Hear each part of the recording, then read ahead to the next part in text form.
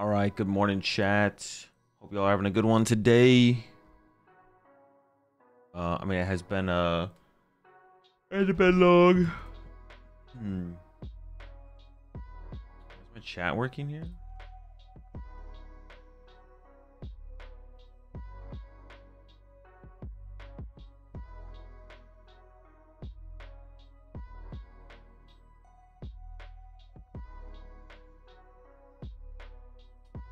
There we go.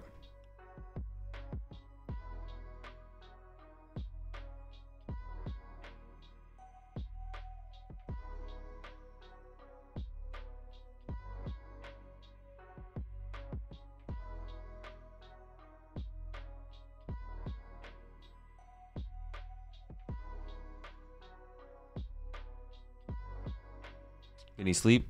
Yeah, I got a couple hours. Three-ish hours sleep. What time did you end up last night and stream last night? Like 11:30 my time. It was just taking too long for the games to get to the next match. So I was just like, I'd rather get some sleep. Watch like a couple rounds, but I'd rather get some sleep, get ready for Buenos Aires instead. So did that. Went to bed, got some sleep. I definitely would not like be functioning right now, or be able to like function into Las Vegas if I didn't get some sleep. So I need to get some sleep for sure. I need some sleep.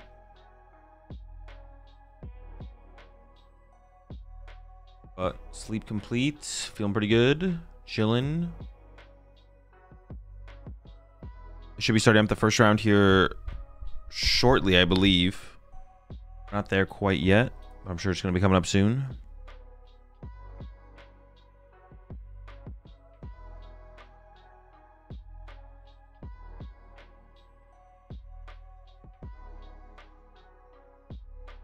Three rounds into cut in Buenos Aires, right? I actually don't know. I don't actually know at all. They had 8 rounds yesterday. I have no idea how many rounds they have today. It'll still be asymmetrical cut though, yeah.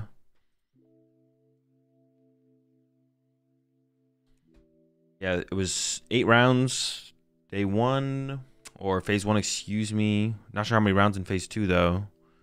I don't think they played any phase 2 rounds yesterday. It's probably 3 though. Okay, Daddy shows like this, 11 Swiss rounds. I mean, that makes sense. I don't know how many players there are, though. But if you know the player count, then yeah, you should be able to figure it out for sure. Wait, Pokedata. Pokedata. Wait, why am I like... Oh, it's on Pokedata. Thank you. I was like, dude, what the fuck is Pokedata? Dude, I've already forgotten about Pokedata. What the heck? Do they have it up there? Oh, they do. Yeah, okay, sure. Oh, maybe it is being done on... RK9 and Robin just, it's only 360 players. Okay, and Robin just doesn't have it up on there. Okay.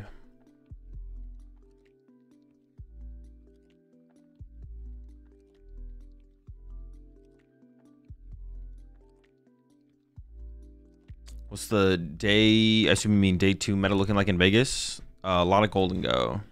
A lot of golden go.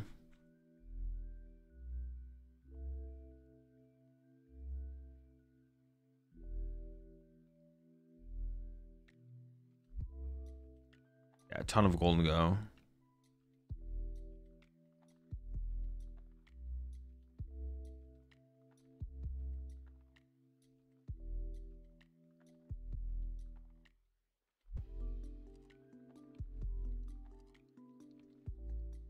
Oh, what the heck?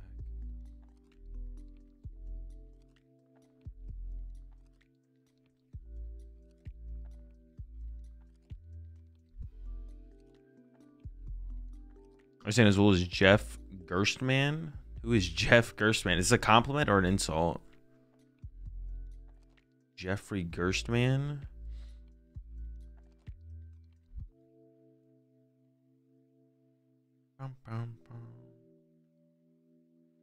Yeah, maybe this is on RK9 then. I assumed it wasn't on RK9 because it wasn't on Limitless Labs. So I assume that Robin was just not doing it.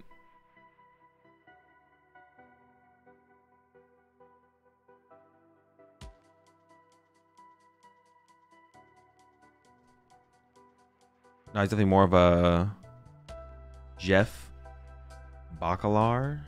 Bro, who are these people?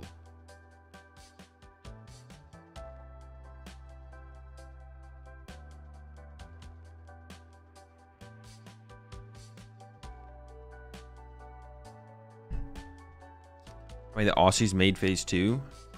You checked that out all yesterday? I did not. Hey, we can pull that up real fast though.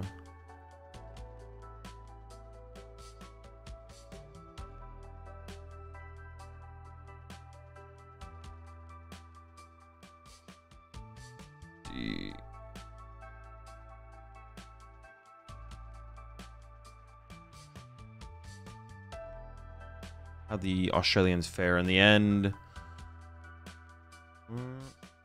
4 into phase 2, but Natalie already lost the first round, so Natalie's already out. So Tim, Alexander, and Ashton are alive. The Japanese players. Is this one still technically alive? 6. No. 6-3. Yeah. The Japanese players still alive. Kato and Ryuki, 2 most notable.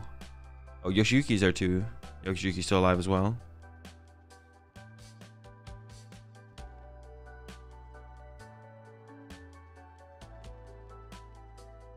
See if any of the players from China. Just 1 player from China still alive. Canadians. Canadians kicking in still.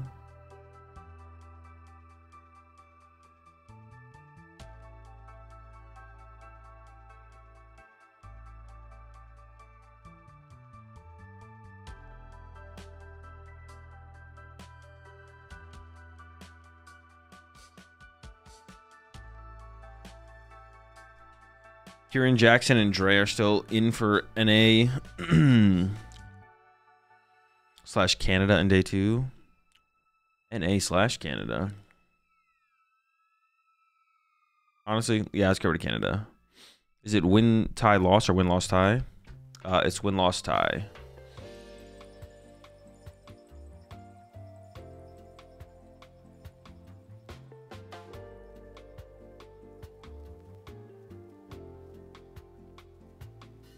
Notable Canadians are in Buenos Aires. Yeah, I did see that. Did see that. I guess already making their way down south to LAIC next week. Why can't a Mimikyu deck be good? Because good decks are good decks and bad decks are bad decks. If a deck isn't good, then it's bad. If a deck is bad, then it isn't good.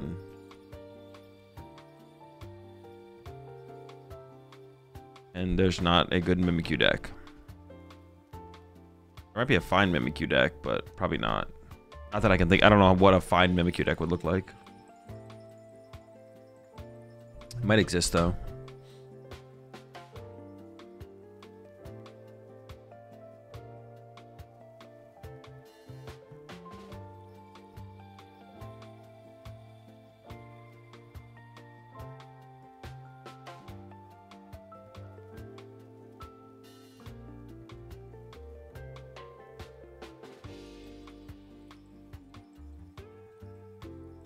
There's also not like a specific reason besides that. But if you really want to try and make a Mimikyu deck as good as it can be, there's still like a limit to like how good. There's still like a ceiling for every deck. Yeah, there's still a ceiling for every deck. So you could take a Mimikyu deck and make it as good as it possibly could be. Why do you think Charizard is so viable when Dragapult numbers are high? Because Gardevoir numbers are also very high, and Charizard is favored against Gardevoir, and Dragapult's unfavored against Gardevoir. So,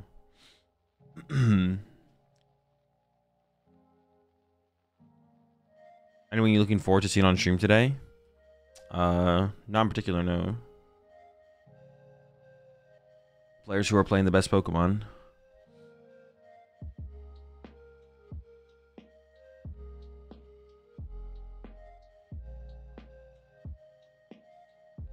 about a Rockets Mimikyu deck?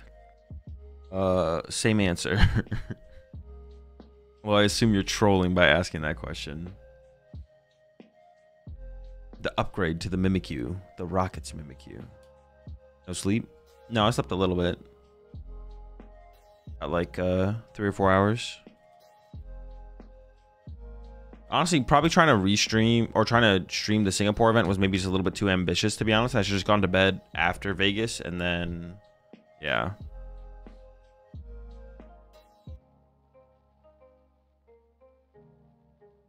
You see the new Rockets trainer Pokemon? I did, yeah. They are underwhelming, to say the least. I mean, I guess like the Honchkrow is kind of cool. And we take a look at these on stream real fast.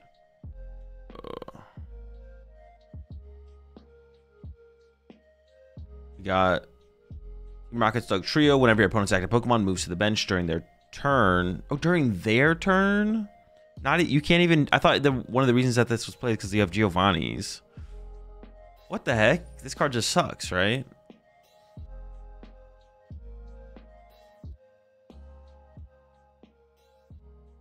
Then we had Team Rocket's Honchkrow. This one could be okay with Porygon.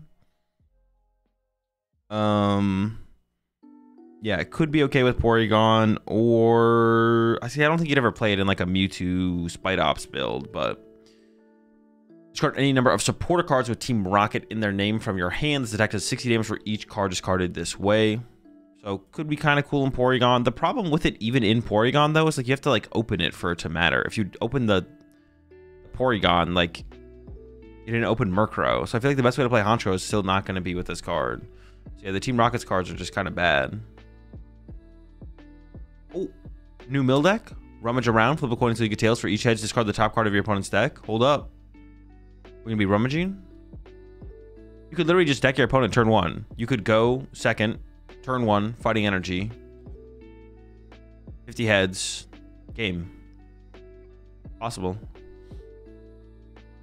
I'm just saying, think about it. Miracle headset time. To generate supporters. To generate +1 supporter. Genius. Yeah, no, that's kind of underwhelming for Rockets for sure. It's no End Zekrom level of power. You always go first with the Rockets, so it's not too bad to go turn 2 Honchkrow. I mean, but the thing, you have to open the Honchkrow though, or the Murkrow. If you don't open Murkrow, getting Honchkrow to the active turn 2 is gonna be tough. And yeah, it's just not good. Is it in the Porygon deck? Maybe as like a 2/2, but even then, I don't think so, to be honest.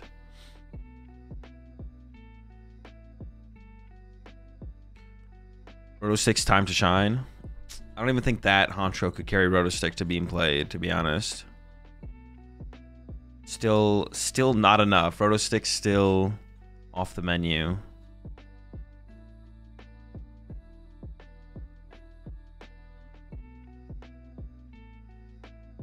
Do you think Zekrom's going to make Zoroark broken or just a bit better?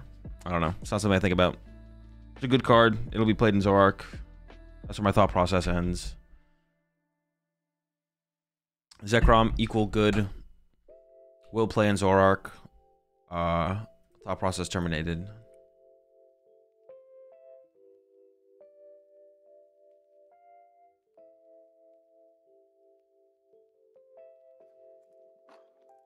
I'll have an opinion on the card once I get to play with the card and see how the card interacts in the format in the metagame.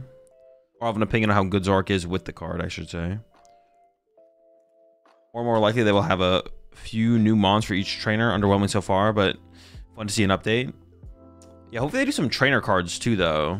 I want to see like some trainer cards get involved, not just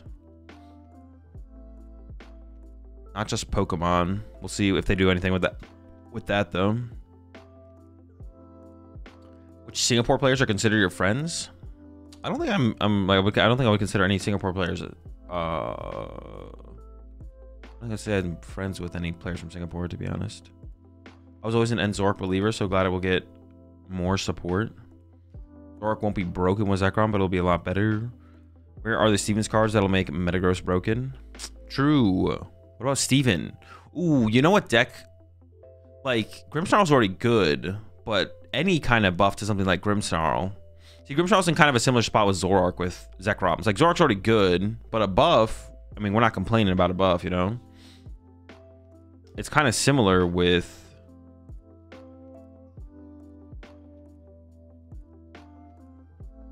It's kind of similar with the...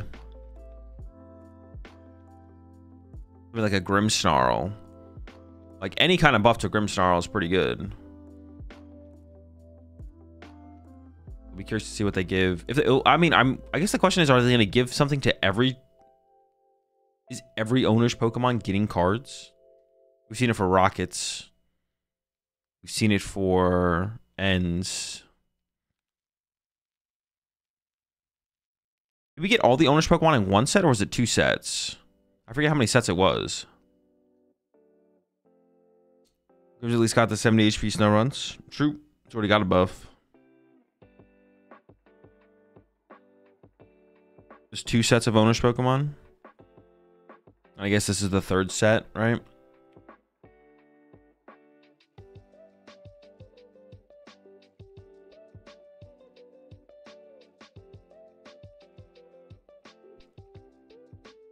Bring together and Destined Rivals. Yeah, yeah.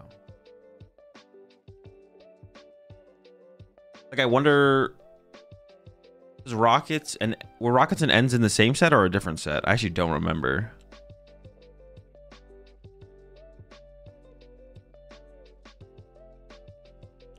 I guess that'd be like a question. Are they just giving new owners Pokemon to one set over the other? Morning, low elo boy. I'm doing good. Do you think them not reprinting in Nestball is them trying to limit big basics decks a bit? I don't know. That's not something I think about. I just play with the cards they give us. That's it. I don't really care about their theory behind why they print stuff or don't print stuff, or come up with new cards or don't come up with new cards.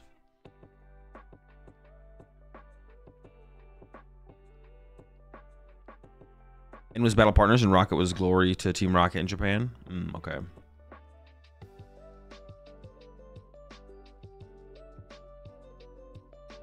I'm going to locals today between Zardnor, Poltnor, and Flareon Box. What should I play? I don't care to play the best of the 3, just having fun with the deck I like. I mean, that sounds like a question for you to answer then. Unless you really want me to just like pick for you. Out of those 3, I would probably play Flareon Box. We should get cards for Iono, Stevens, Marnies, Ethans. Yeah, that's what I'm thinking. Like, when I'm thinking about, there's like so many owners Pokemon. Or owners. There's so many different owners. Like, when you think about it, there's a lot. But I guess if they're only giving each owner like 3 or 4 cards, it's not that big of a deal. Like, there's be plenty of space in the set for everyone to get a couple, right? Yeah, there'll be plenty of space in the set.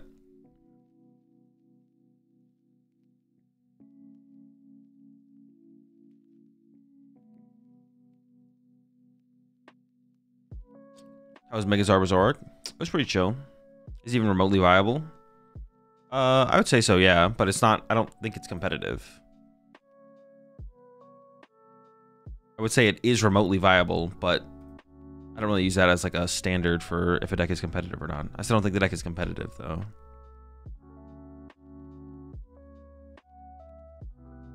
Oh, we're getting ready.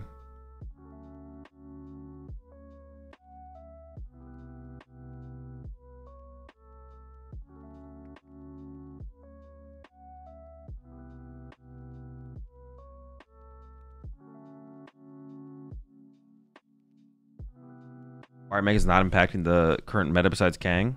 I don't know. It's not something I think about. I play with cards. Some are good, some are bad. I don't care why some cards are good and why some cards are bad.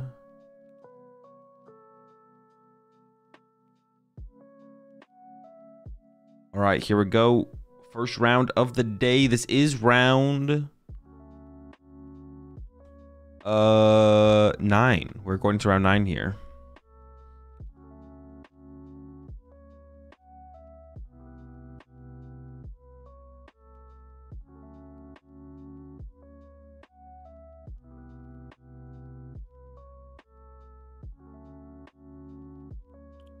Can't. There's a Hoot Hoot on the right side. I was like, I can't tell what's on the right hand side there, but it is a Hoot Hoot, and it is an Iron Bundle on the left hand side. It looks like Sarah Ledge maybe on the left hand side.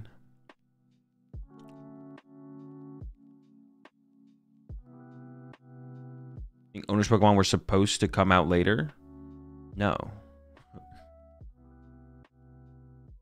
I think they released them when they intended to release them.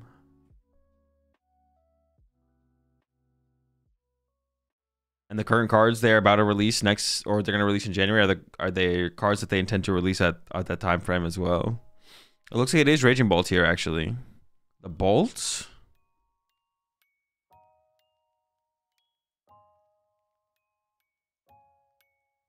I assume that's a teal mask in the active, but I can't actually tell.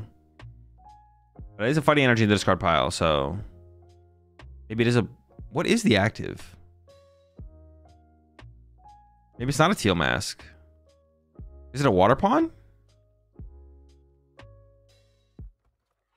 Oh, is it the Bolt Water Pawn deck? Is it Bolt with Water Pawn? It might be that deck.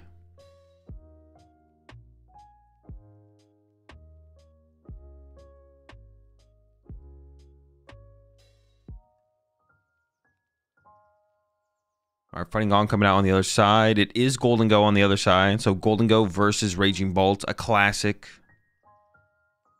The Raging Bolt player playing the Water Pawn definitely makes things interesting for sure.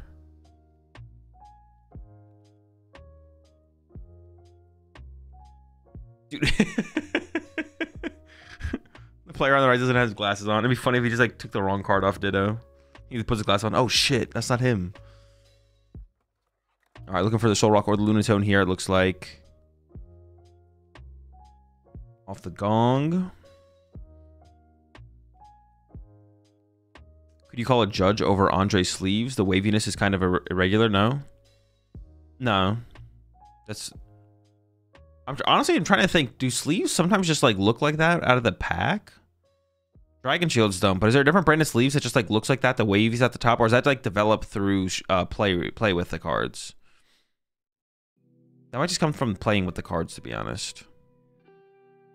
Okay, some Gibby Goals found with the Buddy Poffin. It looks like an Ultra Ball in hand. You don't see... Is Ultra Ball ever...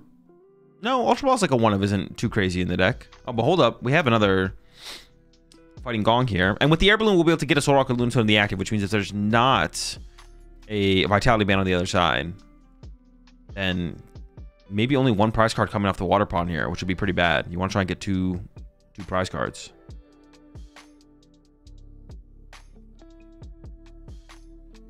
I got you, Intoxify. All right, so Soul Rock to the active. I don't know if we're attacking here.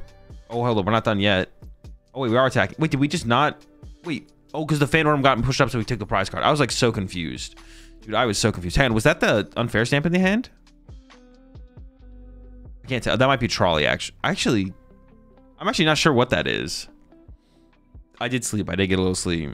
You see the guy that got DQ'd from Vegas for bent sleeves? It was a reasonable judge decision. Honestly, the corners are really bad. I did not know. Did it make a post on Twitter? Usually to play, but I've got a bad badge before that looks like that. Yeah, the waviness at the top of the sleeves. Yeah, I think it is like from play. But yeah, no, there's no reason to call a judge or like request that the player get deck checked or something like that over that at the top of the sleeves. That's like a pretty common wear pattern.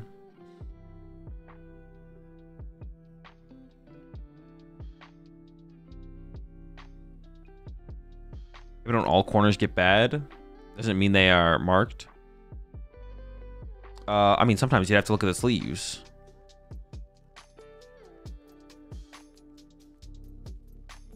All right, here we go with Noctowl. Wait, is this ever just Terra Box? Oh, maybe this is just Terra Box. Maybe this isn't. Well, but there was a Fighting Energy, right? Would you play Fighting Energy in this deck for anything besides Raging Bolt? Are you planning to sleep? I already slept. Are you riding all the way through to Vegas Day 2? I mean, yeah, that's what's going to happen. By the time this is over, Vegas is going to be starting.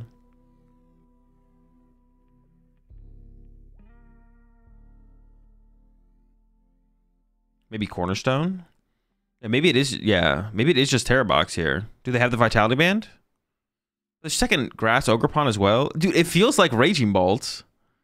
There's a second Fighting Energy in hand. This is definitely Raging Bolt with... Yeah, it's definitely Raging Bolt with Water Pawn. Yeah. Well, I mean, Iron Leaves doesn't say anything, but... I saw the picture. They look like used leaves. Okay, okay, okay.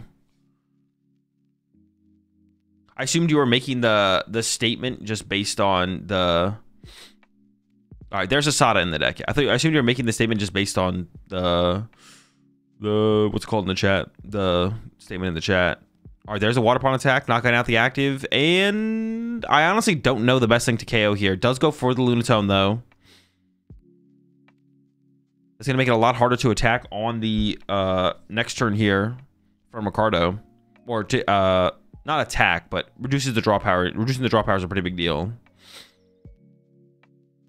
But I think there is the Trolley in hand, so that can get Soul Rock and Lunatone back onto the bench. I only see a Metal Energy in hand. I guess I could get Fez as well, and Genesect. Actually, the Trolley here is actually kind of insane.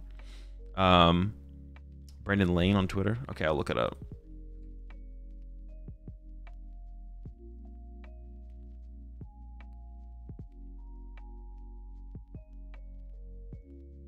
Might be hard to find it.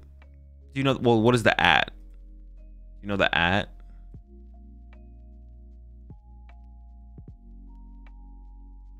Just the name is going to make it tough.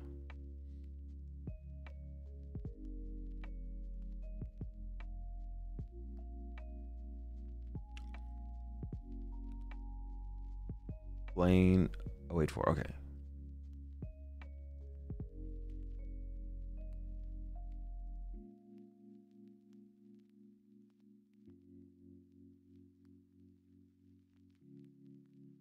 It says this account doesn't exist. Oh, did I maybe do it wrong? Did I say... Oh, it's Blaine 048. Hold up. Blaine 048. Okay, I found him.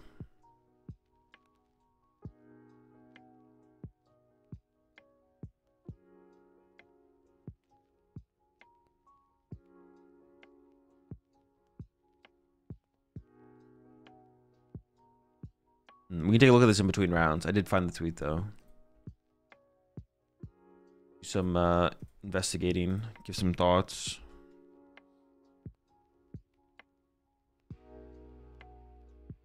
Okay, Trolley used. The gimmies are in play. Gave up on the Soul Rock and the Lunatone. Lucario got searched out here. Or the Riolu does play the Lucario, I should say.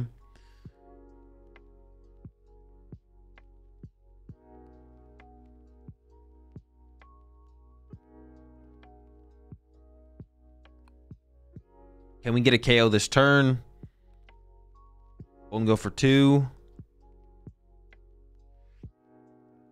Did draw into a Superior Energy Retrieval there. But I don't think there's enough energy in hand to pull off a KO. They also drew the Vitality Band. There's a boss in hand. Oh, boss KO Hoot Hoot would be great if we haven't used a supporter yet, which I don't think we have. If we can pull that off, that's definitely good enough here. Commanding the Superior. Is it? Oh, there's another boss in hand there, I think. I feel like it's weird to get rid of the other boss in the hand, though. I feel like we should have kept the boss and discarded an energy. And it still would have been enough to KO the Hoot Hoot here, right? Yeah, so we could have had one more boss in our hand, one less energy. I feel like that's probably worth the trade-off.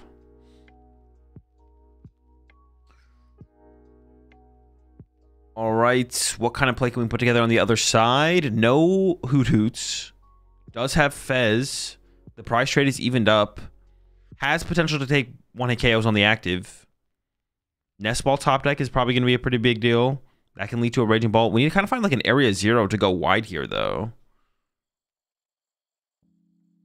The field is very much not wide right now. You think Cyrano with Town Store and Zora could work? No, it's just like too conflicting. They try and do the same thing. All right, Fez for 3. I see Crispin. I see Hoot Hoot. I see another Nest Ball, but we don't have bench space for all of these Nest Balls. There's a Sada in hand, but can that ever lead to a knockout? Like if we grab Raging Bolt here, I assume that's what we're going to grab is Raging Bolts. That'll accelerate 1 energy. So we have 2 energy in play. I guess we can find area 0. We find area 0, get another Ogerpon, and then attach return. I guess that is 4. So we can still find it here off the Sada. But off Sada, we need area 0 and Night Stretcher, or area 0 and Ogerpon. There is an Ogerpon in the discard pile here.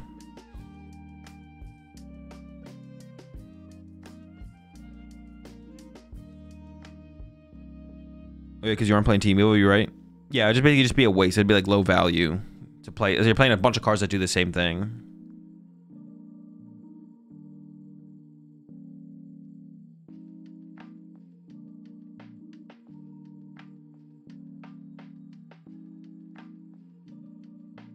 Needs Latias as well, right? True, does need Latias. Oh, hang on, we're just going in with like... Wait, what is happening here?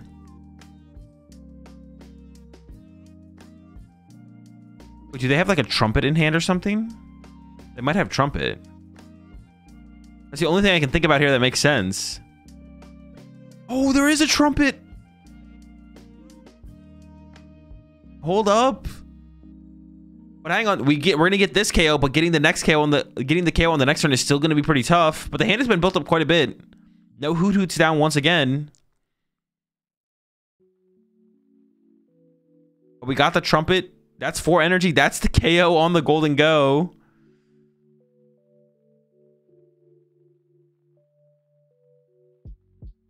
Dude, why is this Riolu on the bench? I'm still questioning like this Riolu here. Instead of getting like Solrock and Lunatone.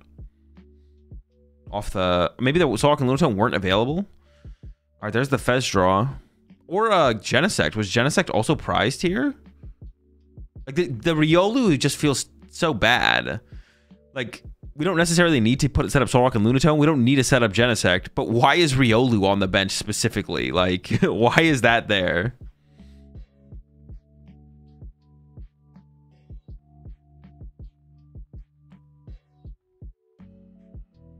All right, I don't see a golden... Honestly, I think the hand is dead here. There's an... Oh, no, we have an Arven. We have an Arven, so you can go Arven for Air Balloon plus Nest Ball to get Genesect. If Genesect's in the deck, it could be prized. I see a Counter Catcher getting searched out. Okay, Genesect might be prized. That's maybe why... But there is a Solrock and there's a Lunatone in there. Is there... I think there's a Lunatone in hand and a Solrock... Or... a Lunatone in the deck and a Solrock in hand. Maybe the Lunatone came off the prize cards, though. That would make a little bit more sense. Well, I still think it makes no sense to grab Riolu, but it makes a little bit more sense as to why Solrock and Lunatone aren't on the bench right now. Off the trolley. That makes a little bit more sense. This is actually an interesting... This is actually kind of interesting as a matchup because... The Golden Go player... So it's a Noctowl deck on the other side, but the Golden Go player is playing... Trolley. Do you still choose first? Or is it going second better? Because usually as Golden Go, if you're not playing Trolley, you definitely choose first against Noctowl decks like this. But now I'm not sure. I actually don't know. It might be a go second game. Also, the Raging Ball player does have turn 1 attack potential going second, so it's not that bad. But that is interesting. That adds like another dynamic to like the first versus second in this matchup. All right, there's a Sada to the Raging Bolts. Still only needs 2 prize cards here for the Raging Ball player. Are the Zork in Las Vegas playing with Cyrano or Lily? It looks like Cyrano for the most part.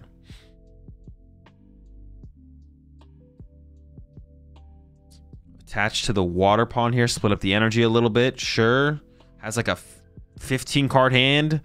Doesn't get an attack off this turn, but that's more than fine for the situation. Golden Go top decked here on the other side. So finally we'll be able to start swinging, but...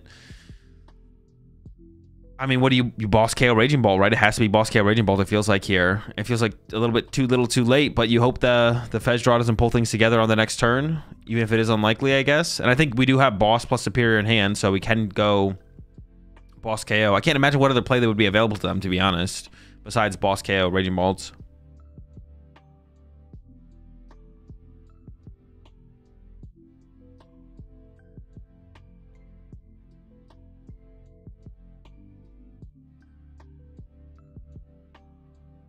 Disappear being considered here.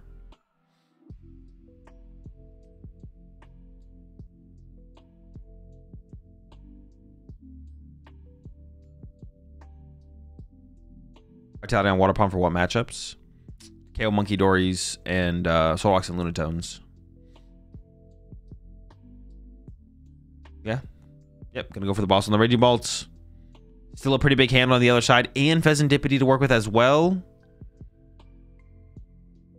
But is one attack away from being able to win the game. I don't even know if they'd be able to put together a boss KO on a 2-prizer next turn, though, to be honest. Water Pawn gets pushed here on the other side. I see a Raging Bolt in the hand and the Sada. So a lot of card draw coming out of the hand still. But maybe doesn't have it guaranteed. Yeah, I don't think it's guaranteed here. Here we go with the Sada. Body Energy accelerated. Still missing a Lightning Energy. And then would need another energy to attach somewhere. There's a Grass. There's an Area 0. Okay. Grass accelerates. Still has Fez.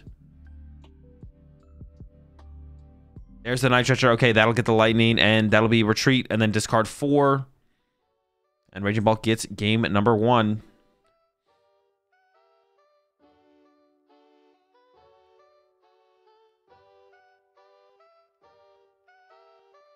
If this is best of 1, they get 30 minutes, right?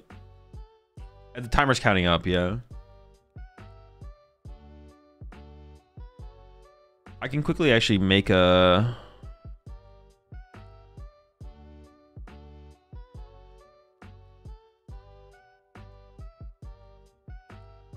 I can create a new... I can make a new scene real fast.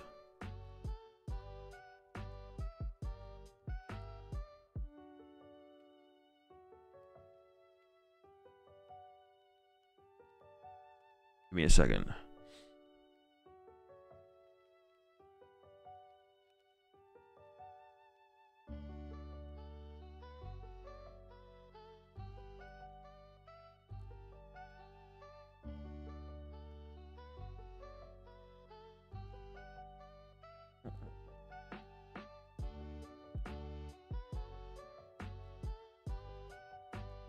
This matchup is still so bad if Golden Goat doesn't take the first 2. Well, it doesn't need to take the first 2. It could take the first 1. And as long as you have a 1-prize board, as long as you take it with a 1-prize or a 1-prize board, which is a lot easier to do with Solrock and Lunatone now. Now, I am curious to see first versus second here. Golden Goat player does have the choice. They are playing the trolley build. That hand looks terrible. Oh, boy.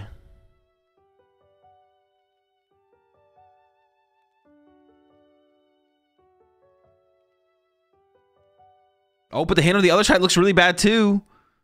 Top deck Hoot Hoot.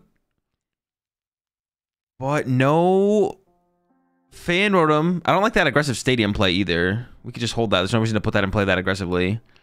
All right, so both players drawing terribly here, I think, to begin. On the Raging Bolt side, on the Terra Bolt side, on the Terra box with Raging Bolt side. Couple energy in the hand, 1 Hoot Hoot, no Fan Rotom. On the other side, it is Bench Fez and Minor Errand running. Next turn, they do have a Golden Go, and then we'll have some more energy to work if they're going for the boss on the Hoot Hoot to make things a little bit more awkward. Makes sense. It also traps the Lightning Energy on the Fez to prevent like a Sada, and then pass over to the other side.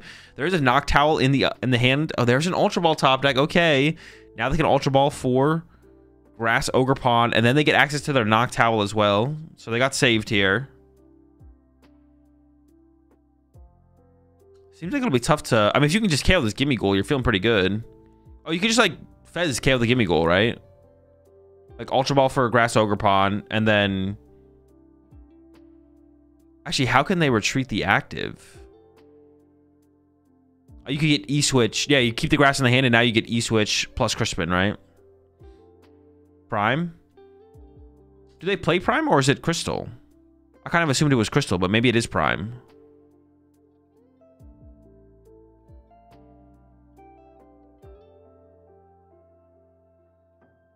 Zora Crustal. I'm pretty sure it's just bad.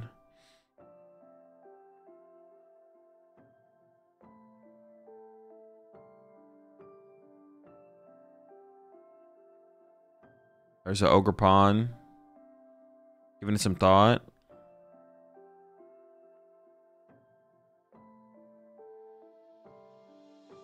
Was better to KO on the Dango side? Fez or Gimme Ghoul? Oh, the Gimme Ghoul. Yeah. All right, Teal Mask. Teal Dance for 1. Looks like another Cornerstone. So we can, yeah, like I said, though, we can get Crispin. Crispin plus Vessel? No. It has to be Crispin E-Switch. And we attack with Fez here. And then Fez KO Gimme Ghoul.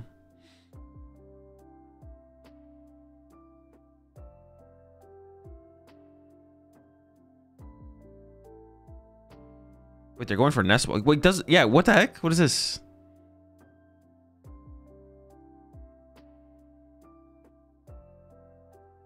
Wow. Couldn't they just have gone? Am I trolling? They could have gone Crispin E-Switch, right? As long as there's nothing prized, I guess. Maybe if the prizes are a factor here. This definitely just seems like a mistake, though. Sada for 1, but we're definitely not getting the first. We're not taking the first prize card here for sure. I feel like that's just like it's such a good play. I don't know. They draw into another Hoothoot there. That's good, but we're just gonna leave this Noctowl in the active and pass here. It looks like.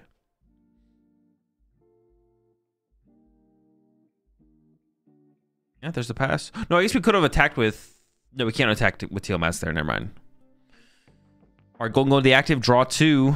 We're looking for Boss KO for 2, or looks like those 2 cards for 2 Arvins.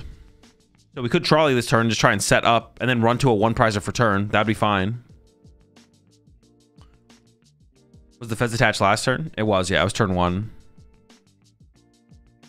All right, into the Arvin. I assume trolley is going to get grabbed here as long as it's actually in the deck. And then we can get an air balloon as well and retreat into Golden Go. Oh, wait.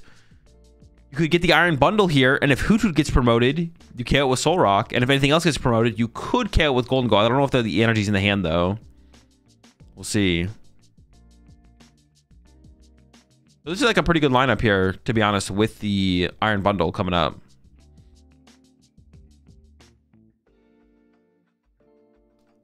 And I'm actually going to be curious to see what gets pushed, to be honest, from the Raging Ball player.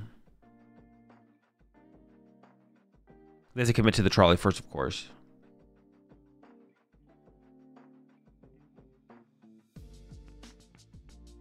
Yeah, push the primes up there, Linus.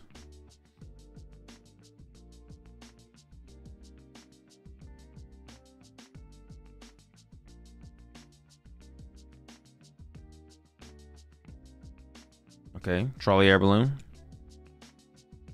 What are we grabbing? Did we prize a bunch of like Soul Rocks and Lunatones? We maybe did actually.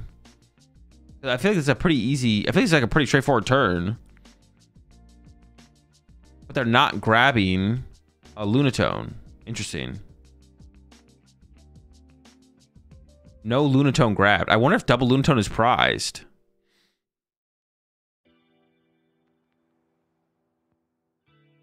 The Dango player chose second. They went second in this one.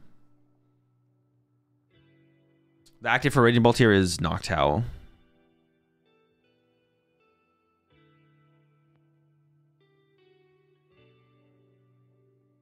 Push the prime there, Constantinos. There's the Hoothoot being pushed. That means if there is Lunatone energy, we'll be able to get the KO here. Oh, retreat to Gimme Ghoul. Yeah, there's no Lunatone here, and then just into a minor errand running to get 2 more energy. This gives the opportunity over to the Raging Ball player to get the first 2 prize cards. They have Hoothoot. I believe they have a Noctowl in hand. Banrotom top deck. That's not going to do anything, of course. Their hand, actually, if there's no energy in the discard pile, their hand is actually dead, I think. No, there is no Noctowl in the hand. There's no energy in the discard pile. Yeah, their hand is literally just dead. They have nothing. It's just going to be a pass.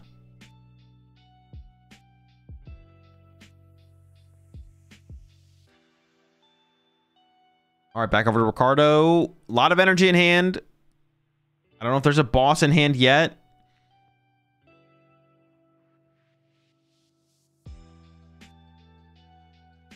Also needs to get a Golden Go into the active, which we haven't done either. I see 4 fightings in the hand there. gonna start with a just draw. I mean, you know the opponent's dead drawing, so you don't need to risk putting a 2-prizer in the active here. Riolu drawn into. I think it's gonna be another minor errand running here. Actually, there might be an Arvin in hand to play. Oh, but it is eyeing up boss. Maybe we do have the KO on a 2-prizer on the bench. I only see 4 energy.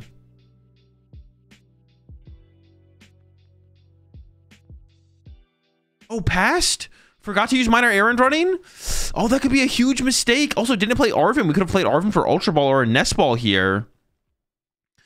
Oh, let's just draw pass back. But now we just top decked an Artisan. Premium Power Pro off the draw? That's not energy. Yeah, just literally forgetting to use minor errand running there. Still is whiffing the KO. And we know they play an Ultra Ball from game 1. I don't think they played it already, but they could have Arvin for Ultra Ball. Riolu hitting the bench here and the attachment to the Riolu, and now we're going into the minor errand running. But this minor errand running still sets them back in energy because they attach to Riolu, because now if they need to retreat the Gimme Ghoul, I think they only have 4 energy in hand still to go boss KO. I don't know why this Riolu's on the bench. This should not be on the bench. The top deck was a fighting energy, so now you could retreat the active. Fan Rotom getting benched. Attach retreat into Fan Rotom. And then we're going to see the Sada to the Raging Bolt, hoping to find an E-Switch to be able to attack with Fan Rotom this turn. Noctowl found. We do have a Hoot Hoot, Water Energy, and another Noctowl. We've already retreated. And we've already played Usha Porter. So I don't think we can draw 2... Oh, wait, no. We could go Prime Catcher Vessel and go Raging Bolt, draw 2 prize cards here, actually. And this all comes back to Ricardo forgetting to minor errand running 1 turn previously. If Ricardo had just used minor errand running, Ricardo would actually have drawn the first 2 prize cards here. But now we could see Prime Catcher Vessel. Oh no, we already attached retreated. We can't even attach. We could see Prime Catcher E-Switch. And then E-Switch off the Fez. That's what we could see.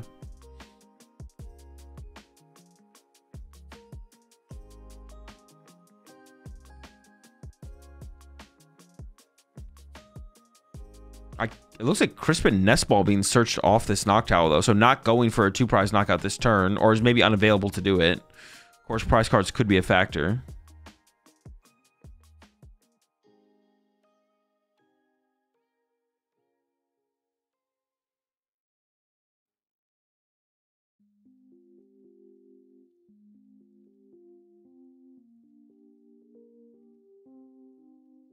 All right, another Hoodoo to establish and pass. Okay, the Golden Go player will... I mean, with that energy top deck, I think will get the first 2-prize knockout here, finally.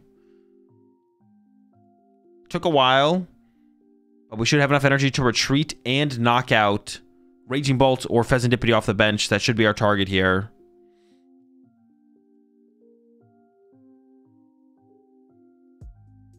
Retreat to the Golden Go, draw 2. Boss on the Raging Bolt, sure. I'm not sure if that's better than Fez or not, to be honest, but we're getting the first 2-prize knockout, so that's all that really matters. There we go. We're in the lead. And this is usually where this matchup literally just ends, but we'll see if there's any possibility for a comeback. Is it just a concede? Oh, Prime Catcher and E-Switch were prized. Okay. It is just a concede. So yeah, Genesect and Lunatone, it looks like we're also prized there on the other side. Double Lunatone, yeah. I did see the new Team Rocket cards, yeah. If he goes into Lucario, he's just throwing.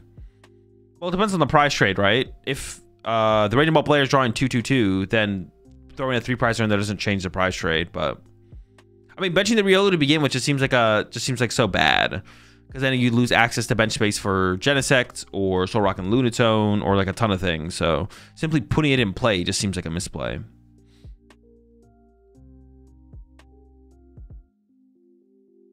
He's like a top 64 Singapore Premier Ball League. Got a very cool playmat. Congrats on the finish there.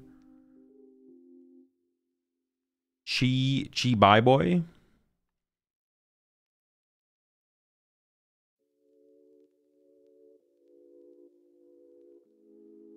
Do you plan on streaming till Vegas and then all of Vegas? Yes, that is the plan.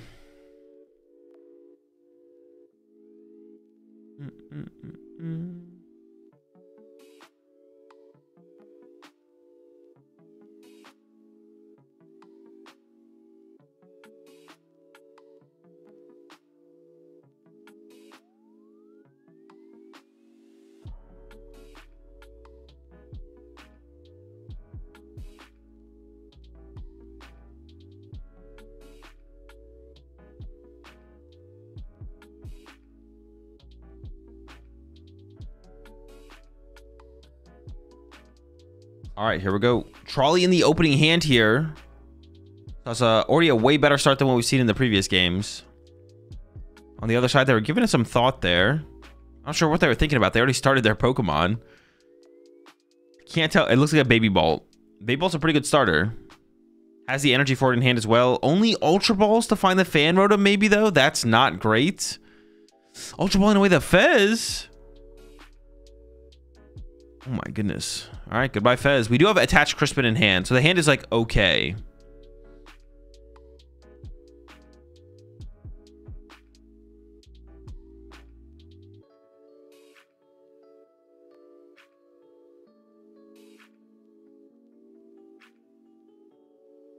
All right, Fan Rotom, Hoothoot, Noctowl, I'm sure.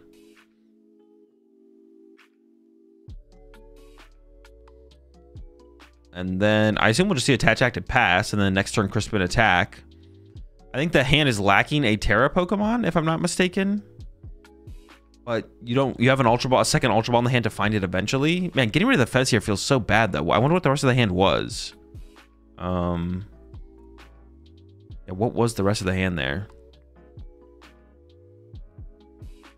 Yeah, there's the Attach Active. And now it's Crispin, Noctowl, something.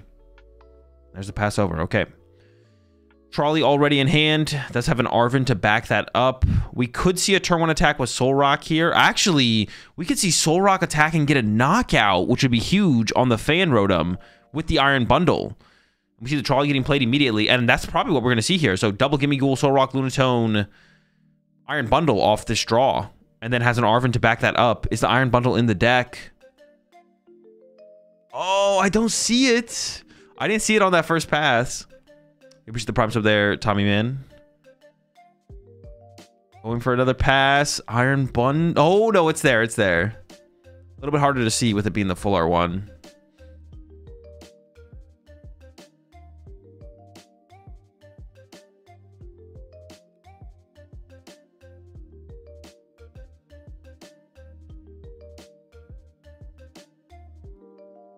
All right, the whole squad has been searched out. This looks like a pretty good turn 1 here from Ricardo for sure. I just want to thank you for our Chaladon list, which helped me make 128 at Singapore Premier Ball League, of course. Congrats on the finish. They should have played. They have 17 minutes left, which should be plenty of time to close this match out. I'm hoping we see a winner here for sure. All right, the squad is acquired.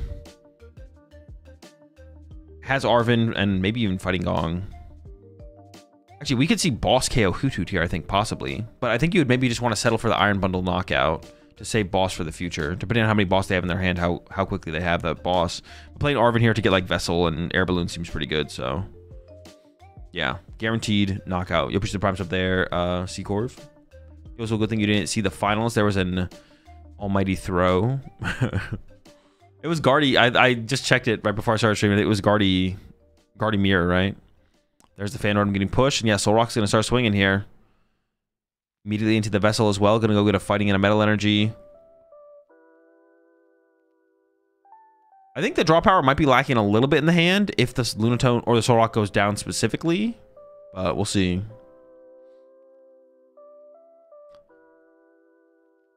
Honestly, a good play here on the other side. And see, this is why I didn't like giving up the... This is why I didn't like getting rid of Fez here. Now the knockout's been taken. And we have a Noctowl. I mean, the hand is kind of mid. We do have an Ultra Ball, I think, to get a Grass Ogerpon to be able to activate the Noctowl. But the hand is definitely mid. Hoothoot top deck is not great. Actually, do we have to Ultra Ball away the Hoothoot? Wait, why are we... Oh, we're keeping the Vitality Band to go with... Oh, we're trying to set up a Water Pond play this turn? That seems so unrealistic, though. I think we just give the Vitality Band up here, right? Keep the Crispin, just attack with Baby Bolts. Snipe the...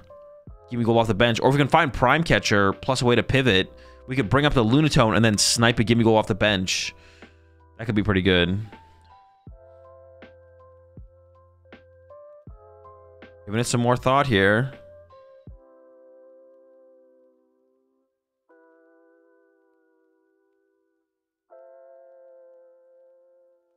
Hey, so like your recent tier list, was wondering if you could specify more on Zard in this meta with more heals similar to G Fernandez build or with no ghosts. I mean, I don't like playing it with ghosts, but ghosts are fine. I don't really have like a strong opinion on it besides that. I haven't like worked that hard on Zard recently. I don't know if I play Picnic Basket or Monkey Dories or any of that. Not sure. Maybe though.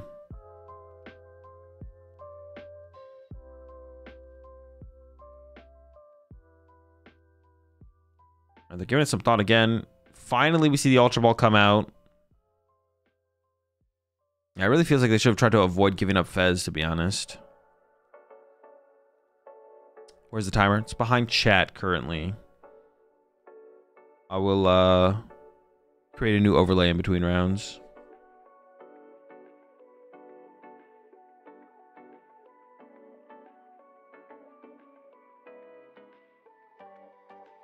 I assume you just go for a teal mask here.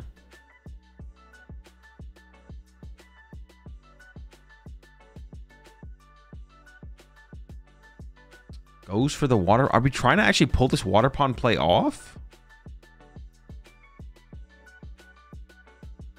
Wait, they could go for prime E-switch and they could KO 2 gimme goals, but then their hand is literally, they're literally living off their prize cards. This does not seem worth it at all.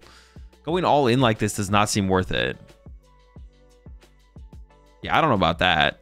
He's literally, yeah, he's going for prime E-switch. This will KO 2 gimme goals to get the first 2 prize cards.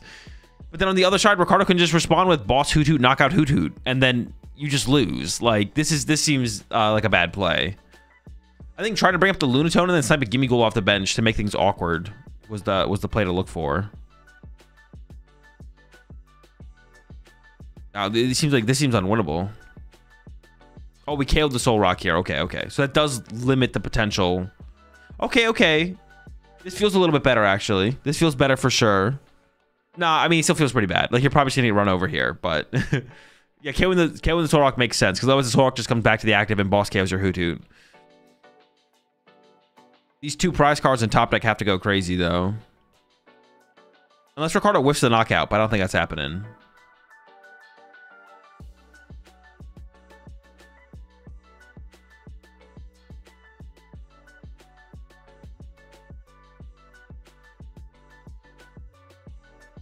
All right, start out with the Golden Go for 2.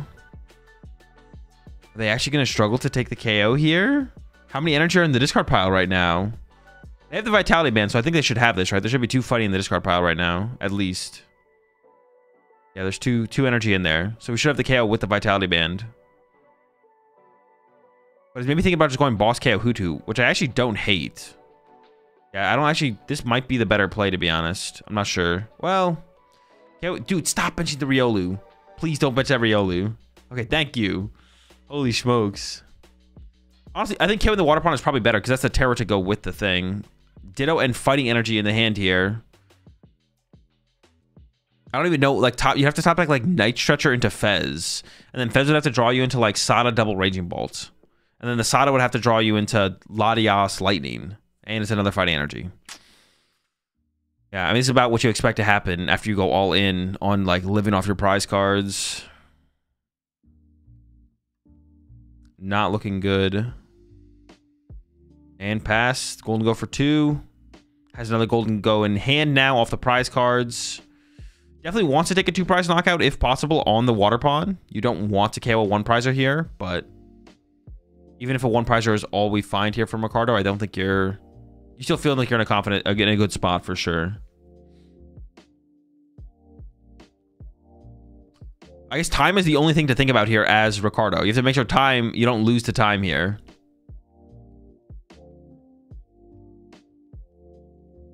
There's a Superior, discarding the Riolu. Okay, cool. You love to see the Riolu hit the discard pile.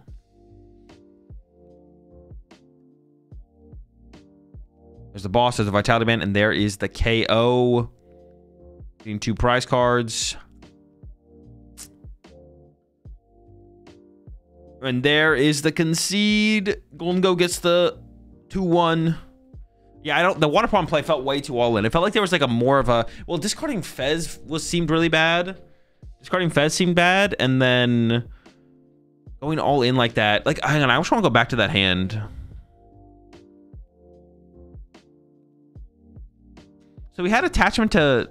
So the opening hand here had attachment to Raging Ball plus Crispin. And then we Ultra Balled away Fez, but we could have Ultra Balled away the oh, not the Vitality. We could have Ultra Balled away. I don't know, the Hoot Hoot? Hold up. We should have been able to hold the Fez here. Oh, get rid of the Vitality Band, right? No. This is the second Ultra Ball. Hold up.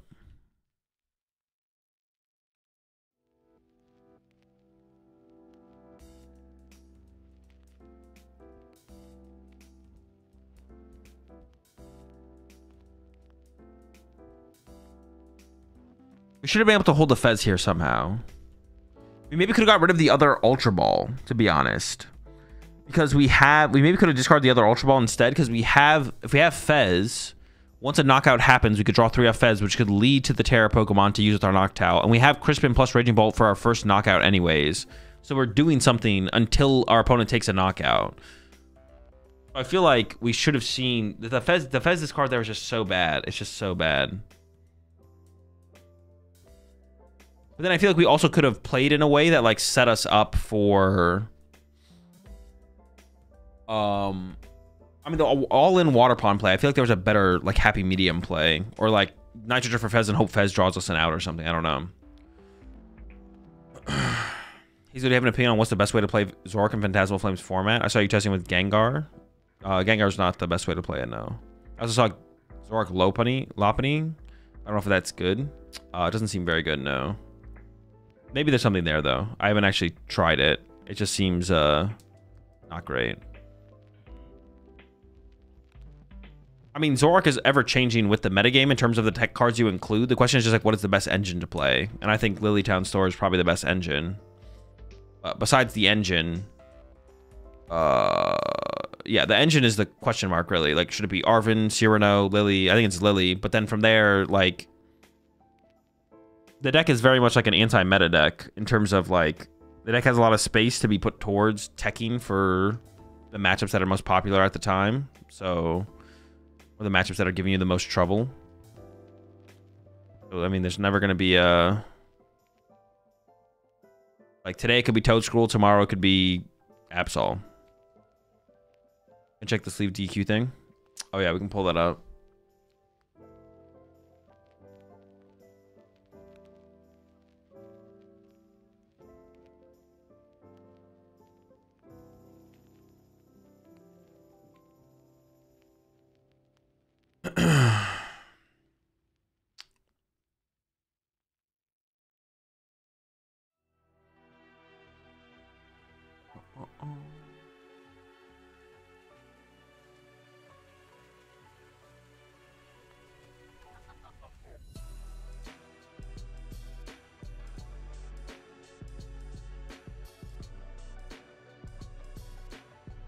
What do you think of the new upcoming supporter that goes with Zoroark?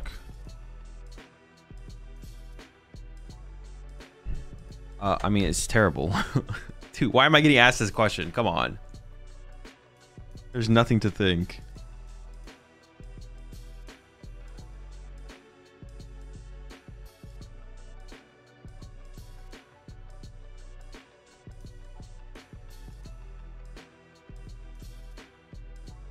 Hold up.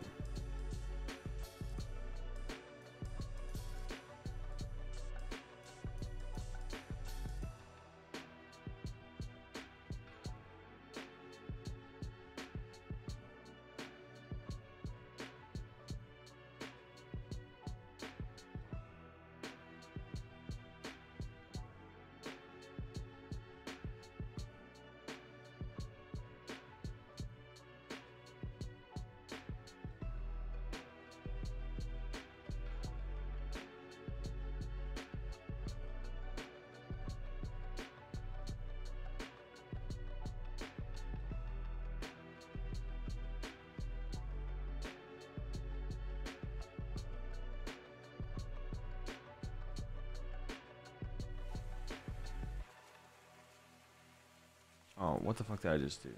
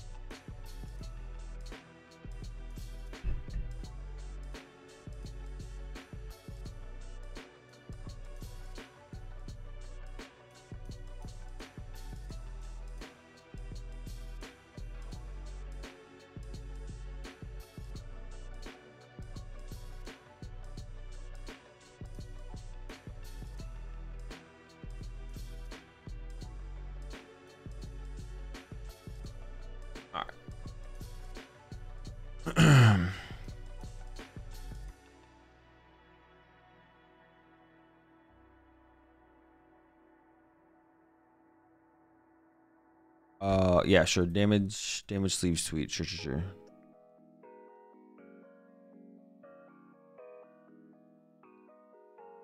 Oh, so this is the tweet. DQ'd from Las Vegas Regionals for marked sleeves. DQ'd for marked Fez and Crystal. I had many different marked cards marked in the way. Pictured below are the 2 problem cards. Crispin, Teal Mask, Ultra Ball, and Psych Energy. Marked in similar ways. So the problem with these pictures is this is just not, you just can't tell. Like this doesn't tell anything. That's the problem with you just can't, this doesn't tell us anything. Like we can't tell. Like you can't tell if they look that different. We're getting one angle from a top-down view. You have to like be there in person. Like this is like not, like I get trying to defend yourself and like yeah, you can go for it, but like as an outsider looking in, like this doesn't mean anything basically. Yeah, it just means absolutely nothing. Also like not saying they would tamper with it, but like that's something you have to keep in mind as well as far like an integrity thing, right? Like in terms of like the potential of evidence being tampered. I mean, that's why it's like a thing in like courts and like laws and everything. Like the potential of evidence being tampered with, and if evidence is tampered with, you can't use it. Like there's still like an integrity thing where you have to like be like, okay, it's like I don't think you probably tampered with anything here, but like and these are some other pictures, but once again, like it just doesn't, this doesn't mean anything. Like you have to be there with the cards physically to know. Yeah, you can't draw anything from these pictures here. There's nothing to be like concluded. Nothing to be concluded at all. I don't know.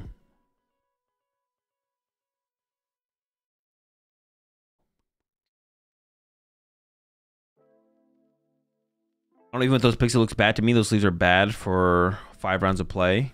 Well, they might be older than that, right? They maybe didn't re-sleeve. Did they say if they re-sleeved or not before the tournament? Bottom left, zoom in. You zoom in on X? No, it just does the fucking reset thing. Enhance. Oh, like these things in the bottom corner? I mean, that happens all the time from natural wear and tear.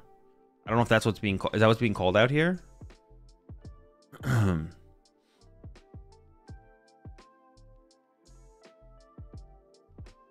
Is that what's being called out? The bottom corner thing happening? Must be. I mean, we can't tell though because they didn't explain what it was, right? Or they explained in the replies at all?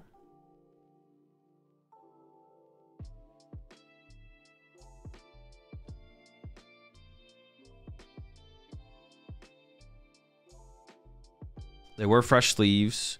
What made the mark, not seeing it, bottom corners of sleeves are bent slightly, but that is true on almost every card in the deck. Dragon Shield, dual mats. Yeah, that is a pretty common natural wear and tear pattern. Is that bottom, is the corners getting indented like that? That is like a natural wear and tear on sleeves.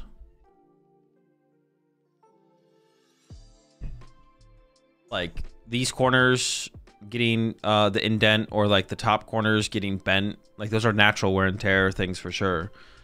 If that's actually what they got DQ'd for, is that, and that is on more sleeves, and that does seem like a poor deck check ruling for sure, to be honest. Like that is like definitely natural wear and tear, and if it's on more than just the cards that they pulled out, then that, if that is the actual reason for why they were marked, then that does seem bad.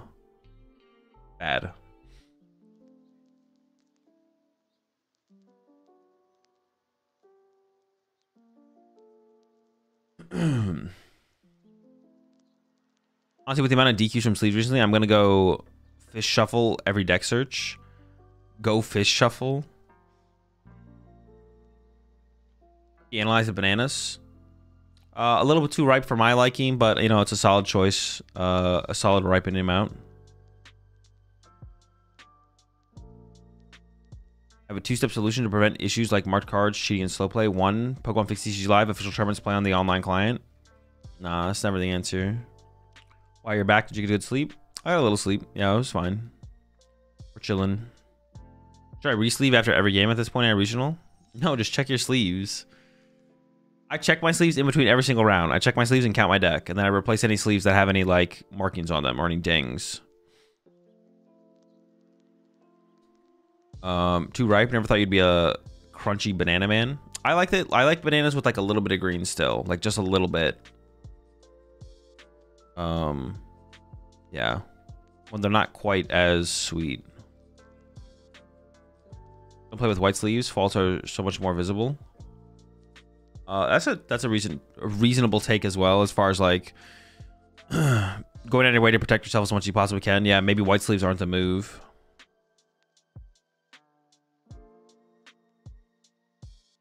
What happened to Towards opponent in round 4? They got a match loss for incorrect deck list. Or playing the incorrect deck list.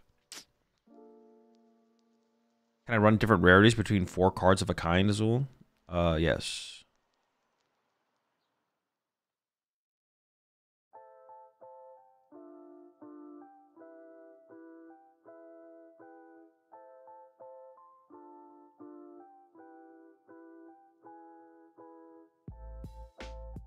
Yeah, I don't know. I'm not saying that there isn't ever possibly like unjust DQs and penalties for sleeves and stuff like that. They definitely happens, but I'm not sure if it's this time. Could be this time though. Best color to avoid this? I mean, probably anything that's. I mean, I could see white being more problematic on average, for sure. Yeah, I could see white being more problematic on average, but I don't know if there's anything like special about other stuff. Why are you not there, Azul? Because if I was there, I couldn't be here, but I'm here, so I have to be here.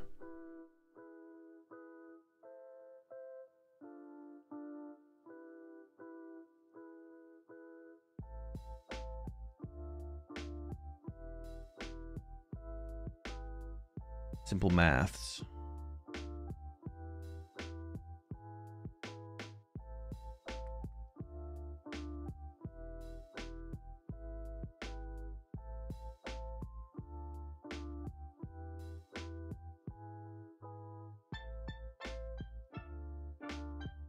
Triple sleeve your deck, they can't mark you then.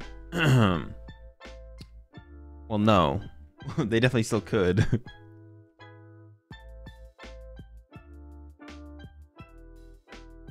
Definitely still be marked.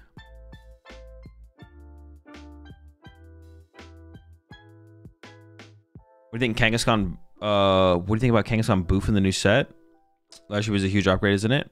Well, that seems pretty big. The deck is still probably not. It's definitely got better with Ice Cream. Definitely got better with Ice Cream. But I don't know how much better. I guess that's kind of the question, right?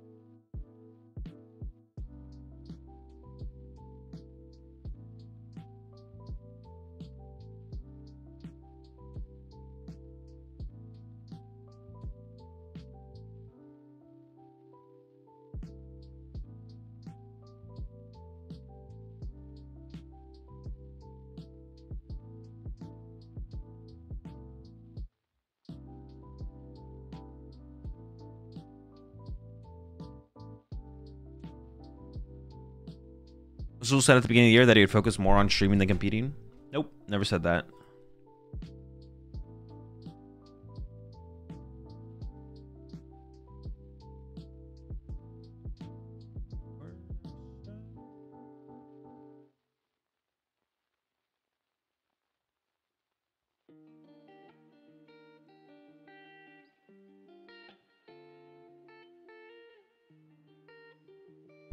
I know it's not a huge time, but Kangaboof won a City League yesterday and today.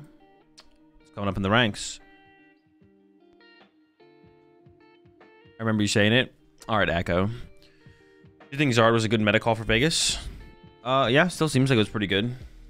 I mean, it wasn't like a super broken meta call or anything. It just seemed like a pretty good play overall.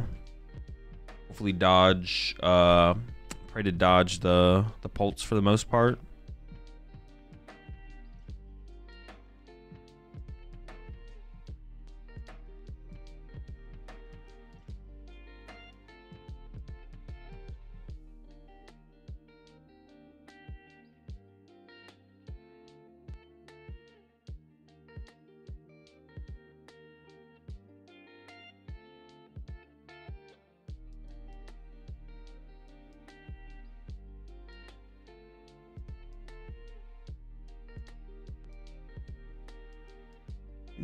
Let me see. Yeah, I'm gonna switch this up real fast.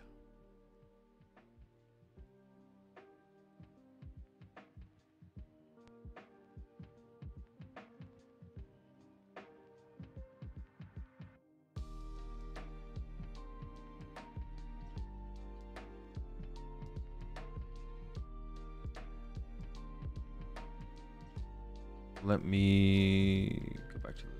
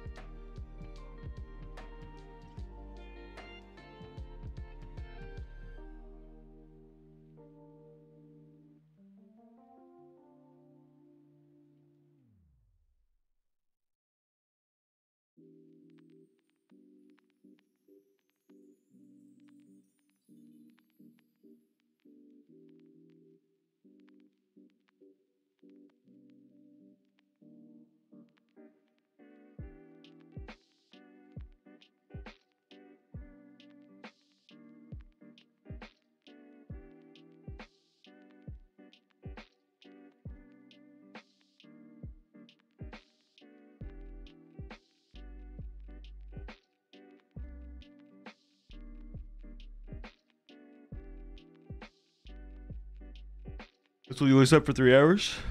Yeah, just about. All right, one last thing to change. Are you awake early? I got a little bit of sleep.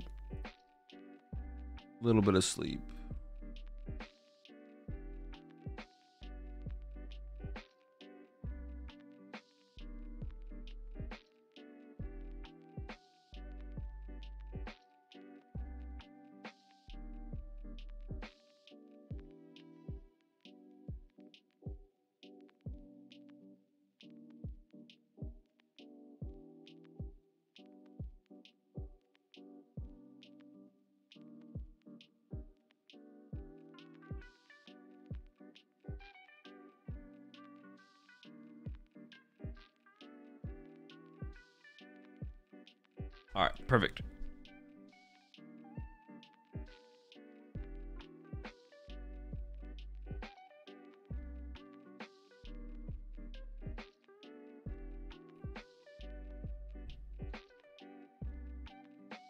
What has been your sleeping program since yesterday? What do you mean? Sleeping program.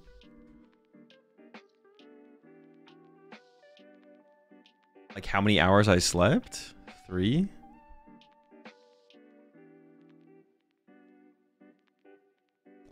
Good morning, man. Respect the grind. Good morning, Spoon Squad.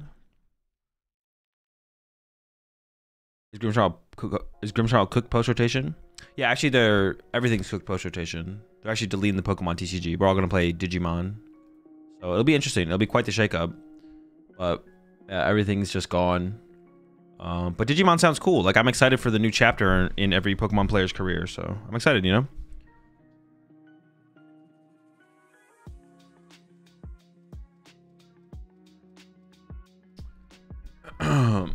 Did you see new Team Rocket cards? I did. They were, I mean, underwhelming to say the least. There could be maybe something with the Honchkrow, but I don't even think there's anything to be done with Honchkrow, to be honest. Even the Honchkrow seems pretty bad, so. Yeah. I mean, is there enough Team Rocket supporters where you could play like a Honchkrow only deck? Probably not, right? Oh, you could, I guess you could play like Honchkrow plus 4 Pal Pads, right? Okay, maybe there is something there where you could just like play Honchkrow Pal Pad. Okay, sure. Is there anything else that Miracle headset?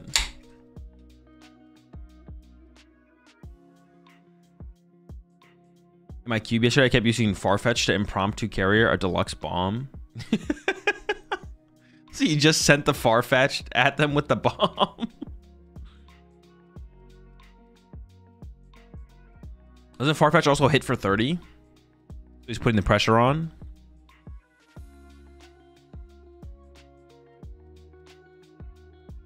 Punch Porygon. I talked about that earlier. It just doesn't seem that good because if you don't if you don't open Murkrow, like getting Honchkrow into the active turn 2 is really hard, and then at that point you start to lose value from the Honchkrow. But I don't know, maybe like a 2/2 Honchkrow in a Porygon deck is like okay. It doesn't seem like terrible. You don't have to do it turn 2, I guess. You could do it like turn 3, turn 4. It still probably can hit pretty hard, if not harder than a Porygon. So maybe there's something there, but it just seems kind of weak overall, to be honest. Yeah.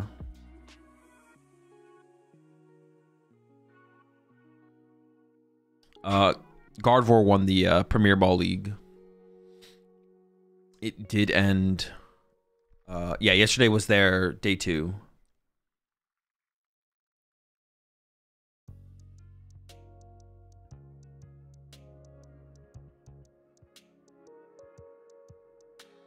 Gardevoir got 2nd, 3rd, and 4th too. Gardevoir was all of the top 4, bro.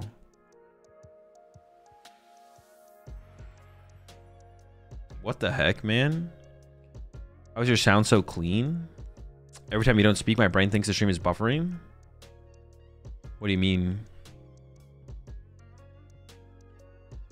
Just my mic quality, or?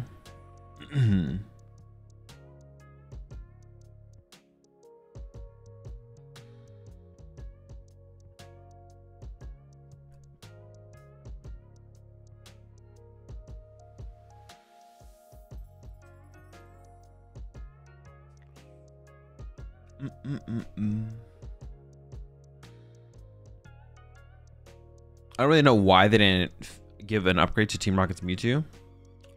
I mean, it's just maybe as simple as like they didn't want to, right? Like I think sometimes it's usually that simple. Like not everything has to be good, not everything has to be broken, not everything has to have a shot at the meta. I think often is just like they didn't. Yeah, most of the time it's probably just most of the time it's probably they didn't want to, or they did think it would be better than it was, but they don't care to like try and correct its course. Yeah.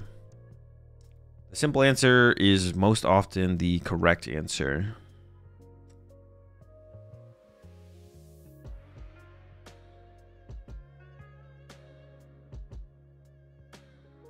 If they put in another Team Rocket's Mewtwo, would it be called Mew 3? Sure. But, well, I mean, it's a good chance that there's not any more Rockets cards, probably, right? That's probably all the Rockets cards there are. But maybe there's still something else for Rockets in the set. Who knows? The only one that went to tiebreakers was the finalist Guardy player in top 64 versus the guy who beat me in the mirror. And even the tiebreaker took 15 minutes. Bro, how? What the heck? In the Crow Porygon deck, you could play Mimikyus and Giovanni's to pivot into early Crow. I mean, you wouldn't need Mimikyu to do that. I mean, I guess you could open Mimikyu instead. I don't know, the Porygon deck is already like pretty tight on space. Yeah, but you could just Giovanni's into the Murkrow as well. You don't need the Mimikyu to get involved. Mimikyu's kind of mid in the deck in general.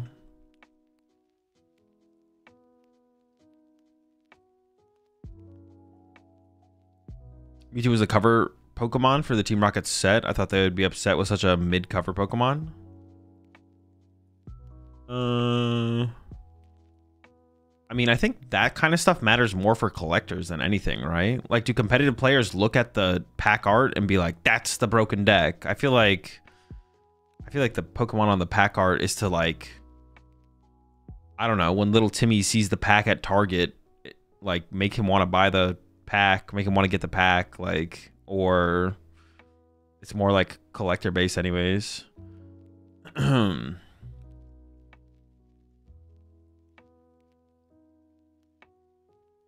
Yeah, I don't think they care if the cards are good or bad, or end up being good or bad too much, probably. I think most of that is kind of like a marketing thing. They want to make like popular cards good as well. Like a lot of people like Mewtwo, so printing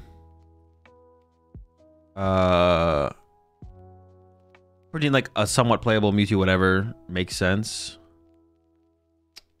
Well, not good, but like printing the card to begin with, I guess is what I mean. Like it being like, not like a bulk, like a full-on just like garbage bulk card, yada yada. Is this like seniors finals or juniors finals or something?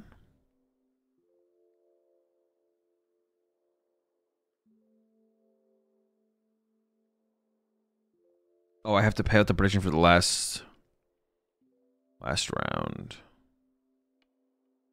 Player Golden Go won last one, right? Player on the left one. Okay, I'm not sure what either of these players are playing, but I'm gonna put a prediction up. Okay, these are the finals of juniors. Okay. So we've got, is it Terrabox actually? I see a Psychic and a Metal with a Hoot Hoot start. So I think that's Terrabox.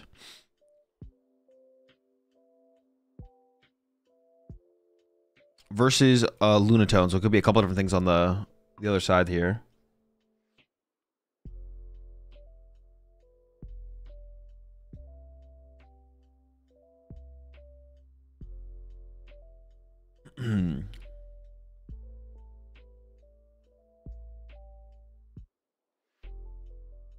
Yeah, it looks like Terrabox here.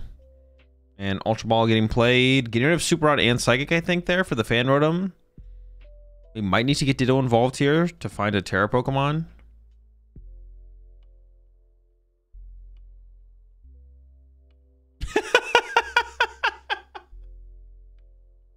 He's like, nah, you be aight.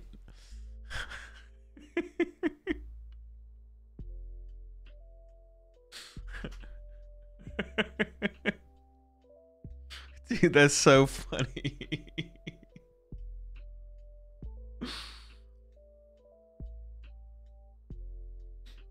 Now he's playing an Area Zero deck, so he needs to make some room. But that is funny. All right, looks like it is going to be attach retreat into the Ditto, and then Ditto will become a Terra Pokemon. You can get Water Pond, Grass Pond, Pikachu. It'll probably be Water Pond though here, I assume. And it is going to be that Water Pond.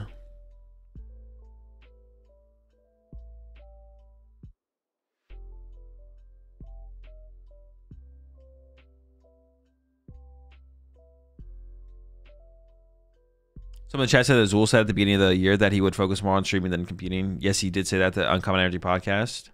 Maybe I did say it. My bad. I think it's Golden Go. I do see an Arvid in the hand there. There is the Arvid. You did? Well, now after Akko says I did, I feel like I probably didn't, to be honest. I say sorry. Well, no, and I don't believe it anymore. Now that you think I did it, now I don't believe that I actually did it. Morning, Logan.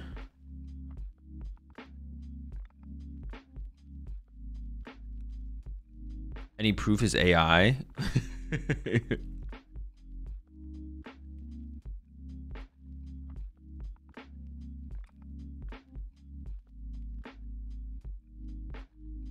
Let's give it some thought here. Piecing it together. What's going to be the move? Fighting Gong and Air Balloon. What do you even want to leave in the active at the end of this turn? Like, what are we even pushing here? He's going for the Soul Rock. Like, punching with Soul Rock doesn't even matter here, right? Like, attacking this turn is kind of irrelevant. So just leaving Soul Rock or Lunatone in the active to force the Vitality Band. Oh, you can't Crystal. I didn't even, like, compute that. You can't put down Sparkling Crystal and Vitality Band. Okay. All right. We do need some Gimme Ghouls here, though. We are a couple Gimme Ghouls short from a great setup. I guess if they play Iron Bundle, they could play for Soul Rock attack on the first turn still.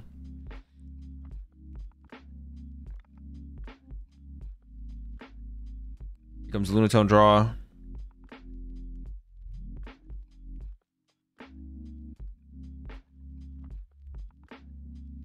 Roam deck out. You thinking that you could double tool on everyone? Yeah, man, I'm ready to go. Retreat to the Soul Rock. Is it just pass? No gimmies? Gimme-less gaming? That's not good. That is the pass. This could actually just be game. If they can pull off E-Switch Crispin. They are playing the Gravity Mountain. Is it a Flareon deck? I don't think it is. I don't think I saw any EV pieces in there. There's double Psychic as well. It's probably just not. But yeah, if we can find Vitality Band plus E-Switch plus Crispin plus Vitality... Wait. E-Switch plus Crispin plus Pawn. It is possible.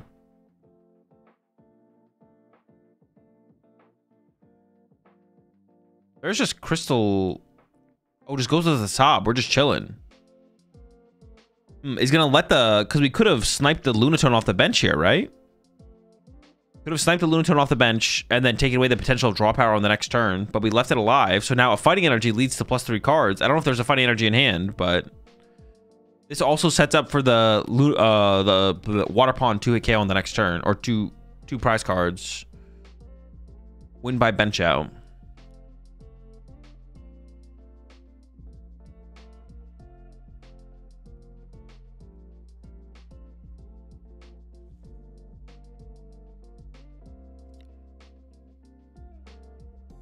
Marcelo is claiming his space on the playmat, absolutely dominating the center. Yeah, he's gonna conquer the playmat. His win condition isn't to actually draw 6 prize cards; it's to force all of Lucas's cards onto the floor, and then Lucas will just lose by I don't know, some kind of penalty. Like, you can't play, like, you can't, all your cards on being on the floor. You can't play like that, right? There's got to be some kind of penalty that happens there. That's Marcelo's real win condition here. Space out? Yeah.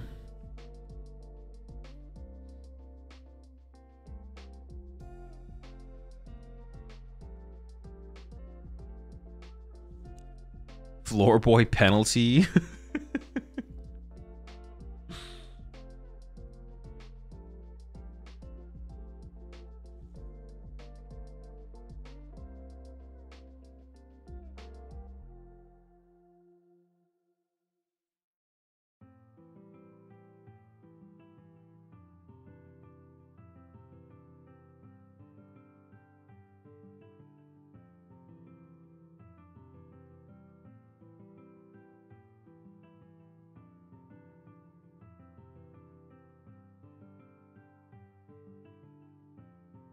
All right, I don't think we have a way to draw into these cards, though. I don't think there's a Fighting Energy in hand. I could be wrong. We might be able to get access to these. We'll see. Oh, we do have a Gimme to work with. Okay, hold up. And the metal for it. And then from here, I think it is going to be a pass. And now the Water Pawn can still... The Water Pawn here isn't going to win the game here for Marcelo, but Marcelo can go knock out the active and knock out the Gimme Ghoul off the bench here. So still in a pretty good spot, for sure. There's a Lightning, there's a Crystal, and we will see the double KO here. preserving the Noctowl for the following turn, probably.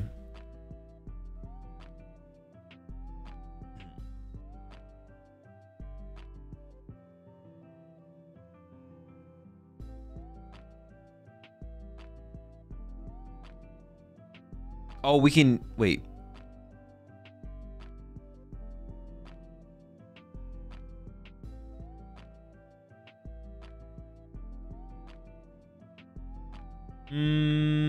Does that even make sense? I'm trying to like think if that was even worth playing boss over. Because honestly, keeping the boss in the hand as like Ultra Ball fodder later seems like it might have been higher value. I guess it sets it up for the Solrock to get KO'd next turn still, right? I guess it does make sense, right? Because now we can go KO Solrock plus KO whatever gets benched. Okay, sure. Yeah, that makes sense, I guess. Yeah, okay. I like it. So now you just go Crispin to get another 2 prize cards on the next turn. Yeah, sure.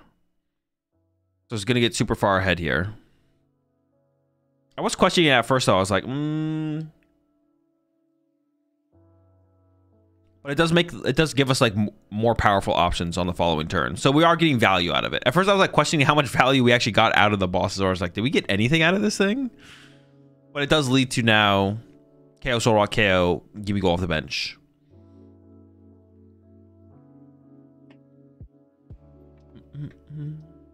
Are you even sleeping, Azul? I did sleep earlier, yeah. Vegas and Singapore. Singapore's over. Yesterday was the Singapore stream. It's done now. Okay, Lana Zaid coming in from Lucas. Get Gimme Ghoul, Fighting Energy, and the Lunatone back. But is so far behind here. These are the situations where you would have a chance if you play an Iono in Golden Go, but Iono is just so bad in Golden Go, no one plays it, so... Yeah.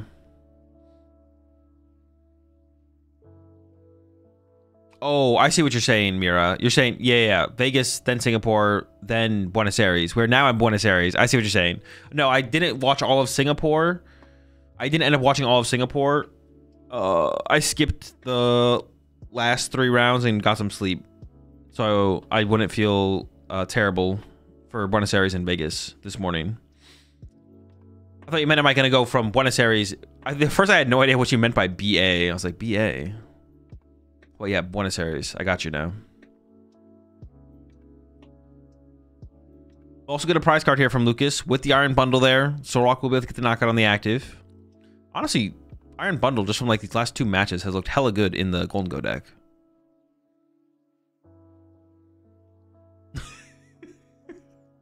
All right. I mean, you like the judge being attentive, though. The judge was watching the game, thought there was an error. There was no error. We're all good. We're chilling. How far are we into the Masters Tournament in Buenos Aires? They're close to being done with Swiss. Actually, I can look it up on PokeData. They're in round 10 of 11 right now.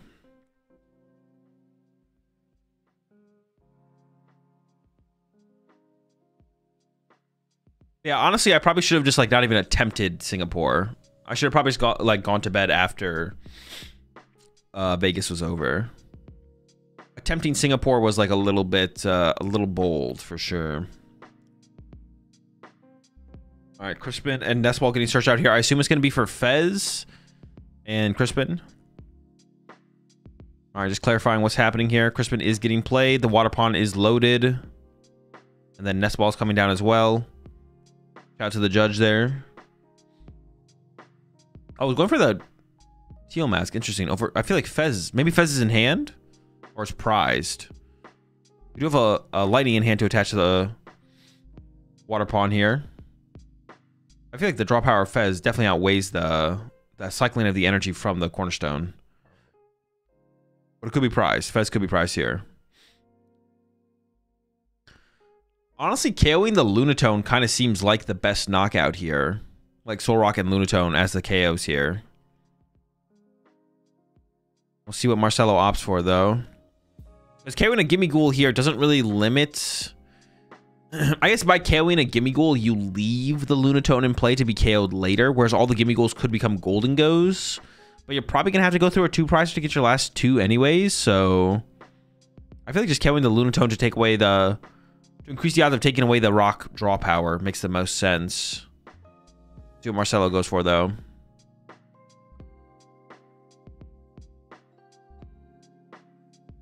Yep, does go for the rocks here. Okay, I like that. Down to 2 prize cards. But the board is not that developed. And it looks like Fez was prized there from Marcelo. Did pull the Fez off the prize cards. But Lucas can't win in 2 turns, which is a big deal. Right now, Lucas cannot go knockout into knockout to win the game. That means Marcelo has a turn to piece together the final 2 prize cards if it can't be done on this next turn. But with the Fez off the prize cards and a Noctowl in the hand, I feel like it might be over on this next turn with a Pikachu attack. I have the link, Zeta. I appreciate it though.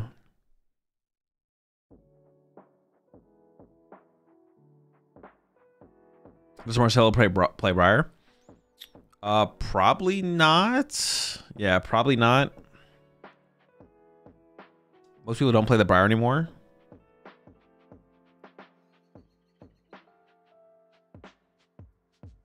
Okay, Genesect to the bench. The 3 golden goals have been found. I don't know if we still have Fez access or not, but the KO on the active Teal Mask here should be happening no matter what. Should be going down. Teal Dance on Teal Mask, so you can E-switch to Pika next turn. Yeah, but for the current hand, for the current situation, that doesn't value the potential of the Fez draw power. You could get the Teal Mask on the turn afterwards. It's more likely Fez leads to Teal Mask into Pikachu than Teal Mask leads to Pikachu. But I think the Fez was prized. So the Fez would have been searched out here, I'm sure, from Marcelo if it wasn't prized. Actually, I might be wrong. That might not be a Fez in the hand. I thought I saw Fez come off the prize cards, but maybe I'm incorrect on that. Then I think it's just probably a misplay from Marcelo to not get Fez. Because the hand was not that good going into the last turn. So getting the Fez established definitely would have been the play if it was available. How different is the juniors and seniors meta from the masters? Sometimes a lot, sometimes not so much. The data on it isn't as readily available, but like it's always on Limitless Labs afterwards. But yeah, sometimes it's really different, sometimes it's not too much different. But you'll have stuff like Raging Bolt be like non-existent or almost non-existent in masters and be like the most popular deck in juniors, stuff like that.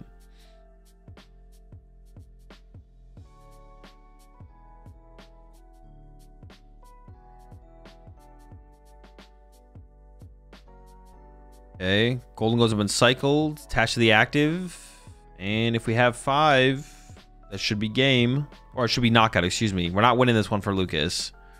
We should have the KO, but I feel like with Noctowl in hand here for Marcelo, the peak is on the way.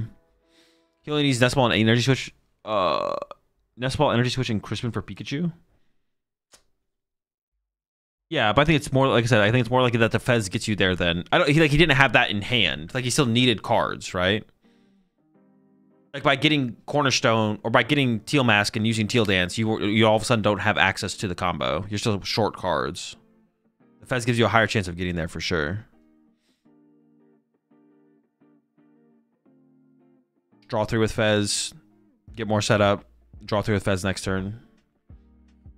If he had everything he needed just by getting the Teal Mask, then getting the Teal Mask makes sense for sure, but I don't think he does.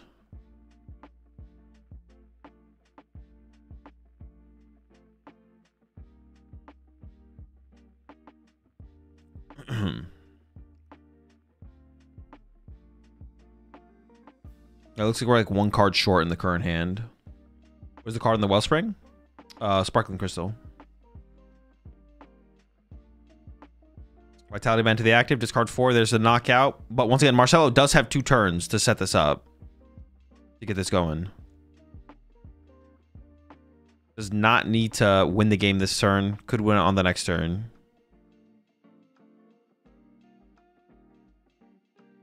What is Marcelo counting there? Okay, draw for turn. Iron Bundle. We have Grass Energy. Noctowl. So we are 1 card short here still. Accelerating with the Teal Mask. It's a Grass Energy. That's not quite enough. We can Noctowl.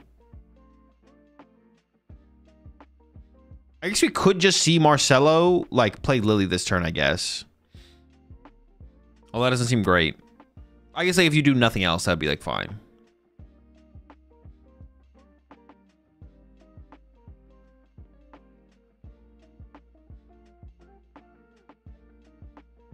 Thinking about using the Noctowl. Maybe it's considering just like benching some stuff and then committing to the Lily and then trying to pull it off after the Lily. That could be the thought process here. Still thinking.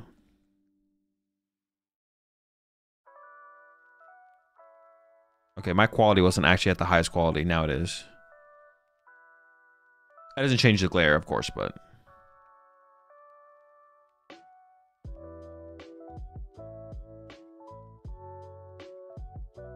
Okay, so we're gonna commit the iron or the. Gotta discard the energy to retreat. I feel like we should be playing Lily here then for sure from Marcelo. Not gonna Lily? Punch for 70. Wait, what? This can't be correct, right?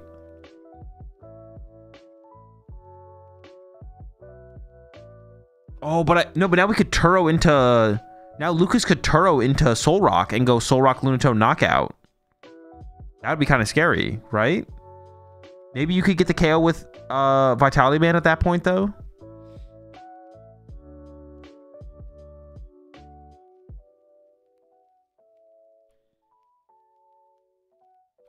If you Turo, even a Turo attack with Golden Go is pretty good here from Lucas, I feel like. Well, actually, do you even need a Turo? I feel like Turo is probably safer, right? It makes things a little bit safer. Yeah, Turo attack with Golden here from Lucas to play around what Terapagos or what Clefairy, yeah. See, and this is why there's the Turo. Oh no, this is why you get Fez and Dippity. If it was there, Marcelo maybe still prized Fez. Yeah, Blood Moon is a win condition here as well. We could see Blood Moon KO Genesect or Fez to close it out, right? If Marcelo plays it. I feel like some people don't play the Blood Moon, right?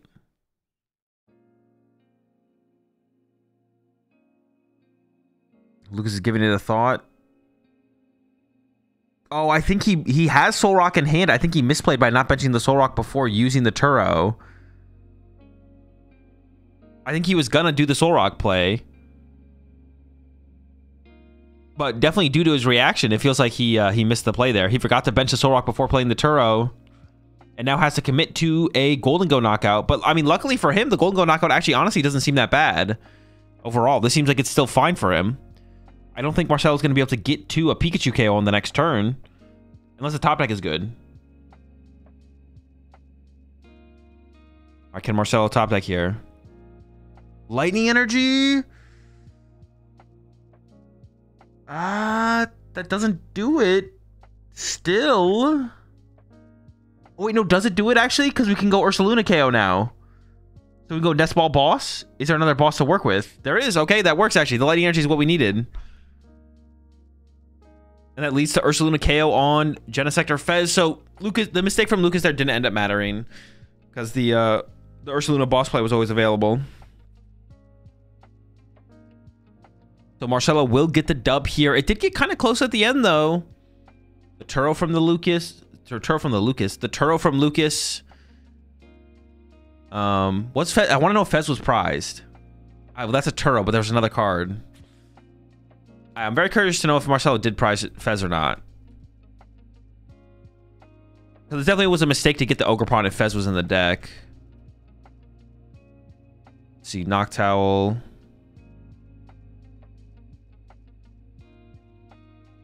Oh, Fez was in the deck the whole time. Yeah, so definitely just a mistake from Marcelo. The Nest Ball for the Ogerpon was definitely a mistake. And almost got punished for it.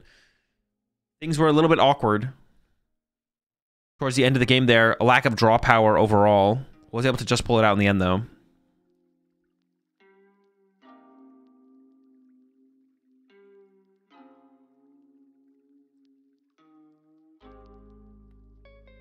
Dude, he is locked in on this pile counting. Dude, he's become one with the pile count, bro.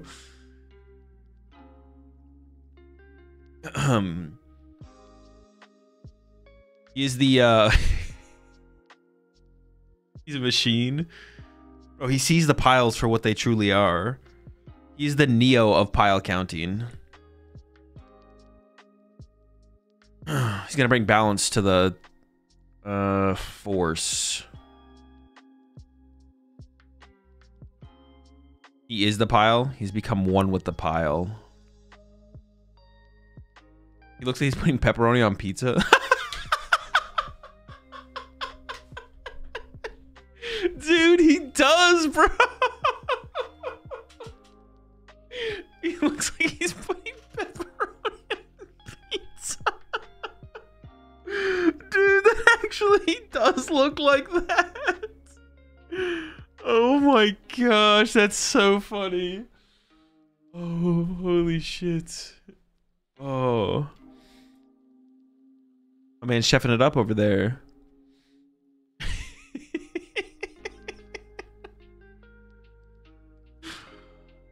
Oh, that's so funny. Pile County is literally just training. Can you replay it? Yeah, I got you. I got you.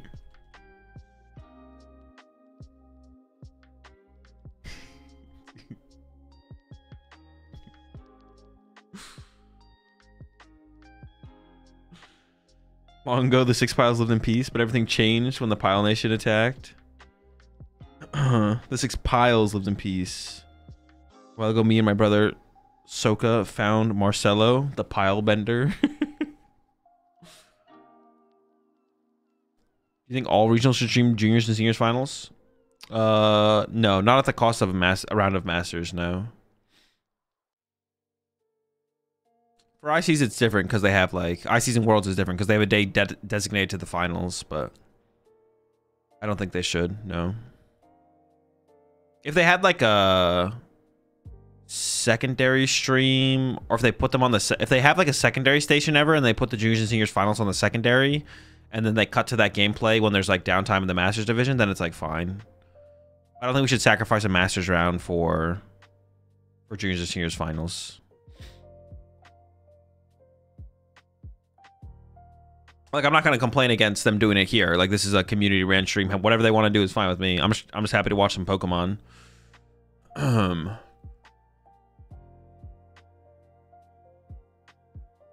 they want to run their ship.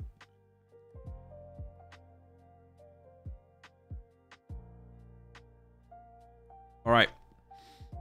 Lucas will be going first after losing game 1. It has a much better start in this game. Actually has a Gimme Ghoul out turn 1. And we have the turn 1 Soul Rock Lunatone draw engine cooking as well.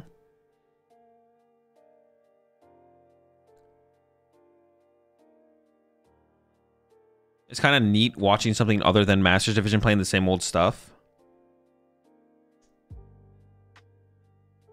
You're watching Golden Go versus Terrabox. What do you mean? You're happy to watch some Papa John's? True.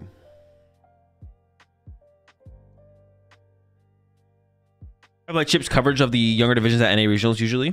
No, I think like that stuff is good for sure. Like Chip's like the recap. Yeah, but the mentality is different. What do you mean? How do you know? The mentality. They're more likely to misplay. Like that's the only thing that's gonna happen. Brothers inside their mental. When they pile count, it looks like they're putting pepperoni on pizza.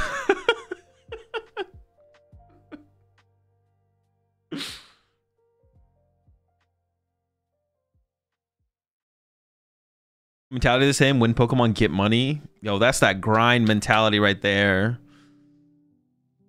Win Pokemon, get money.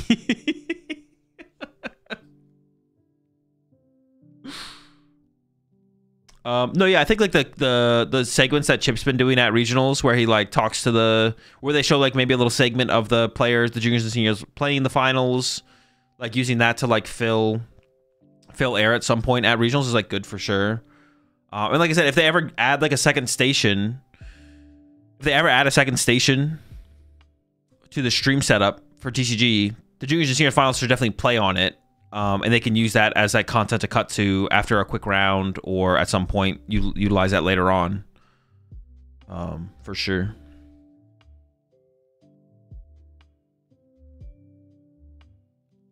All right, Latias retreats to Ditto, knocked out to the hand, and then Ditto is going to become the water pawn. This is just kind of hanging a 2-pricer in the active here, though, for Marcelo. Is that even the right play? Shouldn't Marcelo retreat to... oh, no, because we had to Ditto. I guess Marcelo... oh, no, we can sob, though. Oh, the sob is broken. Okay, I guess the question actually from Lucas is, should Lucas have retreated to a Gimme Ghoul? Yeah, the sob is broken here.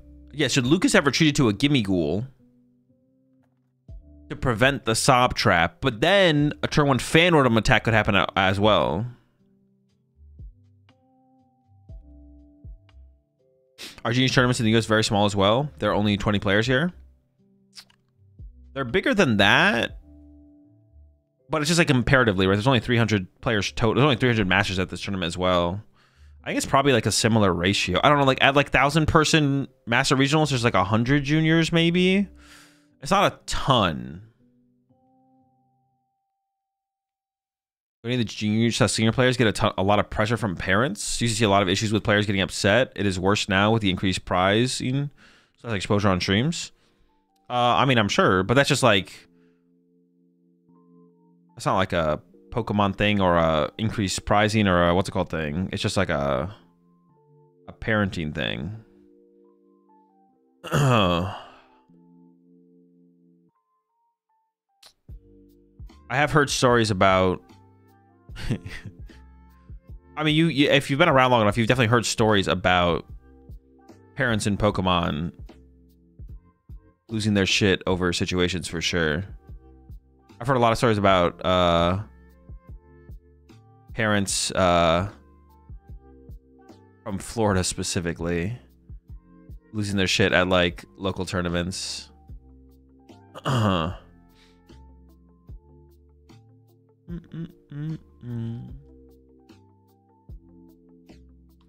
man, Florida parent. Why is it always Florida? Bro, it's just the further south you go, the weirder it gets, man. Yeah,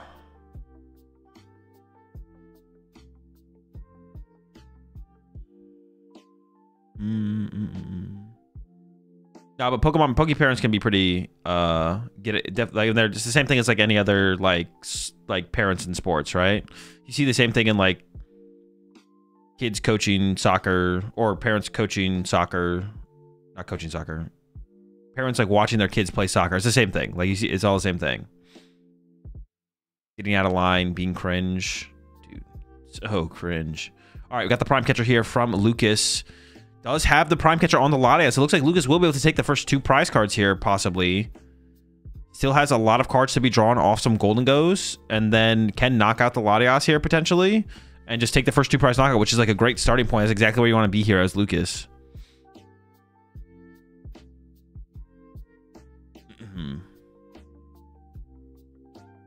Parents can literally lose their shit in relation to anything with their kids. Yeah.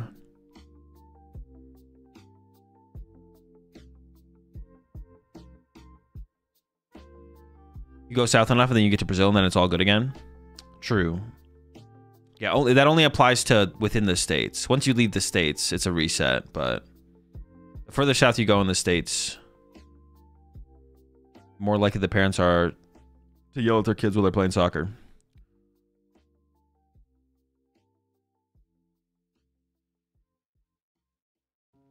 I've never had a bad experience with parents, but this one kid did whine quite a bit about me winning. Got awkward there.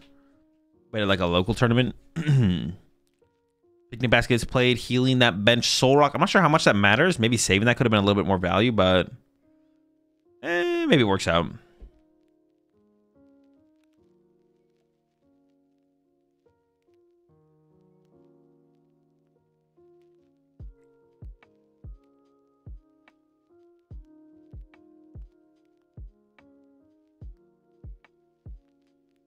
Oh, we didn't even have close to enough energy. We hit it for 50. Oh, no. Dude, dude. I thought we were going to be closer than that. I don't hate the play from Lucas, though. I don't hate Lucas going all in to try and find the energy. I just assumed we'd have more than 50 damage. I thought we were close to getting the KO here. Not quite, though. Does just end up punching for... If we had that few energy in hand, maybe going for Solrock KO Hoothoot there was the better play. I could see that happen, maybe being the better play instead from Lucas here. Solrock KO Hoothoot, but... I mean, the matchup is like, this matchup goes so fast, and neither player plays hand disruption, so once someone establishes the prize lead, it's really hard to regain control of the prize lead. So I don't hate Lucas taking the quote-unquote like riskier play, for sure. Now we see the Pikachu's getting loaded up, though. And this is where things can get tricky.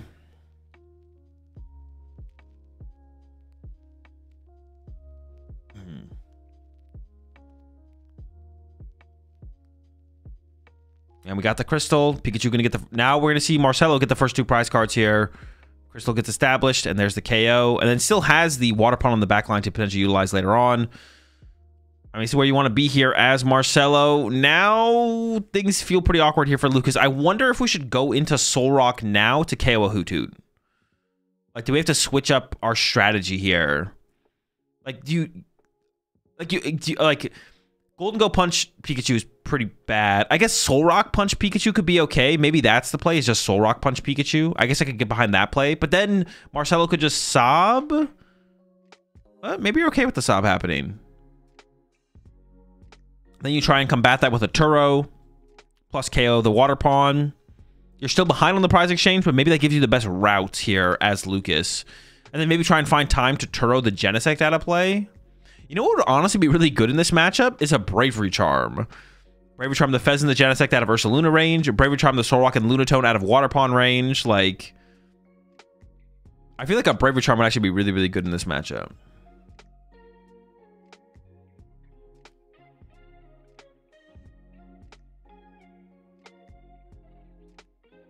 He's going from Golden Go to Golden Go here, though.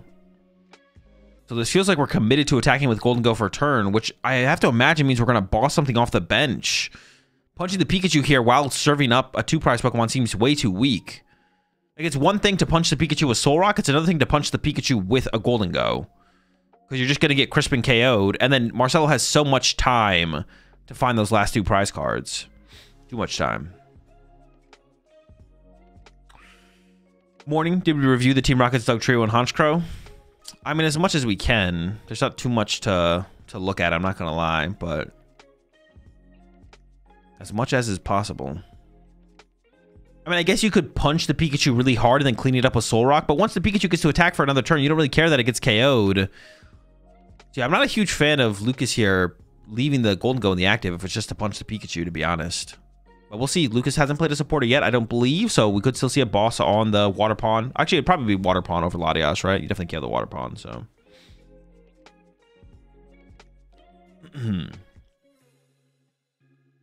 I did get a little sleep, Robbins.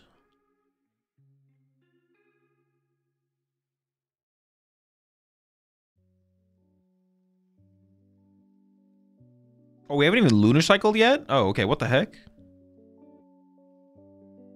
I kind of assumed that happened at the beginning of the turn. I do see boss in hand there. So boss KO Water Pond is available. Looks like he's lining up a Vessel or a Superior. Needs to find a couple more energy here. He's going to commit to the Superior. Lunatone and Vessel maybe being the discards. Giving it a thought. Was playing the Vessel itself not better? Gives up Arven and Lunatone. This still gets us there. Okay, it does get us 4 energy as well. All right, seems fine. Maybe there's no energy left in the deck, actually. That's a lot of energy in the hand now. Yeah, there might be 0 energy in the deck, or maybe just 1. We do have the boss KO, but yeah, Marcel, the Pikachu gets to survive another turn as well now. Like, at some point, Lucas has to kind of like break the... Like, Marcelo can just go attack a Pikachu now, it feels like. I don't know. This one feels pretty cooked at this point.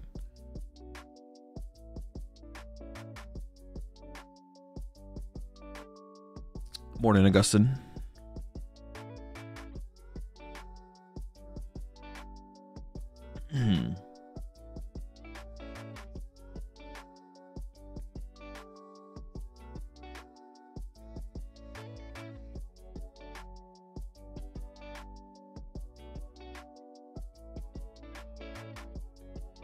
I do actually kind of wonder how good Diglett Mill could be. Like, go second, attach to Diglett, start flipping.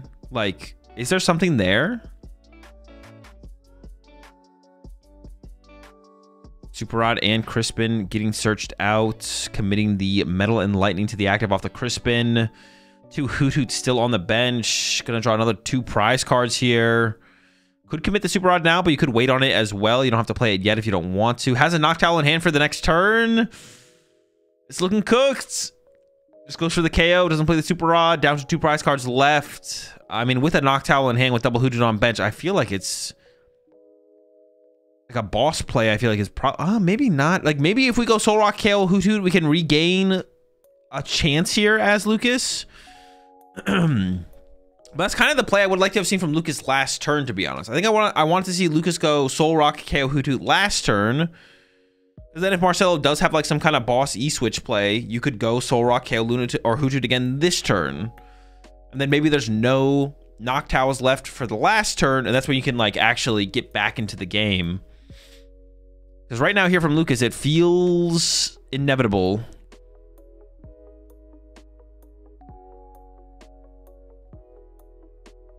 Golden Go draw has been expended. Has not used Lunatone yet, I don't believe. I do see a boss in the hand. Where did the 20 sob damage on the Soul Rock go? Picnic Basket.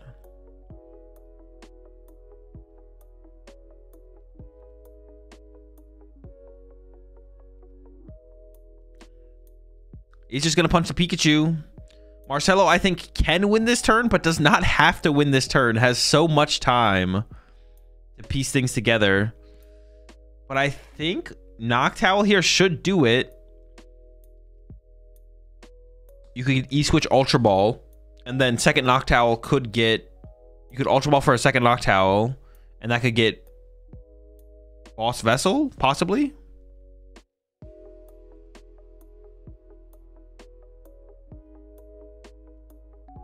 So I think it could be pieced together here. If all of that is available. Or instead of Vessel, I guess you could get Night Treacher, possibly.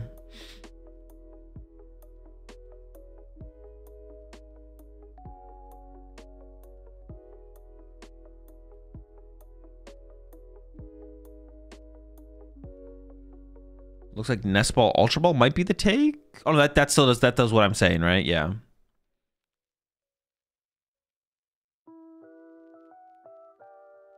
Okay, so this should still be game here. We're just kind of going through the motions right now. Oh! Wait, maybe I'm wrong? Super Rod coming in. Recovering Lightning, Metal. I guess we actually know we are 1 card short here, right?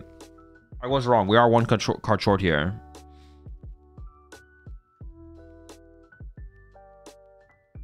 Yeah, the Latias got punched by a Golden Go for 50 earlier in the game. Tool Scrapper off the top. That does not lead to a win condition here. Yeah, never mind. We are 1 card short. For some reason, I thought we had it. Oh, we could still draw more, though. We have Mew in hand. We could Ultra Ball here. Giving up the Fez. Careful. Fez is pretty good. Goodbye, Fez. Gotta go get another Noctowl. That doesn't guarantee game. Oh, is there a Noctowl? Okay, there is a Noctowl left. We don't have to play it. Wait. It's just going in. Okay, I don't like this, to be honest. Yeah, we don't need to play this aggressively here. Now we're Noctowl. Oh, wait, this is actually giving an opportunity for Lucas. Marcelo's going all in, but you don't need to all in here. You can just chill and wait. Goes for boss E-switch. I think Marcelo's going to go all in here. E-switch to the active. Boss the Golden Go, and then hope to draw into a Lightning or a Metal off the Mew. But we don't need to be that aggressive here as Marcelo. A lot of other plays we could have done here.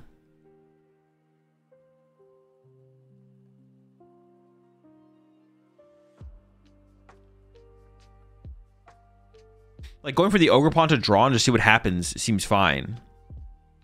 But now it feels like we're fully committed at this point. So you can see Marcelo rethinking it now. It's like, oh, I actually am, like, I am going all in here. Giving it one more thought. All right, I think it's committed. We're committed at this point. Boss and E-Switch. I mean, if we're grabbing these two cards, we kind of have to go all in here. I can't tell what that other card is behind the mute. It is a Tool Scrapper, right? E-Switch to the active.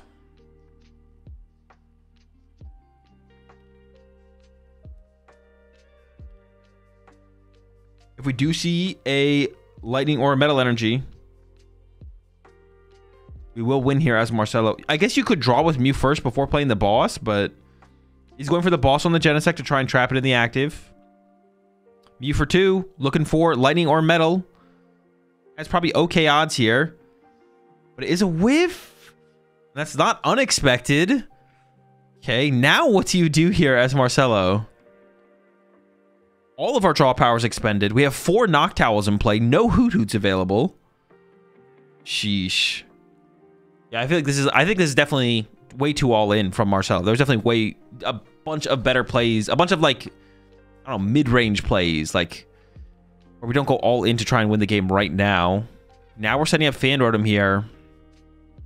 Honestly, bringing up the Golden Go to have punched it with Fan Rotom to leave 2 things in play that could get KO'd by Ursaluna seems like a better play as well here from Marcelo, to be honest. Like, trying to trap the Genesect is, like, okay, but this lets Lucas actually Turo the Genesect out of play now cleanly.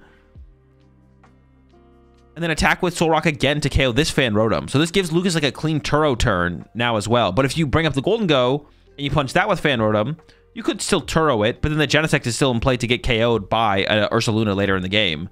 But now the Genesect can be removed from play, and you can get back into your Soul Rock on the same turn. So that's probably what we'll see here from Lucas, if he can find the Turo. It does come down to if the Turo can be found.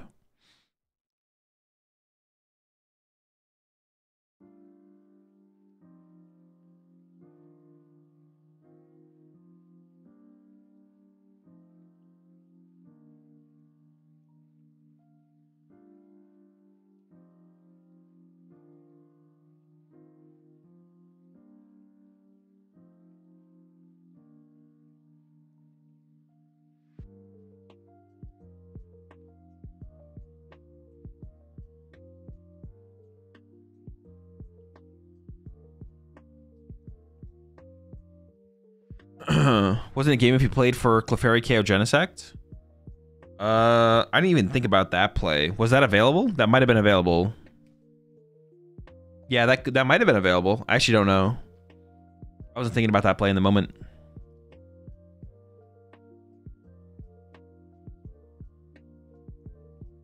As long as it wasn't prized, right? Is this a vessel coming in from Lucas here? Phantasmal Flames is not legal, no.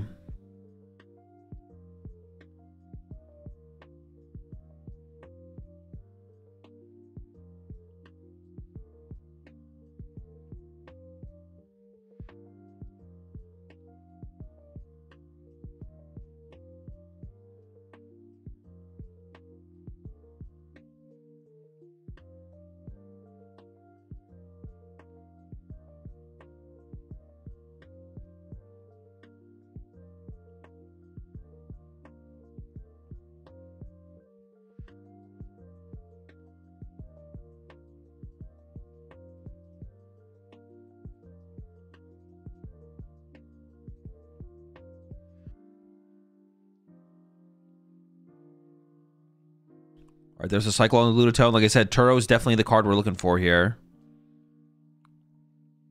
There is one in hand. We already have the Turo, actually. So Turo plus Soul Rock KO the active is not terrible here for Lucas. Also, though, Golden Go Boss KO Pikachu with the Air Balloon would also be a pretty good play here from Lucas. And honestly, even Boss KO Mew doesn't seem terrible, because that's the only form of draw power here for Marcelo on the board. So removing all the draw power completely would also not be a terrible play, I feel like. What's the time for this game? It should be 75 minutes. I think we do see the Turo getting played. Okay, Genesect gets removed from play as a liability for an Ursaluna in the late game. We can promote the Solrock now. Solrock will be able to KO the Fan Rotom. Oh, we're setting up the gold. Do we have an Air Balloon in hand? We definitely don't want to leave Golden Go in the active here. Unless we have like a counter catcher. I'm hoping we have Air Balloon to go with this.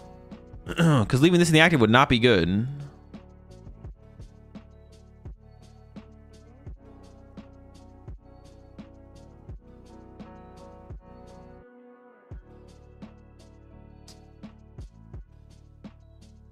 Pop's Iron Bundle, but a Noctowl is just going to get pushed here. And there's no way we KO Noctowl here, but... well, yeah, Lucas already attached return. Yeah, so all right. So this play from Lucas makes sense because he thought he didn't attach yet. So, mistake there from Lucas. Does Lucas have an Air Balloon? And we see him putting his hand on his head. He definitely made a misplay here. I don't know if he plays the Premium Power Pro. Maybe KOing the Noctowl with Premium Power Pro was the play here from Lucas. But also, honestly, now that the Noctowl's been pushed, passing here from Lucas kind of seems fine. Unless, I mean, getting a prize card here, I think, is pretty important. But then we could have just gone Solrock KO Noctowl. So I don't mind this from Lucas here to just pass and trap it in the active here. But there's an Air Balloon in the hand for Marcelo. There is the Clefairy. The Clefairy was in the deck. I think you maybe are right there. Clefairy might have been able to get to get game last turn, to be honest. We have Mew for 1 here from Marcelo. That's it. That's the only form of draw power on board. But if it is lightning or a metal, it's not. But now we can get this Fan Rotom punch in on the Golden Go, which means a boss plus Ursaluna plus energy will win the game on the next turn if the Pikachu gets removed from play. Well, that's another route. I guess the Pikachu needs specifically or a lightning or a metal energy, but Ursaluna could be any energy.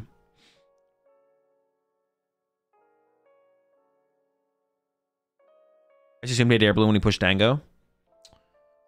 Yeah. Well, yeah, I assumed he thought he had some way to move it. It turns out it wasn't the Air Balloon, though. He just thought he hadn't attached yet. Okay, so I think we're going to see Lucas with the boss KO on the Pikachu. This still gives Lucas a reasonable line to win the game, to be honest, though. The only real threat on Marcelo's board is the Pikachu. But honestly, KOing the Mew might be the better play here from Marcelo. The only... Because then you force Marcelo to... Well, actually, Marcelo has a decent odds of top decking a Crispin or one of the energy, though, right? That's a tough call. Goes for the Pikachu. I don't hate the Pikachu KO. Especially because, like, Marcelo only drew 1 with the Mew last turn. So, you know, the hand is a little clunky. Okay, now Marcelo just needs Ursaluna energy to win. Oh, Ursaluna's in hand already. Just needs energy. Top deck is energy, and it's a lightning energy. So the Pikachu also would have got the KO. You can see Lucas is pretty frustrated there. Definitely some pretty big mistakes there from Lucas, and he definitely realized his big mistakes in the moment as well. Like when he made the mistakes, he realized that he made the misplays. Very close to the dub. But Marcelo takes it. So even if it was the KO on the Mew instead of the Pikachu, the lightning energy would have got the Pikachu. Would have got the KO with the Pikachu anyways.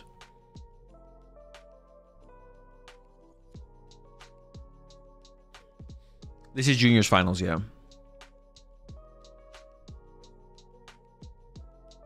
And now we go into... They might show us Seniors Finals next, actually. And then they might show us Masters Top Cut. I'm not sure the exact process that they're going to go for, but...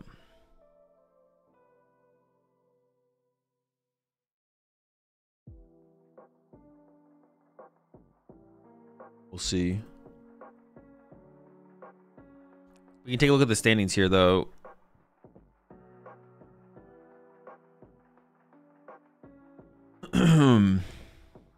So this is round 10. So like Ricardo, Yurko, Dennis should be locked up for cut.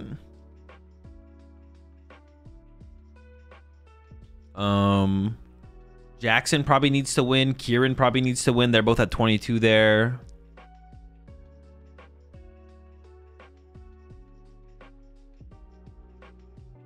That would be my guess. That's a there's like so 25 points is probably cut then or around then. So Jackson and Kieran are on the winning end. Yeah.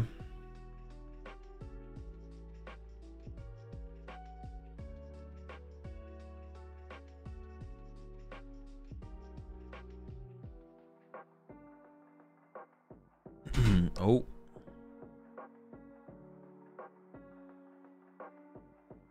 How's Dre doing? I think he's in contention to start the day. 6-1. Oh, still in contention. If he wins the next round and then wins the next round, he is in contention.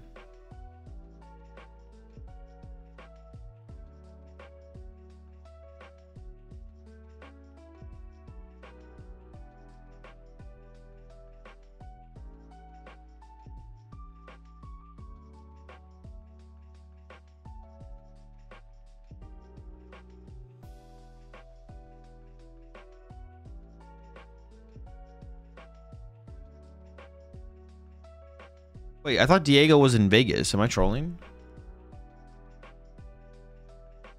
Oh no, he is there. For some reason, I thought I saw his name in Vegas, but then I saw his beanie.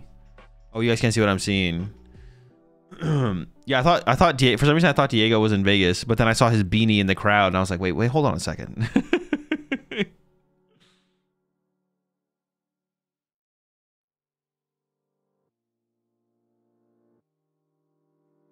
Where are the good Brazilian players in that tourney? I mean, a lot of them probably didn't travel. It's a special event, so there's like no money to be won. And honestly, actually, there's only one Brazilian player in Vegas. I would say some of them maybe went to Vegas, but that's not even true. The biggest factor is that it's a special event and not a regional. So special events, except for like Europe, usually have less attendance because there's other tournaments to be played where you can like win more money. But in Europe, for some reason, everyone goes to the European ones. I guess there's just like enough European players that they're gonna cap anyways. So yeah, LAIC prep, or maybe LAIC prep, yeah.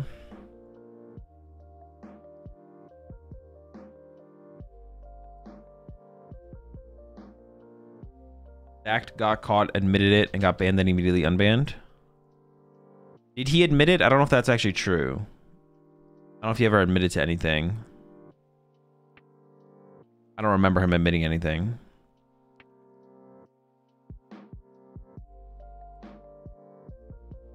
Where can I look at the standings? I have a friend playing. For Buenos Aires, PokeData has it. Are special events like city leagues? Like they don't matter?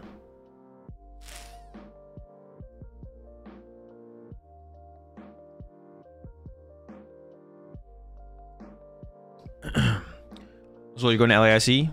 Command Majors will tell you which major tournaments I currently plan to attend for the 2026 season. Already admitted to the head judge? Okay.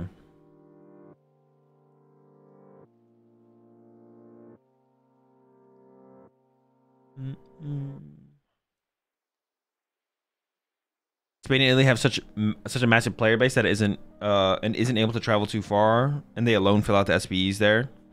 Yeah, that makes sense. Yeah, the player base in Europe in general is just really, really big. Makes sense.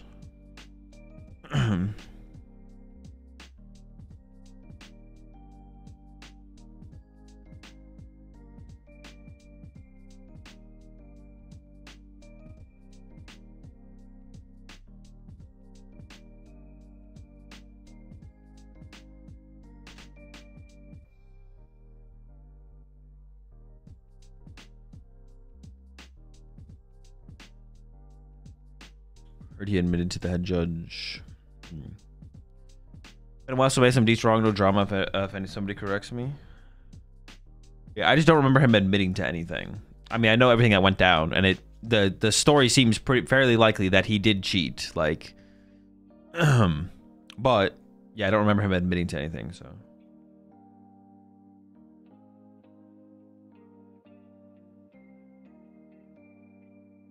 See the pairings in Buenos Aires? Yeah, PokeData.ovh. You can find it on PokeData.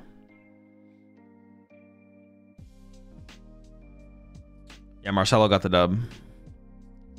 The game 2 was actually pretty close. There was both games there was pretty big errors from Lucas though. I mean, Marcel made some mistakes as well though, of course. Yeah, there's mistakes on both sides, so.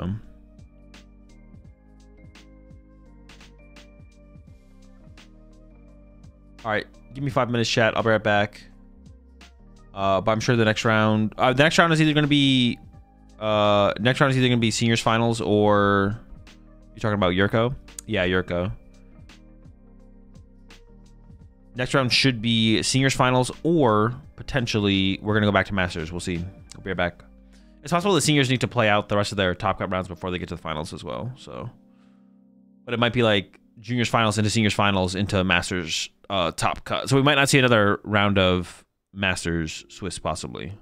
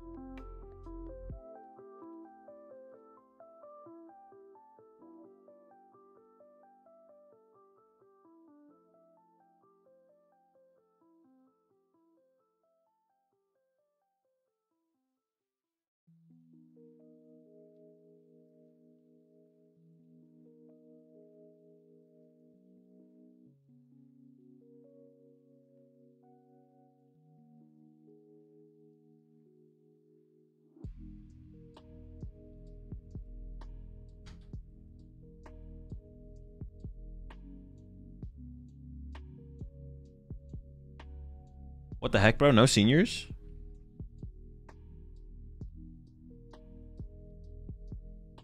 How many 6 rounds is day 2 at regionals?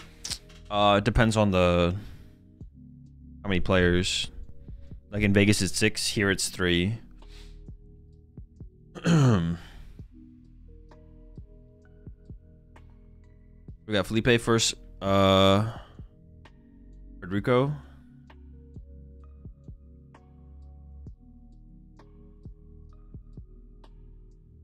Did I have a prediction up or no? I don't think so. All right. Prediction is live. Is it actually? Shoot. Did I have a prediction up? I did have a prediction up, but I don't remember what one was for. I'm just going to delete it. And then prediction is up. Maridon. Hey, yo. What the? Is that even? Oh, is it just Joltik box? That's kind of lame if it's just Joltik box. I'm not going to lie. I got kind of excited, and now I'm not as excited anymore, to be honest. Now I'm just kind of disappointed. I was getting kind of hyped there. I was like, whoa. Was he active? Ability, attack, Latias? Dude, I can't tell. Zekrom? But it has an ability, so it's not Zekrom. Zekrom doesn't have an ability.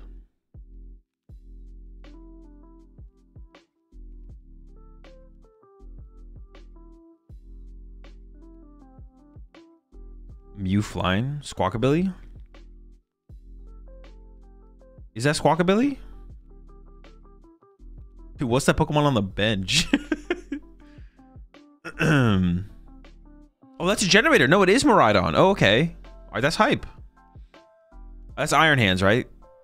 Yeah, that's hands. That's hands. Okay. I thought I saw Grass Energy in the deck.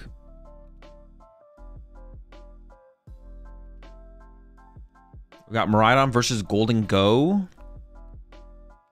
So the prize trade is going to be hands first, and then Pop Magneton, Zekrom. Generator number 2. Hold on. We're not done. Oof, only one. Maybe they play the Joltik for Excel in some matchups. It's possible. I probably just missaw though.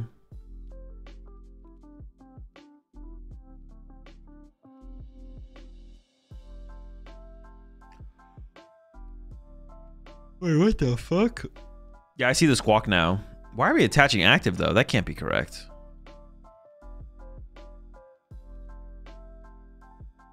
I actually like hate that. We have so many outs still to find like a mobility card. We should definitely just attach to the Iron Hands there.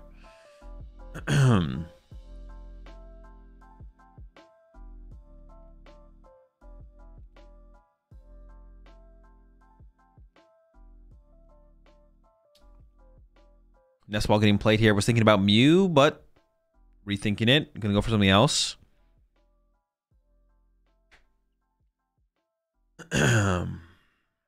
Well,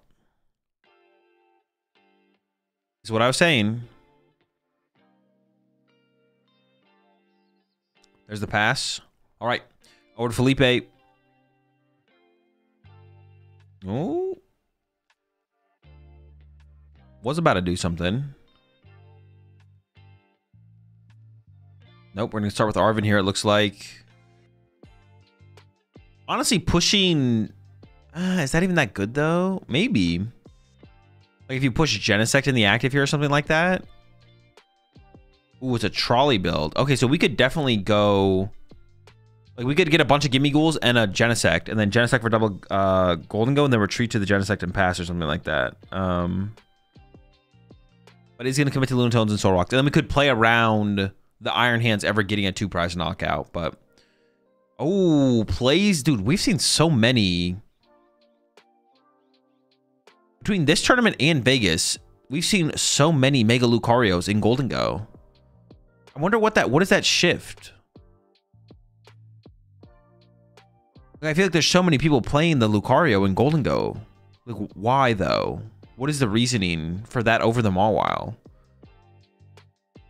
Because it's never been that popular, right? Or maybe I'm just like not paying attention. I feel like we've seen a lot of Lucario this weekend.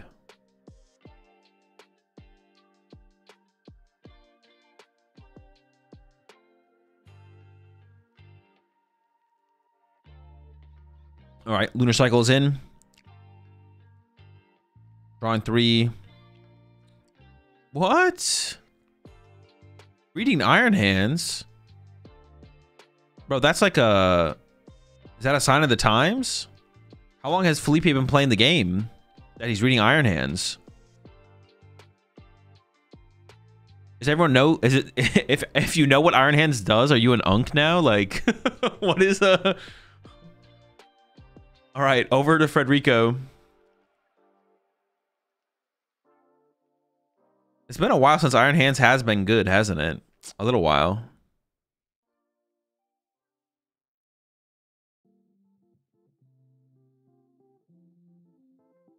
Ultra Ball coming up from Frederico. Magneton found. And this is why I was talking about, like, attaching to the Squawkabilly was, like, such a bad play from Frederico. Because we just don't know.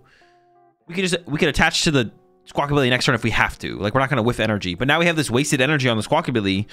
Like, this whole game could come down to Frederico whiffing a single energy to win this game. We have Ultra Ball and Generator in the hand here for Frederico. That's like it, though. There's nothing else in the hand, I don't think. We're kind of scared of this Riolu as well. Maybe we have Boss KO on the Riolu. We'll see. Going back into the deck with Miraidon. Okay. He's going for a Zekrom aggressively. I think we're going to be popping this Magneton. It's not a ton of value here. Also, committing to the Nest Ball for the Latias was also a pretty bad play from Frederico as well, to be honest. Because now this energy is trapped on the Squawkabilly, so we can only Magneton for 2, which is also not great. All right, bench is full. Into the Generator here, but I don't think we're hitting attachment for turn here as well. We did get the double hit on the Generator, though. That is a big deal. Okay, okay. And I think there is a boss in hand, so we can boss KO this Riolu, remove that from play. Solid turn from Frederico here.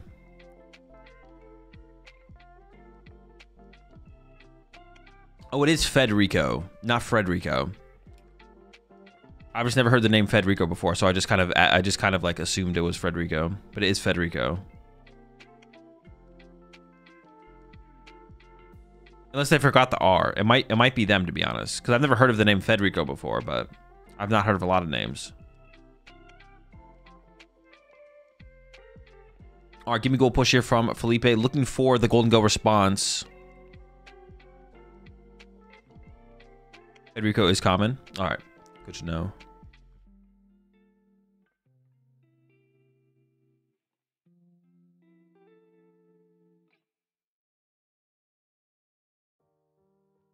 What is Fed's line for third attacker? Feds. Zekrom. Hands for 2, pop Magneton, Zekrom KO into pop, and then into Zekrom KO.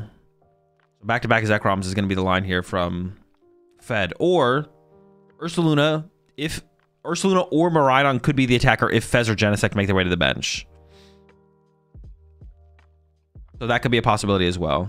I guess also Federico could be playing Defiance Band, so then Ursaluna of Defiance actually KOs the Golden Go out of the active.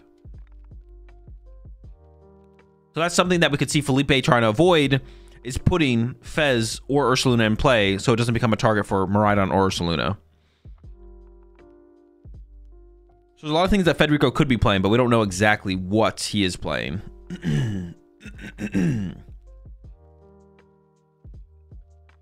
Interesting. How are we drawing cards here? Oh, what the fuck? Dude,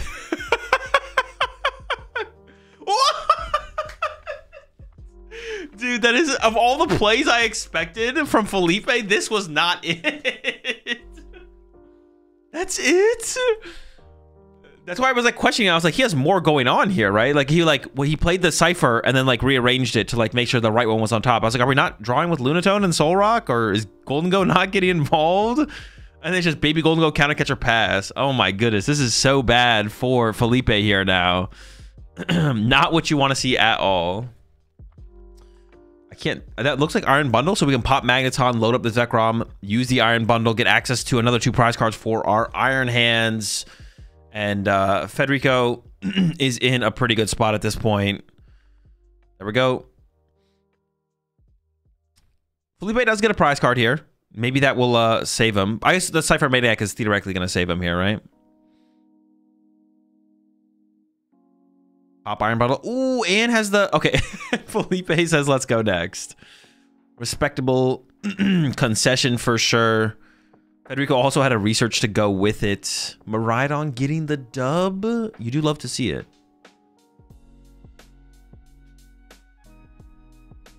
That makes me want to play some Miraidon, to be honest. No Magna or no Mega Manetric in that list, it looked like, though, which is kind of sad, but I kind of said that Mega Manetric is like a flop. Some of my locals are playing it in Vegas this weekend. Yeah, the metagame doesn't seem terrible for it, I guess. Like your Guardian matchup is fine. Your Dragapult matchup is fine. Already fine. Dragapult fine. Golden Go. We see here from Federico playing the Defiance Band as a tech. Like the Ursaluna plus Defiance Band is a really powerful combo in this matchup. The Absol matchup seems tough. Yeah, Mega Absol, Mega Kangaskhan seems tough. Terrorledge matchup seems winnable, though.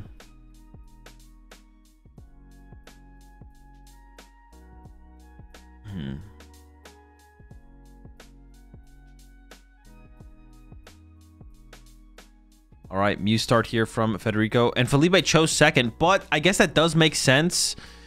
Because is playing a trolley build of Golden Go. Like, going first is, like, pretty weak in terms of, like, finding Pokemon and stuff. Bro, these Golden Go players are just... They're just literally just starting so bad. Like, I'm pretty sure Felipe's hand is basically dead besides a Cypher. Maybe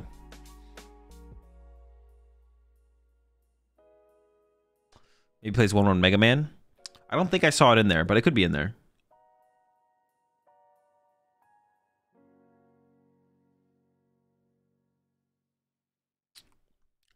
The first attack of Manetric doesn't wall Kanga Absol completely. Not really, because you build up damage in play that they can then use to utilize the first attack of Absol with Monkey Dory. So, yeah. You just get a terminal perioded eventually. All right, some Ultra Balls coming out here for Federico. Looks like a Squawkabilly might be on the menu here. Ultra Ball number 1.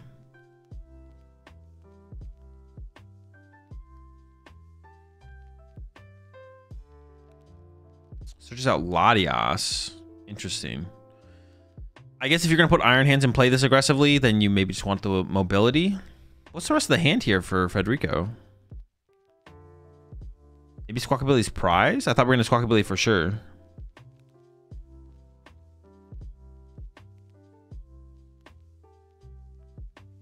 Magnemite attach, draw 2 with Mew. Okay, there's a research in hand, so this is respectable. I don't hate this line. And yeah, pass. Over to Felipe.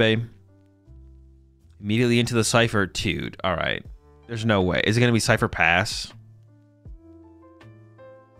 Please have a second basic Pokemon. But even if you have a second basic Pokemon, that's still so far behind. Not going to be great.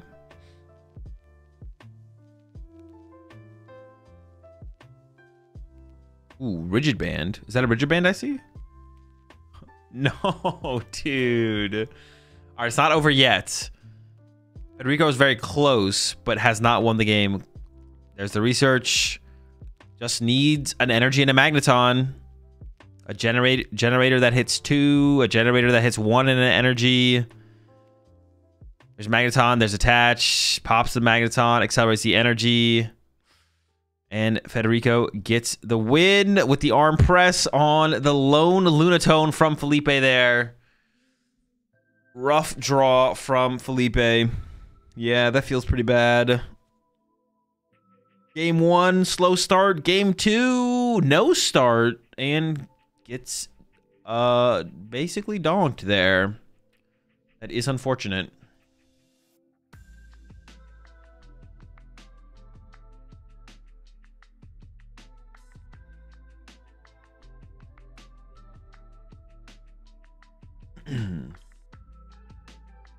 All right, let's take a look at the standings here heading into top cut for Buenos Aires.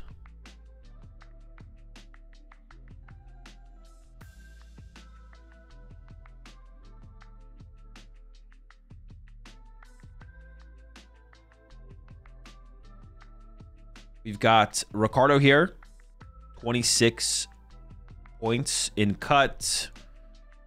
Dennis, 25, should also be in cut. Yurko was at 24 going into the round, so should be able to ID, but is playing out the round, it looks like, currently.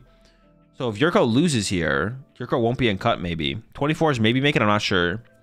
90% ties is a lot, isn't it? 90% tie rate is a lot, yes. Yeah, 90% tie rate is definitely high. The average is like 15, 16. Payouts? Oh, I got you. I got you.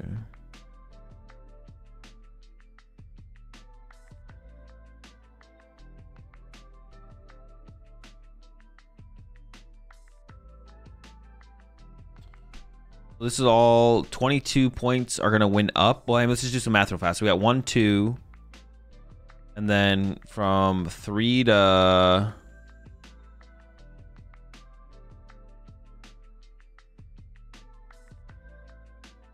9, 18. Oh, 18, but minus 2, 16, 8. So it could be like a 10-person cut. But 25, it's 20, it's locked at 25. So anything worse than 25 points will not make cut. What is tie rate exactly? Percentage of matches so far that ended in ties? Yeah. Are Jackson and Kieran making cut? They are on their win and ends right now. Right here. The cutoff for top cut will be 25 match points. We got like 1, 2, and then 3, 4, 5, 6, 7, 8, 9, 10. So a potential 10-person cut. And I guess if there's enough ties, then 24 points could make cut. And that would be interesting, but that probably won't happen.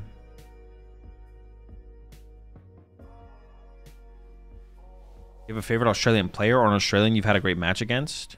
Not really, no.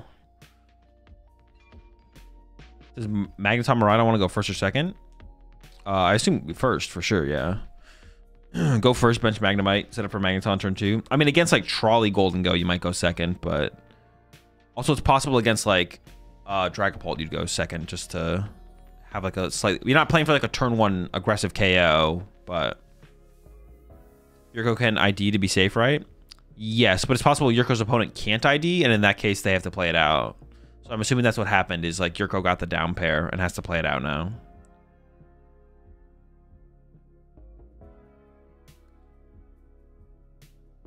Yeah, you choose first, but then there are probably some matchups where it's fine going second, I would assume.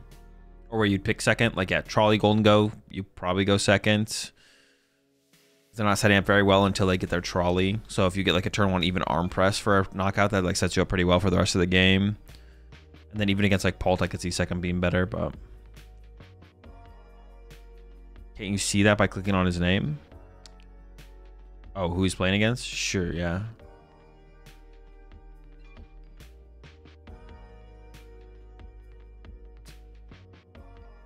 Well, I think you used to be able to.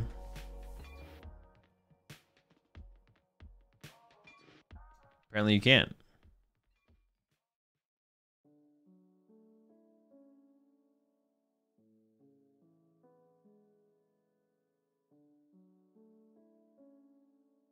Buenos Aires isn't through Arcanine, so it's scuffed. Oh, it's not through Arcanine. Okay, that does make sense then. I assumed it was because it was available on Pokédata. But I guess Julian's got it set up to work on Pokédata, even though it's not through Arcanine.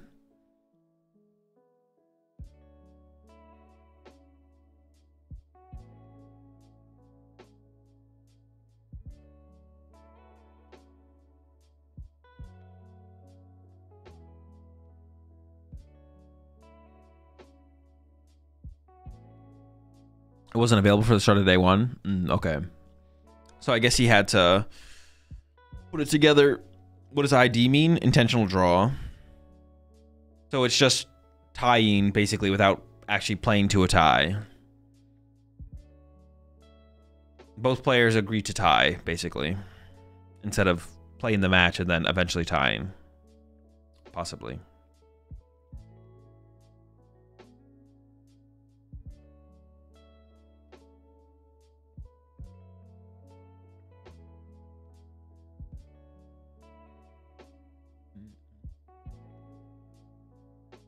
Here goes Op is 712. They can't draw safely. Yeah, makes sense.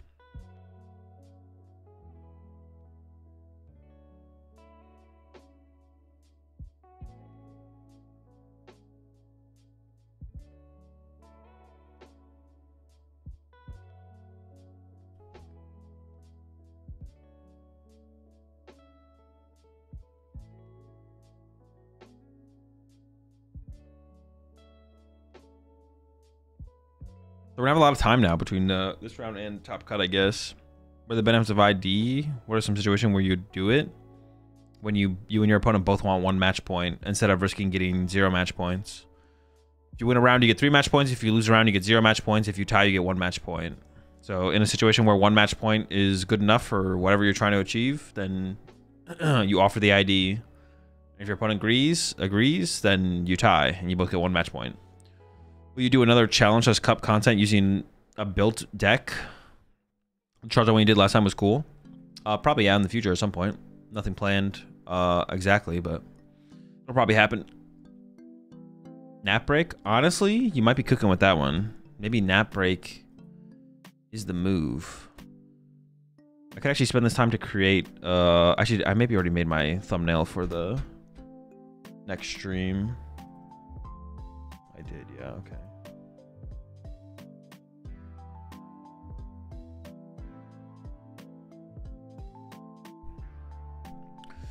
In locals, you can ID to split pricing. Yeah. Live thumbnail creation? Nah, I already made it. Get again, Azul. Drag the air mattress in here. Nah, we don't have that much time. We do have a little bit of time, though, for sure. We do have a little bit of time. You should try the Pokedoku. We could do a Pokedoku. I'm down. Pokedoku. Oh, we wait.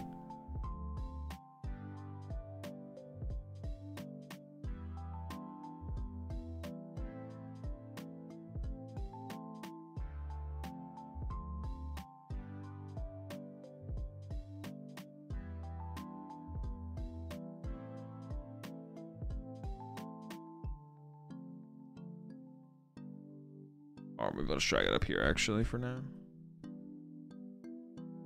Yeah. Do we ever do the rat tier list? I don't think so. I don't remember a rat tier list. All right, let's see. Hazel,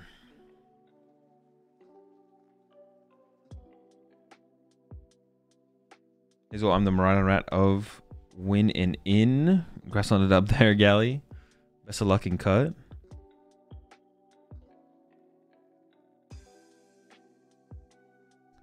Psychic Fire.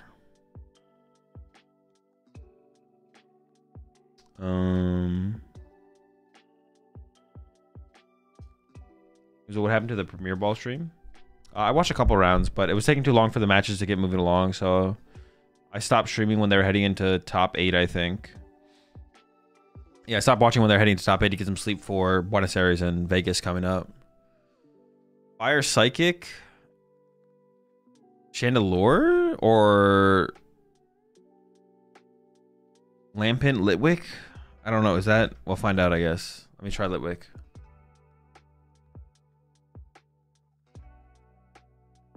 Nope. Fire Psychic. I'm not looking at chat, by the way. So, I mean, I guess Chandelure could be Fire Psychic and Litwick could not be, I guess. Dude, Fire Psychic. For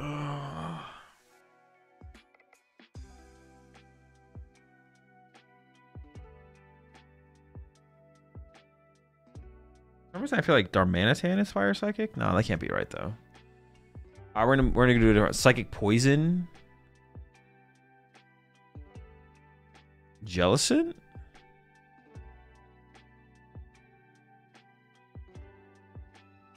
Dude. Frillish? No, what is the other one called? The other,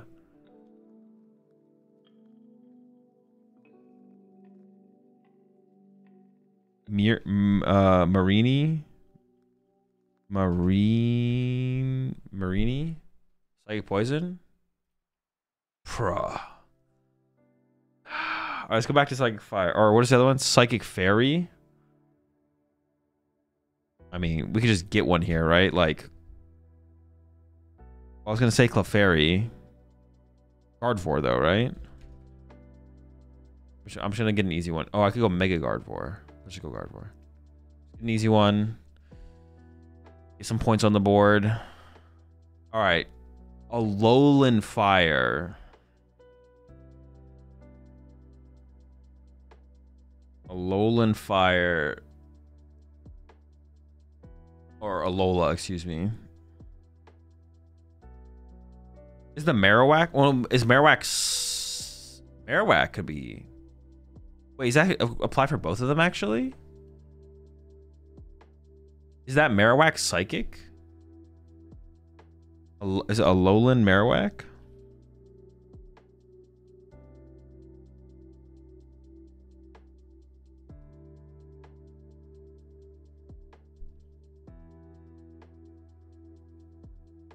But it should be this one, right?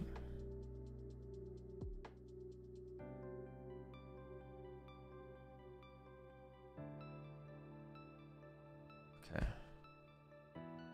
I have 3 lives left. Dude, I'm never going to get Psychic Fire. Paldea plus Area 0 DLC Fire? Bro, how would I ever know that?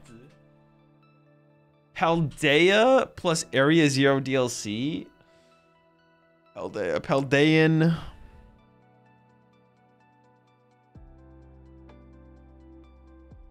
Dude, I'm never gonna get that. Fairy, Poison, Fire. Paldea, Paldea, Paldea. Let's just do a Alola Poison. See, I'm not gonna, dude, I'm not gonna get any of these. This one is way too hard for me. Let me just try and get Psychic Fire. Let's just try and get Psychic Fire. Psychic Fire, Psychic Fire, Psychic Fire, Psychic Fire.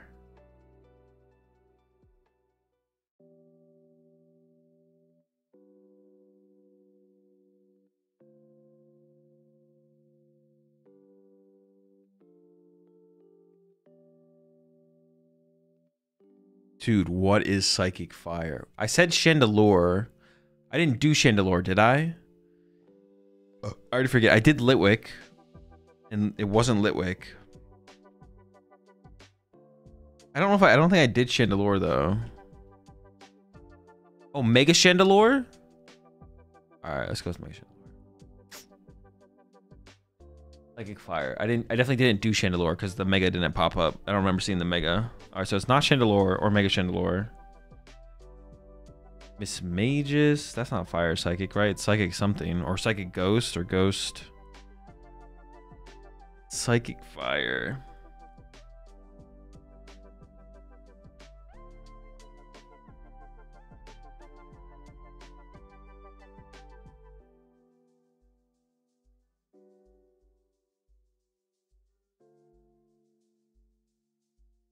Dude, what could it be?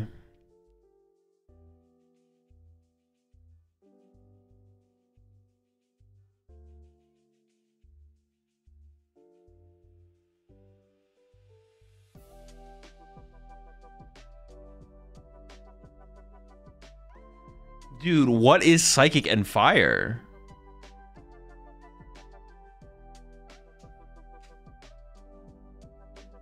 All right, I'm gonna look at chat for this. I'm gonna look at chat.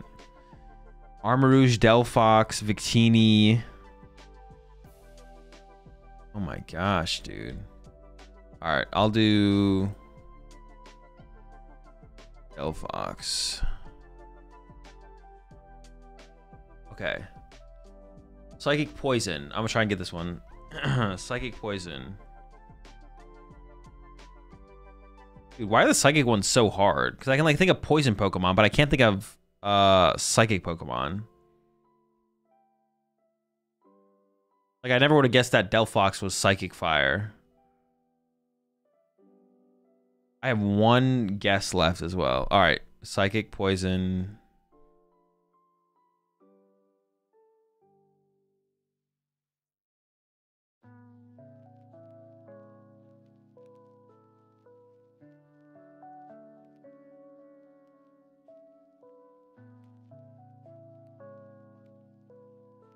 Dude, I don't know. I have no idea what psychic and poison. I'm looking at chat again. Monkey Dory. Monkey Dory, psychic poison. Pecharunt. Gengar. Is Monkey Dory actually?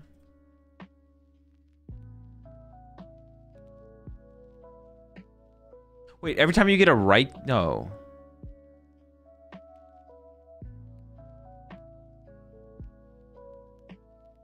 Wait, every time you get a right guess, it uses a guess? Oh, I thought it only used a guess when you got a wrong guess.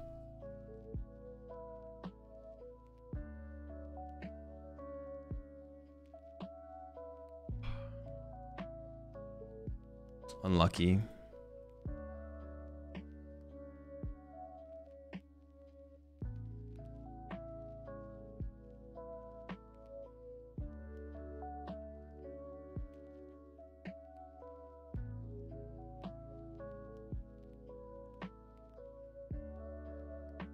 Even Pokedogu, Monkey, and Guardy are next to each other.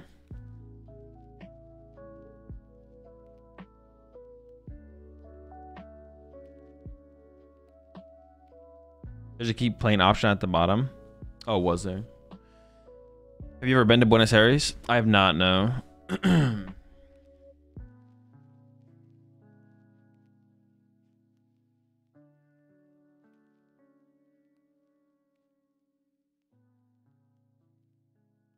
Oh, look at the options. Oh, wait, you can like see the...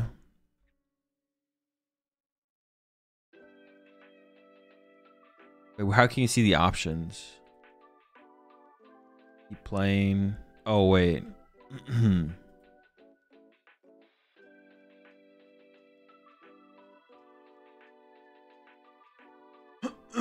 Delphox, Mega, Delphox, Armarouge, Victini, Darmanitan, Zen. Wait, what is a Zen Pokemon? Zen mode? Is this like a new thing in the new game? Wait. Wait, what is a Zen? Least common. Zen. Oh, it's just the opposite order. What the heck? Monkey Dory. Girna. It's a form. No, it's not. That's fake. Zen mode's not a real thing. You're lying. I don't know why you guys are lying about Zen mode, but you are.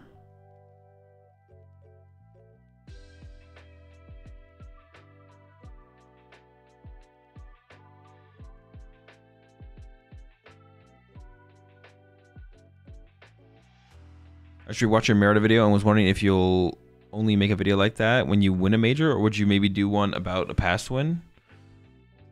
Potentially, yeah. There's no real restrictions on what I would make the videos about.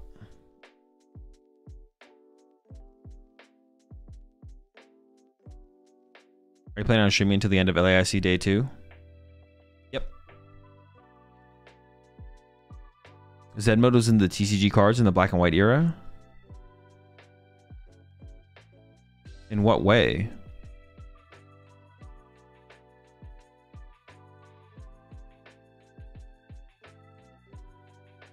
Because there was a Psychic Dharma in black and white set? Oh, you mean just like with its artwork, but there wasn't actually a thing like that, right? It was just like a reason to give it a different type. What do you think is the most annoying deck to run into the ladder, and why Alakazam? Into on the ladder, why is it Alakazam? I mean, I don't know why it would be Alakazam. I don't know. I don't find any deck overly annoying. Oh, I guess kind of Pult, to be honest. Pult's just annoying. I'm just tired of Pult, man. I'm sick of it. I'm over it.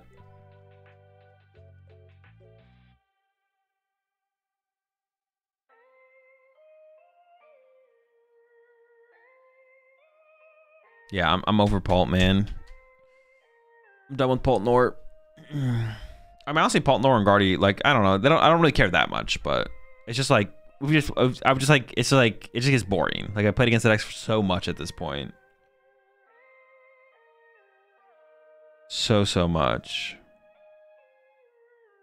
It's just a little boring. It's a little boring at this point.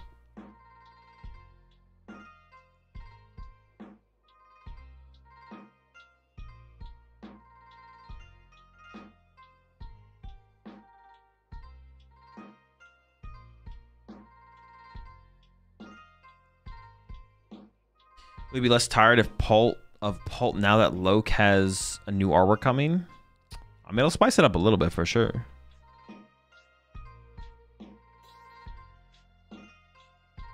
Think it's now cringe to be a Dragapult or Guardy player? No, not really.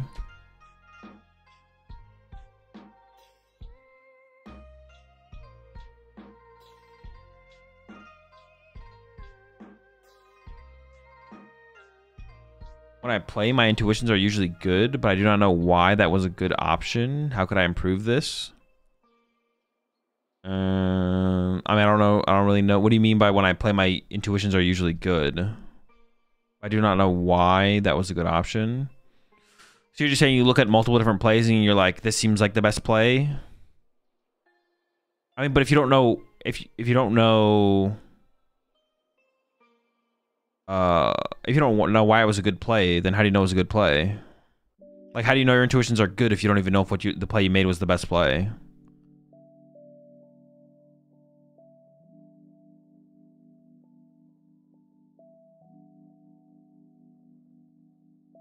It sounds like you're winning enough games where you think your intuitions are good, but you can't know unless you know for sure it was the best play, right? Unless you're having someone unless you're having someone like confirm for you, right?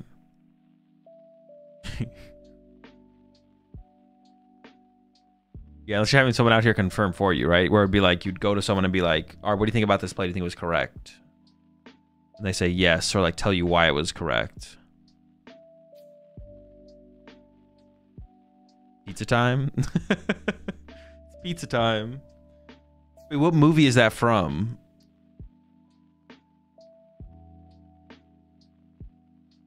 Need a Rat Pack t-shirt for Melbourne Regionals. Do you have a store online to purchase? No. Soon, though. Spider-Man. Oh, yeah. Spider-Man 2. Yeah. The merch should be coming, hopefully, before the end of the month, for sure. I'll have some merch up. Yeah, Spider-Man 2. I remember now. How is one player 701? The other is 821. It's just not correct. What's it called? Just incorrect on the thing.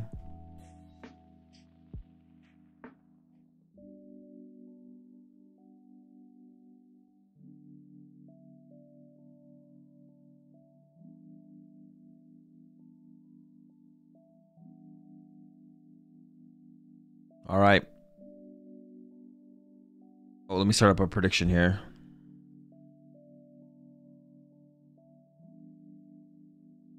All right, prediction is up. We don't quite know the decks yet, so if you want to wait to see what the decks are before you put your Bulu Bucks on the line, or if you're just feeling risky, you just want to put it. If you liked how one player was pile counting over the other, but it looks like it is Golden Go on the right-hand side. I'm not sure about the left-hand side, though. We'll see. This might be something you don't think about or a dumb question, but would you like your feedback here? Is it worth investing time into learning a brand new deck archetype upon its launch? Mega Sharpedo, or is it smarter to wait until other people do it later on in case the deck is currently a wash?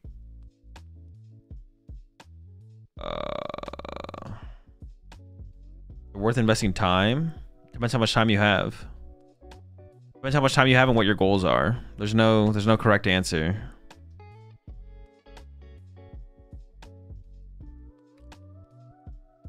Yeah. All right. Nest Ball or Fighting Gong, I can't tell. Or Artisan, that could be an Artisan. I actually can't tell. But Soul Rock discovered.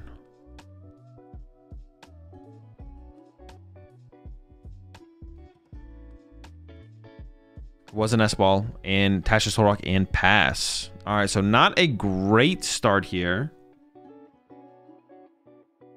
Looks like maybe some Guardy action on the other side though. Monkey Dory with a basic dark.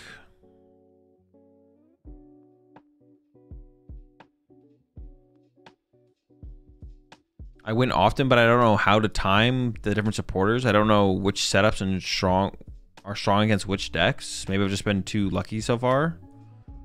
It sounds like you just need to play more Pokemon, to be honest. You're just not playing. You just haven't played that many games.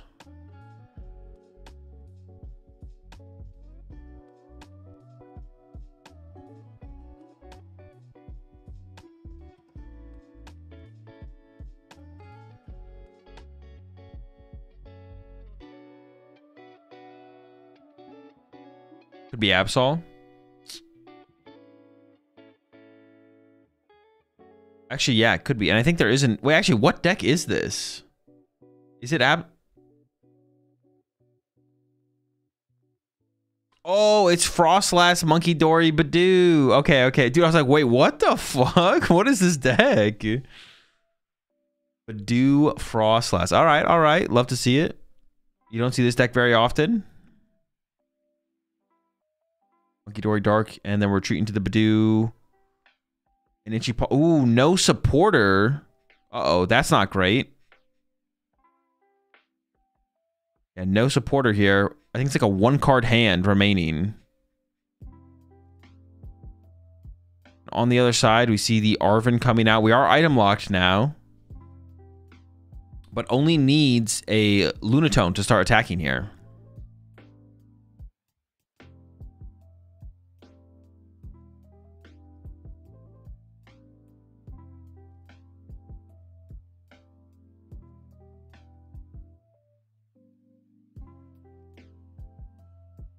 Metal to the active and Justin to the minor errand running okay.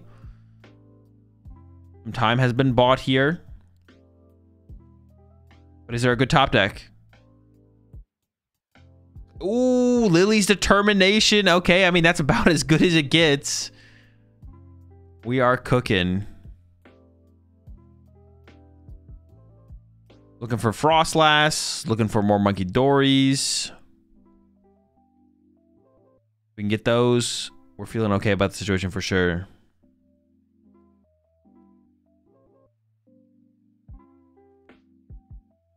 Is it Frostlass, Monkey Dory, or Grim? Frostlass, Monkey Dory.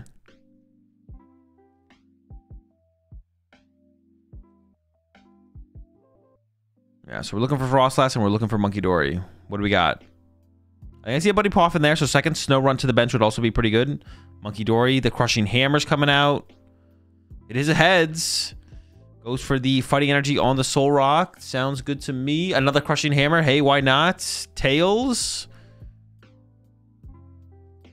And then Badoo for 10. No Frostlass yet. But there's no abilities developed on the other side, so it's not as... I mean, there's not as much value to be gained there, but... Just attach into the minor errand running. Okay. Can we find a Frostlass this turn?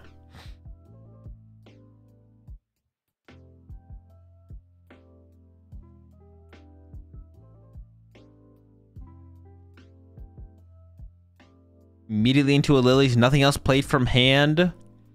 Once again, looking for Frostlass. Looking for Dark Energy. Another Monkey Dory wouldn't be bad either.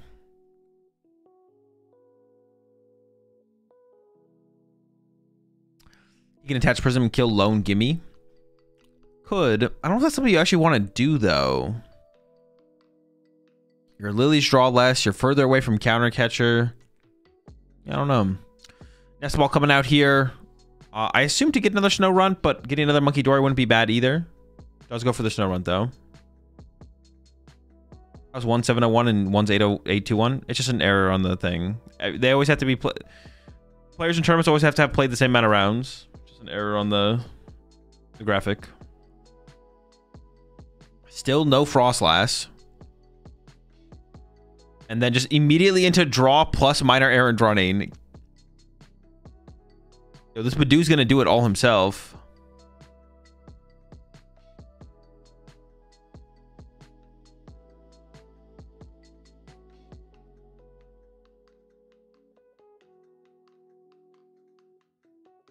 Draw for turn is an air balloon. There's an Arvin. They already played the Ultra Ball. Usually this deck only plays one Ultra Ball, though. He's going for the Secret Box. And then a Bravery Charm. Bravery Charm on Badoo is pretty good here. It'll survive a Soul Rock Punch. And then... Ooh. Are we just playing the Secret Box? It looks like it is. Yeah, Secret Box is just getting played aggressively here. I'm curious as to what we're actually going to get off this right now that would actually make us want to play this turn. I think this might be a misplay, to be honest. Like, what are we grabbing here? Why would we... Getting Secret Box is fine, but just wait for the next turn.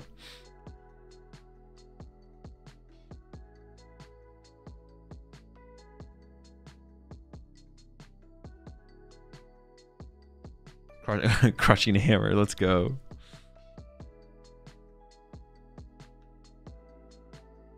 Ultra? No, the Ultra already got played on turn 1. There's no Ultra Ball in the deck. I think it's a misplay to play the Secret Box there. It's not going to be a super big deal, though, because there is no hand disruption on the other side. So and now we see a Badoo again, up to 4. A million energies in the hand here. And just pass. Doesn't even minor errand running. Just immediately into the Lily. Doesn't even play the Crushing Hammer. Shuffle, draw on 6 more.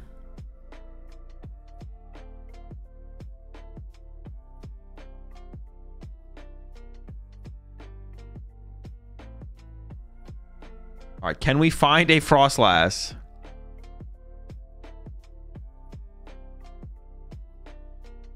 Dude, still no Frostlass. Nitros are coming out. I assume for a Monkey Dory. It's a little weird to get the third. I mean, maybe the other Monkey Dory's prize, I guess. Oh, we get to set up an energy as well.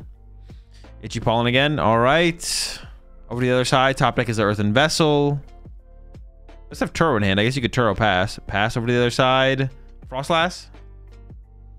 Nope. Immediately into the Iono. Okay. But all the energy's going to the bottom of the deck. Oh, man. Both prized everything? No, they're just not drawing into anything. Still no Frostlass? Dude, this Gimme Goal's actually going to get 7-hit KO'd. What the heck? This is so silly. This is actually just like a... oh, no, there's the Frostlass. Okay, we did find a Frostlass. My bad. This is a pretty silly game, yeah. One of the silliest games I've ever seen.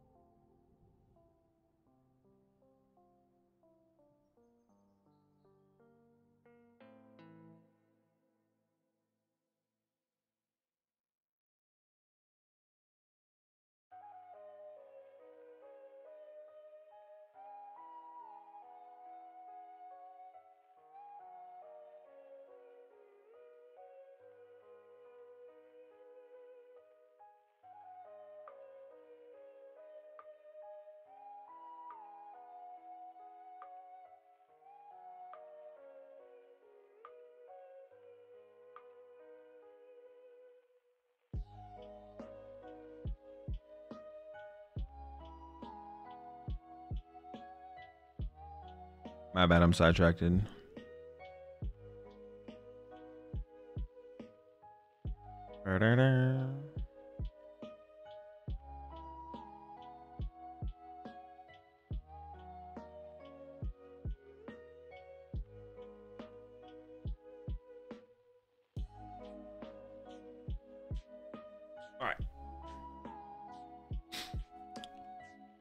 right, game over.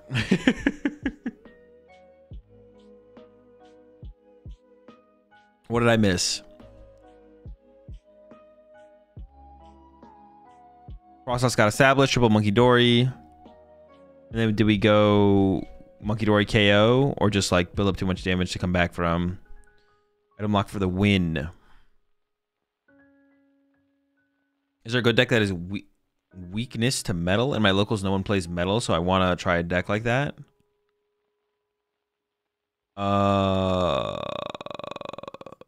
What do you mean that is weakness to metal?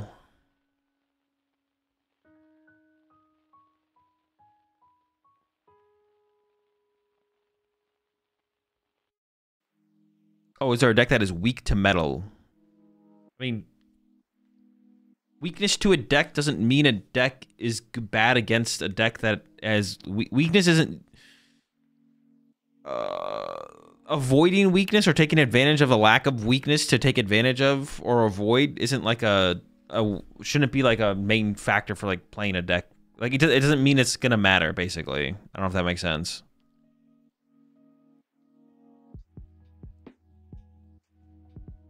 Like weakness in the PokemonTCG like does not matter. All right, going in with the nest ball. Probably you don't want to give the artisan access over to the other side unless you know you need access to it.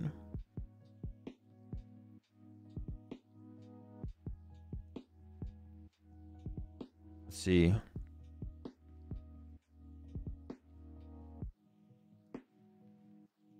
To the Monkey Dory to play around the Soul Rock KO, and there's the pass.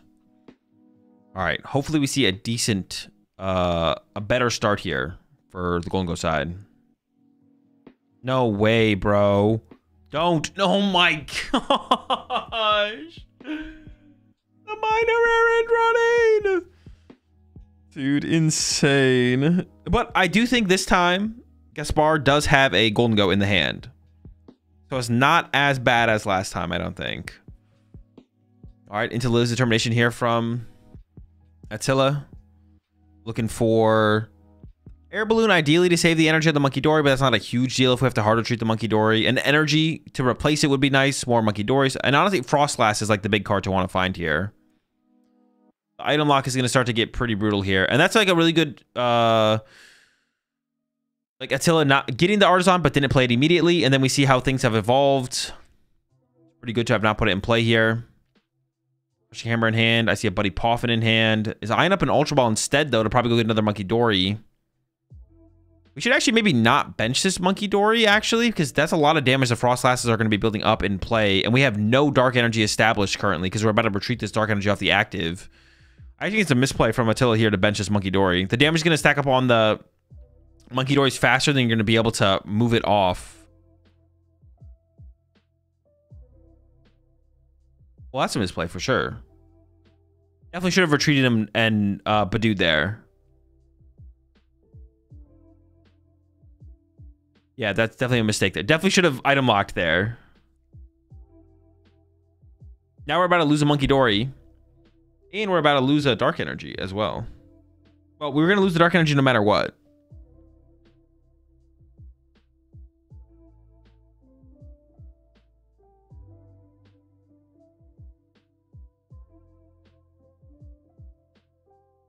All right, attach active. Plays the picnic basket. And then knock out with the Golden Go. From the Frost Blast damage in between turns. Yeah, definitely a mistake there on the... From Attila. Immediately top deck into Iono. I mean, the pressure from the... there was no other basics found, though, for Gaspar. So, like, it worked out. Like, the item lock... Gaspar didn't play any items that turn. So, it was effectively item locked without even being item locked. So honestly, the gamble there from Attila worked off. No dark energy for the Monkey Dory. Don't. Ooh, all right, I'd really. Oh, okay. We have Vessel. We have Vessel. Actually, I don't even know if I still like this Monkey Dory bench though. 2/2/2. No, I guess it makes sense. It makes sense. I thought we didn't have any dark energy. I didn't like it if we don't have any dark energy, but we do have dark energy, so it's fine. Was the basket there even worth it? It healed a little bit of damage from Attila's side of the field. So, like, the thing is, like, you're going to get item locked the rest of the game anyways, so it probably was just worth it to burn it out of the deck, to be honest. Like, you're probably never going to get access to a Picnic Basket ever again. So, thinning it out of the deck so it's not a dead card seems good. Yeah, probably worth it, to be honest.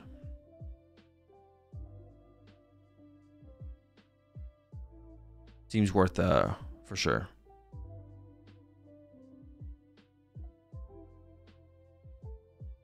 You like Crushing Hammer on that list? Not really, no. But it might be correct.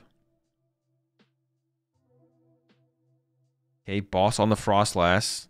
And then benches the Soul Rock. I don't think Gaspar has a way to KO this Frostlass here. And actually, TM Devo currently removes the only Golden Go from play. So that could be a play here from Attila. But you probably don't want to use your TM Devo that aggressively. Just want to get back into the item lock and keep stacking up damage with Soul Rocks and Frostlass. Best bread for a breakfast sandwich? A bagel. Ooh, the Artisan play there from Gaspar. I don't really like that. That kind of gives Attila just access to a third Monkey Dory. Like, unnecessarily, it feels like. Now Attila can move 6 from the Monkey Dories onto the bench. Sourdough, the fuck? For a breakfast sandwich? Nah, a bagel's better. Sourdough's the best sandwich bread, but specifically a breakfast sandwich. Gotta be a bagel.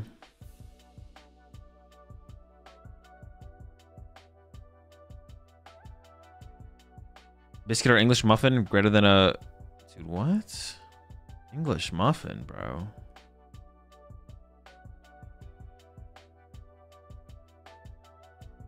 What are we doing? All right, there we go. Badoo Punch. Frostlass ticks up again. UK food. I wanted to say that, but I wasn't for sure if like English muffin was like a UK food. You also put beans on your English muffin. Oh my gosh. All right, we finally got a Soul Rock set up here from Gaspar. Gonna get the KO on this Badoo. The rest of the hand is still pretty weak though. And now we got a Lunatone in play, but that Lunatone's going to start to rack up more damage from the Frostlass. Still not looking good. Tuesday.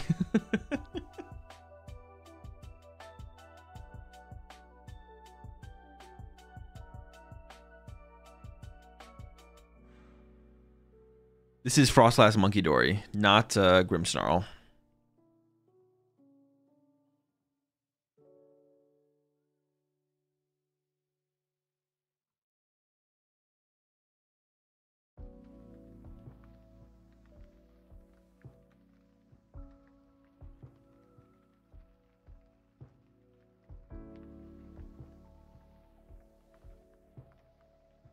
All right, giving it some thought here. Looks like he's going to come... thinking about it.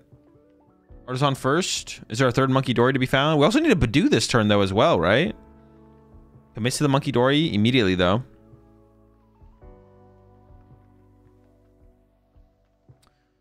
Does this run the Ting Lewis? I have not seen the Ting Lewis so far. Nitrogen for a third Dark Energy, so 3 Monkey Dories set up now. And then into the Lily. So no Badoo for sure, but triple Monkey, just chilling behind triple Monkey Dory doesn't also, it also seems like it's not bad here, to be honest. I don't know if we need to Badoo this turn, although it probably wouldn't hurt. How does this deck beat Kang Absol? You don't, you just lose. Oh, oh no, wait, we drew draw 8 there. I thought I drew too many. Nest Ball for the Badoo though, all right. Looking pretty good.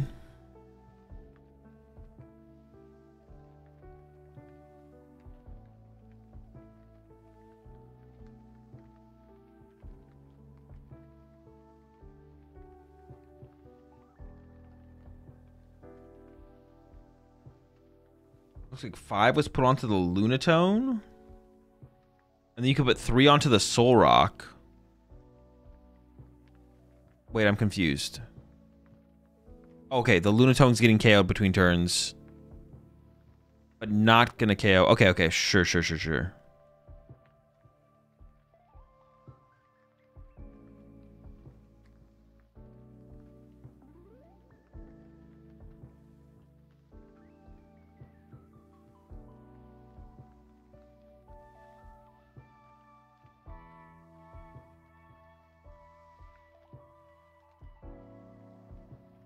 Does he have Psyduck for Dusk? I don't think so. I don't think there's a Psyduck in there. Maybe though.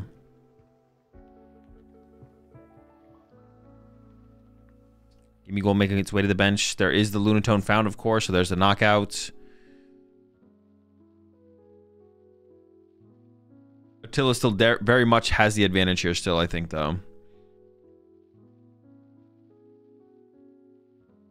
3 Monkey Dory set up. Gonna be able to pressure that Gimmighoul on the bench. And then ideally Badoo to KO the active, I think, but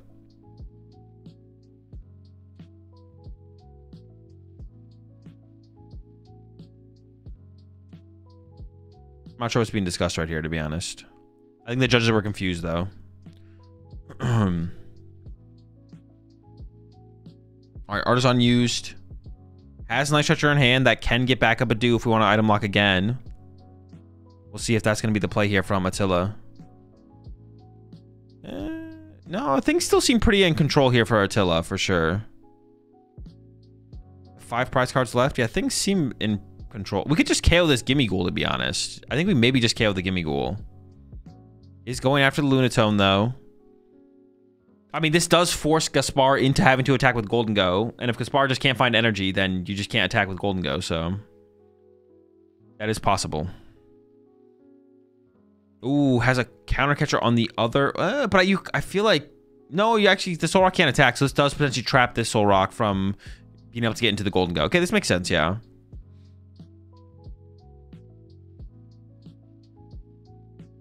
Alright, Genesect comes down. That is another liability on the bench, though. The damage is going to start to rack up pretty quickly on that.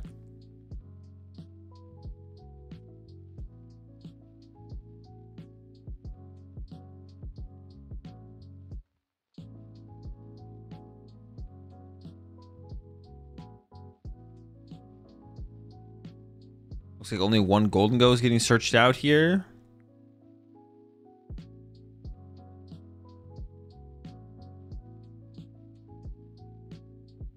Okay. Go to the draw for 1. Yeah, what are we looking for here? We're looking for... Golden Go number 2 is in play now. If we don't take a knockout... Okay, there's Turo, but I don't think it leads to a KO this turn. Yeah, it's not looking great still for Gaspar here. Needs an Artisan. Another Gimmighoul could be found here. I think you kind of have to get another Gimmighoul here if it's available.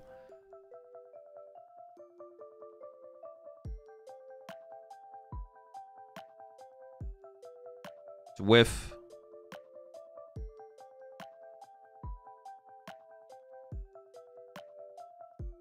There's the Turo to reset the Golden Go, but no KO this turn. I don't think Attila's too concerned about that happening, to be honest. Why is Attila 701 and Gaspar's 821? How? I mean, some people just like to play more rounds. So, like, even when the round is over, like, you can, like, choose to, like, find an opponent who wants to play another round and just play another round with them. So, like, once Attila was 701, Gaspar decided to play a couple extra rounds just to, you know, he's, like, playing Pokemon. But you don't have to, like, they're not, it's not necessary. It's just if you want to. Gaspar's just a gamer like that.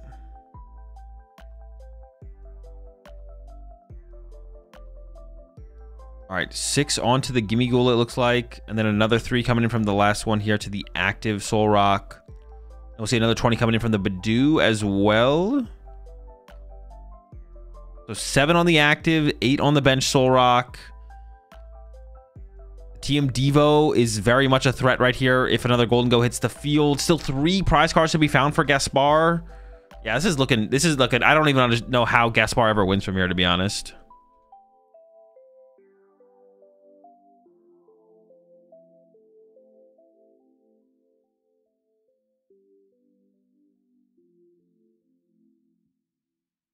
we're evolving it. We're drawing more cards. There's a fighting and a metal energy in hand, but I don't know if there's a way to move the active Soul Rock. There might not be. It might just be stuck. Now TM Devo removes both Golden Ghosts from play. And he backs it up. I mean, I don't blame him. It's pretty cooked. No KO that turn. That's too much. It's too far. It felt too far gone. Even if you took a KO this turn as Gaspar, I think it was too far cooked. Too far cooked. Too far gone even at that point. Seemed pretty much impossible. All right, let's take a look at the standings. So that was Seniors Top Cut, or Seniors Finals, excuse me. We're getting ready for Masters Top Cut here. The matches might all be complete. It looks like it is going to be a 10-person cut here. Oh, both Canadians losing the winning in. Jackson and Kieran. Where's Kieran at? Jackson and Kieran both lost their winning ins, it looks like. So no Canadians in cut, but Dre did make it in there. Holding it down for the U.S.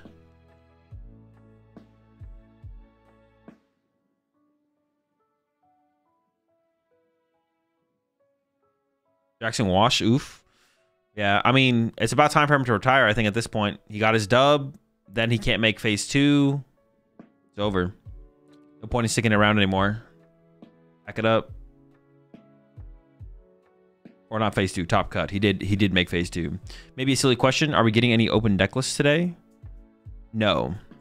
The first open deck list tournament will be Toronto, with it starting in asymmetrical cut. It'll happen at Toronto in asymmetrical cut. Did Maraudon make it? There is a Maraudon in cut, yeah. We saw the winning in, yeah. Canadians taking over Vegas instead? All right, chill out. Wait, whoa. Calm down. There's plenty of Vegas still to happen. Plenty of time for the U.S. players to beat the Canadians, as they will, and as they should. Doesn't Dre live in Cali? Choosing Buenos Aires over Vegas is wild. I mean, if he's going to LAIC, it's kind of like on the way, right? Also, you can you get to go see Buenos Aires, vacation a little bit, see, maybe you're going to go somewhere else in Latin America. I assume that's the reason that Kieran and Jackson went as well.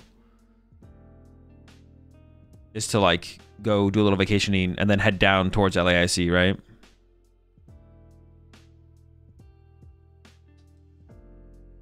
Dre lives in Florida. Oh yeah, he's not in California anymore. Did you see the new Team Rockets cards? I did, unfortunately. I wish I could unsee them, to be honest.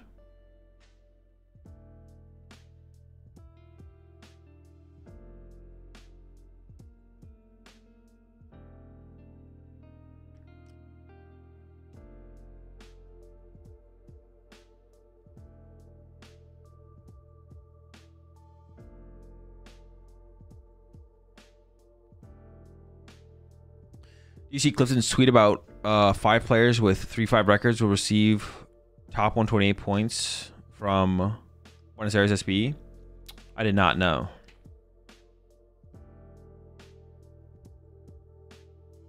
I did not.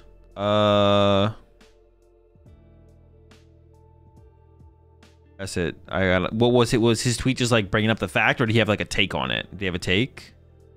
Let's see if he had a take.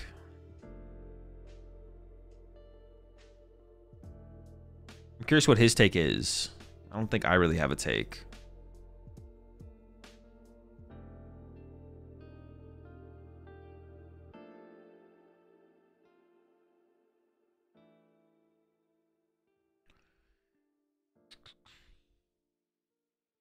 Five players in Buenos Aires SPE received top 128 championship points for 3 match wins in 8 rounds of phase 1. It's like players will need 29 match points, at least 9 wins for the same championship point results in Vegas phase 2. Oh, sure.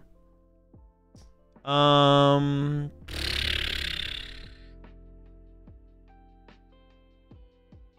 mean, the question just is should championship points scale with tournament size?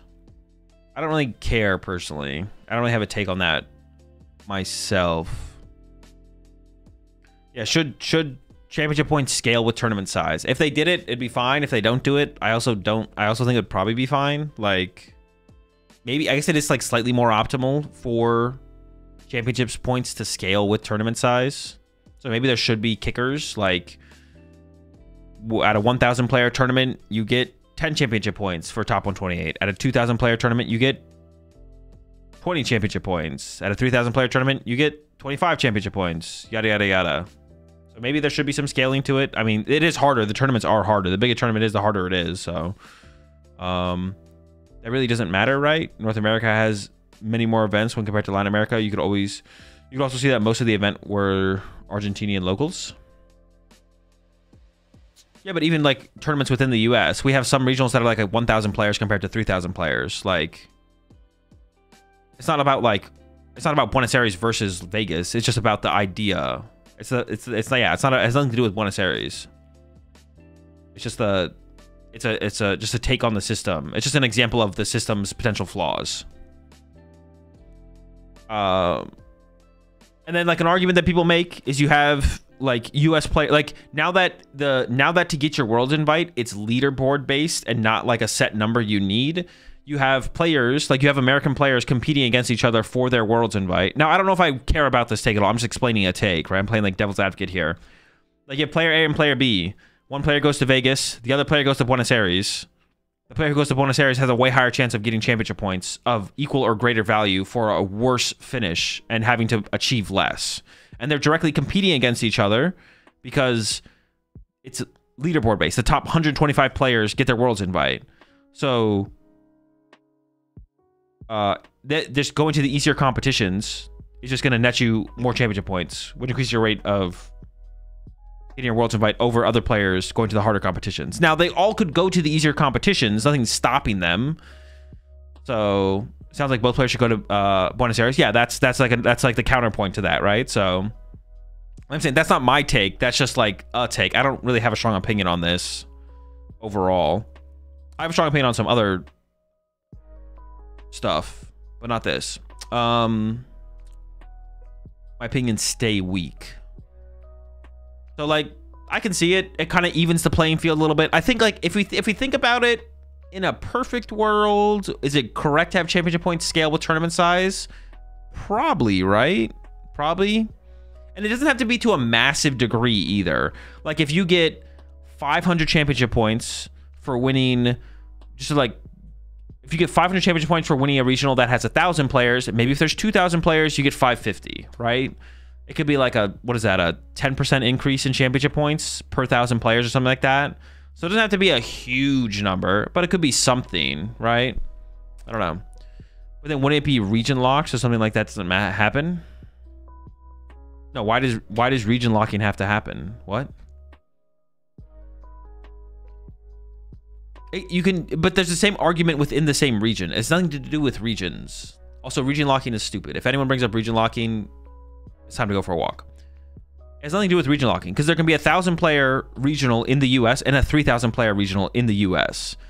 And you need drastically different records and performances to achieve the exact same amount of championship points. It's nothing to do with regions. I don't know why this is becoming a region discussion. But no money payout for SPE? It doesn't matter. It doesn't change anything. Won a cup with quad Psyduck yesterday? That's what I'm talking about. You also get 1K regionals, no shot. I like Vancouver. I'd have to look at the numbers for Vancouver last year. Some of them are like the West Coast one, like Vancouver, Portland. Maybe it's just Vancouver now. I'd have to find the numbers for Vancouver last year. Vancouver is the one though. Portland was 1688. Wait, was there a Vancouver last year? Am I trolling? Oh, I'm looking for the I'm looking for the US flag and not the Canadian flag. I mean, it's just another of our tournaments that we let them host in their country, but let me see. Vancouver. Vancouver had 1314. So it's over 1,000, but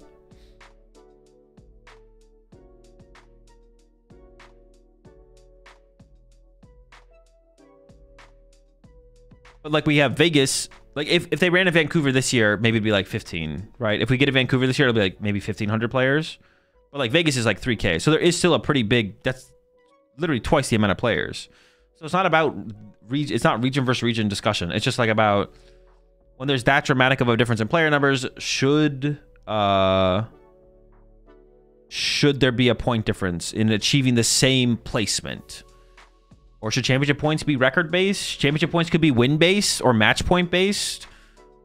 Those are all things that could be a thing, I guess, right? Maybe match point. Maybe it's you get championship points based on match points until top cut, and then top cut takes over or something. There's ways that you could refine it further to make the system more fair for sure. 100% championship points should go up in scale. Yeah, it seems reasonable. Like, yeah, if I like, I don't have a strong opinion on this personally, but like, if I think about like in a perfect world, should it be that way? Probably. I don't think it's that big of a deal one way or another.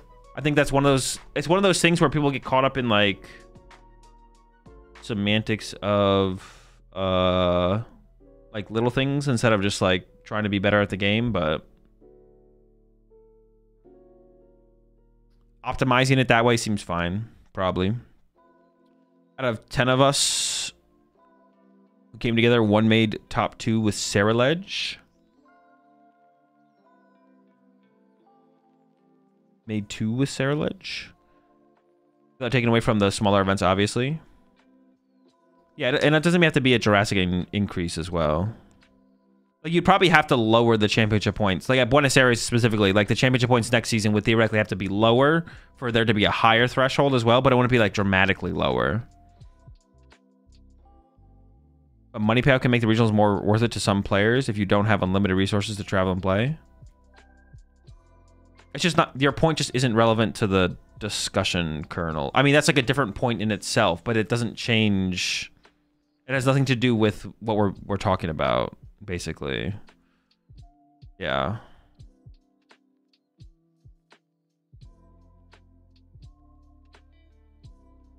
Have you seen the new Rocket Tantra? I have, yeah.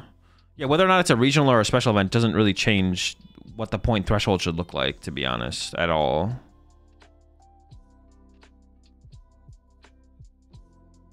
Any reason no online tournaments are held like? What do you mean, like official online tournaments? Well, PTCG Live just isn't in a good enough spot to like hold official online tournaments for the most part. So it's like not even something worth considering right now. They need to get PTCG Live into a place where it's stable enough and consistent enough that we could like consider running tournaments on that. Oh, like for VGC. Yeah, like it's just not stable enough. It's just not consistent enough. VGC's ORC percent at Vegas. I haven't been able to check. No, it didn't make the day 1 or day 2 phase graphic. So we'll have to wait until after the tournament to see what it ended at. It's definitely less than 6%, both in phase 1 and phase 2. We've got some time now. Can you show us the new cards mentioned all the time? No, we already look at them. They're just, go to Poke Beach if you want to see them. There's nothing interesting. They're just garbage.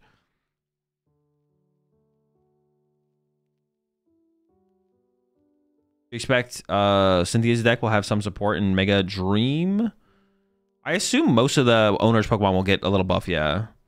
We're saying as money payout could be a factor in player turnout if championship points were at scale.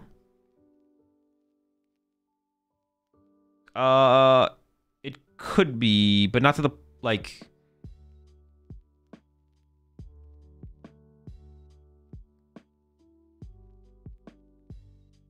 I mean, it could be, but we already kind of see that happening. Like, it's not going to change attendance at events, though. All the events are like... If Buenos Aires gave less championship points in Vegas, that doesn't change Buenos Aires capping out, and it doesn't change Vegas capping out either, right? Yeah, there's not going to be like a big shift or change in the attendance of these tournaments at all from this adjustment. Like both tournaments cap, or if people go to, if like neither tournament caps and more people go to Vegas and Buenos Aires, there's still the same amount of people playing Pokemon on the weekend, right? Like it doesn't really change anything in the grand scheme of like growth and people playing the game overall. There should be championship point online tournaments because we won't have to drive to our locals. At some point eventually, yeah. We should get to the point where that happens, but PTCG Live needs to be worked on quite a bit more before that actually happens. This event consists mostly of locals and players who are grinding for their Worlds invite. Yeah, but that's my point, Colonel. That if Buenos Aires gave less championship points than Vegas based on size, that's not going to change people showing up to Buenos Aires, right? Because it's like there's still only one major tournament happening in that region on this weekend. It's still going to cap, and people are still going to show up and play in it. That's what I'm saying. Like, the prize money doesn't make a difference. Like, that's not a factor. Or if that is a factor... Well, I mean, special events don't even give prize money anyways. Yeah.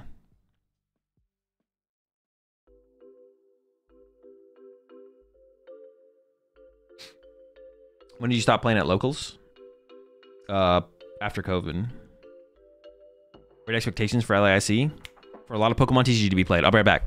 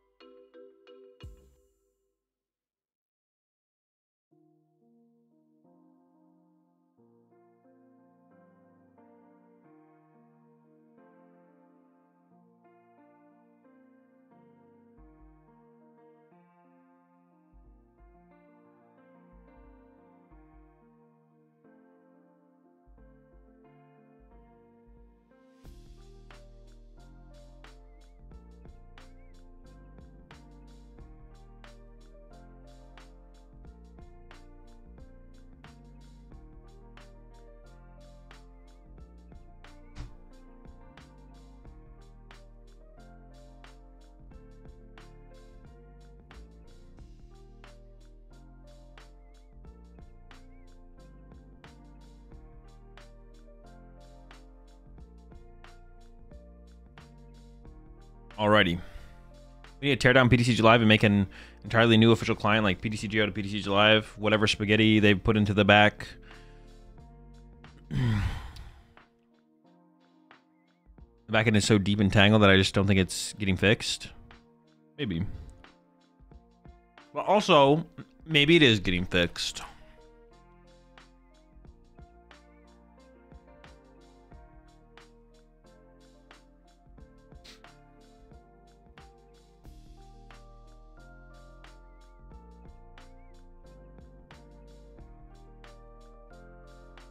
I pay a monthly subscription for a usable client. I mean, all they have to do is put microtransactions in the game to like generate some kind of profit for it. But I wonder if they're not allowed to do that. Like the Pokemon company doesn't want them to do that, like make profit off of the client. That could be one of the things holding them back maybe from doing it. Or what it seems like is like they can't create original stuff for the client as well. So maybe that's another reason that they don't think microtransactions will be profitable. Because like all the artwork that is used in PTCG Live is like it's like already official stuff. None of it's original to just PTCG Live. All the Pokemon stuff in PTCG Live is like just rehashed Pokemon stuff. So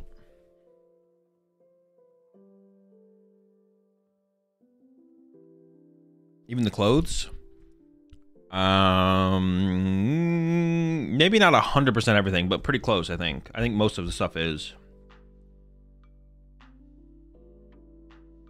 Dre isn't cut after a 0-2-1 start. Did Dre start 0-2-1? All right, Latias start here for Jonathan, Arvin plus Latias. I guess that is the Absol deck, right? Mega Absol. Jonathan Belushi. Wait, isn't there an actor named Jonathan Belushi? There's definitely a Belushi that's an actor. But is it Jonathan?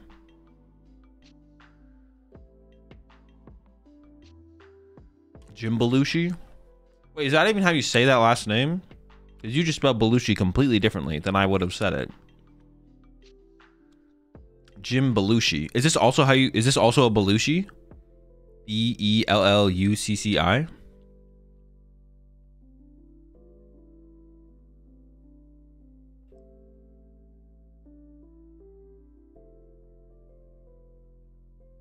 It's more pronounced like chi, like Belushi.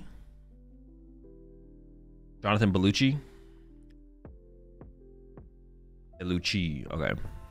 Belushi. All right, I got it.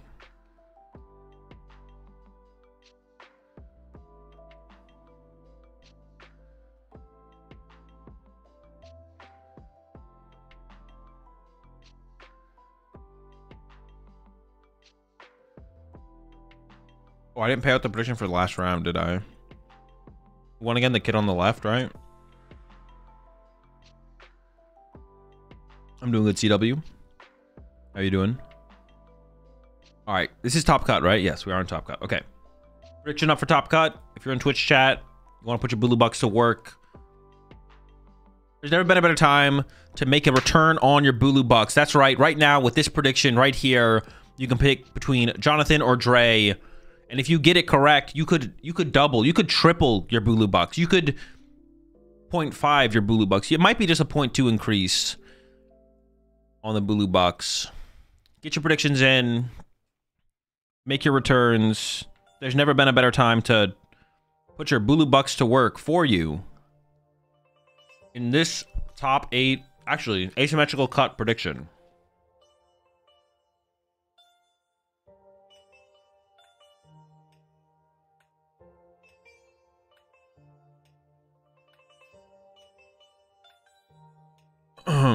All right, so what happened here? Jonathan went first, attached to Latias.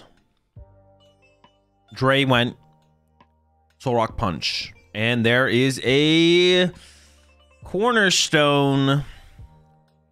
And then into the Artisan for a Monkey Dory. Does Dre have answers to Cornerstone? And how many Cornerstone does Jonathan play? Are song requests on? Song requests are not on. I still have to fix that. Actually, I could set that up between rounds, to be honest.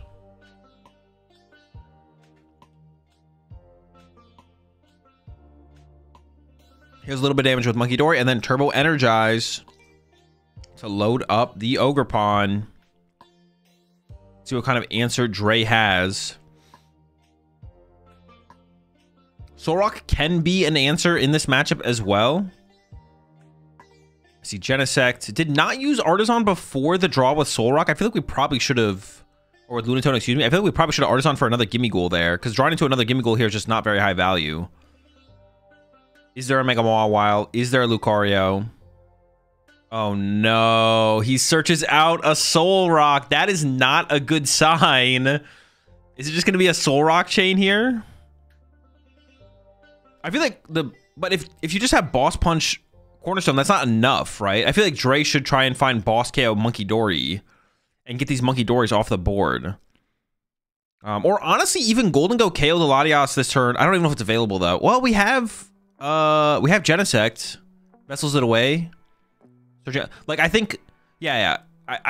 Dre going Prime Punch Cornerstone is not enough here. Like, we should definitely play for KO on the Monkey Dory or KO the active first with Golden Go, and then go in. If we only have, if Solrock is Dre's only answer to Cornerstone, we need to wait to go into the Solrocks until we've used Golden Go to isolate the Monkey Dories and stuff like that. But if it's literally just going to be Prime Cornerstone here, then the game's already over. All right, the game's over. It's over.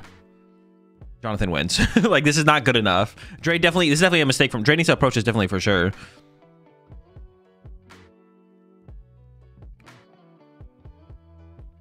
Definitely needs to like run. Even if he can't get a KO with Golden Go this turn, he needs to wait. Yeah, if you just go in like this, here we see second Monkey Dory getting set up from Jonathan. and you just already lost. Like, you have to get some pressure with Golden Go first and then go into the Soul Rock chain. But you can't commit to the Soul Rock chain until you've dealt with these Monkey Dories and stuff like that. I wonder how much recovery Dre plays. Do we have the Lana's Aid? Do we play the Super Rod? Is it just a Night Stretcher? Dre might play the Mega Mawile still as well, but it might be prize. But that's more of a reason to just draw prize cards with Golden Go as well. It's just KO Latias, KO Monkey Dories. Make that the priority.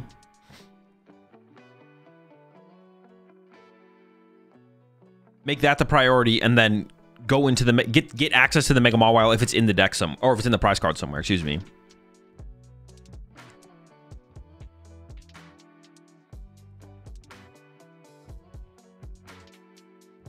Oh, we don't have... Ooh, we whiffed an attachment for... Wait, actually, what the heck did we get off the... Am I trolling?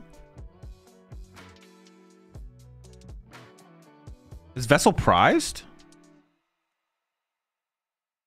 Because Vessel's always infinitely better here. Vessel must be prized or already used or something. It's got to be prized. Yeah, Earthen Vessel is infinitely better there for Jonathan. All right. Soul Rock KO'd, damage pressured onto the benched Soul Rock. I mean, Dre definitely misplayed last turn, but we need to see him make the pivot this turn. Like, you have to get into... Well, he already discarded the Genesect, though. I don't even know if we have access to a Golden Go here. All right, here comes the Lunatone Cycle. Okay, there's the Golden Go. I don't know if we have a Metal Energy. But we need to go after these Monkey Dories or the Latias. We need to draw prize cards. We need to ignore the Cornerstone for now and then try and deal with it later. And we do see Dre making that adjustment now, playing the Prime Catcher. Golden Go to the active, going to take the knockout on this Latias. Just giving a thought as to what to discard here. Is that a Psychic Energy? No, it's got to be a Metal. All right. Mega Mawile one time. Please.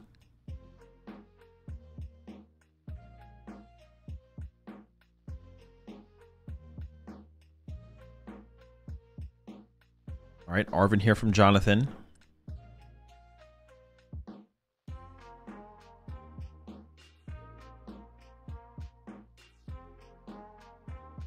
think just making sure the damage is correct. Countercatcher and Bravery Charm found. Countercatcher is active. And as far as Jonathan knows, especially for how Dre played out the early game, Soul Rock looks like it's the only answer to Cornerstone, so this makes sense for Jonathan just aggressively KO this this Soul Rock. One less Soul Rock for Dre to get value out of. And that's 2 Soul Rocks gone. We don't know the recovery that Dre plays. Another Dark Energy found as well. Second Monkey Door setup. Chasing the Soul Rock. And Jonathan's just not going to bench anything else anymore here.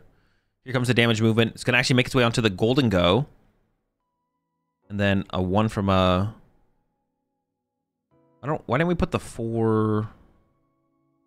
Should we go on like 2 and 2? All right, KO and Soul Rock. Prize card, Dark Energy, top deck. Wedding Gong.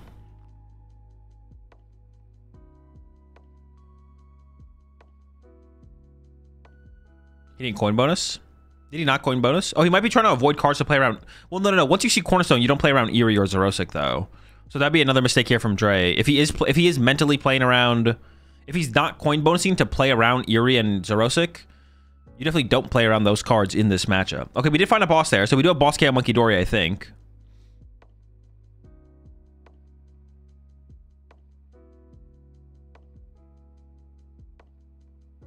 Going in with the Gong.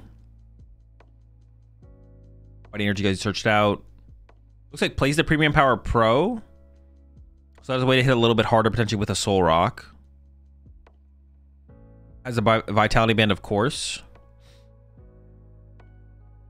I do see the Premium Power Pro in there, but I mean that's not going to be that's not enough damage to overcome the Cornerstone with 2 Monkey Dories and the Bravery Charm to back it up.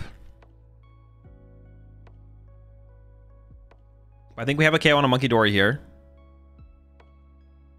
Jonathan put down another monkey. Yeah, can bench 1 more Monkey Dory.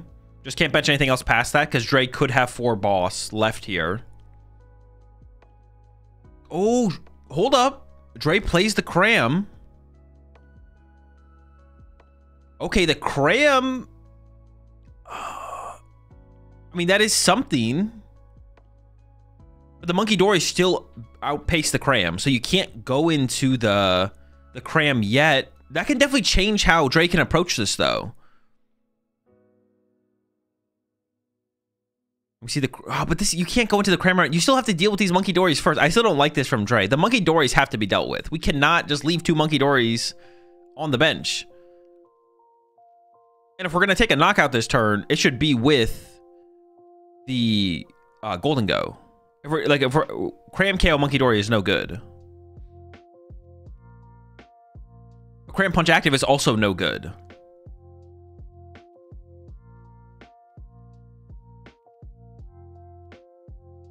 Actually, active punch for 120. Yeah, 120 is not good enough here, though.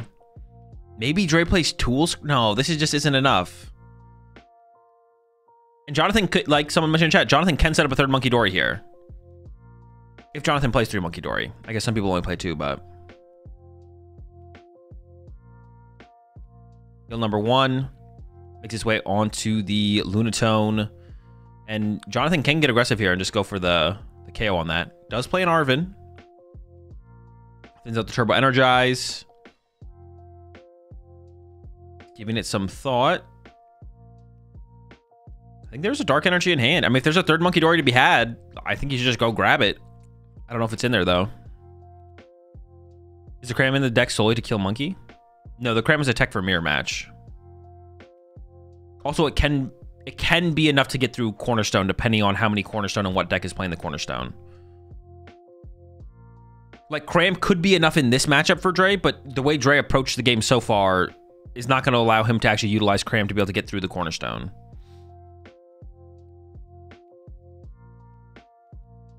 Also, Rod is gone now. It's kind of cooked. Yeah, the Rod was definitely a mistake from Dre as well, right? Because we could have gone Rod into back-to-back Crams. So definitely another mistake there from Dre. The way Dre needed to approach this match was, as long as there's prize cards on board that Golden Go can KO, use Golden Go.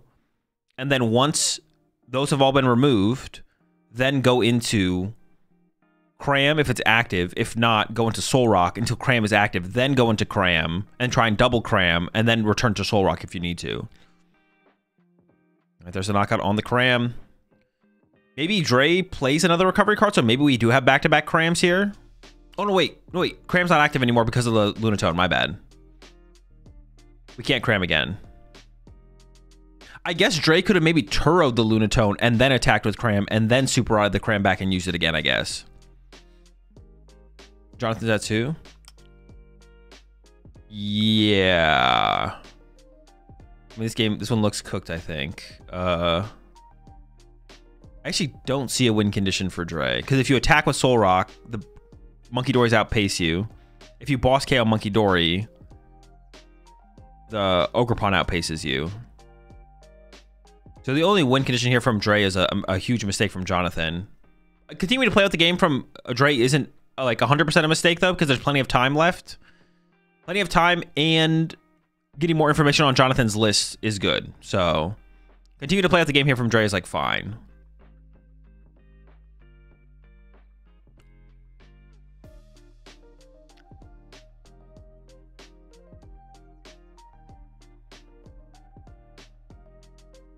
This ball getting used here. Fine, Ursaluna. Well, attach E-Switch will win the game here. And if Jonathan doesn't have that, this is a pretty big mistake, but I'm assuming Jonathan has attach E-Switch. There's the attach. There's the E-Switch. Retreat and Ursaluna. Close things out. Jonathan gets the dub here in game number 1. Okay. No dedicated counter for the Cornerstone matchup makes this really, really hard for Dre. If Dre plays, you know, Mega Lucario, Mega Mawile, a dedicate, like, Cram is not enough to feel confident in the matchup. Does Dre play the Eric attack? If he does, he approached that matchup really poorly. If he plays any tech card, the way he... No, wait. If he plays any tech card or doesn't play any tech card, he approached that matchup really, really poorly. No matter what. So, I don't think he does. I think he would have approached it differently if he had the Ericas. So, hopefully we see him adjust his play here going into game 2. Because despite not having a tech card in the matchup, he still could have played that way better in game 1.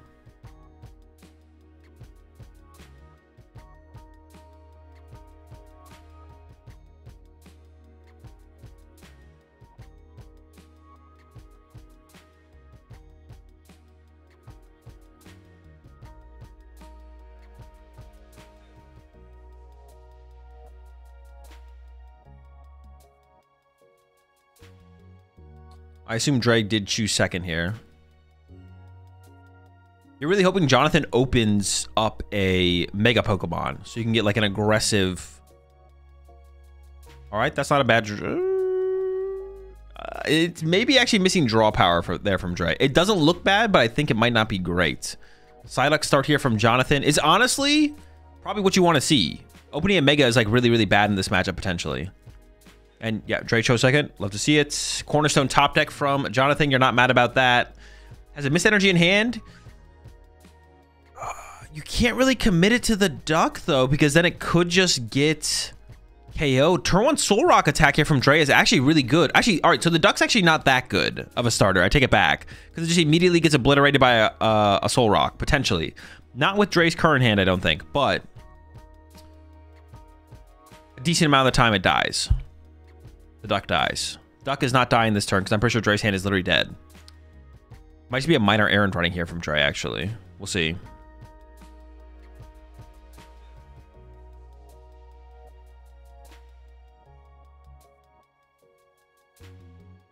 Went through with the prize check. I guess the best starter for Jonathan is probably a Monkey Dory. Or if Jonathan plays 2 Cornerstone, opening 1 Cornerstone and then accelerating to the other Cornerstone is also probably fine. I guess the Duck's not great, but you don't want to open a Mega. Like the Latias that Jonathan opened in the first game was like fine, I guess. It's like whatever. Lunatone search out here from Dre. Seems like he might be going back in. Maybe there is something in the hand to work with. Oh, there's a Vessel. Okay, then I actually don't like the... why are we discarding the Gimme... I don't like this Gimme Ghoul discard either. Dre is so... in the first game as well, Dre just like had no... Well, maybe the other cards in the hand are too valuable. I could see that. But yeah, I don't like the Fighting Gong play there from Dre because now if we top deck... Well, we could have left the Lunatone in the deck and then we top deck Lunatone, the Fighting Gong can find Soul Rock, and then we have draw power active. So we shouldn't have played the Fighting Gong here as Dre. We should have just gone Vessel, Minor Errand running. And maybe bench the second Gimme Ghoul. But if we have to discard the Gimme Ghoul, that's fine. I think there's a lot of boss in the hand currently. You don't want to lose your ending boss's orders, so that makes sense to not get rid of the boss.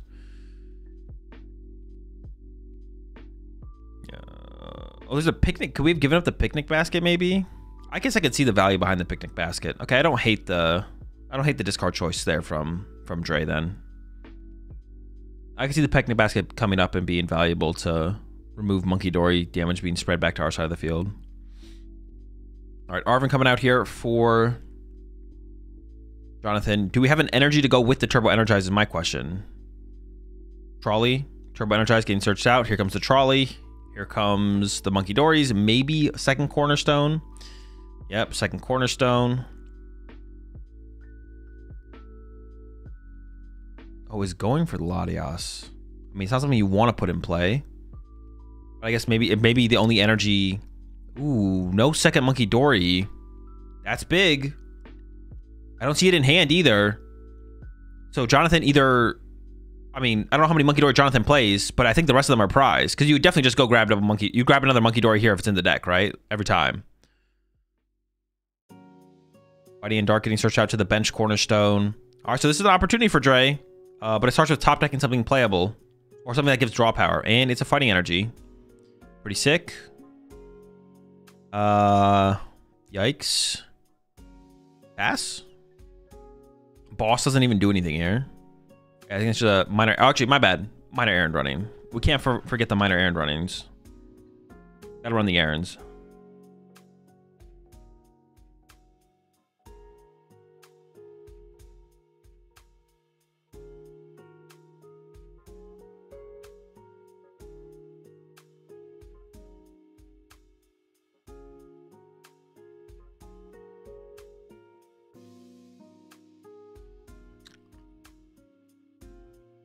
I mean, Dre must have just forgot about Latias, right? Because using our prime catcher like this... Oh, No, using the prime catcher, like, well, I guess, like, is Dre trying to get the Lunatone into the active, I guess? That's the only reason to do this, right? We could have just harder treated as well. What am I eating? Potatoes and eggs.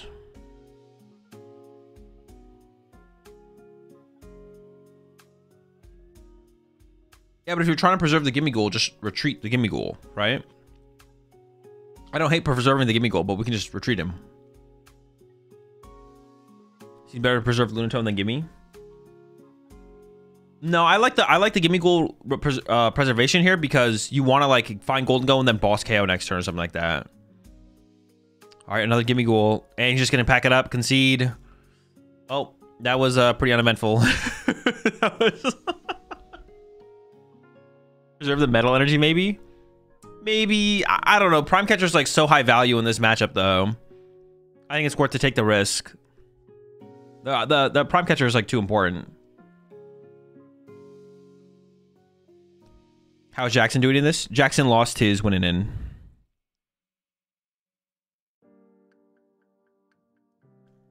Well, yeah. Even though Drake didn't have a tech, it definitely would have been nice to see a little bit more back and forth. It would have been nice to see like Drake draw cards and like play the game. Would have still been tough, but he's got the cram. You know, he's got the cram, and hopefully had a better understanding of how to play the matchup after that first game. And we could have seen we could have seen still like a decently interesting game for sure, if Dre hadn't just effectively dead drawn.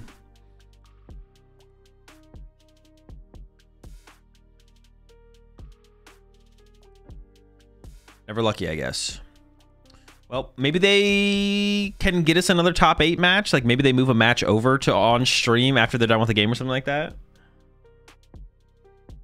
And all North American players bounced. Yep. No more North American players in cut. I don't think. Nope. Oh, they're all done.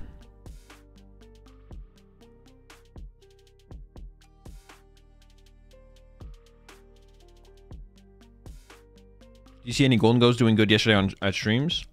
Not on stream, but there's Golden Go doing good at the tournament.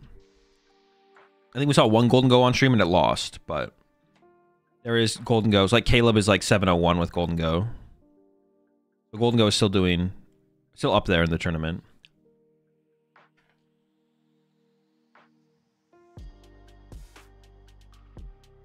What's better, a stage 1 Lopunny or Mega Mawile with 2 energy costs? I don't know. I haven't tested the Lopunny. Have not tested it. Also, Mega Mawile is a 3 energy cost. Baniri could get KO'd before you can evolve into Lopunny. And Lopunny doesn't want to KO a Bravery Charmed Cornerstone. So there's like some other factors to think about, I guess.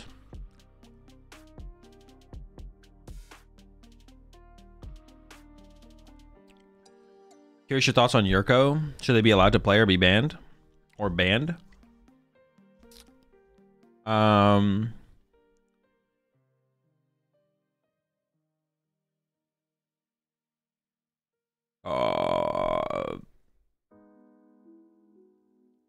I mean, as far as I understand, he was banned at some point, allegedly. Okay, if the situation that happened is true, he definitely should have been banned at least for a year. And I'm inclined to believe the situation that happened with Yurko, the tweet that happened, for sure.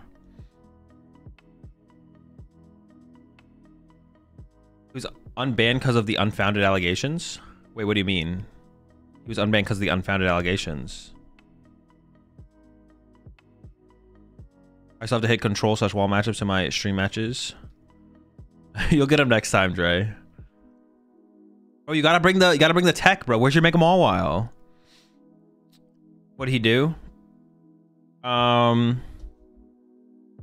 He got someone.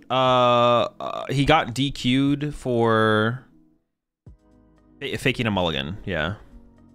Want to cram for mirror? I do think teching for mirror was a good play. I do think teching for mirror was good for sure. But you maybe have to. You got to do both sometimes.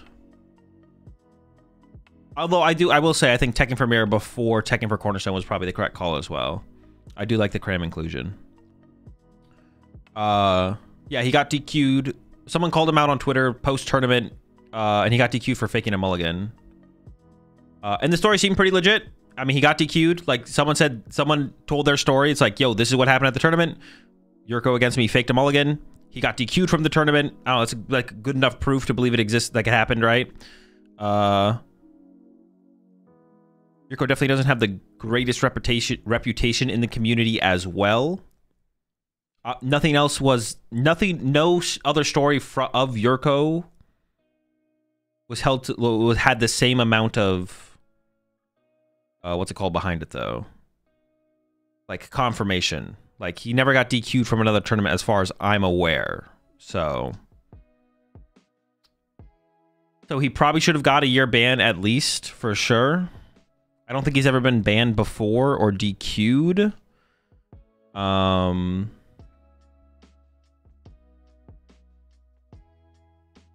Yeah, I don't think he's ever been banned or DQ'd before. So probably should have been a year ban, in my opinion.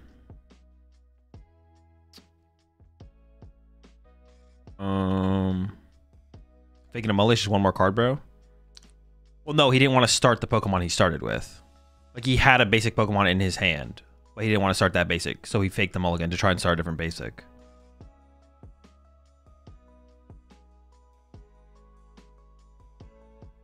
The judge that DQ'd him actually has a known history of DQing players from outside Brazil in Brazilian tournaments. I mean, I don't know anything about that. There's no confirmation of anything there. The story about Yurko is different. Someone said Yurko cheated against them, and then Yurko got DQ'd, right? Like, those are things that happen. Someone said Yurko cheated against me, and after the round they played against that person, they got DQ'd. Oh.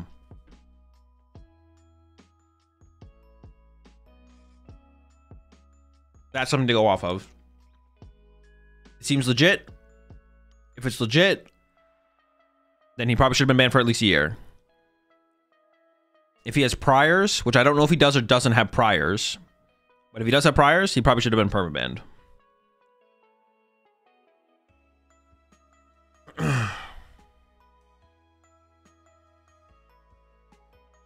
You think an MTG like mulligan system could lead to a better games in PTCG?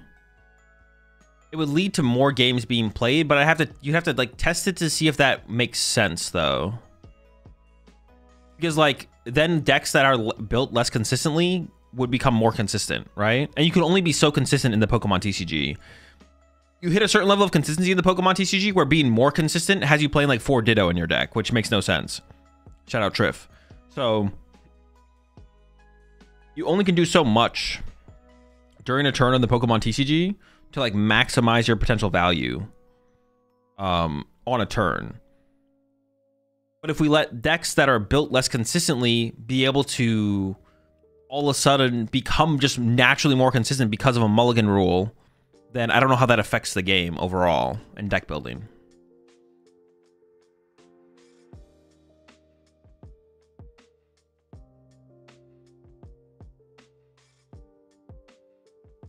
Well, the story's more complicated than that. How many people have you heard of being DQ'd because of faking a mulligan?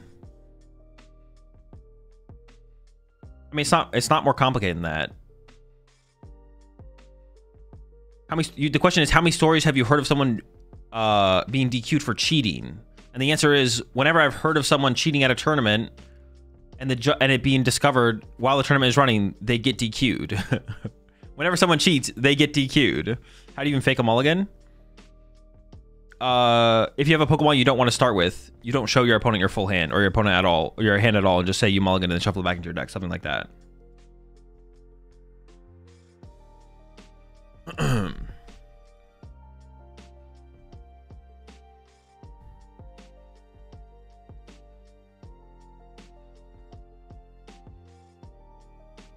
mean, faking a mulligan is cheating. Yeah, exactly. Like, I don't know what we're talking about here. Listen, I'm not saying like I'm given the facts that we have of the situation, player said Yurko cheated against them. Yurko then gets DQ'd from the tournament for that situation that came up. I'm likely to believe that he did cheat in that situation. Whether or not he truly did, I don't have 100% no, but I'm likely to believe that he did cheat in the situation. And if he did cheat in the situation, it should be a year ban at least. And if he has priors, it should be a permanent ban.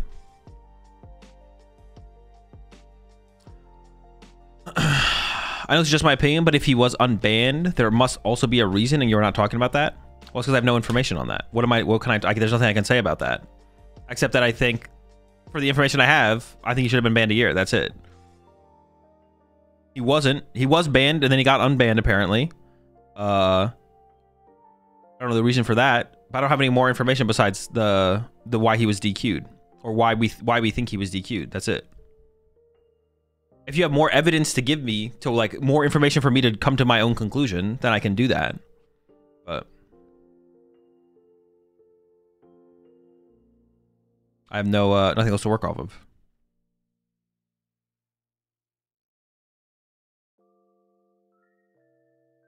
How can you improve in 10th though on someone that hasn't done it before? Mistakes can happen. Well, I don't even know. I can't tell if you're being serious or not, Magic Nick. Yeah. I can't tell if you're being serious. I feel like you gotta be memeing me. We're back to the nitpicky shit. That is such a weird POV. Is it just me or the lighting is dim? The lighting is dim, yo.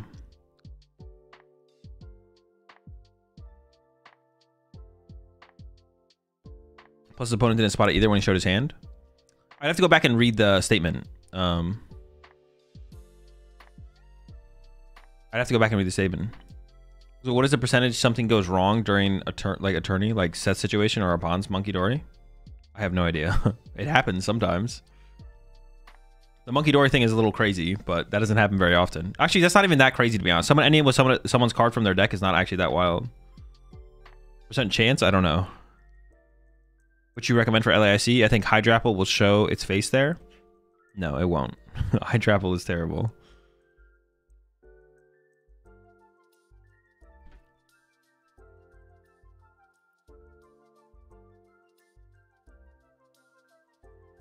Why's my Spotify lights just turning off? Dim lighting better than no stream for sure. Definitely. 100%. Listen, with all of that said, Yurko's here playing the game now. I don't have anything against him continuing to play the Pokemon TCG as long as he's not banned. He's not banned right now. He's playing the game. That's fine.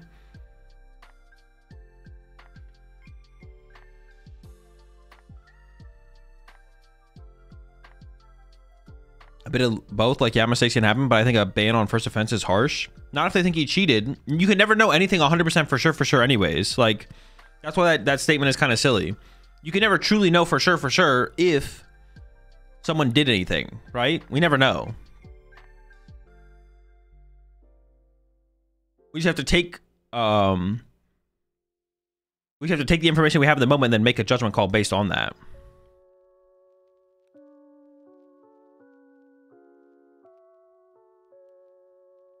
Like, if I think someone, like, let's say I'm the head judge at a tournament. If I think someone cheated, they're getting DQ'd and banned. Like, no ifs, ands, ups, or I'm not going to let someone back into a tournament if I think they cheated.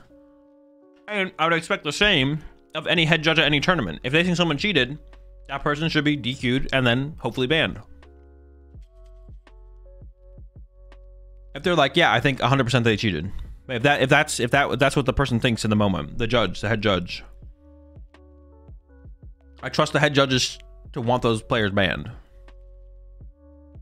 I'm okay with a second chance though. A year ban. If you want to come back after a year, sure. I think it's 100% true. Yeah, exactly. You can never know for sure about anything.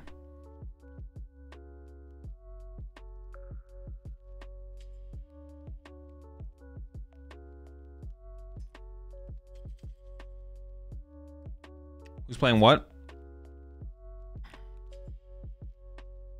Well, hang on, I can't get trolled here. Oh, the left did win, yeah. All right, it's paid out. New predictions up. Looks like the situation with Gabriel Fernandez and Zorak trades.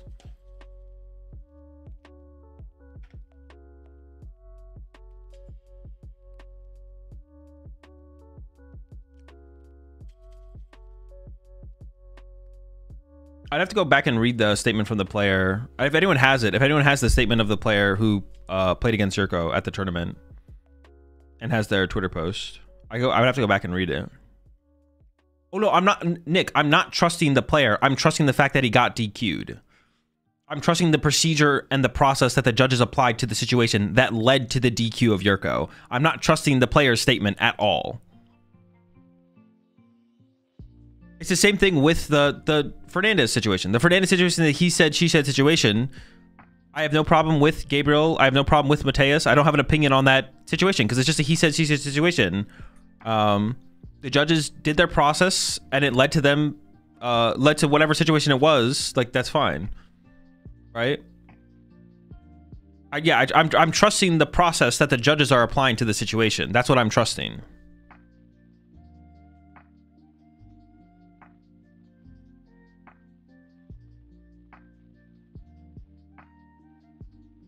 All right, energy to Kangaskhan and pass. So pretty slow start there from Jonathan.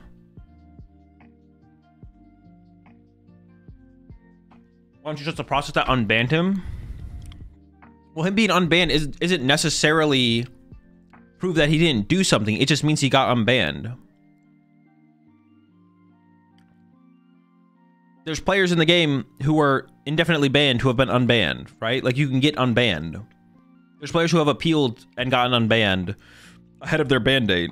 Like, him getting unbanned doesn't prove that he didn't do anything. It just proves that he's not banned.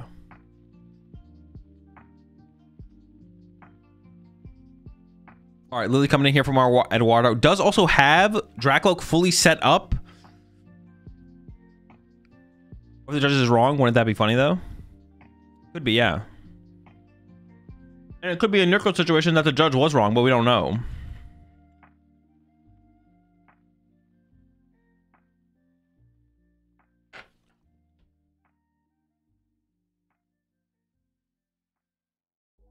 It proves that having a DQ is not enough to be banned for a year.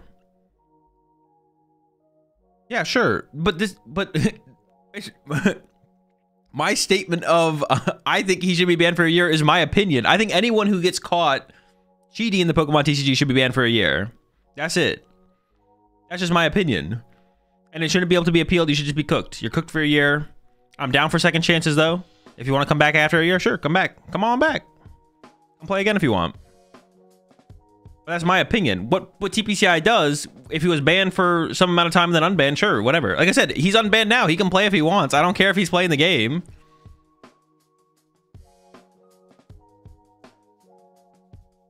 But yeah, I don't. He's back playing. I don't hold any grudge against him or anything like that. Or I think he should be. Well, like I think if you cheat, you should be banned for a year. The fact that he's not banned and wasn't banned for a year, I don't really care. Like, it's not like a big deal. But if you had me making the rules, that's what the rules I would apply. That's all I'm saying. Like, it's just like, yeah.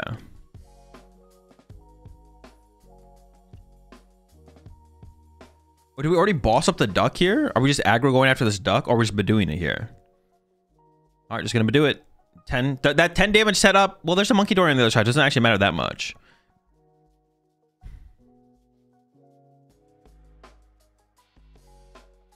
I think everyone should be banned for a year regardless of getting caught. Yeah, honestly, we all just need a break. We all just need to take a breather. We also need to take a break, take a breather. Everyone should just get banned from the Pokemon TCG for a year so we can just have like a reset.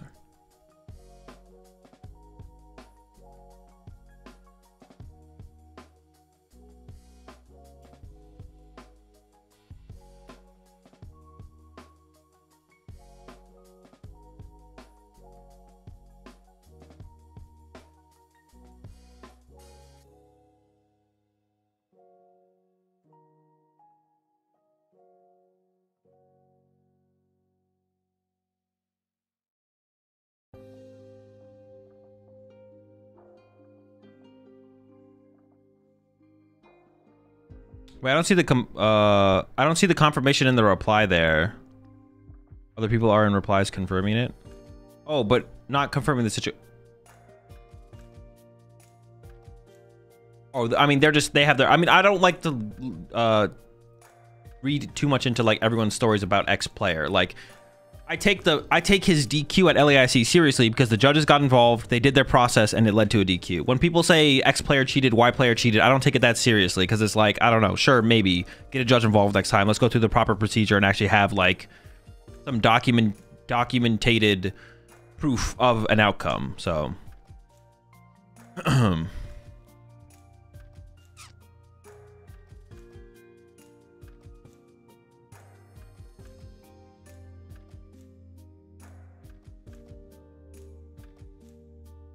all right, we got the Dragon Ball Punch this turn.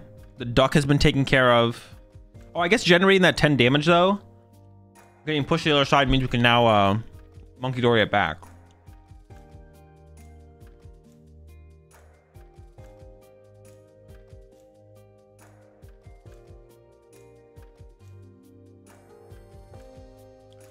Would having Battle Cage be more beneficial instead of Psyduck?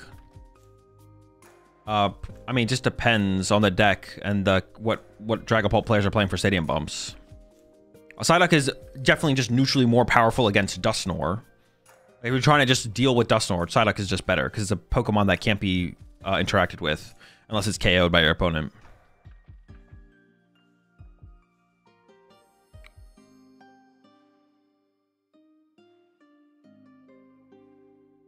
All right, there's a Kangaskhan for 2 from Jonathan. Does have an energy on active as well. Is Jonathan's like out here just to one-hit KO the active here? With energy switch and pray that's enough?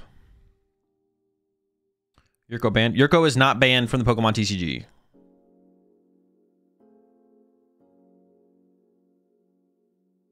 If someone's DQ'd from a tournament, do all the previous opponents get wins? No.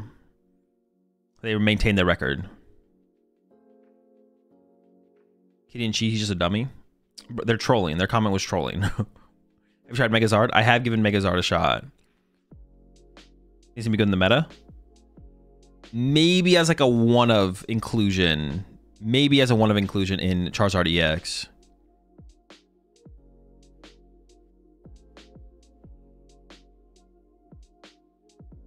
Okay, the Absol is actually getting set up here. There's the E-switch to it. I assume we're not going to leave the Kangaskhan in the active here, though.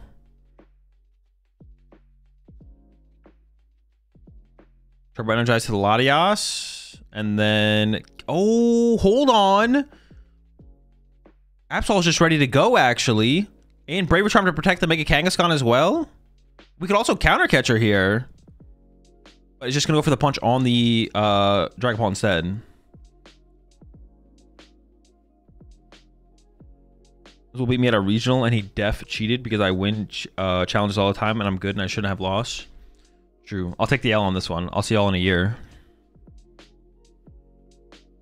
Need to find Stadium. Ooh, okay, I didn't realize that. There is a Jamming Tower in play. Good point, yeah. How do I recover from going 0-3 drop from my first regional? You can't. Like, it won't. Like, it's not possible. People have tried, but once you go 0-3, like, it's just over. That's to retire right now.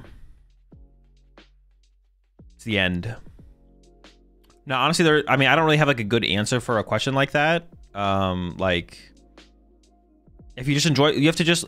Oh, I mean, the correct answer is, but the process, I don't know where the process comes from.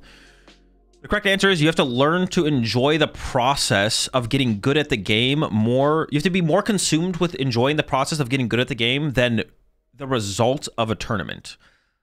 Like, you have to, like, caring about doing super well in the next tournament you play in, or winning a tournament, or winning a round, or winning a match, or not losing a match, instead of just enjoying the process of getting better at the game, will make the experience of getting better at the game and playing the game miserable in comparison to what it could be if you just learn to love the process of playing the game. So the correct answer is learn to play the Pokemon TCG and enjoy the process of getting better at the Pokemon TCG, and don't be consumed with the idea of the result, the end result. The end result of getting really good at the Pokemon TCG is winning tournaments and being really good at the game. But if you're only concerned with the end result, the process of getting to the end result will be miserable. But if you just enjoy the process of getting better and experiencing the Pokemon TCG, then the... Oh yeah, there's Jamming Tower in play. It just kind of dies. Then you'll enjoy the process. Then you'll enjoy the process that much more of becoming good. That's the correct answer. Now, the steps to get there and mentally feel mentally able to get there, I don't actually have a great answer for you, but that is the end goal. I was about to say we can use Monkey Dory here. I don't know where the 30 goes though. We could just we could honestly dump it all on Absol. Like put 8 on Absol and 10 on Latias or something. So when we attack with Dragapult here, put 1 on Latias and then 5 on Absol. Yeah, sure. I like that. At what point in regional do you drop and just do side events? I don't ever play side events personally, but I drop whenever I can't advance most of the time. Like whenever I can't advance, then I just usually drop. But I'm usually not hitting up the sides afterwards. Learning greater than winning? Exactly. Learning is greater than winning because if you learn, you'll win. But to enjoy learning, you can't be obsessed and consumed with winning. You have to be obsessed and consumed with the process of just playing the game and enjoying the game and getting better at the game. How often do people drop? It just depends. I know players who like never drop. They always, you know, they'll always play out all their rounds. As long as they have like friends still in the tournament or like the people they're traveling with still in the tournament. But like me personally, like as soon as I'm out of the tournament, like I can't progress anymore, I'll drop from a tournament usually. Sometimes I'll play like at Sacramento when I was playing Regidrago, I was enjoying playing Regidrago, so I played like the last round or two, but I couldn't like make money anymore or anything like that. Yo, appreciate the 8 months there, Dougie. What if I'm cocky and I already learned everything to learn? Well, you're trash, so this is definitely not true, so stop lying. But even when I can still... I play so much, I just don't, like, I personally just, when I can no longer advance in the tournament, I literally just don't care anymore. Like, I play so much worse. Even if I can still, like, get top 32 or something, I just play so much worse as soon as I can't, like, make top cut. Yeah. As soon as I can't make top cut, I just start to play worse. Because I just don't care anymore. In the beginning, did you stay? When I first started playing the game? I don't exactly remember, to be honest. But also, honestly, most of the regionals I went to, I almost top cut like every single regional I went to when I first started playing the game. Or close to it. No, not every single one. A lot of them, though. I'd have to go back and think about all of them.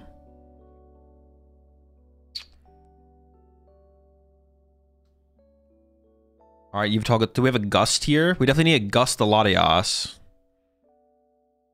But it's still 1-to-1 in Monkey Dories here, so you're not generating that much damage here from... Well, no, I guess you are generating damage here as Jonathan.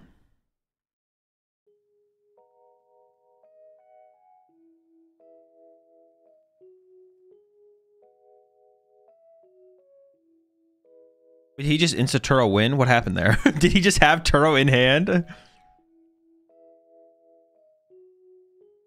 Turo... Oh, and then he packs it up. Okay, sure. I think as a beginner at a regional, if you don't make top cuts, it's worth it to play it out. Yeah, probably for the experience, for sure. Yeah, if you're like newer to the game, even if you can't progress in the tournament anymore, like if you're 3-2 and then you end up 3-3 and you can't progress to phase 2, getting experience just playing the tournament still is pretty high value for sure. For me, it's not. For me, there's no value really because I played so many tournaments, but yeah, definitely. If you're a newer player or less experienced, even if you don't feel like you want to, obviously, if you feel like you want to, then you will do it. But even if you're if you're a newer player and you're like, man, I can't get to phase 2 anymore, I'm 3-3, like, there's a lot of value. If you're a newer player, there's a lot of value in playing out those last couple rounds for sure to get more tournament experience. So you should definitely consider doing it. Go 5-3 to make it to top 512. Does that even make top 512 anymore? I don't even know if that does. Like that, I think there's like 512 people in phase 2 of Las Vegas right now. I guess for some smaller ones you would, yeah. So when you first started going to regionals, there were 5 people playing and 4 of them were playing for the first time. The tournaments weren't massive. Yeah. The first regional I went to, the first regional I went to was in seniors. I don't even know how many players we had. We had a lot of seniors players though, actually. The first regional I went to as a senior, we had like probably 75, maybe 100. And that's when regionals were localized too. Regionals were localized to just your region, and all the regionals happened on the exact same day. You can only go to one regional a season back in 2009, 2010, I believe, unless I'm misremembering. The first Masters regional I played in had like 175 players, I think. Maybe it was 275. I think it was 175, though. It was like 175 players.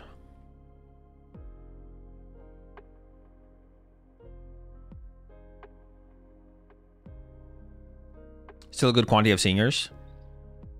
Yeah, honestly, for back then, it was still pretty good. Now seniors are like 200-ish. Yeah, so it wasn't too bad back then, to be honest. We had a decent amount. Depends on the tournament. At Milwaukee, it was enough. Okay, so yeah, for getting like the points, there's still maybe a point in sticking it out. All right, Jonathan is going second here. Eduardo, though, opens the Neo Upper and the Badoo and the Jamming Tower, which will shut down potentially the Turbo Energize here from Jonathan and make the turn one so much worse. What do you even do here as Jonathan? I just, yeah, isn't even going to try and find the Arvin because it just doesn't matter. You want to get off the turn one Turbo Energize here from Jonathan. So plays the Lily. We're looking for Turbo Energize, Lively Stadium, and Absol here from Jonathan. Or at the very least, we would just like to find... At the very least here from Jonathan, we would just like to find a Stadium Bump. And then next turn Arvin for Trolley plus Turbo Energize.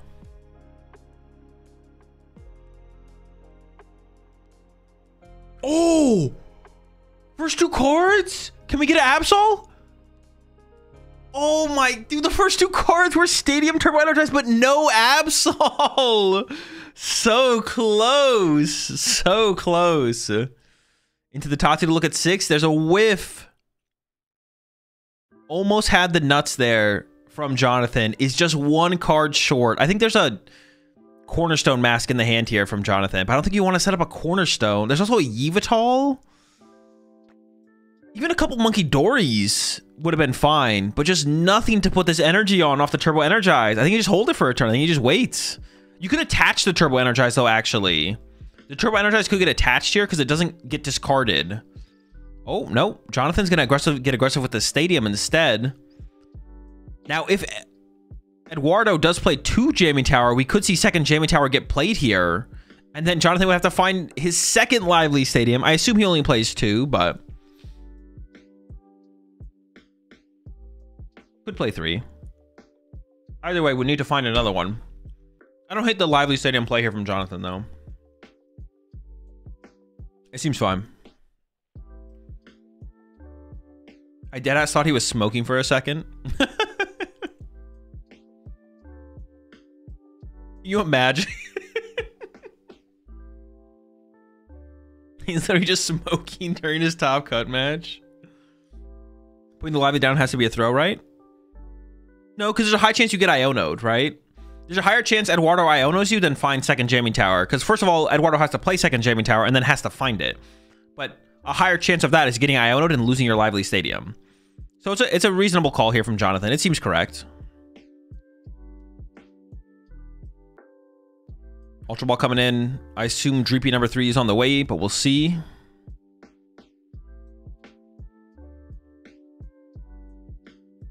Maybe it's something you find the second Lively to Turbo Energize.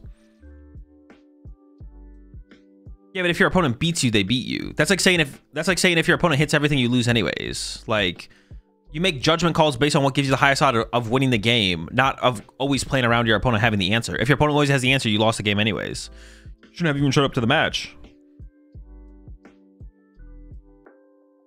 Your response can't be, well, if they hit everything, it doesn't matter. Your response needs to be, I think because of the odds that they hit the Jamming Tower, despite the odds of Iono being played, you have a higher chance of being able to find the Lively Stadium and be able to pull off your Turbo Energize on the following turn versus the odds of getting completely shut out of the game by the second Jamming Tower.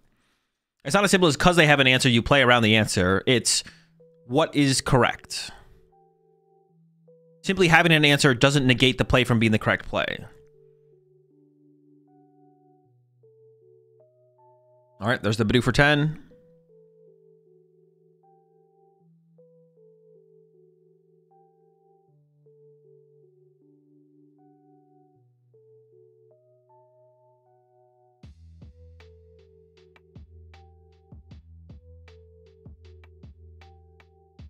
Eduardo does not know how to smoke it, moving around way too much. Rating Eduardo's smoke game. Let me see if the meta will change with Phantasmal. Probably not a whole ton. All right, it's just going to be a no turbo energize. Just going for the... Dude, this still seems so bad for Jonathan. Perhaps the Badoo immediately into the Hilda from Eduardo. Dragapult's on the way. Energy's on the way. Seems tough.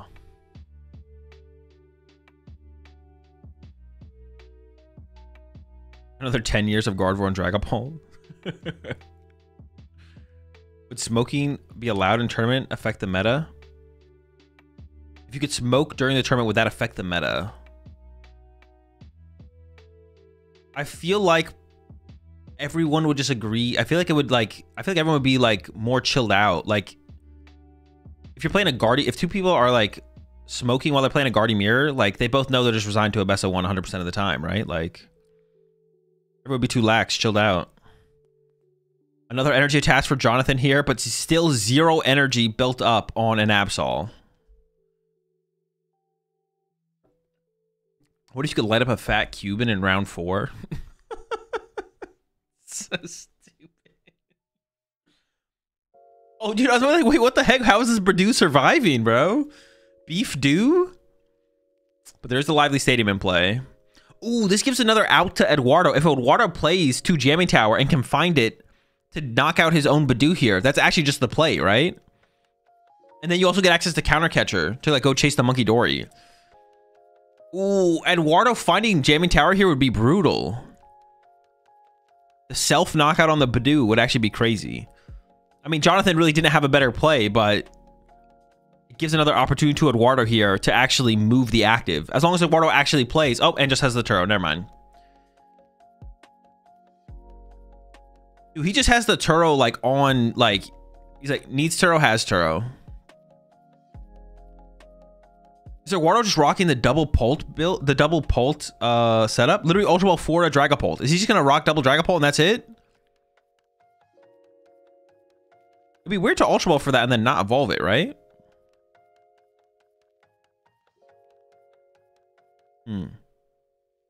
Goes for the knockout 6 on the dust side duck.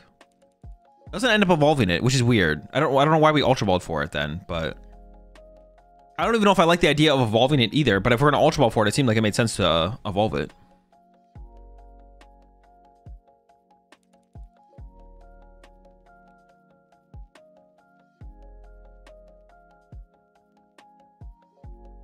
Thin out the deck. Well, yeah, I'm not against playing the Ultra Ball. It's just weird that we grab Dragapult over like a Dreepy. Yeah, I'm not against like Ultra Ball and away double Badoo and getting a Pokemon. But it does feel weird to have grabbed the Dragapult specifically.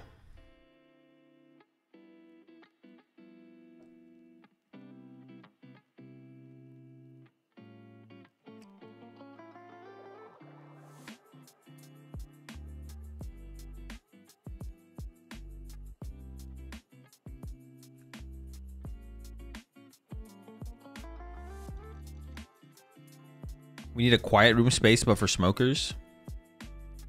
That's literally just the entrance to the venue at every single event is the quiet space for smokers.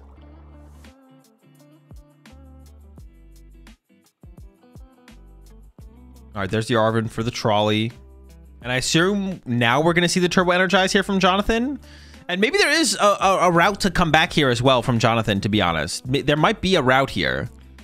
Absol finally gets searched out. I assume Monkey Dory. No, goes for the Fez. Second Monkey Dory, not higher value here. I guess I don't know fully what Jonathan's hand has.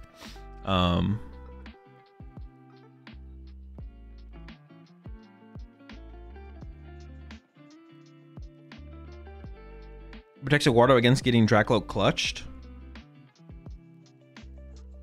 Sure. I mean, I'm not buying it. I'm not sold on that, to be honest. You're not wrong, but I'm not sold on it.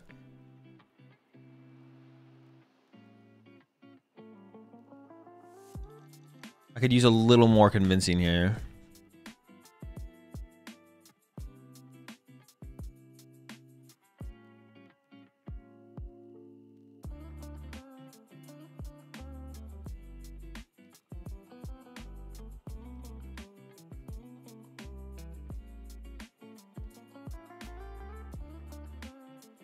I mean, Kangaskhan's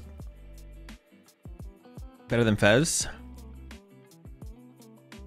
I don't know. Kangaskhan will lose the value pretty quickly. We got the Mist on the Duck to protect from the spread damage. We have a Braver Charm being contemplated here. Although I don't even know the best place to put this Braver Charm. Looks like Jonathan doesn't know yet either. It does kind of feel like a situational card for later to figure out, to be honest. Lillian, bro. What are we doing, Latam? I mean, this is like a... what's it called? Like, it's this stream or nothing, right? This isn't like TPCI, right?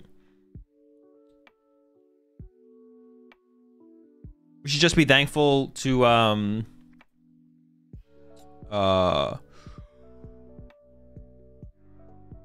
thankful to Rumar for just putting on the stream in general. Like, it's this or nothing.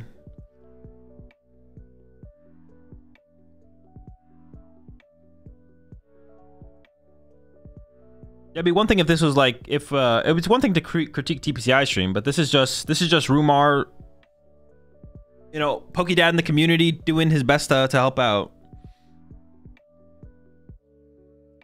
You sure, Rizal? I am thankful for the stream. I meant, why isn't TPCI investing in LATAM? That's a good question. I think that is a good question. Yes. I want to see TPCI have streams for all the major tournaments in Latin America. I'm down. I agree with you for sure. Or even on just like a baseline level, like we're providing like a certain level of equipment to the TO as well. All right, boss up on the Absol and punching it, putting 6 on the Tatsugiri. It doesn't KO it. We do have Lively Stadium in play, so it still survives. And misprotect from Absol's first attack? It does, yeah. You gotta stream Aussie events too, dude. I mean, hold on. Let's not get too far ahead of ourselves.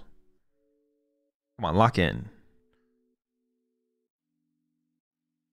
All right, 3 put on the benched Dragapult. We could just see the penny on the app, and that's what it's gonna be. Penny on the Absol. And looks like sacrifice the fish here. And then Absol will get re-benched with an energy. Counter gain is active, and Jonathan does play the counter gain, so we could eventually get to the counter gain or the E-switch over. Hang on. Into the Tatsu. We could see the counter gain this turn. Counter gain plus counter catcher could KO the bench Dragapult. Wait, no. Just counter catcher, actually. We don't even need the counter gain. I take it back.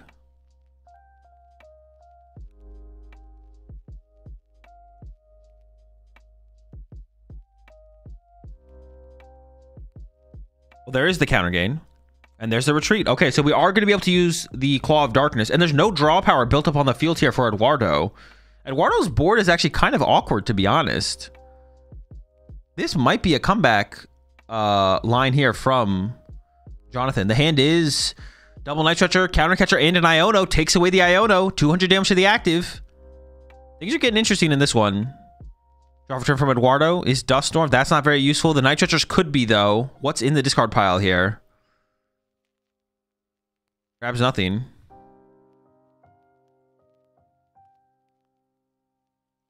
Jonathan is definitely making a game of this. Oh! Okay, it does KO it. Okay. Yeah, 6 KOs. That's a KO. That's a KO. Punchy Absol. Set up for the 2-hit on the Absol. Takes out the Tatsugiri. This does give Fez draw over to Jonathan. There's a couple ways to play this as Jonathan here. You could just knock out the active. Attach to Monkey Dory. Move 30 off the active to the bench Dragapult. And then you could Ursa Luna KO the bench Dragapult next turn after it KOs your Absol. Starting with the Fez for 3. So like Iono KO here. Or honestly, Iono maybe isn't even that impactful here. Because you already saw Eduardo's hand and it wasn't even that high value. He just needs Hammer now. Oh, true. The E-Hammer for the Neo on the bench plus KO. Does he play Enhanced Hammer? Have we seen it? I didn't even think about Enhanced Hammer as a win condition here.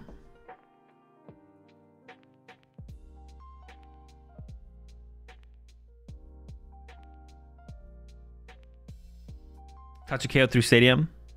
Yeah, the Tatsu had 100 HP. It was 100 damage. 100 HP with the Stadium.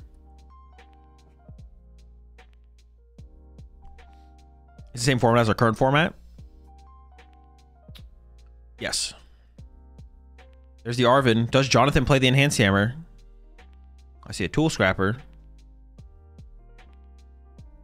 I see a Counter Catcher. That still works, though. Counter Catcher up to benched. Dragapult. Wait, does that make sense? The active one will be easier to KO with more things, but you could... Ursaluna KOs either Dragapult, right? So couldn't you, like, Claw of Darkness the active? Because now you have to Terminal Period the bench one.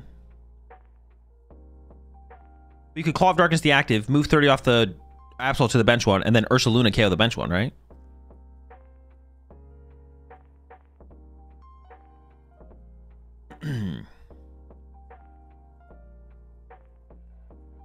Ends up moving the damage to the... I assume that means we're... Actually, I don't know what's going to happen here. But there's the Ursaluna. Brave Charm to it. Well, I think there's an argument for the Brave Charm to maybe be on your Fez here. Actually, no, there's an argument for the Brave Charm to be on the Duck, right? Because doesn't Eduardo win with Jamming Tower? Jamming Tower, knockout, knockout Duck, 4 prize cards win. But with the Brave Charm on the Duck... Oh no, Jamming Tower still beats that anyways, never mind. Because it gets rid of the... 170... 370... No, but you can KO the Duck with the Halucha here, right? Doesn't Eduardo literally win with Halucha? The Duck has 100 HP, 90... 170... 370... Yeah, we lose with... We need to put the Brave Charm on the Duck here, because you literally lose to Halucha here. Oh, the Mist Energy, the Mist Energy. You're right, the Mist. What if he finds Temple of Sinnoh? Alright, Nitrogen for Dreepy here. Does Eduardo have an Enhanced Hammer? 3 off the Fez. You can't win this turn as Eduardo, but Jonathan also can't win next turn. So you have a turn to work with. Can still Halucha plus Monkey plus Jamming Tower, though? Well, the Jamming Tower doesn't matter, though. Halucha plus Monkey would be the line, though. Wait. Oh, no, you're right. No, but if we do that, then the Brave Charm doesn't matter. You're right, yeah. Well, no, it doesn't matter at that point, then. Because if you have Jamming Tower... You're getting rid of the Brave Charm potential doesn't matter anymore. Oh, you say, but yeah, he can still win this turn with that play. Yes. But then I guess then Jonathan should have moved the 30 off the Duck anyways, right? The 30 should have came off the Duck instead of off the Absol because of that play. All right, the Absol is getting KO'd, and then we have damage to spread. It just goes with 6 on Fez, it looks like. Down to 1 prize card remaining. I mean, we need to see an Iono, I feel like, here from Jonathan. We have the KO on the active Dragapult, which removes the only threat on board from play. But Eduardo can still win next turn with Gust plus Ursaluna next turn. So Jonathan needs to find an Iono here. There it is. There's the Iono. But after that, Jonathan still needs a win condition as well. But if we have... Oh.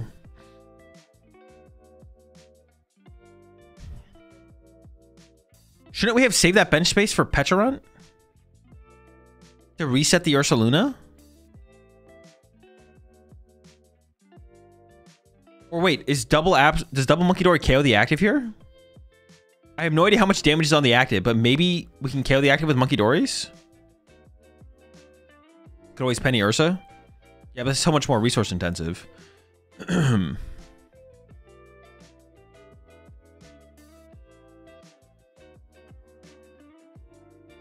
He also plays Rare Candy. Okay, so we could still get to a Dragapult next turn. Oh yeah, I see it in the hand there, yeah.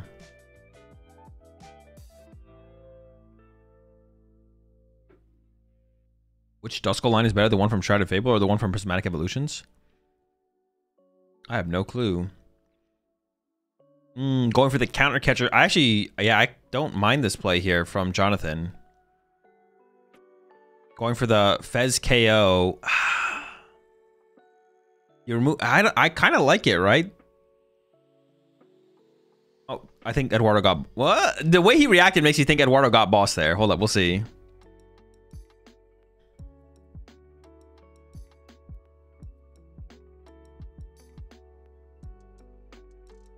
All right, here we go. Ursaluna to KO the Fez. I think I like the Fez KO here. I'm actually not 100% sold on this play from Jonathan. Eduardo does win with the boss, but has no draw power in play. Whereas if you KO the Dragapult, it's pretty easy for... Yeah, this is probably better, to be honest. Lily plus... I don't know what the other card is. But this is the situation where... This is why I don't really understand the second Monkey Dory here from Jonathan. Because now what if Eduardo just goes... Pass? If you just got Petch instead, you just always win with Petch, right? Or no, you don't always win. But if you have Petch plus Counter Catcher, all you need is Boss or Counter Catcher there and you win as Jonathan, right? I feel like that was a mistake there from Jonathan. I feel like Jonathan, instead of benching second Monkey Dory with Dark, should have benched the Petch. And I think the Petch was in the hand. And then all you need is, yeah, all you need is Arven or Boss. Or Counter Catcher, Arven, or Boss to win the game.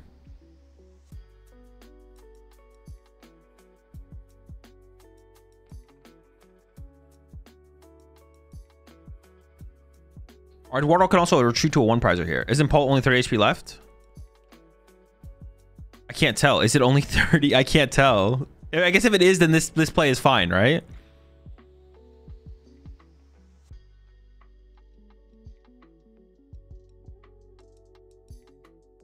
If it is, if it does get KO'd, then that works.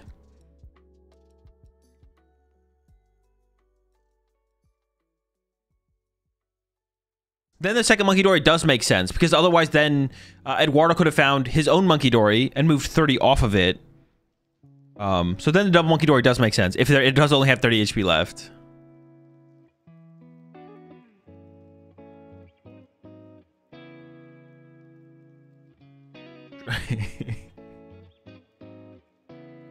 Dracloak found. Second boss? Think it's worth it playing Blood Moon and Petch and Zorak? Probably not, no. More E-switches is probably what just... Okay, I guess it only has 30 HP left. Okay, that works. Yeah, sure. I didn't know how much HP it had left. But if yeah, that works if it only has 30 left. The double Monkey Dory is fine then, over the Petch. All right, I'll be right back. Give me 1 second, chat. I'm going to run an ad real fast in between games so it doesn't play during the match. I always forget to do that, but I remembered this time.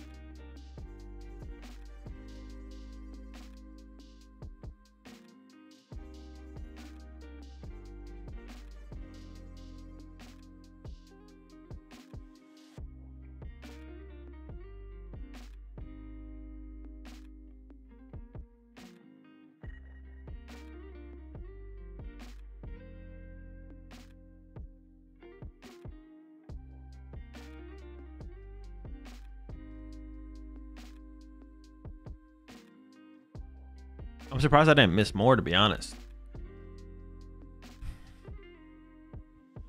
All right, so Jonathan went first, I assume, or Eduardo chose second. Game 3. Jamming Tower off the rip. He's got to be playing double jamming. There's no way he finds the jammings at this rate.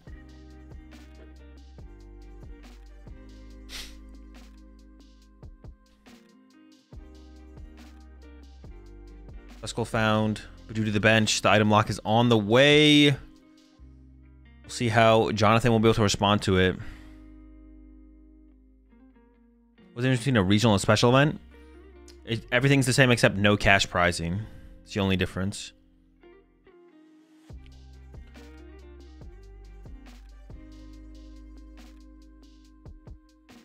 So between Slow Paul and Candy Paul, which one do you think is better right now?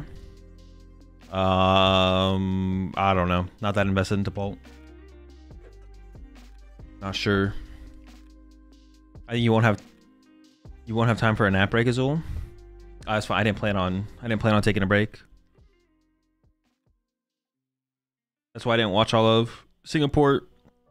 Got some sleep. Got a little bit of sleep instead of watching the rest of the Singapore tournament. It is coming up soon, right? It is already 9. Restart stream for VOD though. Yeah, I will do that.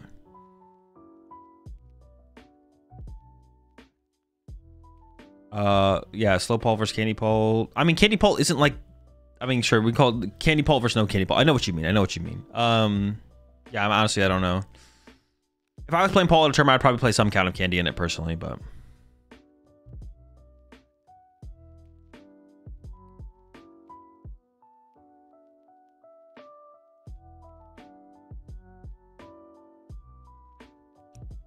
Another energy found for the Dreepy, and then immediately into a Lily here from Eduardo. So only one Dreepy, no Dracloak yet. But we have 8 more cards on the way here. Poffins, Ultra Balls, Dreepies, Dracloaks are all big hits. See what he's able to find here.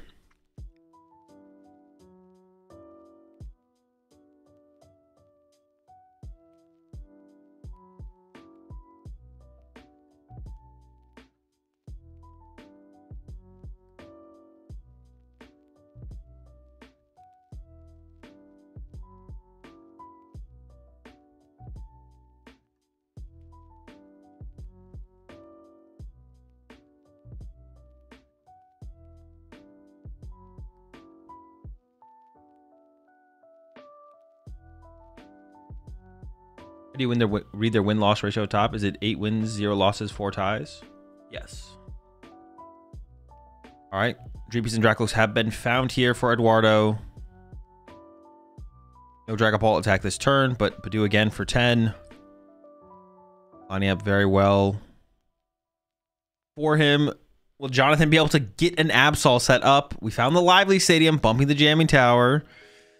Turbo Energize is now available.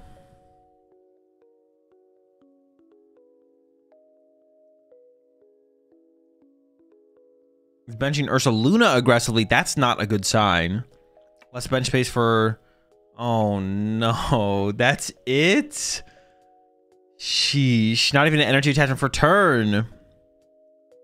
Second Dracloak already evolved. First Recon Directive is a counter catcher. Second Recon Directive.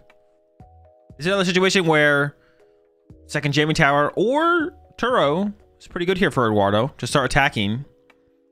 Design up a Psychic Energy with a Night Stretcher. Loading up the bench Loke. And then maybe just going to pass from here. Let the Badoo get KO'd from another clutch, possibly. Yep, just going to go with that Itchy Pollen. Dark Energy top deck here for Jonathan. So can attach energy to a Monkey Dory for turn. But still, this is like not enough. He is going to KO Eduardo's Badoo with Yveltal to get a prize card. The Dracloak does aggressively get promoted here from Eduardo. Eduardo is not scared of the Yveltal or anything else that Jonathan is going to throw at him here. Yeah. Okay. Yeah, Eduardo not sure what was going on there, but everything's set. Everything's correct.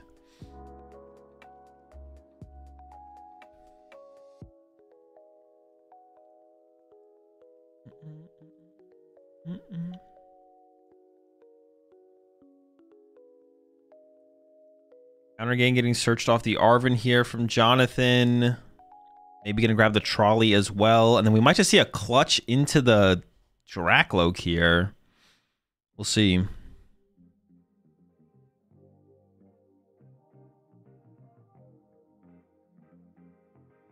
Are you allowed to set your bench like that over here, or would judges stop you?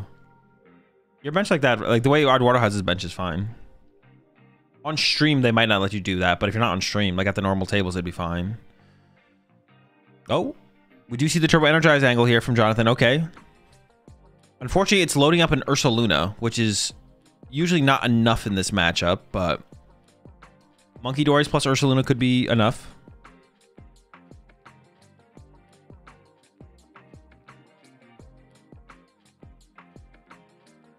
Why is there so much glare? Just the setup that they have. They're working with what they got over there. All right, the Lokes are in for Eduardo. Loke number 1. We're looking for a Dragapult. We have Duskull as well. There's no Psyduck on the bench here for Jonathan, so Dusclops could get involved. You could take out this Monkey Dory off the bench if you really wanted to. Removing the Yveltal seems pretty good here, to be honest. It does seem like a little bit annoying if the Yveltal could go bring up our Latios and trap that for a turn, so...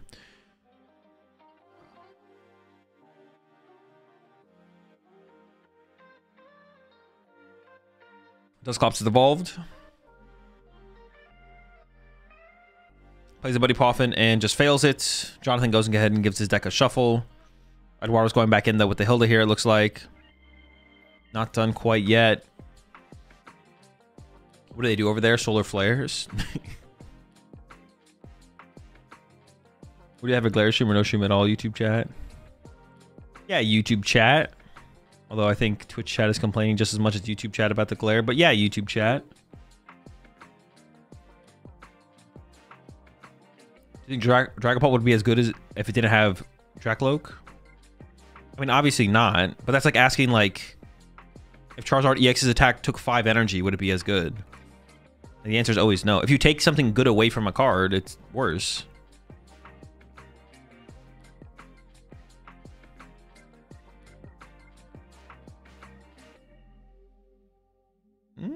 See, I kind of like the KO on the Yveltal. The Yveltal sounds kind of annoying. I kind of wanted to watch just KO the Yveltal. Like, that seems like the most annoying thing in play here. Maybe even pop the Clops on the Monkey Dory here, and then knock out the active, knock out the Monkey Dory. Okay, see, this is, I kind of like this a little bit better. I guess you could counter catcher. No, yeah, just KO both those. Yeah, I like this. Get rid of the Monkey. The Monkey Dory is like the real threat here. Oh, Lively Stadium. I forgot about Lively. Eduardo didn't, thankfully. So we're not even KOing the Monkey Dory? Okay, never mind. We should not have popped the Clops.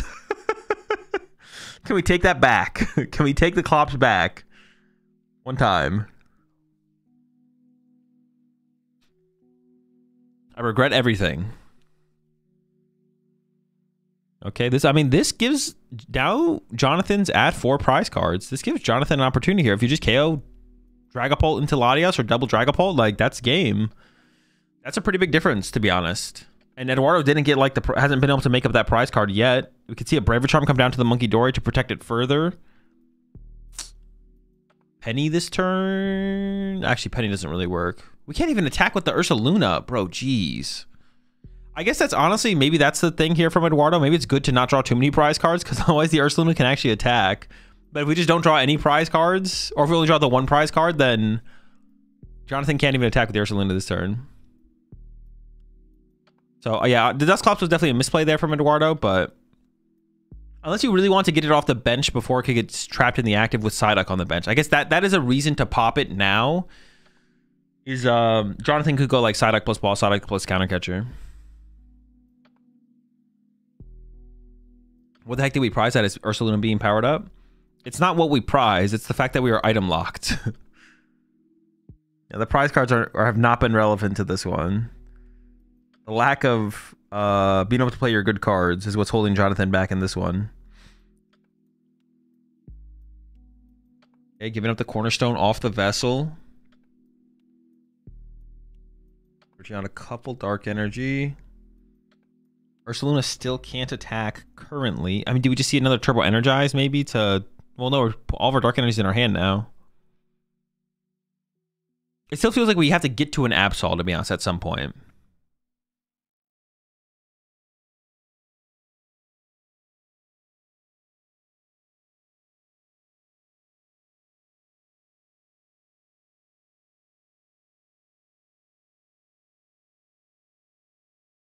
Jonathan didn't get Trolley turn 1 going first. He's playing the deck wrong. True.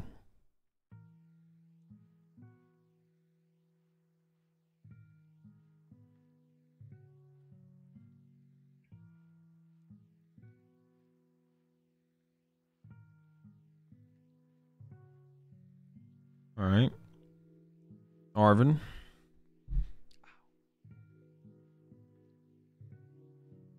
Why Absol when Kang has the potential to OKO Dragapult? Because you're more likely to be able to get a one-hit KO on a Dragapult with Absol than Kangaskhan through the terminal period. And if that fails, the potential of Claw of Darkness is way higher than Kangaskhan. Well, maybe you could argue it's like a mix of those two things. The guaranteed potential threat of the terminal period is higher value than trying to hit 3 heads on Kangaskhan. And then you mix that with, well, if we're not one-hit KOing them, we'd rather take away good cards from their hand with Claw of Darkness.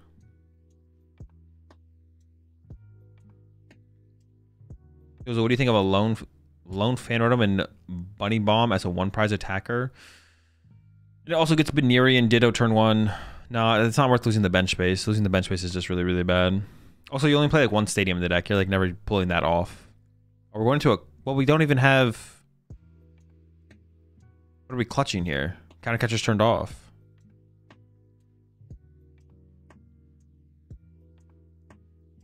Are we just sacrificing the Yveltal? Is that it? Wait, did we attach the Yveltal for turn? Instead of attaching to an Absol? What? Am I missing something here? Wait, why would we attach to Yveltal? Why is clutching this... Why does clutching this Dragapult matter? Does the 20 damage matter? Why would we not just attach to Absol for turn?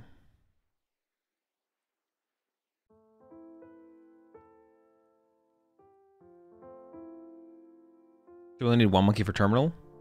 But we would need that anyways. The monkey already moved damage over to the... There was already 30 on it.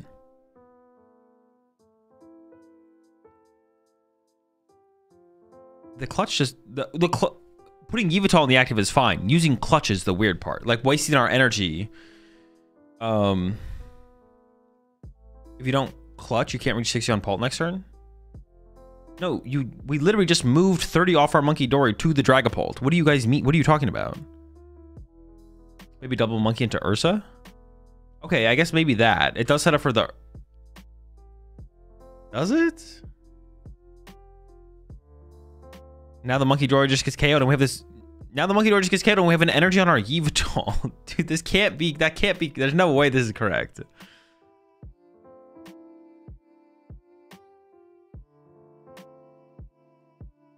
We can still get the knockout, but now we might need another card. But if we had just... Okay, I guess the 20 damage... Okay. The damage from clutch does matter because Eduardo here could split the damage 10, 10, 10, 2. And just put no 3s in play, or 2, 2, 2. I guess, okay, the clutch actually does matter here. Because Eduardo doing this play means we don't have to leave a 3 anywhere. Oh, but Eduardo also got Monkey Dory. Oh, geez. The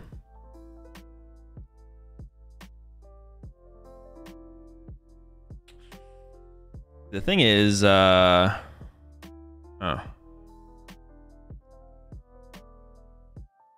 it just throws the damage active, KO. Actually, does that make sense if you're gonna do this? Then he goes for the 2/2/2, yeah.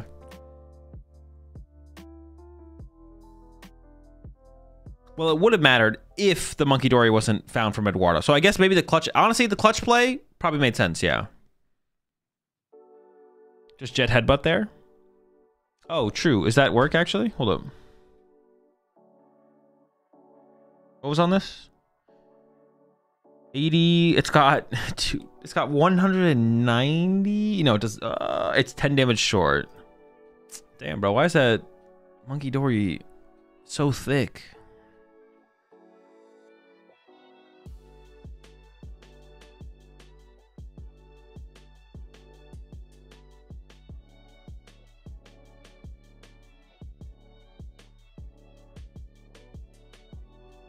Yeah, Eduardo could have gone with... No,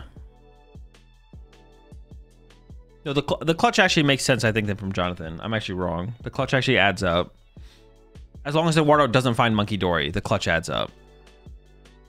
That extra damage does make a difference. But the Monkey Dory, but with the Monkey Dory being found from Eduardo, it just puts Jonathan in a terrible spot no matter what. We could probably attack with Absol here, but that is not doing a ton for the current situation, I feel like. I feel like we're still behind.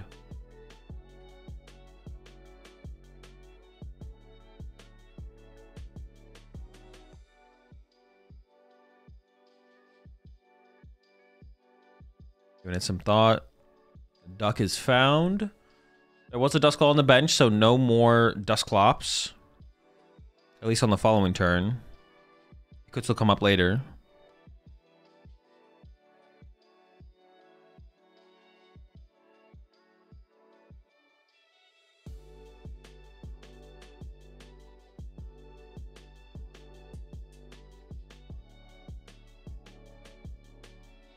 There's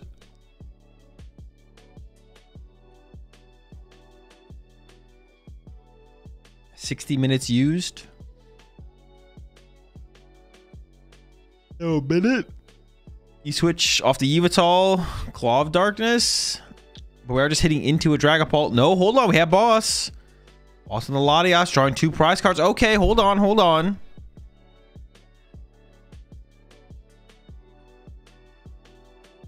The Claw of Darkness probably won't be super effective. Really big hand there from Eduardo, and I think plenty of resources left at this point as well. Boss Monkey could be good. No, Boss Monkey is probably way too slow. That takes, that's like, yeah, it's so slow.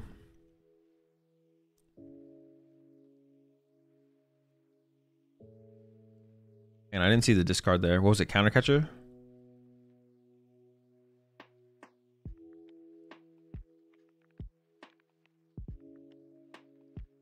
Okay, as Eduardo here.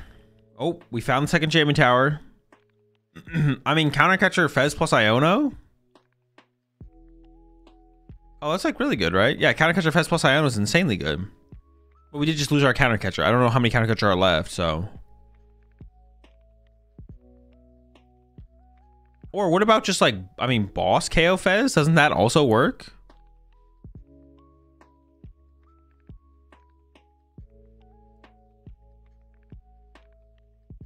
Goes with the Iono. Reading 4 cards here. We have 2 Dracloaks to work with as well. I don't know how many Counter Catcher are left. I think 2 are down at this point. 1 got discarded, 1 got played. So at the very least.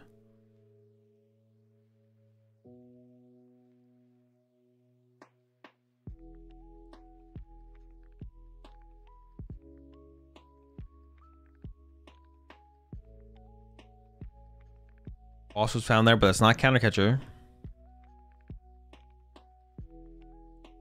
Isn't Iono punching Absol 60 on Duck better? There's no monkey on board. Oh, true. I guess you could just punch through the Absol here. Well, it could get pennied. Are you scared of penny? I guess would be the question, right? But maybe you're not scared of penny. Yeah, penny seems pretty chill. Yeah, I guess just punch the active and put 6 on the Duck. Sure. And you're setting up for the win next turn. And I guess, yeah, Jonathan actually just can't get double monkey off this next turn. Yeah, sure, sure, sure.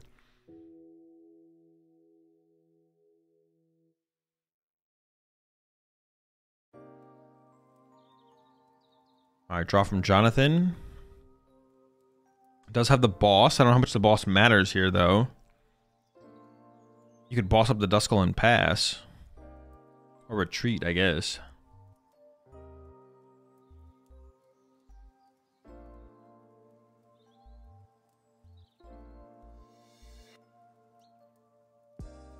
Give it some thought. Clutch angle. I don't think Jonathan has the energy for the clutch. But what does the clutch even lead to, though? You have no Monkey Dory. Eduardo has Monkey Dory.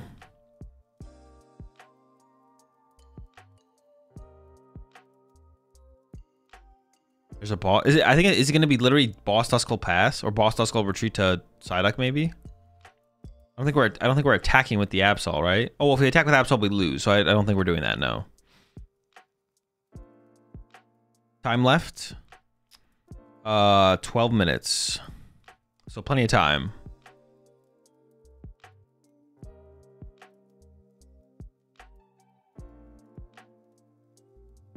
Throw the Duskull.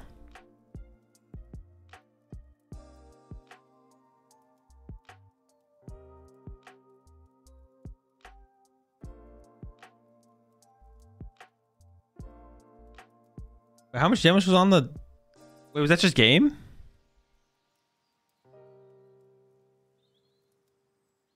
Where'd all that damage come from on the Absol? The heck? Dude, how is there 240 on the Absol? Wasn't there just 200?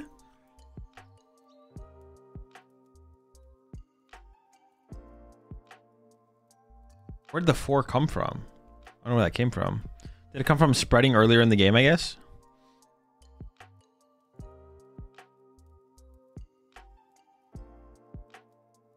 Yeah, 40 on it before the attack. Monkey Dory.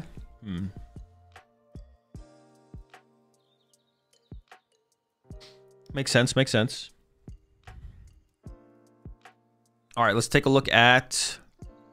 Well, I can't see the top cut for Buenos Aires, I don't think. But we can take a look at the first round of... The first round completed over at Vegas. We can take a look at that.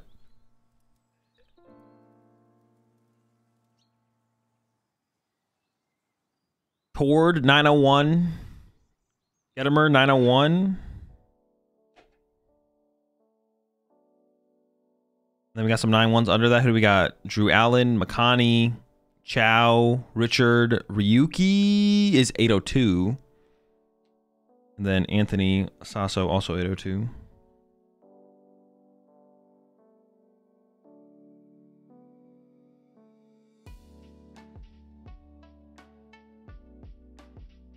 What's your favorite deck you've competed? I don't know. I don't really have one.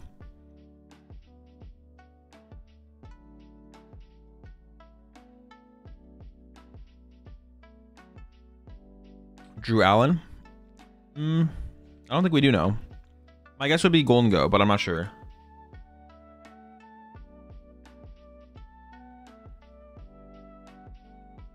Towards playing Mega Absol. Liam's still in the running there. 811. Aiden as well. They were both 801, so they both lost round 1.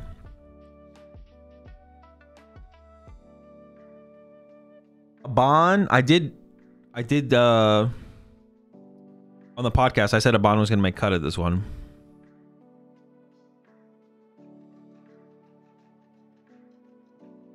Robin's up here as well. 811.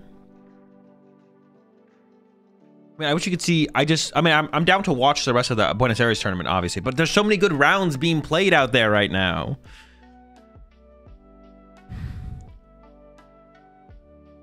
There's so many good rounds being played. I wish we could see they would broadcast all the rounds of phase 2. Whatever happened to Andrew Hedrick? He's washed now. He's washed. He's still trying to compete, but you know, obviously his time has passed. He had his moment, didn't take as much advantage of it as he could, and it's yeah. He's washed. So let me rephrase. What list were you most proud of making?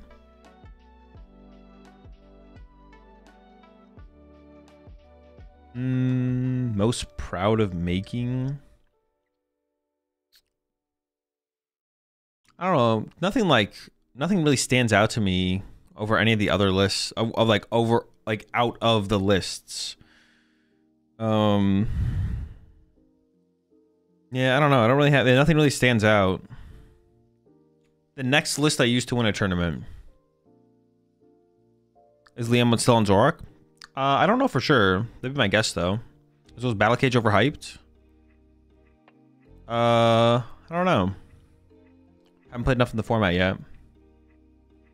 I also just don't know where the hype level is at for cards, to be honest. I don't really keep up with... I kind of do. Not really, though. It kind of just goes in one ear, out the other ear for me, to be honest. Like, I do... The only information stream I see of, like, people talking about Pokemon is, like, Twitter.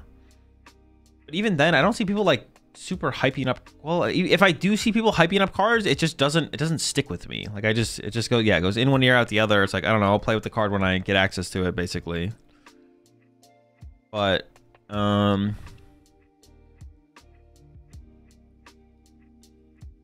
yeah.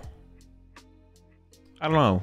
Because I get questions asked like that all the time. Like, is a card overhyped or underhyped? And it's just like, well, it's like, I don't know. I rate the card for what it is, and that's kind of it. Like, I don't preemptively rate cards very often, and I don't really pay attention to other people's ratings of cards preemptively either.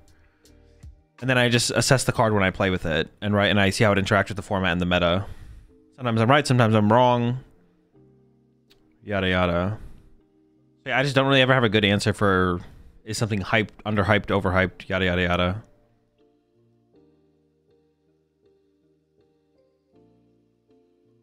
I don't really like try and preemptively assess cards until I play with them, and then I assess them for what I think they are when I play with them. But I mean, I guess I can make I do sometimes make some judgment calls if I think something is being like underplayed or overplayed. Like Raging Bolt and Ancient Box are terrible, but people played them a lot at points in the formats. Those decks suck. Yeah, I don't know. But yeah, for like cards that haven't even really been played with yet, I don't really have an answer, to be honest. This is like I've never really thought about it that hard before, but yeah. I never really have an answer when people ask me if something's like overhyped before we play with it. And then once we play with it, I usually don't have a good answer anyways, to be honest. I just don't have answers for anything, to be honest. And at the end of the day, I have no thoughts, I have no opinions. I'm answerless. What I play in Japan, and my experience with Cage is that it forces decks that run at limited counts of stadiums to be more conservative in deciding when to play them in order to keep it for a potential stadium bump of Cage. Yeah, that makes sense. What is Caleb playing? Golden Go. How do you get the current standings on Limitless? Ooh. Command standings. Did you try Sarah Ledger with any of the new cards? I have not, no. But there isn't any... Can you do this IRL? No. There isn't any new cards to play in Sarah Ledge, really, to be honest. Why is Ryuki's name all caps? Because he's different. He wants to express his...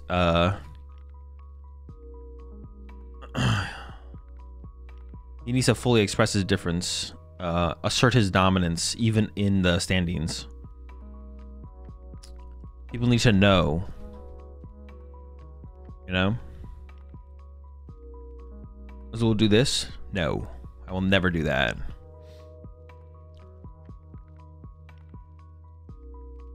Fire Breathe in the new Sarah Ledge? Yeah, but both of those things are just bad in Sarah Ledge. Like, yeah, there's nothing to try, really. Oh, the new Char Cadet is the only thing to really try, but that's not like that big of a deal, obviously. That's basically the only thing worth trying in Sarah Ledge is the new Char Cadet. Because the new Baby Sarah Ledge is bad, Fire Breather is bad. Yeah, it's just all bad.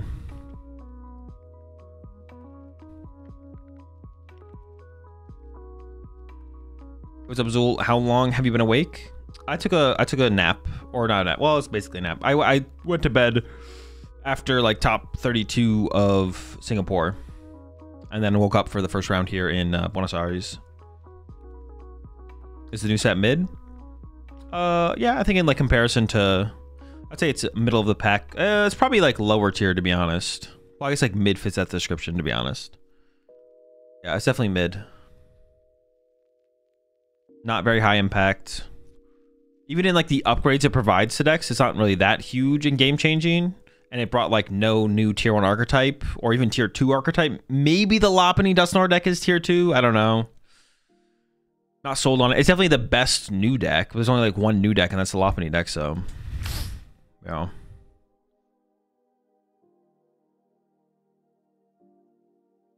Definitely mid, but I wouldn't say bad. I don't think it's a bad set. I think we've definitely had worse sets, even in pretty recent history.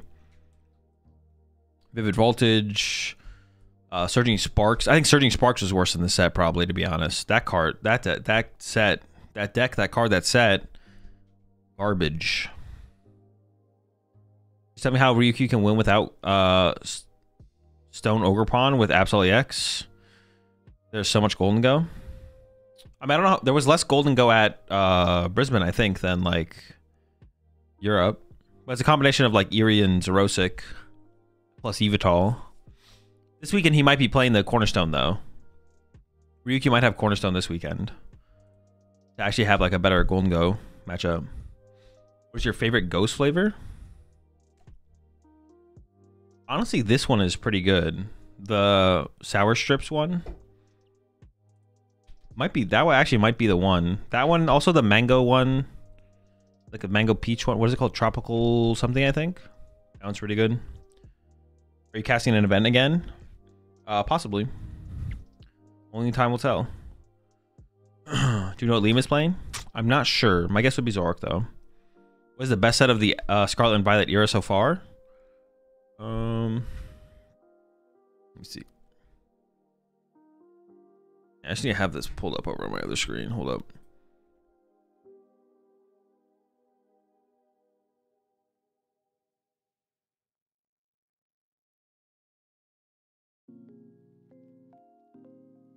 Let me see. Let me see.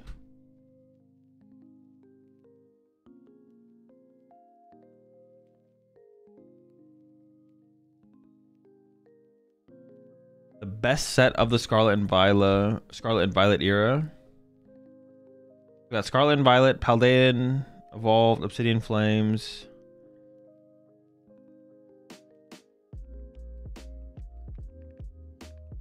Stellar, maybe Stellar Crown, Noctowl. Noctowl or Obsidian Flames, maybe. Oh no, you guys are right. Yeah, Twilight Masquerade for sure. Yeah, Twilight Masquerade. Wait, hang on, what was in Twilight Masquerade? Ogerpon. Oh, Monkey, Ogerpon. Oh, okay, yeah, Twilight Masquerade. Yeah, Twilight Masquerade for sure.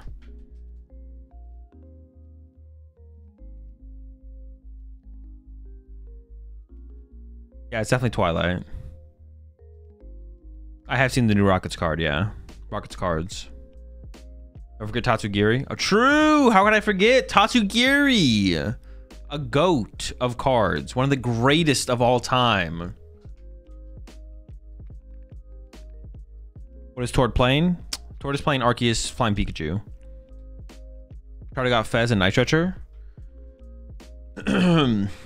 Those are some pretty big cards, but it probably goes to Twilight Masquerade for sure. What's Ryuki playing? Ryuki is playing Mew 3. So how's your clone doing? He's been out of the tournament for a while now, I think. Don't forget Carmine and Twilight Masquerade. How could I remember? Blood Moon? Blood Moon's pretty good, yeah. I feel like it's still Twilight.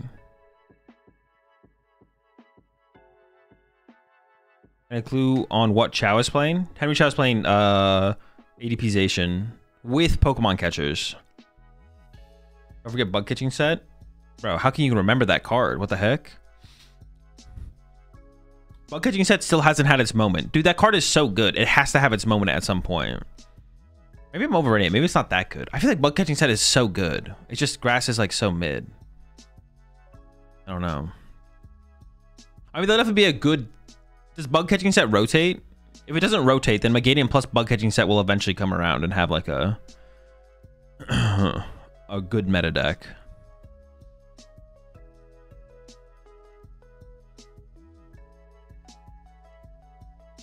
So how many prize cards penalty if I eat my opponent's active Pokemon? You just get DQ'd. Like, go home. So that's like how many rounds in the tournament you would have potentially played times 6.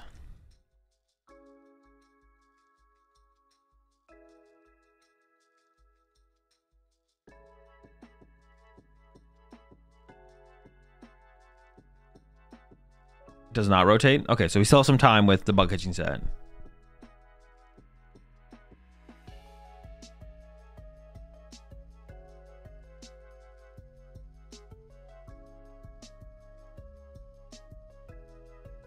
Lost Box or Mew VMAX make top 8?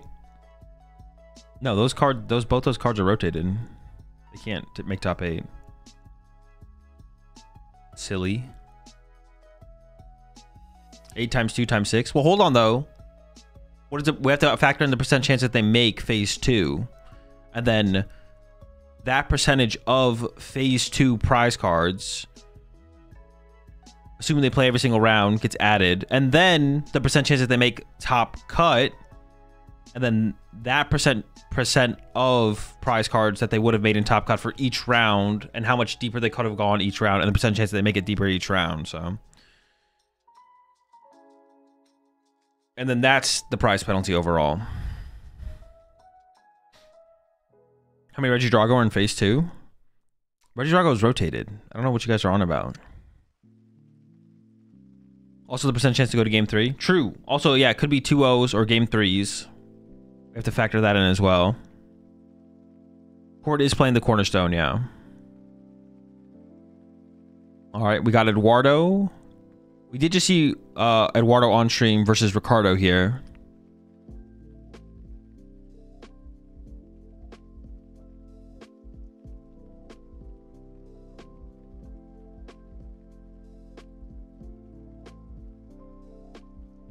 Oh, you guys aren't seeing what I'm seeing.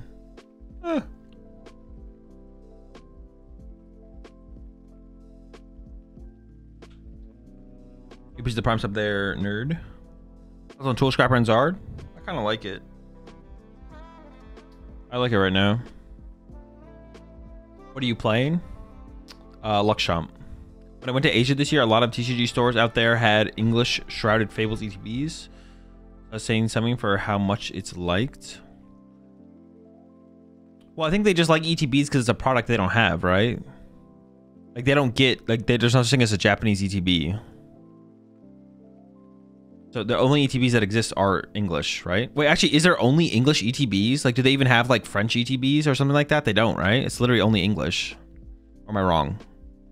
Nah, I've never been wrong before.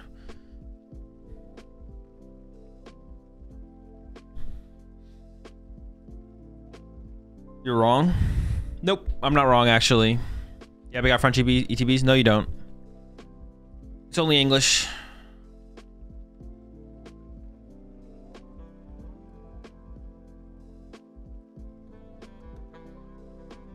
We have German ones? No, you don't.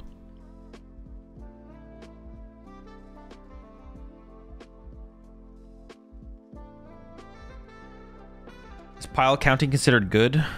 No.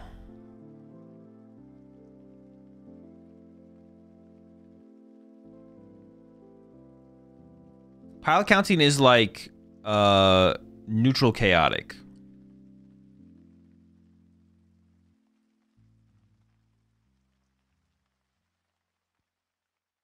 What are you watching this on? My monitor. My middle monitor. My center monitor.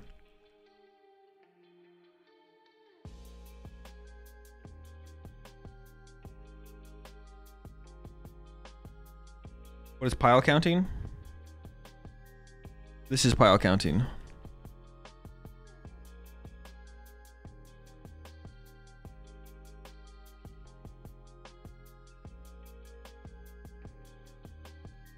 How many monitors do you have? 4. I had 3 at first, but then I was like, I kind of just want one more to like for a static. Because like I have my game here, I have OBS here. I honestly don't need my 4th monitor anymore because I actually don't do video editing. I used to have 4 monitors. I wanted my 4th monitor because I did video editing. But now Pablo does all my editing, so I actually don't use my 4th monitor like at all. It just kind of sits there. But when I did video editing before, it was nice to have the 4th monitor, to be honest. But now that I don't do my own editing stuff, it doesn't actually matter. I actually don't need my 4th monitor. 3 is basically all I need now.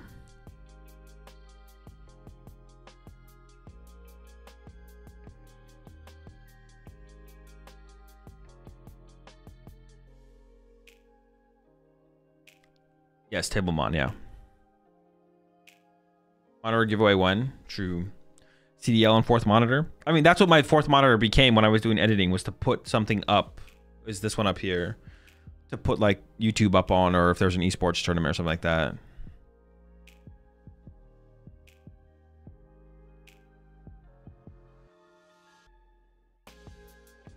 All right, but doing to the Fez. What the heck?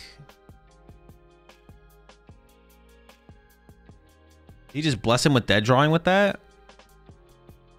Dude, is it literally gonna be Vessel Pass? No way, bro. What is that, handshake? What do you mean? You grab their hands and you're like, I hope you brick. And then they brick. What are your thoughts on the upcoming N Zekrom? It's a Pokemon TCG card called N Zekrom. All right. Attached to Pheasantipity and pass here for Ricardo. Over to Eduardo. Duskull hits the bench. We have Badu in the active, and I think it's literally just Iono here for Eduardo, but you definitely play it. The other option is Hilda, but you're never playing Hilda here. The only thing to consider here from Eduardo is playing the Fez, and does actually play that. No way. I was like, no way you're playing that Hilda there. There's the Fez, though, and then into the Iono, we're looking for some Dreepies. Put the Hilda back in your hand. You're not fooling anyone. Okay. Dreepy and Buddy Poffin and Energy Found, so really good draw there for Eduardo. Only an Iono for the next turn, though. Oh, dude, I forgot to pay out the... How do I always forget to pay out the last gamble? Who won the last one?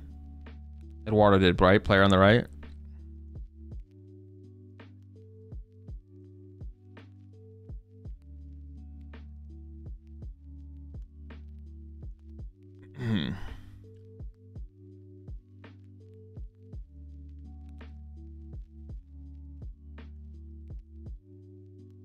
How about during top 8, they have side challenges for players during their games, like who could eat the most mashed potatoes. If you lose the match but eat the most, you have to play again.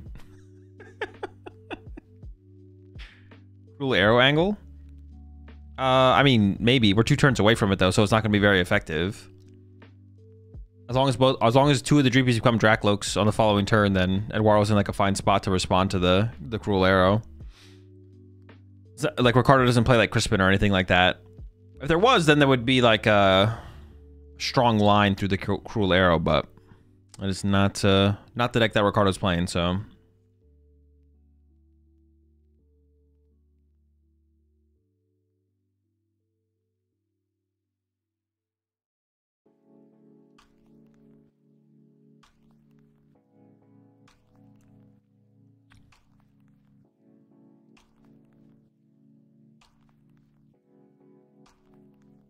How the Canadians do?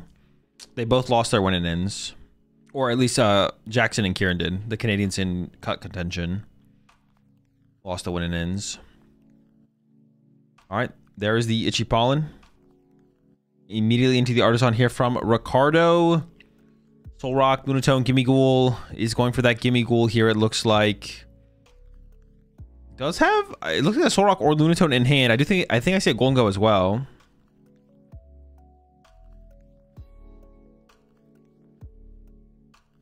Is there still Marida on top 8? I'm not sure, actually. Hold up.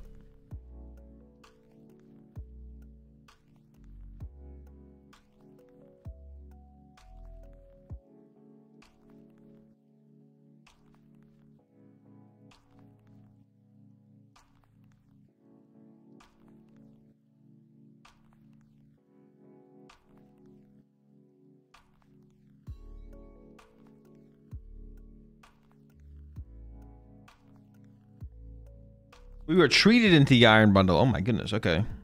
Playing around the potential of the candy. I think Eduardo does play the red candy, so it is possible.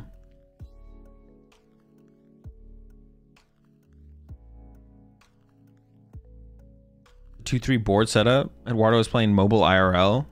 Imagine if Eduardo is a mobile gamer. All right, into Loke number 1 here after the Hilda.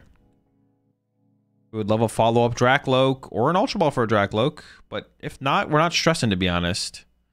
And it is just going to be the Itchy Pollen from there. Did get a Lily for the next turn, possibly. Let's see if Ricardo can put something together here. Finally on this turn, immediately going to go into the Artisan here to get either a Gimme Ghoul, Soul Rock, or Lunatone. I guess it's probably going to be a Gimme Ghoul, but we'll see what Ricardo goes for.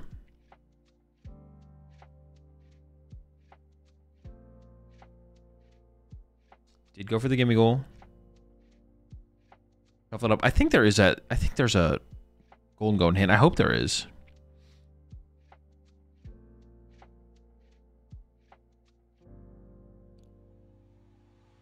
Nope, there's no Golden Go. Okay, Lunatone pass. Over to Eduardo. Does have that Lily. Does have another Hilda actually as well, though. That is also pretty good. We don't need to go to the Dragapult immediately, though. We might just see another Drakloak, yeah, get grabbed.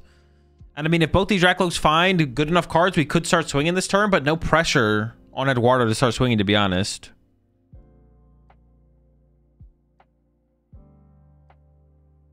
Another Dracloak getting set up to become Dragapult into the Loke number 1.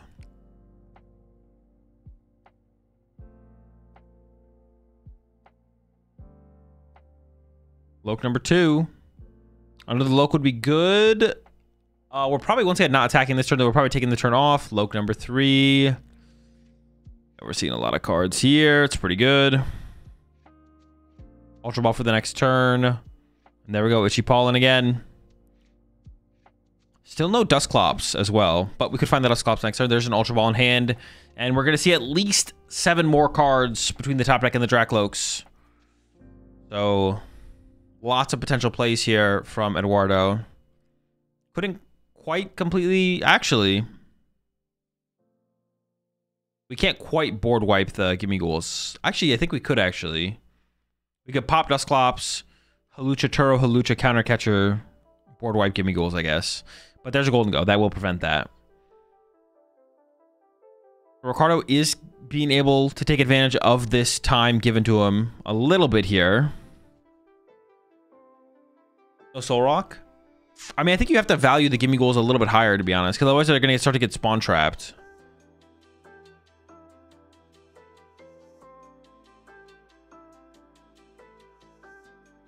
Eduardo taking up the whole mat. Well, he's just posturing his Pokemon better, you know what I'm saying? To more strategically take advantage of the board. It's a pretty big pretty good play. Pretty big advantage to have. Okay, Dracloak number 3. Like, you're gonna see as Eduardo continues to play this game, you'll see the his active Pokemon to start to creep closer and closer to Ricardo's, and then Ricardo's Pokemon will probably start to retreat, and then Eduardo will just own the whole board at some point. And as soon as all of Eduardo's Pokemon pass Ricardo's top prize card, you win the game. So that is like the alternate win condition here for Eduardo, is just board advantage. Once you just own enough territory, you just win. So, I mean, he needs to get all of his Pokemon across the line here, though. That's what we're playing towards. The unwritten win condition. It's like Risk? Yeah, kinda. There's no defense advantage.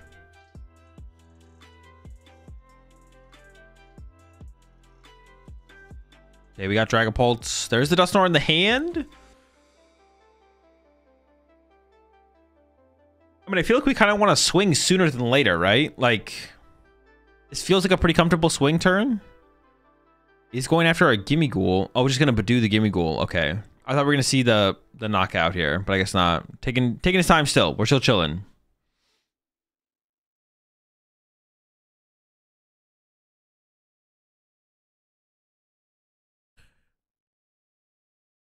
All right, Gimme Ghoul, a Golden Go found here. All right, Ricardo is making use of this time though. Like, this time was not wasted from Ricardo. We have built up and slowly established a board state. Got 2 Golden Goes online now. The Gimme Ghouls are starting to evolve. We would like one more Golden Go to protect that last Gimme Ghoul, obviously, but this has definitely gone a lot better for Ricardo than I thought it would. I thought we'd see Eduardo swinging a little bit sooner. And last turn, Eduardo could have gone boss, KO Fez, spread damage, but chose not to. Golden Go number 2 here, drawing. I see a fighting in hand. I don't even know if there's a metal in hand, to be honest. We might not even be able to attack with this Golden Go on this next turn. It might not even be possible.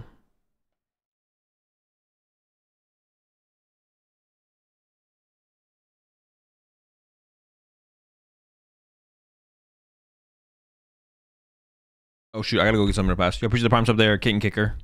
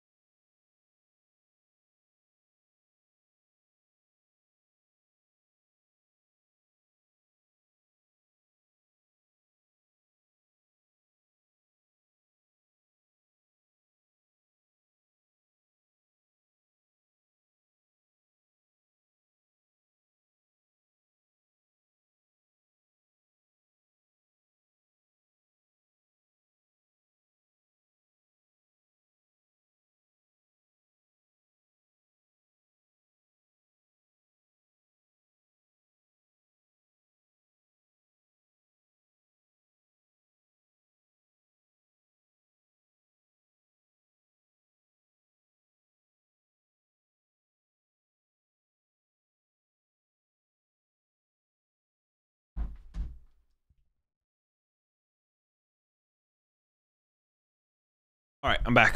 What do we miss? Eduardo did KO the Fez finally and took the first 2 prize cards. Now we'll see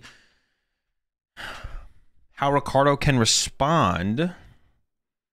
We still have the Dusknoir as well available to Eduardo. So this game seems maybe impossible to come back from here as Ricardo. If that Dusknoir wasn't there, I feel like it would be possible, but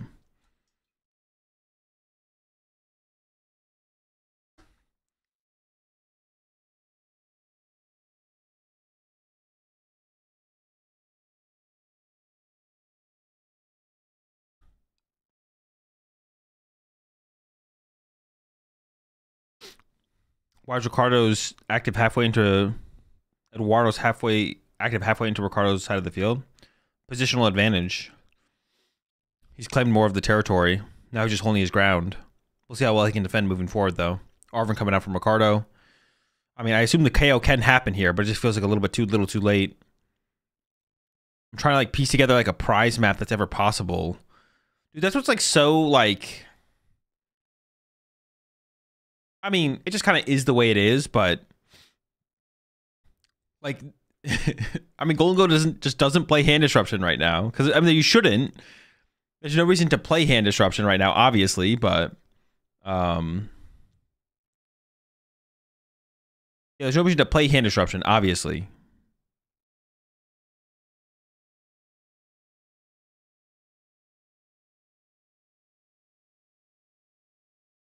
But the games, like a lot of games, like with Golden Go, the writing's kind of on the wall pretty quickly, which is like this game.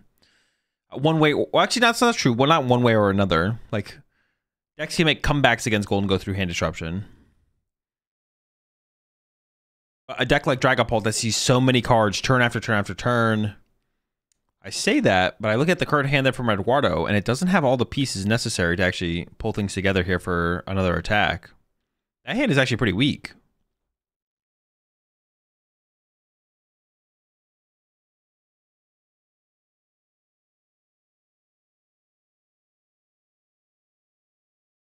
As for 3, hold up.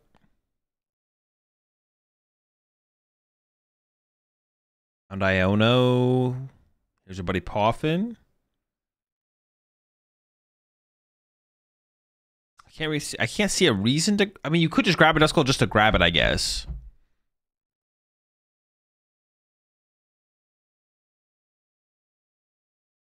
We'll see. He's playing it like chess. You have to control the center. Yeah, you have to. You have to control the center. You get the advantage.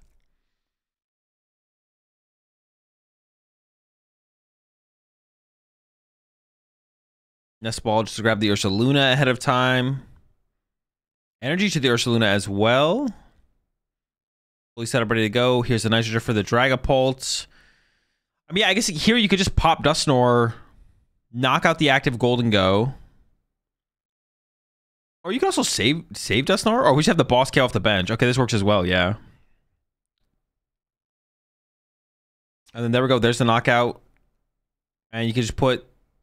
I mean, you could put 6 on 1. You could split it 3 and 3. It doesn't make a huge difference, to be honest.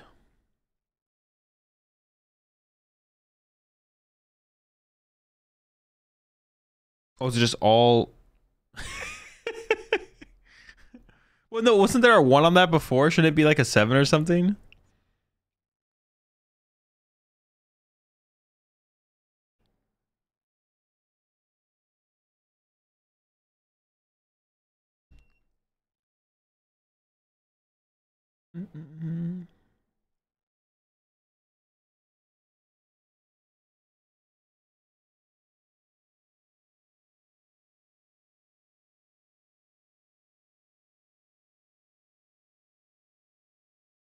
All right, we do have the KO here, but Ursaluna and Dusknoir on the other side. There's just not a win condition, right? Like the game is just over on board. Drawing with Lunatone.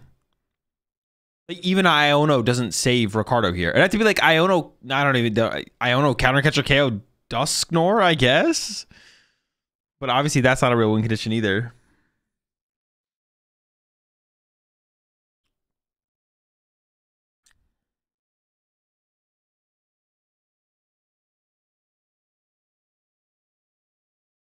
There's a Turo on the Golden Go. But once again, Dusknoir plus Ursaluna still wins the game here. If the Dusknoir wasn't there, there is a win condition. But the Dusknoir is there.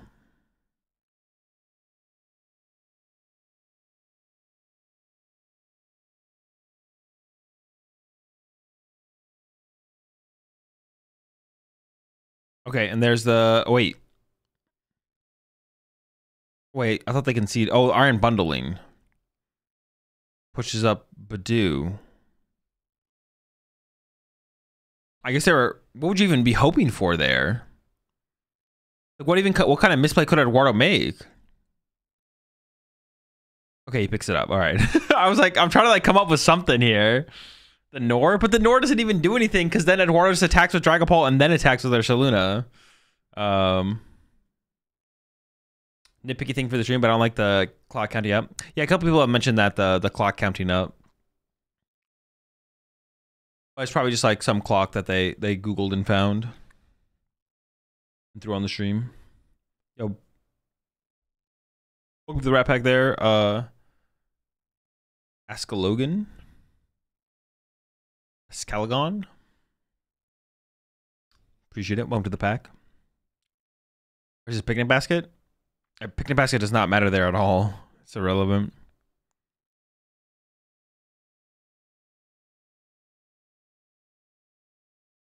Eduardo should lose if he pushed Nor. What do you mean? At what point do Dangle players put Nor into Artisan for the last turn of the game? Wait, what do you mean? Oh, Duck. I don't know. Dusknoir's pretty popping right now on ladder. Maybe next format. Maybe yeah, maybe now.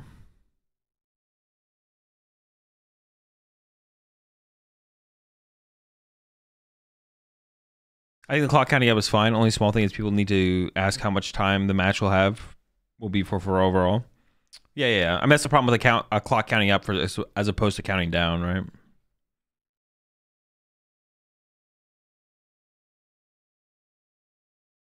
The hand there from Eduardo, you got Treepies, you got Duskulls, but besides that, it looks a little dead.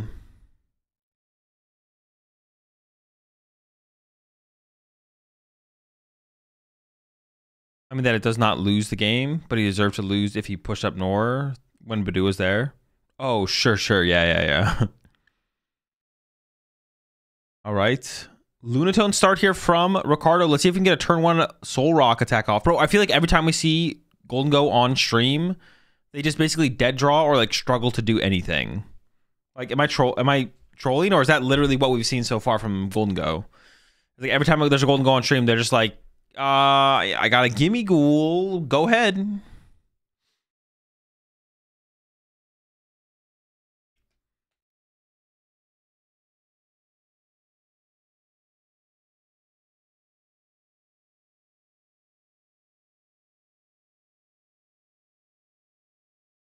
Even the entire playmat is off to Ricardo's side.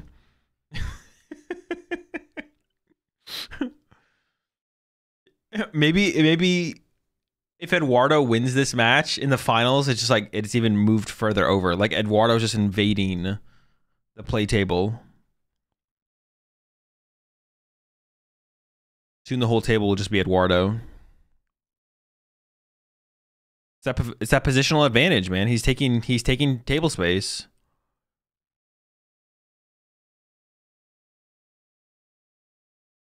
I don't know what kind of advantage he gains, but he has it. Like, I don't know what it does for him, but he has the advantage currently, so.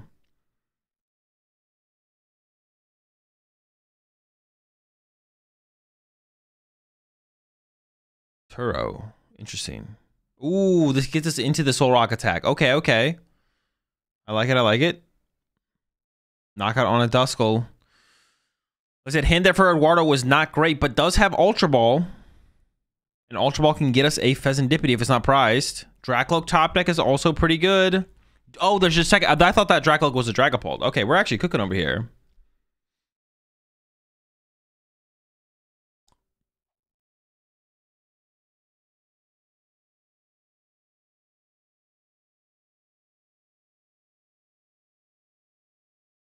Yeah, appreciate the tier one there. Logan over on Twitch. Welcome to the Rat Pack. Hand was not dead? Yeah, Hand was not dead.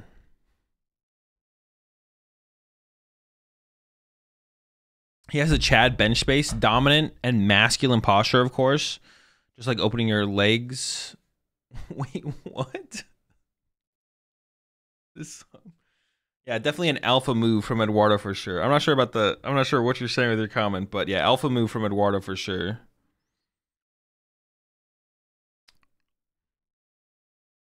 All right, there we go. There's the Fez drawing 3. Dracloak number 2 now coming out from Eduardo. Man spreading on the subway is my translation. Okay. That checks out. You go to the active and then into the Lily. Still needs a way to move this Duskull, though. Maybe a mistake from Eduardo to not promote the Dracloak that had the energy on it, or the Dreepy. Appreciate the 4 months there, Chief. Does Eduardo have anything unusual in his Poltnor deck? Not really. Does have the red candy, but that's like not crazy, obviously. Like we've seen red candy before.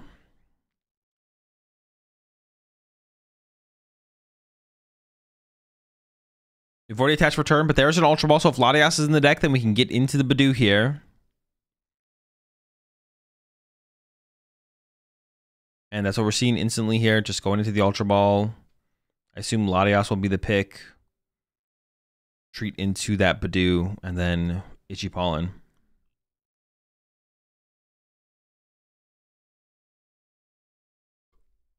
Is Candy better in the mirror? No, it's worse, because you're going to get Badoo locked out of the game until... Both of you are just going to Badoo until someone attacks. So the candies aren't going to be able to be utilized. Everyone's just going to sit there and evolve up their Pokemon.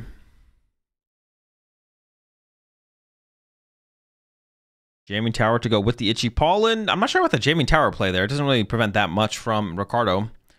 Let's see what Ricardo can put together on this turn. I do see a Golden Go in the hand. I see a Fighting Energy. So we'll have access to some draw power here.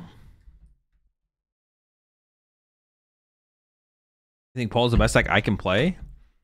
I mean, there's a chance, yeah. But I don't know. I don't know what decks you know how to play best, so... The best deck in the format's Guardy. But it is possible Paul is the best deck that you can play. Eduardo's bench makes me think he mainly plays live on his phone. That's what someone else said, too. Yeah, the 3-2 bench. Imagine Eduardo... Like, imagine this is Eduardo's first IRL tournament. He just grinds on his phone, usually. And he just showed up to his first IRL major here in Buenos Aires, and then just wins with Bolt with his mobile PTCGL mobile looking ass bench. And maybe that's what. No way he shuffles too decently. Maybe he's been practicing though. Maybe he just Maybe he practices.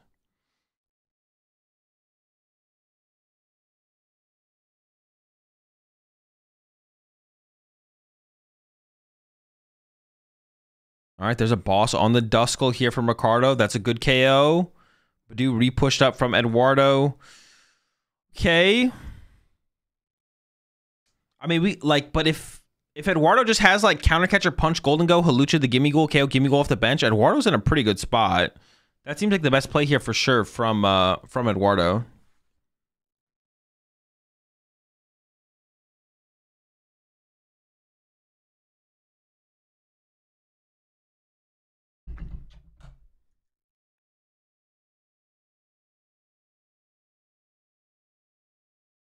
Yep, and it looks like is lining that play up. That dude is an Unk. He has a result with Lost Tina. Oh, shoot. All right, my bad. Unkwardo over here. Here we go with Iono getting our 6, putting Ricardo down to 4, and did set up that damage on the Gimme Goal. I think we definitely want to gust up the Golden Go as well to put that in range. I don't see a counter catcher quite yet, but we still have Fez plus Dracloak here to see 5 more cards. Can a counter catcher be found is the question. Let's see. Oh, there is a counter catcher in hand already. Okay, the Fez got us there. Another counter catcher was seen as well off the Dracloak, even if the Fez had whiffed.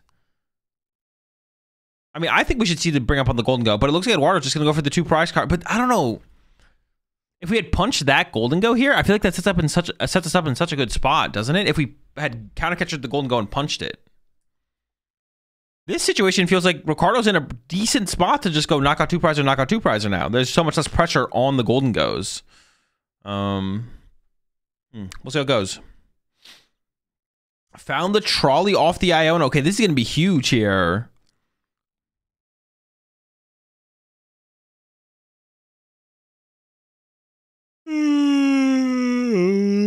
We can get Fez and a bunch of Gimme Ghouls. If Fez is in there, that is the question, I guess.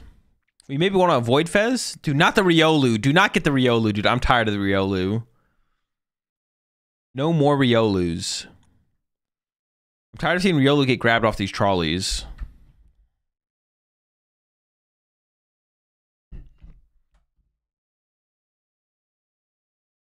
Vegas starts in...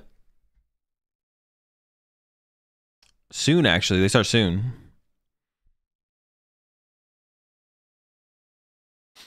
Riolu could KO Fez if you KO active. True, that is fair. Lucario can 1-hit KO the Fez with 1 energy. Not a bad point.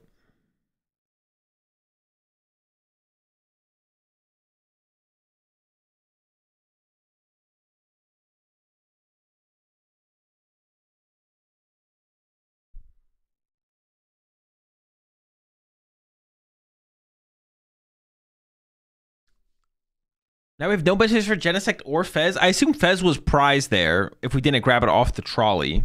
Oh no, it got KO'd earlier, right? Am I trolling? No, that was last game.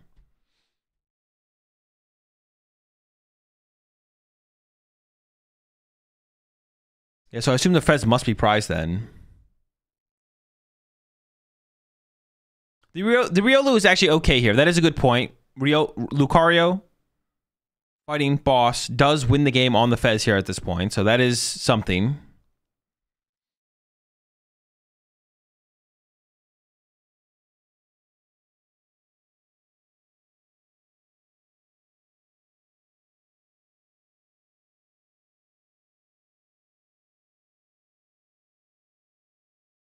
Okay, into the Arvin. Oh, maybe not. Yep, Arvin. Does this tie the attack together, though? I mean, we're going for the Vessel, so I assume it does.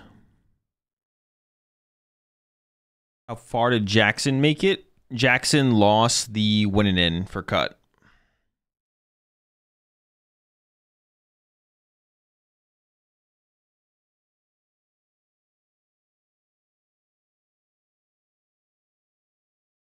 Two more energy getting searched out. We got to be close if we don't already have it.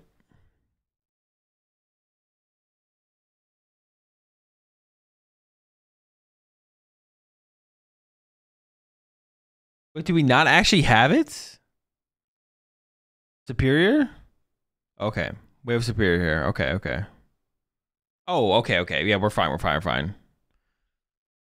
I was kind of stressing there for a second, though. I was like, oh my gosh, should we just not have this KO? So the question for Eduardo, I mean, the big card for Eduardo is just going to be actually, I don't even know. It's going to, Ricardo's going down to a 2-card hand. Getting Iono here is maybe not even that important from Eduardo, to be honest. Although maybe Ricardo prized Fez? Nah, not sure.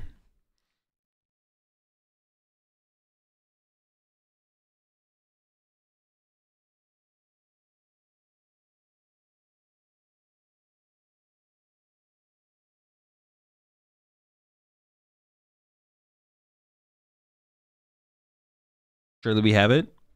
I mean, that's what you'd think.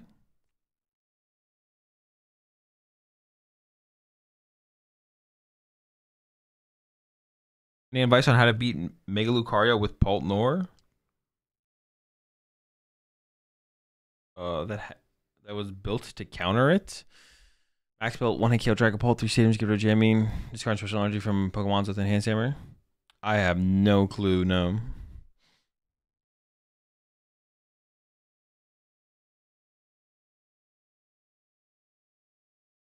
I mean, I think the matchup is probably favored for Lucario. I mean, if they have, if you're playing up against a build with Enhanced Hammer, though, I don't know how much that changes the matchup, but that's not something I have any experience against, is Mega Lucario with Enhanced Hammer, so.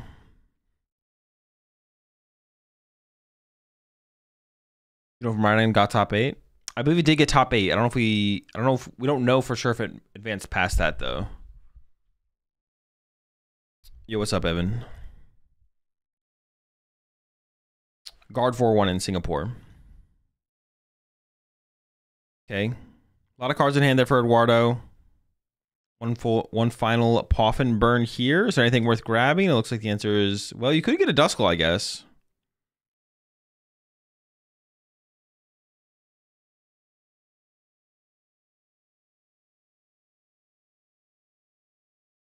The first or second top 4. This is the first and possibly the only top 4. I don't know if they're going to stream both. Okay, there's a counter catcher on the Solrock. And then into the Iono. Oh, are we just seeing Badoo? Or are we going to retreat in Dragapult here?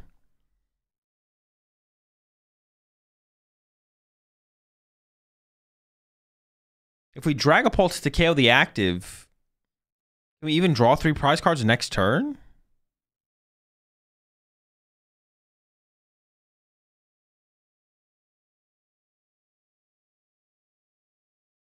How do you even draw 3 prize cards next turn? It's like not possible, right? If we had put...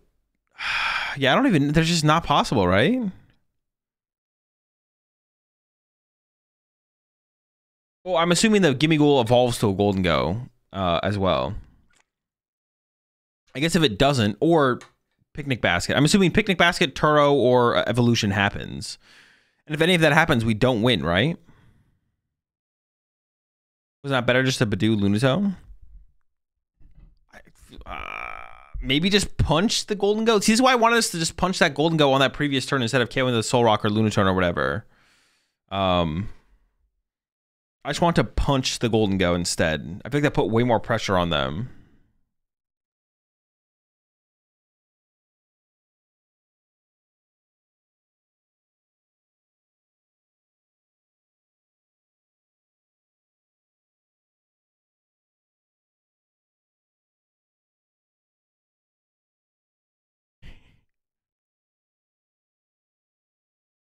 All right, there's the Turo. I would bet we're not getting the KO this turn, but we'll see what's in the hand here. Yeah, it doesn't look like a KO's happening. But the Turo took away the option from Eduardo to win. Now we need to see, okay, I was gonna say we need to see another Iono here from Eduardo, but we do see the Iono off the top deck there, though. So we're good to go as far as that goes. And then we do set up a 3 prize turn on the next turn, kind of the same way.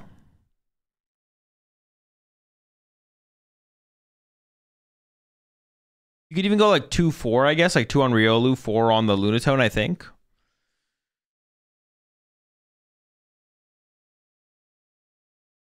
Or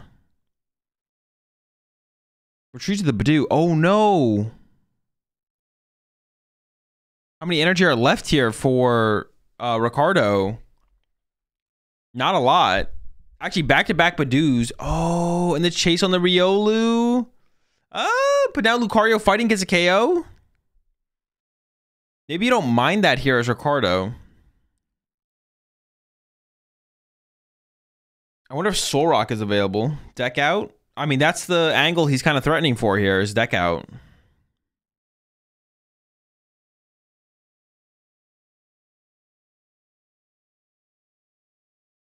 Maybe there's no fighting? Oh, there might not be any fighting.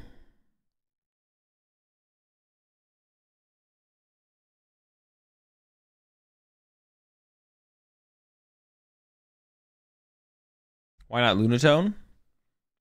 Honestly, well, Riolu has 2 retreat costs, right? I think Riolu has 2 retreat. I'm not 100% sure about that, though, actually. So that would be a reason. It's going to get stuck in the active for longer, I guess.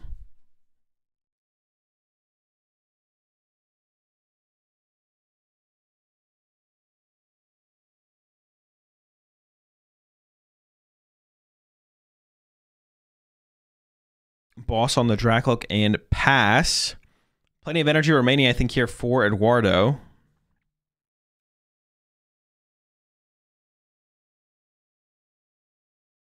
Into the draw.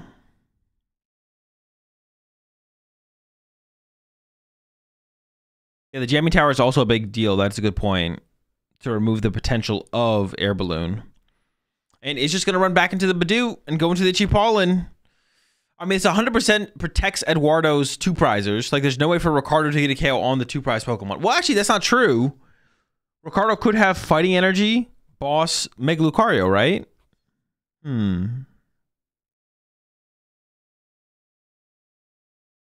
Probably should have played the SER last turn, even if not attacking.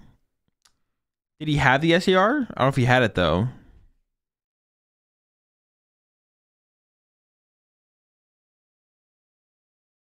Eduardo's just saying Ricardo doesn't have any more fighting, surely. He did? Oh, well, he definitely should have. Well, there's a fighting right there. There's Lucario. There's fighting. Do we have Boss?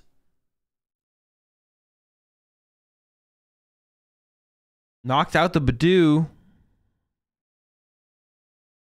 We could see a countercatcher Iono play here from Eduardo, bringing up a Golden Go. Trying to trap it in the active. Did Ricardo not have Boss there? Did he play a different supporter? I swear he had a Boss.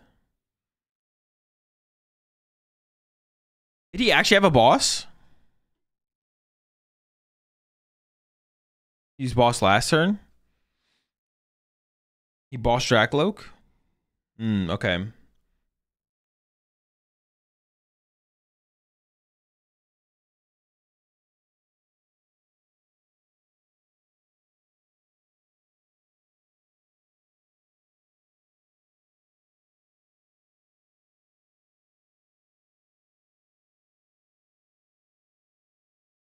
Okay, there's the Iono into the Dragapult Punch. So let's see what Ricardo can find. Needs a Boss or a lot of energy to KO the Dragapult. The energy might not be possible at this point, to be honest. It might have to be Boss for the win here from Ricardo. And there's the Boss on the Fez. Okay, we're going to game 3. Dude, I did not think we were going to game 3 in this one. But hang on, I do want to go back and look at a play here from Eduardo real fast.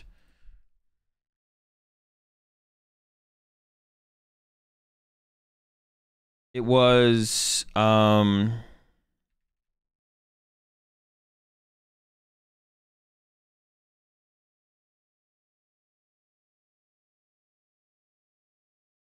this turn here from Eduardo had Gust on the Golden Go and Punch Golden Go plus KO Gimmighoul and said KO'd Solrock plus KO'd Gimmighoul. I think it would have been better from Eduardo to go Gust Punch the Golden Go to pressure the only Golden Go in play while removing this Gimmighoul from play. I think that was a better play from Eduardo because Turo can't happen. Well, if Turo happens, your Dragapult's not getting KO'd, so Turo's unlikely. This doesn't play around Picnic Basket fully for like to spread KO later, but I feel like the better play here from Eduardo was ignore the Solrock for this turn, Gust the Golden Go, Punch Golden Go, knock out the Gimmighoul. Was the way to go. All right, we'll see how game 2 goes. I'll be right back. Give me 1 minute.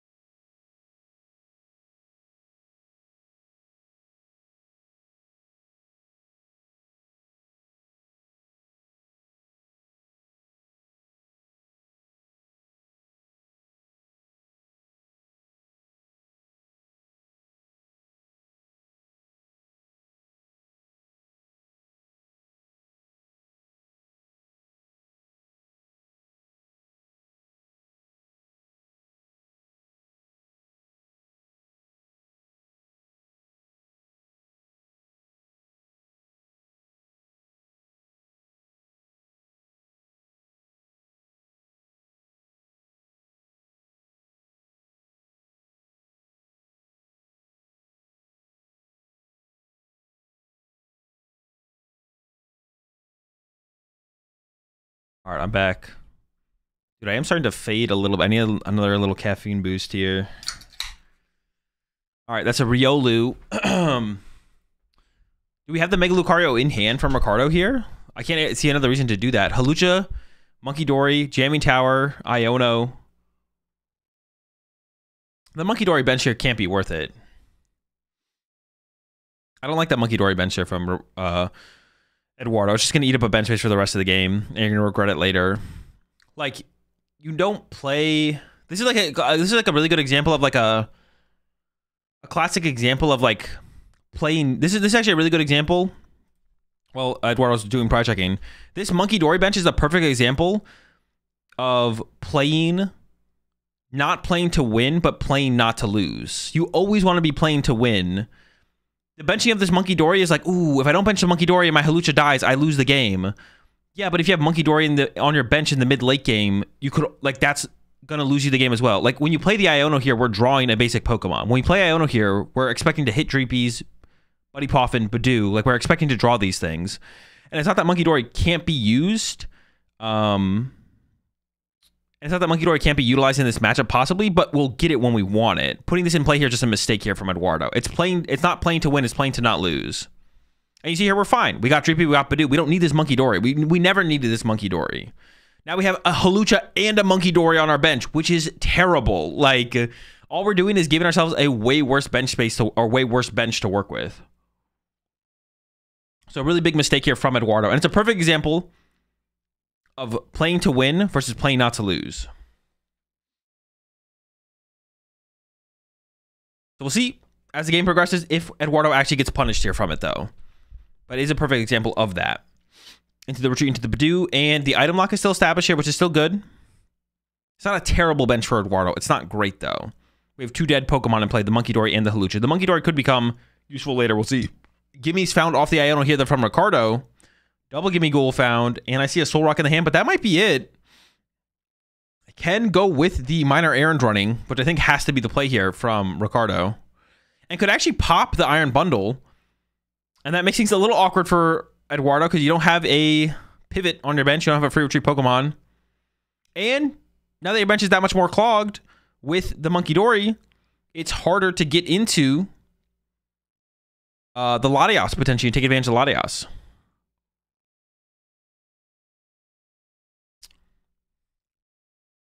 So what do you think? Poltnor is breaking often. Should I play it? I think Poltnor is a good deck, and if you want to play it, you should play it. Dracloak number 1 here. Nitrogen for the Psychic onto the Hawlucha, and then into the Lily. Doesn't have to play the Iono there. I think there was an Iono in the hand, but either no Latias or no Duskull. Yeah, exactly. Now you have to choose between the two. It looks like with the attachment here to the active, though, we can go for the Duskull off this Lily. Ideally, just get a Dracloak plus a Duskull down from Eduardo. But yeah, losing that bench space. It's pretty big.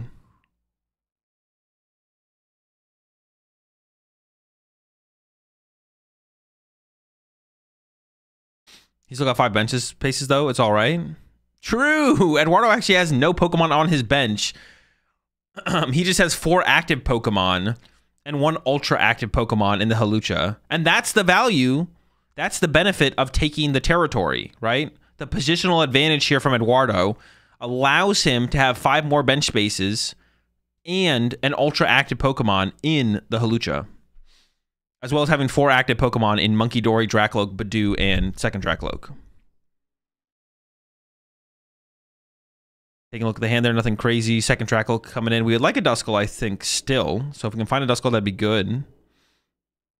There's the Duskull off the second Dracloak there, making its way. First Pokemon on the bench here for Eduardo. Retreats the Hawlucha to the active spot and then promotes Badoo to the ultra active, and Itchy Pollen against the active Pokemon there of Ricardo, which is the Gimme Ghoul. What does Ricardo have here? Attached return to the Riolu. If we have an air balloon and a stadium bump, we could knock out the Badoo with Riolu's attack. It does 30 damage. Also on the Monkey Dory. And once again, Eduardo, putting that extra Pokemon on the bench, hasn't been able to put Latias in play, and now has to spend an energy every single turn to retreat these Pokemon. And we see Ricardo taking full advantage of the mistake from Eduardo, and Eduardo has already had to give up 2 more energy here and hasn't actually built out his board into being able to build into the Dragon Pulse as cleanly. So Eduardo getting punished as soon as like turn 2 from the Iron Bundle. Ooh, the Turo was found though. That's big. As long as we can find an energy to go with it. And I think there is a Fire Energy in hand. So the Turo is a big bailout here for sure. And it's possible you could Turo the Halucha and then bench Latios. Because Turo and Halucha for later would be really, really nice. I don't see the need. Oh, there's no energy in hand. Oh, never mind. Dude, are we playing Hilda to get an energy to retreat the Monkey Dory? No way, bro. No way. We were going for the Neo. Are we just going to give items? Are we giving items over to Ricardo?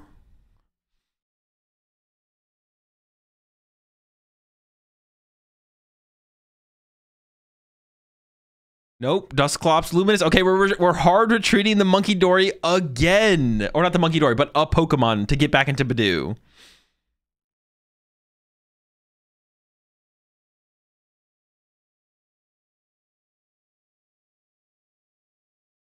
There's a hard retreat into the Badoo. And then Itchy Pollen. 10 more to the Gimmighoul. Top deck there for Ricardo is an Arvin. Ricardo, despite all of this slowing the game down, has still not been able to stabilize. No Golden Goes. No prize cards. Retreating to the Riolu. Here we go. First prize card for Ricardo. Going to knock out the Badoo. Might be a little bit too late, but no energy still established for Eduardo. We know the Neo Upper Energy is not prized, but does have to find it. Dracook number 1. Eduardo here can very easily board wipe these Gimmighouls as well. The Gimmighouls are not safe.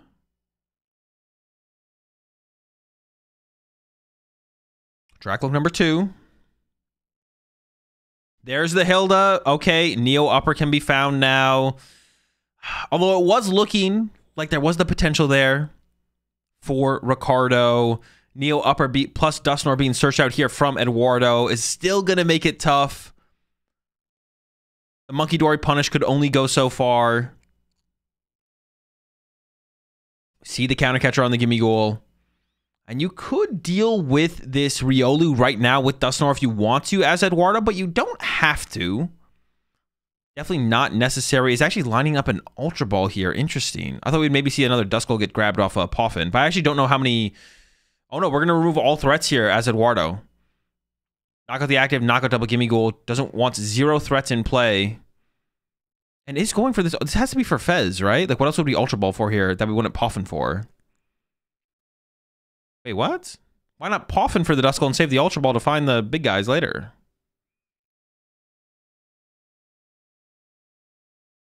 Why even Counter Catcher? Yeah, actually, why even Counter Catcher? Well, I guess it thins it out of the deck, to be honest. Actually, I don't hate the Counter Catcher play because we're going so far ahead here as Eduardo. We probably don't want Counter Catcher in the deck anymore. So this does... Well, the Ultra Ball play actually makes no sense from Eduardo because we could just Poffin for the Duskull and save the Ultra Ball to thin out on the next turn. Because Ricardo doesn't play Hand Disruption. But the Counter Catcher play does make sense, though. Because Eduardo's going to go up in prize cards now and then draw more prize cards next turn, putting himself further ahead. Which then leads to Counter Catcher being a dead card for the rest of the game. So definitely still some mistakes there from Eduardo, but not too bad.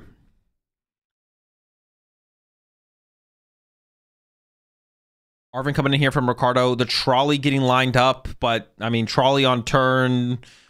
What is this? Turn 6? 7 from Ricardo? Like... It's just not good enough, I don't think. That is a late Trolley. Gonna be tough. And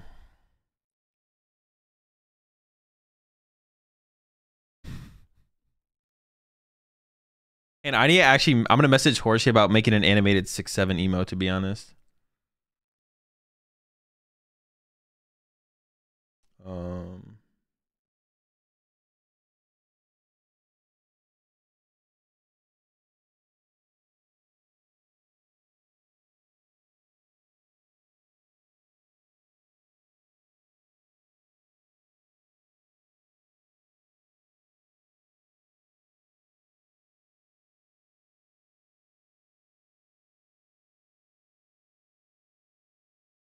My son playing Minecraft just ran over 6'7", lost his mind.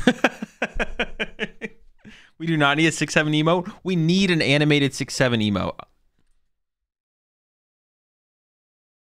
Okay, where were we? Trolley's been played. The gimmies are back. We got all the gimmies on board here. But Eduardo will be drawing... maybe not 2 prize cards next turn, but it'll be pretty easy for Eduardo to draw 2 prize cards on the following turn, I feel like. Maybe there's still hope here, though. Maybe there is still hope here for Ricardo. If Eduardo doesn't have an Iono next turn, I could see it.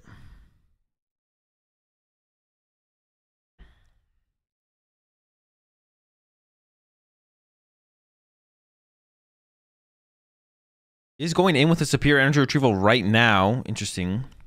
We've already used Lunatone. We can attack the active here for 70, I guess. Yeah, hits for 70.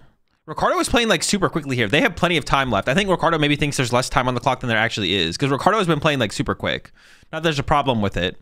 And he's been playing pretty clean so far, so the rushing or the pace of play hasn't caused him to like misplay a bunch or anything like that. Okay, we have an energy for turn here from Eduardo to start to build up that next Dragapult. I guess like the damage to the active means there's less, you need less energy with your Golden Go next turn, but now there's less energy in your discard pile to work with as well, so that is also a factor.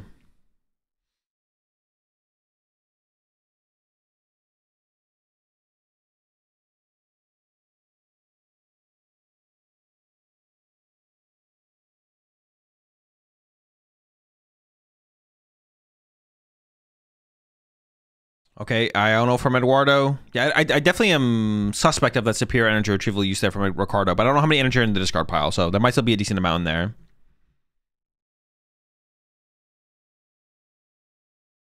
Was it worth it to attack when there's a monkey on the off side? Ooh, very good point, actually. That might have been a mistake from Ricardo, to be honest. Maybe should have just attached a metal to a gimme ghoul instead if you're going to do anything with energy. That is a very good point, though. Okay, 1 prize card drawn here from Eduardo. 6 onto a gimme ghoul. I think Picnic Basket is still left for Ricardo. Honestly, if Ricardo could just knock out the active here and find Picnic Basket. Actually, no, but then you're still in Ursa Luna range. I guess there might always be a win condition for Eduardo on the next turn, especially with the Duskull in play as well. There might never be a 100% out here for Eduardo. But if Ricardo can KO the active this turn, definitely have a chance. I see a couple superiors in hand. I see a Soul Rock, but there's only Lunatone on the bench. We can't even draw cards with Lunatone. Oh, that might be it. We might be out of draw power here. You could... We're going for the Turo reset. Okay, hold on. Ooh, that gives us bench space as well for a Soul Rock to draw more cards. Gonna start with the Golden Go for 2. What do we got?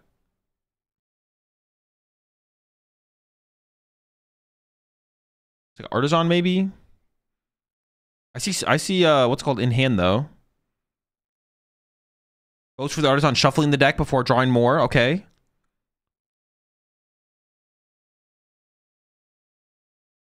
Eyeing up the Vessel. Maybe we have an Arvid in hand to work with.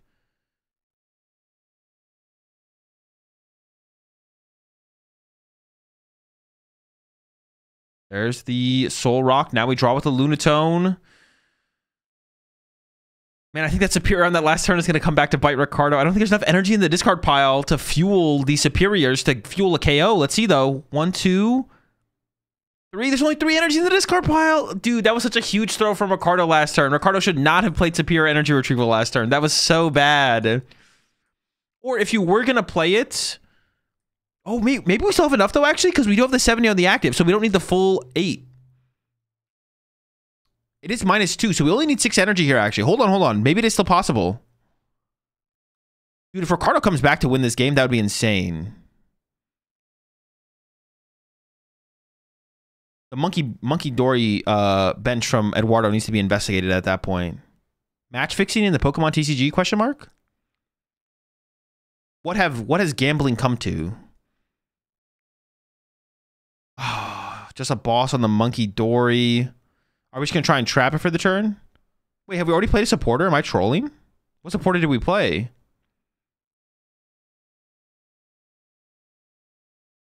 Yeah, the Ricardo Turo. Oh, we Turoed. Yeah, Ricardo playing that Superior last turn, taking those energy out of the discard pile, punishes him here. If he didn't do that, he had the KO. He had the KO here if he just didn't take those energy out of the discard pile with the Superior. A huge mistake from Ricardo on the previous turn. It comes back and punishes him. And now this seems... It was already seeming insurmountable. But this now seems ultra super insurmountable. And in fact, Eduardo can't win quite yet.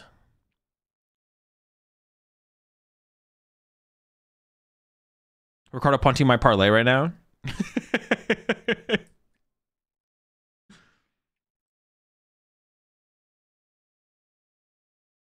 All right, we're just going for a punch here. This is so much damage in play now with the possibility of a Dusknoir that, yeah, I don't see a win condition here. We have the Dusknoir possibility. They can give us access to Counter Catcher as well. Eduardo making sure here. Making sure he wants the 6 on the Golden Go. One final thought.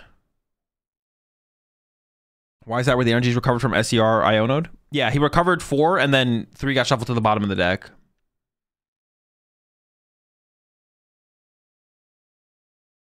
All right, there's the punch. Eduardo didn't win last turn. But there just isn't a win condition here for Ricardo now. Last turn, honestly, if we got the KO, something magic could have happened. We could have seen the dub from Ricardo. But with the lack of the KO from last turn, due to the punish of the Superior, I just don't see it. We see even Ricardo was like looking at this boss. But chasing a 1-prize KO off the bench is obviously terrible. Even trying to boss trap something, I don't think works. Maybe if Eduardo's ever like out of energy, I guess it could work, to be honest. Can you trap Monkey Dory? Could we Basket Balloon boss Dusk KO? Nah, that never leads to a win condition. If you take a 1-prize knockout here, that never leads to a win condition. Then Eduardo can attack with 2 more Dragapult attacks. Like, there's no way we win from that situation.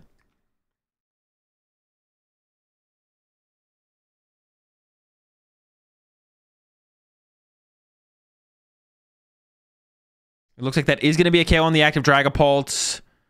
But all Eduardo needs is a Dragapult to attack with Jet Headbutt. And there's a Night Stretcher in the hand. Ursaluna also works here. You need energy for the Ursaluna, though. There's the Ursaluna. Oh, or you just pop, retreat, and knockout. That also works. And Eduardo gets the dub. Despite the mishap early on with the Monkey Dory bench, was able to recover from it. And then we saw that big misplay from the Superior Energy Retrieval from Ricardo. And immediately, both players like immediately got punished for their big mistakes. And Eduardo ends up with the dub and moves on to the finals to face, I'm not sure who. But we're going to go tune into the Vegas Championships, I think, here. Because I think they're about to get ready for round 1 over there. Round 1 of their first round being streamed over there. We got some stuff to check out over here. Hold up. First, we're going to go over here. I'm going to move some stuff around. You guys don't need to know what's happening. Just know the magic's happening.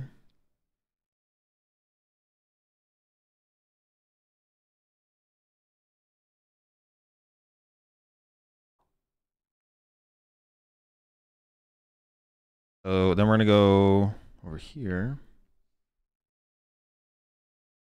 Show the magic? No. Dude, if everyone knew the magic that I have, like I'd be cooked. I'd be out of a job. Gotta keep the magic secret. All right. Let's take a look at the standings here for the tournament now.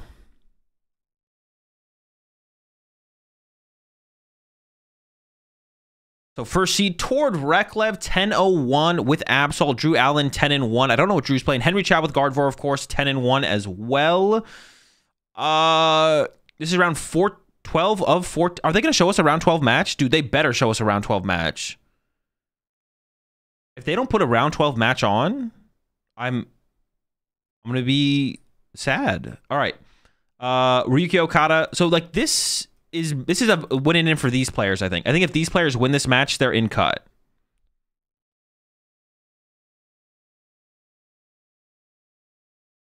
If these players win a match, I think they're in cut. The players down here need to like win 2 matches still, I think. Maybe. There's 3 rounds left. Yeah, they need to win 2 of the next 3. Yeah, X2-1 probably makes cut.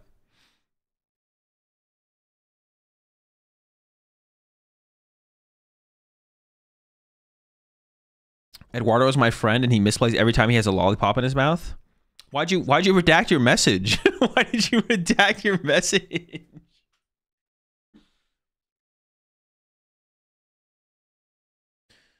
Who's a better Guardy player, Henry Chow or Messi? Messi.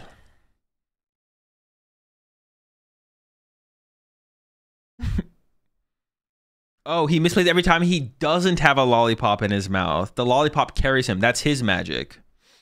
I'm rooting personally for Aban because I predicted Aban to make top cut at this tournament. And I predicted Marco to make top cut in Buenos Aires, but he is here. I don't know if he's in cut contention anymore.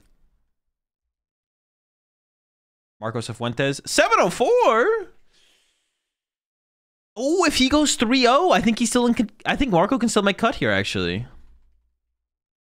Should lollipops be banned? That is a good question. Like, if we assume that lollipops boost a PokemonTCG player's capabilities in terms of increasing their odds of winning a tournament, is it not basically equal to like steroids at that point, right? Like baseball, football, yada yada, they have steroids. PokemonTCG, we have lollipops. If it has an equal win rate increase percentage-wise in terms of use to non-use, then they maybe should be banned. It's something to investigate further for sure. And the question at that point is, how does that affect when someone rolls up on stage with a lollipop? I mean, you got to bet on them, right? At that point, like if someone's rocking the lollipop, I'm all in on whoever brings a lollipop.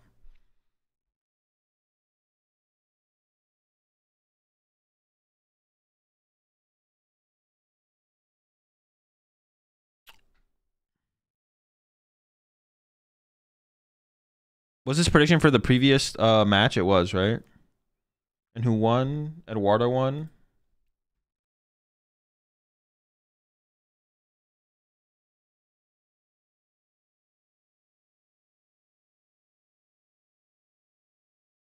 What's Tord playing? I think he's playing Kelly Blastoise without Black Kyurem, but I'm not sure.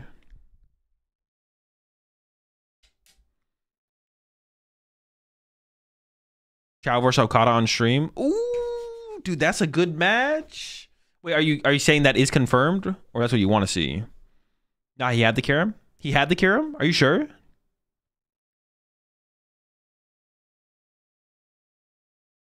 That's a stack top 16. What? These players, bro? What? These are some chumps.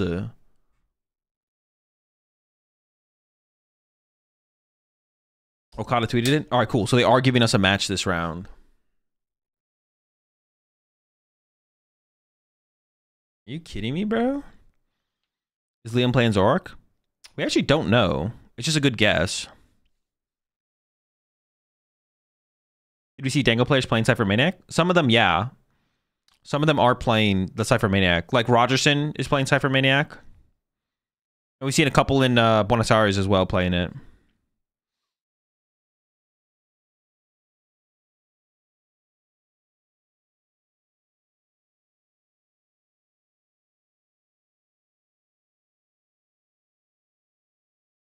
So 1 is not enough for Marco? No, Marco has to go undefeated. Marco has to go 3-0.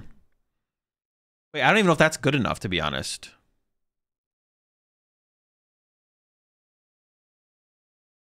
That maybe is good. Actually, I don't even know if that is good enough, to be honest. X2-1 might not make cut here. Well, I'm just going to let it play. I'm not even going to try and math it out. I'll just let it play out and we'll see towards the end of it. Yeah, even if Marco goes undefeated, that might not be enough.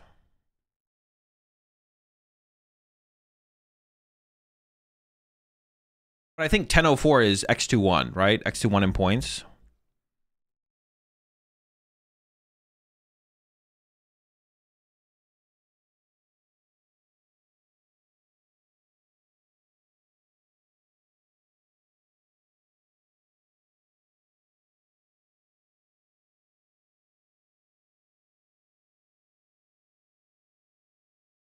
I think XXX makes cut. Well, that's not possible. That's nope. You're wrong. Let's try. X12 for ASIM for sure. X21 might still make it. I'm not sure. I'd have to. Yeah. Well, I'm just gonna wait and look. I'm not gonna try and do the math ahead of time. It could happen though. How many rounds of Swiss do we have? 3 rounds. 12, 13, 14.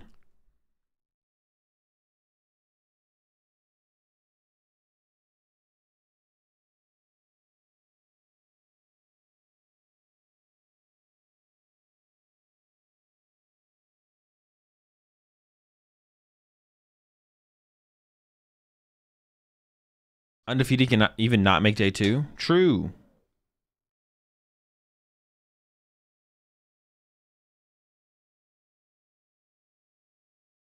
Should they increase Masters pricing again? If they want to.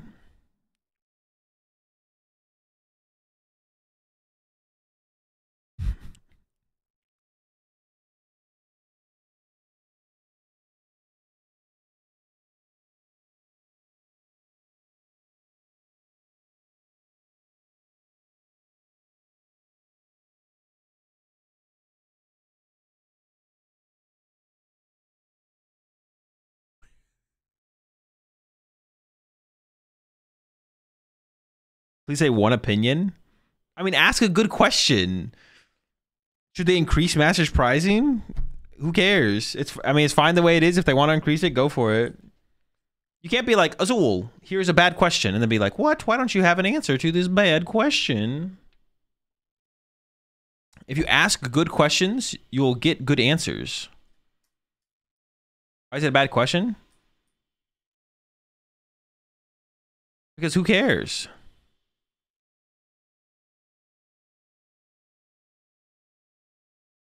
Made the playlist going on in the background? Me. What's the objectively better sleeve color? Just in general? I mean, it depends what color of sleeves you like. The question is what is your favorite style of sleeves? What feels best to you? And then from there, you pick a color you like. The sleeve color doesn't really matter. The style of the sleeves matters. Your opinions are like spaghetti with carrots. I mean, if it's optimal, it's optimal. What can I say?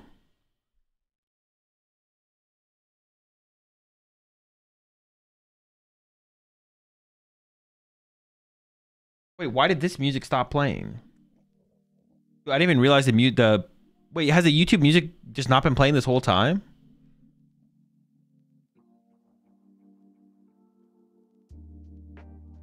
Jelly Guardy. Oh, this is a terrible matchup for Henry, right? Ryuki's about to farm.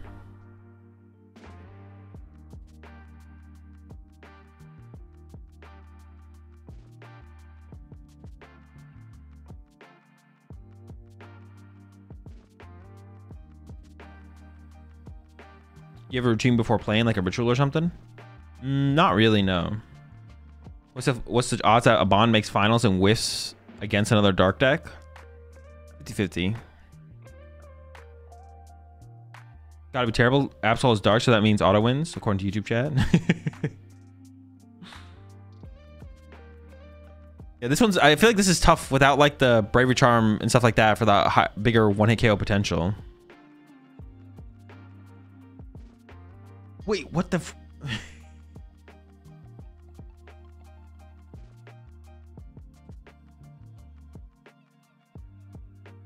Dude, no memes? Dude. Not all. Dude, so many of the Japanese players are... What is that drink they're drinking? Is it just tea?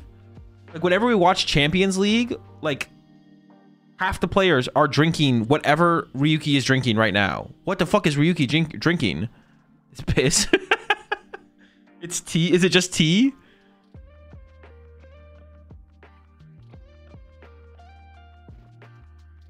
Gin and juice. Spiked green tea.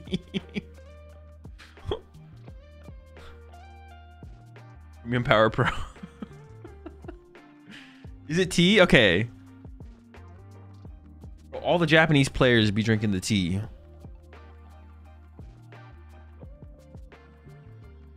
So the reason I can't get a cash finish is because I'm drinking the wrong beverage. No, even the Japanese players who go like, what's it called? Drop, are still drinking it. All right, Ryuki going second here. That's what you want. Henry opens up a Ralts. Dude, this Ralts on Henry's side is... Henry's going to get bodied in this game, bro. This Ralts is not locked in at all. Look where the Ralts is positioned, bro. Top left? Look at the Monkey Dory from Ryuki. In the center, immediately. Energy into the Turbo Energize with an Absol on the bench. Ryuki's Monkey Dory is locked in. This Ralts is going to get cooked. Henry's got to get his squad in line here, because this is just unacceptable. Honestly, these are the new Ralts. Like, the old Ralts that Henry played to win 3 regional championships would not do this. But this is the new collect Ralts. They have no respect. They're untrained. They're untrained. Henry's old Ralts will never let him down like this. There'd be turn 2 Candy Guardy in Henry's hand right now if these were the old Ralts. I guarantee it. Ralts is getting kind of mogged. Big time. Undisciplined? Yeah. Undisciplined, disrespectful, 6'7" looking ass Ralts. Okay, we got the nest ball coming in. Another nest ball coming in from Ryuki here. Predictions? I got you.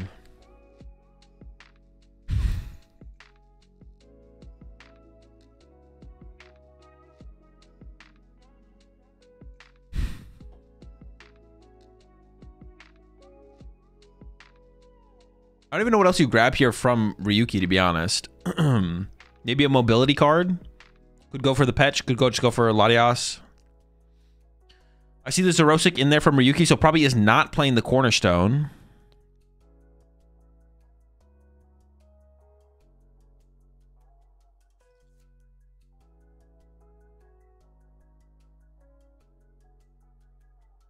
Was that Watchtower, or am I blind?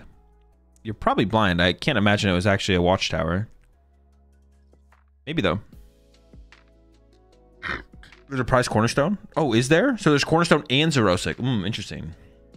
You guys... Yeah, you're right. There was a prize Cornerstone, actually.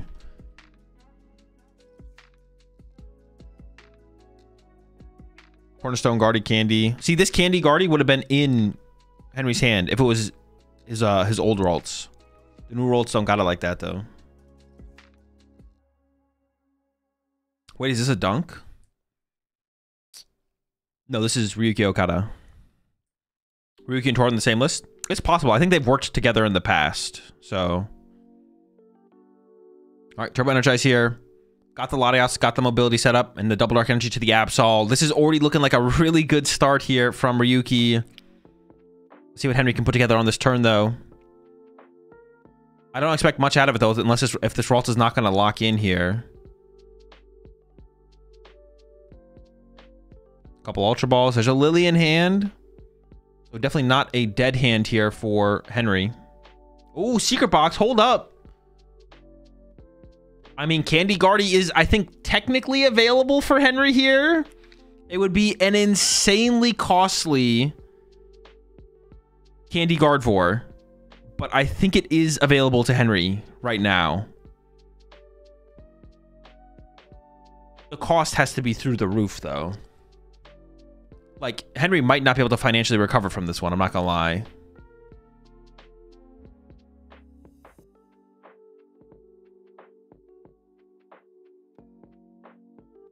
Yeah, predictions up. Get your bets in. What the heck? No one's even betting for Henry Chow? All in on Ryuki out here? What the heck?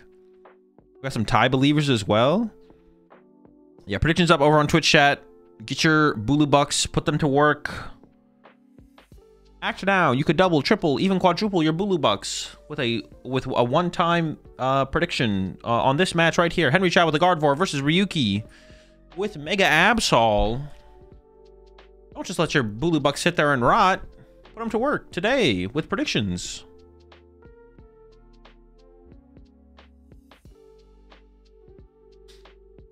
Yeah, we'll see if Henry... I assume this is going to lead to a Candy Gardevoir, but there's like no energy in the discard pile. We just have to draw with Lily and hope to find this. No? Well, hold on. Ooh. If it's a Vessel Grab, then it's not going to be... It is a Vessel Grab, so it's not going to be a Candy Gardevoir play here. It's just going to be use the vessel, get the energy in the discard pile instead. Unless Henry only plays one candy. And there's a candy prized here, so. I don't know what the list looks like here from Henry, though. Vessel on the Devo. Double Psychic, obviously, on the way. And then Ultra Ball away both of those. Start to develop. The bench poke. What do we got? It is Jelly Guardy. Going in for the Curlia. Okay. And then Artisan as well into the Lily. 8 cards coming off the list. So no Guardy threat here, obviously. He plays 3 candy. Ooh, okay. So maybe we're just going to look for like a Frillish. Because it's possible Ryuki whiffs energy if we take away like Earthen Vessel, right? Or even E-Switch to move the energy off of the Monkey Dory.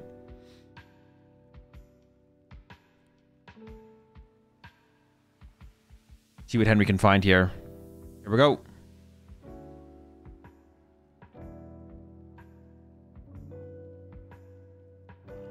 I hate that we can't see their hand anymore. At all. The hand's just missing. It's all gone. Monkey Dory with Dark. That's pretty good. Could just Artisan for a Ralts and retreat to Ralts, possibly. You need the threat of 2 Ralts in play. You don't just want to get boss KO'd here.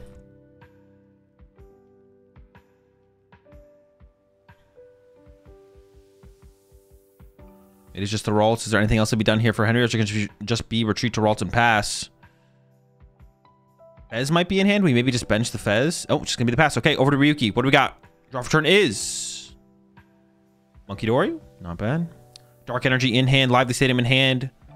And we are not Frillish item locked. So this Nest Ball... Ooh, that's 3rd Nest Ball from Ryuki. Ryuki did play 3 Nest Ball, I believe, in Brisbane. Probably playing a pretty similar list to that build. Kangaskhan getting searched out aggressively here. Is it ever a non-trolley build here from Ryuki? Maybe. The Ralts still, yeah, the Ralts is still in a suboptimal position. Immediately into the Kangaskhan actually to draw 2. Are we not attacking this turn from Ryuki? We found the Mist. Oh no, I guess we have to play around because the Monkey Dory got placed there. I guess Ryuki never wants to attack, right? Until... Ryuki probably doesn't want to attack until we find the Mist Energy, right? Because it's too risky in this situation. But we see that Turbo Energize getting lined up. Is Ryuki just going to go for another build-up? Just maybe build up double Absol. Just play it slow. With the Mist Energy found here, though, Ryuki could get aggressive with Absol and get Petron to re-promote the Mega Absol into the active.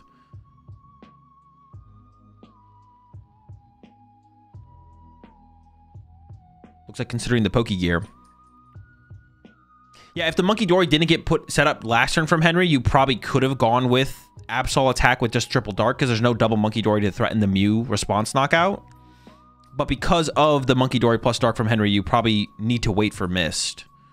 If you don't hit Mist here as Ryuki, maybe you just like Turbo Energize again to like another Absol or something. I don't know.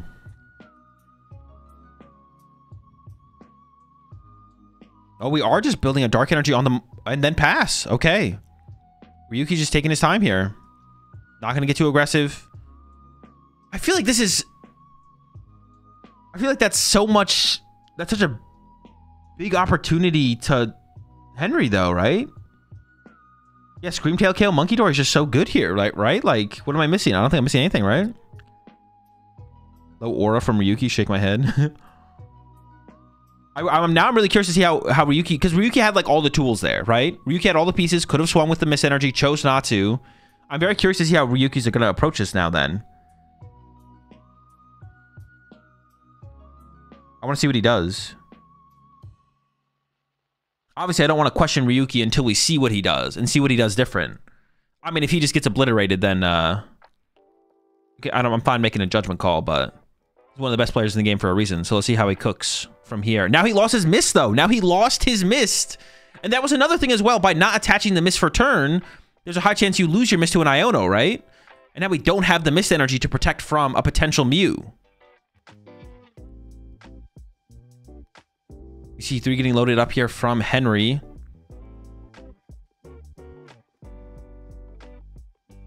Is it just going to be a KO on the Monkey Dory then? Or do we go further? How far can we go? Wants to get some value out of the Monkey Dory this turn, it looks like. But if you leave damage in play, the Monkey Dory just moves it back, right?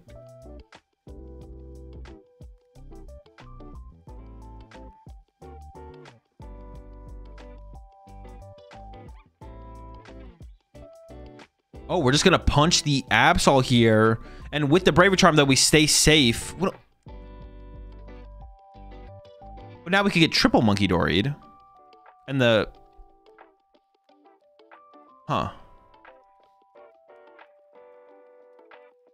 Ryuki can triple Monkey Dory KO the Screamtail here.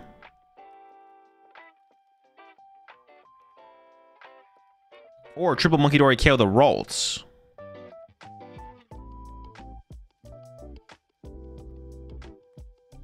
Double Monkey Boss KO Guardy. I mean, that wouldn't KO the other. You could triple. I mean, triple Monkey Boss could be a play as well, right? That could like a possibility. I mean, I think it's fine to like allow that. If Ryuki has triple Monkey Dory plus Boss KO Guardy, like whatever, he wins. Draw 2. Okay, Ryuki seems to have pieced it together though. Maybe not. He's still giving it some thought.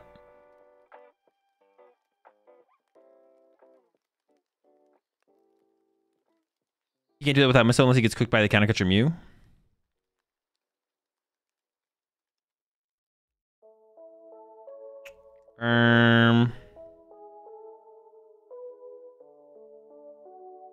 Bravery Charm. Vessel getting searched out. Vessel comes down, getting rid of the Enhanced Hammer. Searching out 2 Dark Energy. That makes me think we're not attacking with Absol here, because if we're going to attack with Absol, we'd probably get the Fighting Energy, right? And then Artisan, 3rd Monkey Dory.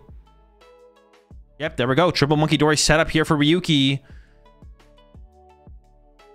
I don't think the E-Switch is in hand, so the most we're going to do here is just heal the Absol fully. But that's not a bad thing. Put 6 on the Monkey Dory on the bench, threatening the Monkey Dories of Henry. Goes to 9. 9 to the Monkey Dory on the bench. Ryuki does have the Monkey Dory advantage here. Okay, this is interesting, actually. This is kind of cool. But what is stopping Henry from setting up another Monkey Dory and now just KOing one of Ryuki's Monkey Dories and heal 60 off the Monkey Dory? So is Henry just really trying to play around giving Ryuki access to counter catcher? Is that what we're scared of here as Henry? Is the counter catcher possibly? How much are we hitting for with Clefairy? 100, 200, 220. We don't quite KO the Kangaskhan. But if you just... Nah, now the... Oh. Monkey Doors are kind of scary on Ryuki's side now for sure.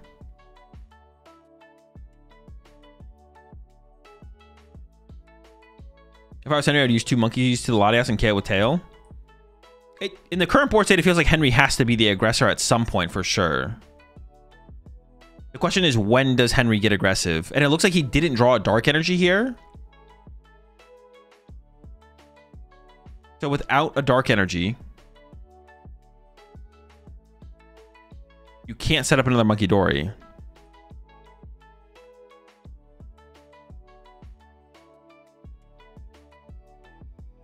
You could still just punch the Absol again here as Henry, though. You could move 30 off Monkey Dory to the Absol and then just Screamtail punch it again.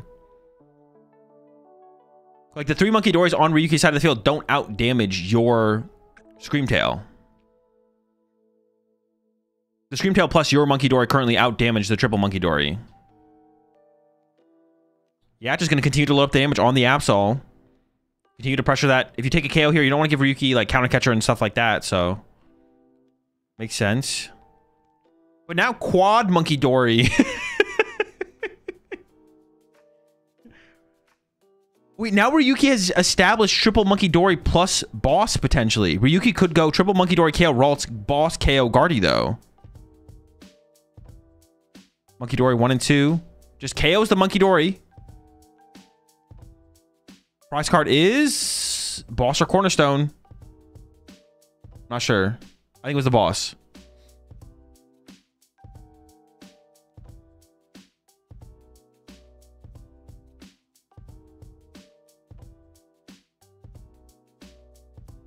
Yeah, now that, yeah, once Henry, like, left damage in play like this... Once Henry left damage in play like this, it made things super awkward.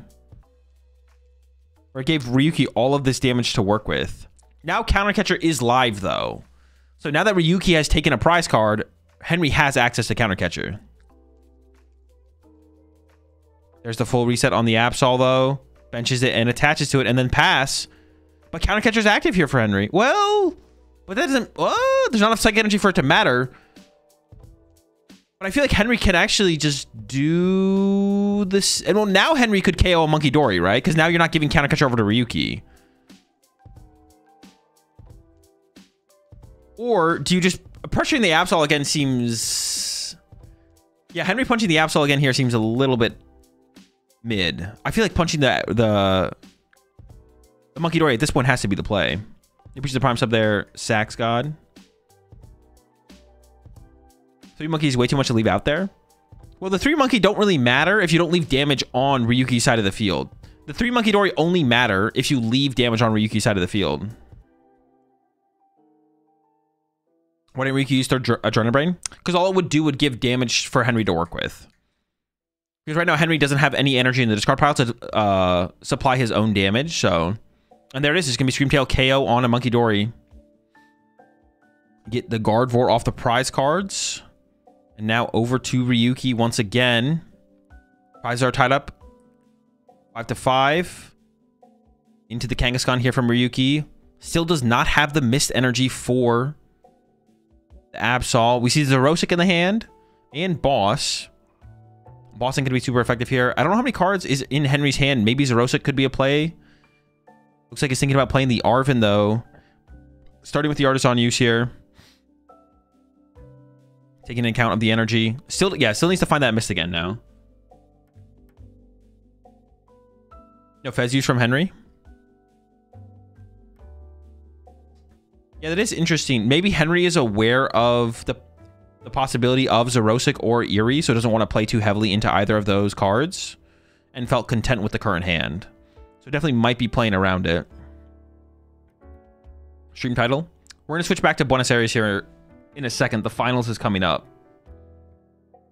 And then I'll reset the YouTube stream and change the title and everything.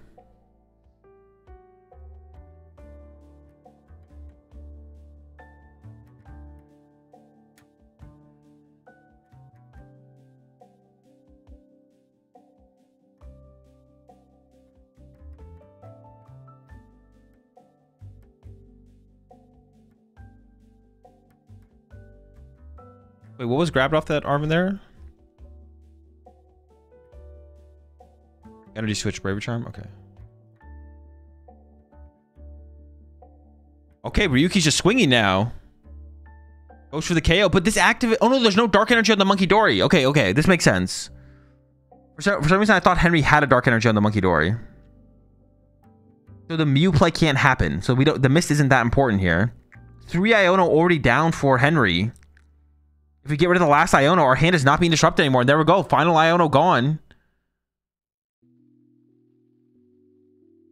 How is Henry gonna play it from here?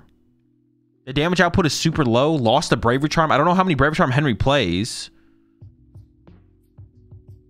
But getting through one of these Mega Pokemon at this point for Henry is going to be tough. Starts with the Fez for 3. Another Counter Catcher found. Candy Gardevoir is online.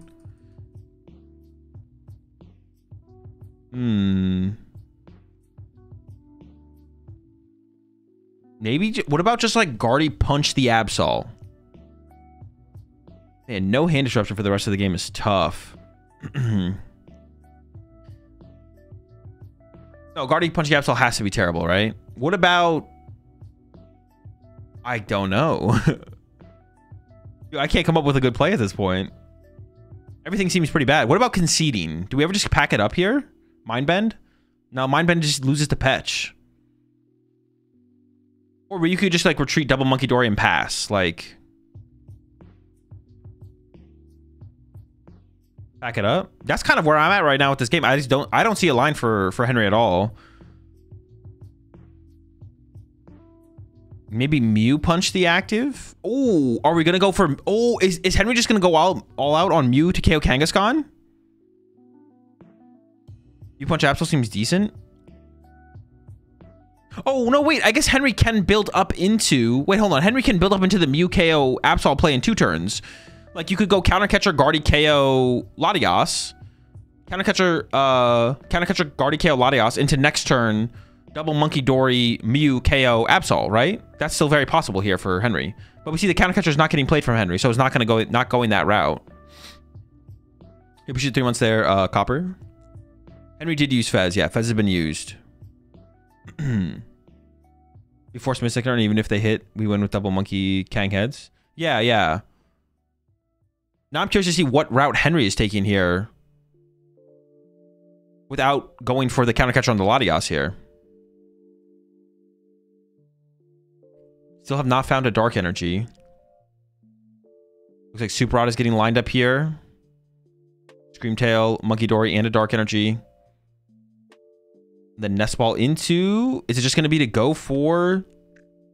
It's going to fail it. Oh, we're just going to try and draw... We don't want the options in the deck, I guess, but we just want to draw more cards with the Mystery Garden, I assume. Oh, we have a monkey in hand. Okay, okay. And now we can draw more with the Mystery Garden.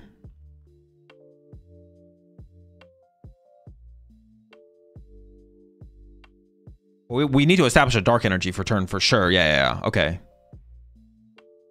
We get a Dark Energy. Okay, there we go. Yeah, I was going to say, that attaching the second for turn would have definitely been trolling from Henry. Okay, it's just going to be a retreat into the Mew. So it is just going to be a Claw of Darkness here from Henry. Just going to aggressively go after Ryuki's attacker. Monkey Dory's 130 more to the active, and then Claw of Darkness, 200 damage, 230 on the active. The hand here from Ryuki is... Oh, what are the strong cards? It's Iono and Boss, right? You probably go after... Oh, might go after the Iono, actually. I was going to say, you probably go after the Boss, but... Ooh, the Petch as well. Ryuki might be out of Night Stretcher at this point, actually. And the Petch is like the most convenient attacker to set up later in the game. No energy in the hand as well. So if Henry can get through this Absol, Ryuki doesn't have that much more to work with. Boss doesn't feel scary. Yeah, because the threat is the Mew right now, right? For Henry.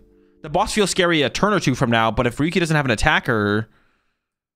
Oh, but there is Ursaluna, right? Doesn't Ryuki literally win by going bench Ursaluna knockout?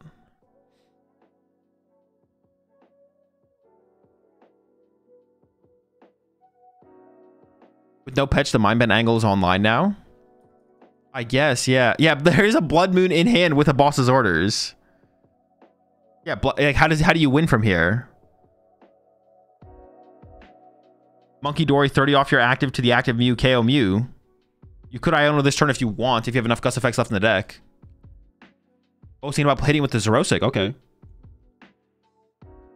Ursaluna needs loads of energy. Well, no, if your Absol doesn't die, you win. And if your Absol dies, you actually might get rid of the Psychic Energy because of the draw power from the Mystery Garden.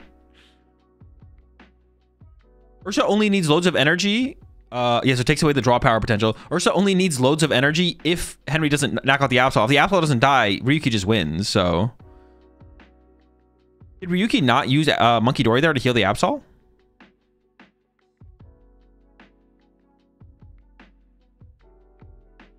Turo? Oh, the Turo on the Fez! Is that it? How much damage is on the active? 180, 320. Wait. Oh, there's a Braver Charm on the active. Okay, okay. So now Henry can KO the active Absol and then use Screamtail to KO the Latias to close it out, right?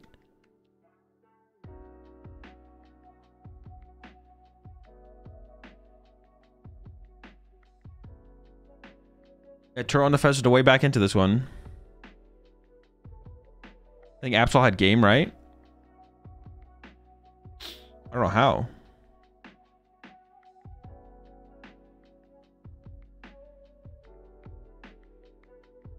And the Petch is gone. Yeah, and Henry got rid of the Petch. The Petch was like the convenient attacker for Ryuki to have on this following turn.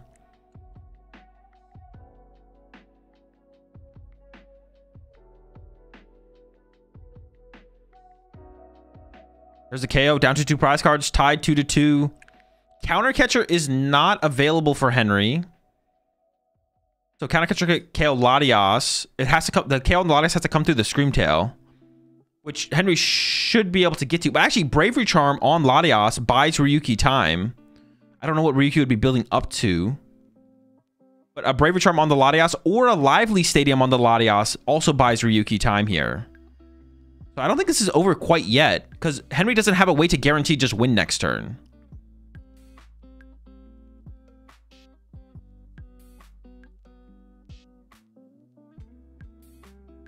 Ryuki should have boss KO'd Guardy. He would need another boss for game, but at least he wouldn't lose a Turo. That would have been an interesting play for sure. That would have definitely been an interesting play. No, wait, don't we need that? Oh, no, we have a Lively Stadium. We have a Lively Stadium. But we need to protect the Latias here, right? Is Ryuki thinking about not discarding the Mystery Garden to be able to take advantage of it himself? Because he does have 3 Psychic Pokemon in play and is about to Iono himself to 2. So that would lead to... But we have to protect our Latias here, right? Lively isn't enough. Tail can do 180, right? Do 180. Oh, true. Oh, no, you're right. Yeah, the Lively doesn't... Yeah, because it gives the extra HP to the Screamtail. So Ryuki needed to Bravery Charm the Latias. It's just going to be retreat to Ursaluna, punch with Ursaluna.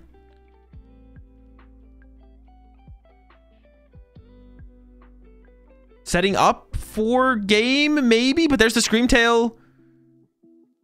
And that... Oh, wait, is that game? I don't know. Is that game? It has plus 30 HP, but you can do plus 40 damage. Someone in the chat do the math.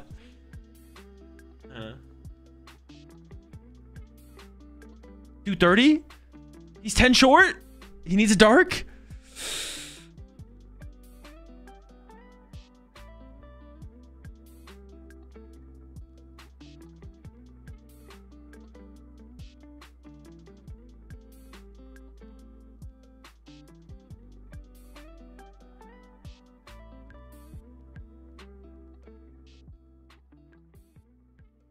What if we move the 10 off the Screamtail?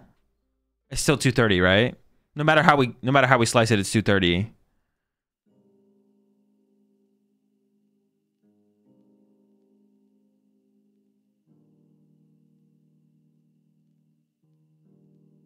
Would Henry play their Nest Ball? Is it ever a Frillish? I don't even know. Is there another angle here?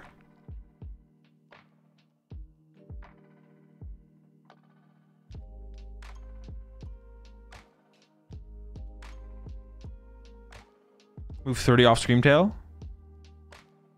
Oh, he could, yeah, does he have enough energy to do that? Yeah, he can move 30 off Screamtail. How many energy does he need? Wait, he maybe has game right now then. There's a lot of Psychics in the discard pile.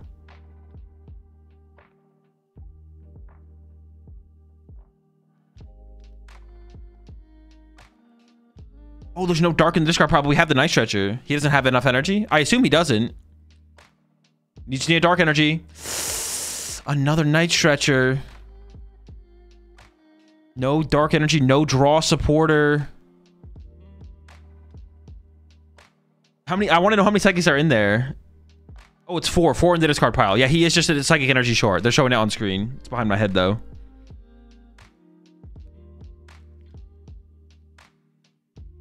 But what is the play?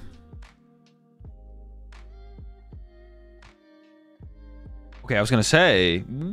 Ooh, the one with the dark energy? Oh, because he wants to be able to retreat the dark energy off this one and use Monkey Dory twice on the next turn.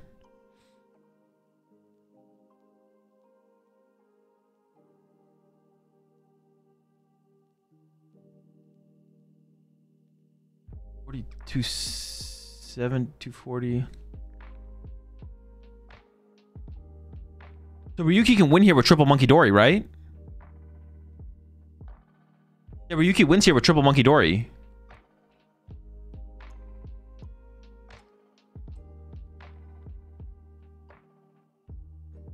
I think there's some confusion about where the Monkey Dory damage is supposed to go. I don't know if Henry made it clear where it was supposed to go or not. Oh, all right, staying on the active. It doesn't really matter. There's a penny in hand. If Ryuki finds E-Switch or Dark Energy, he just wins, right?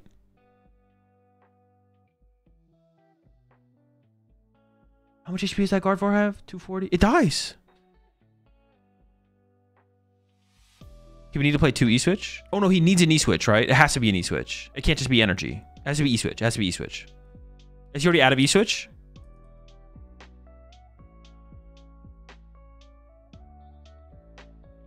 There's retreat to the Kangaskhan. I have no idea what the other card was. One of them was Iono, though. Iono Bosch Trolley. Yo, late game Trolley? Turn 10 Trolley?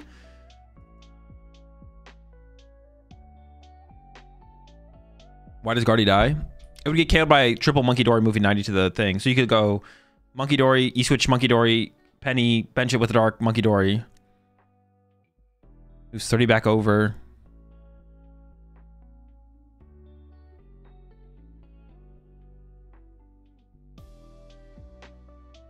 There's the trolley. I don't even think there's... Is there anything for Ryuki to grab here?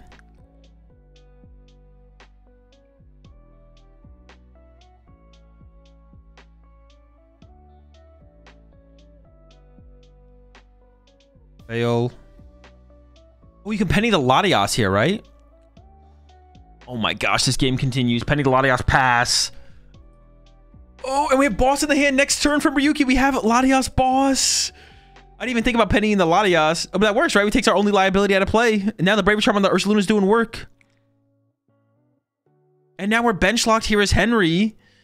Henry's only out as Iono, but he's out of Iono. I think it's just game, right? Oh no, we have Mew. Henry can go for the Mew. Can do double Monkey Dory, then Mew. It needs 1 head. No, it needs 2 heads still. Unless he has a stadium, then he needs 1 heads. The Mew rapid fire combo.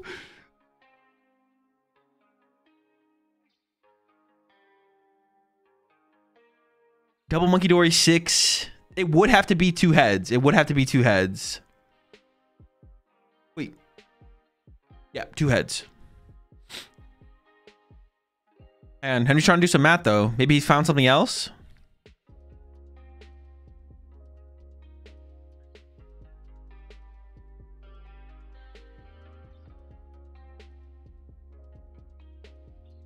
Can Henry load up Screamtail, then replace Stadium so that it dies so we can counter catch her?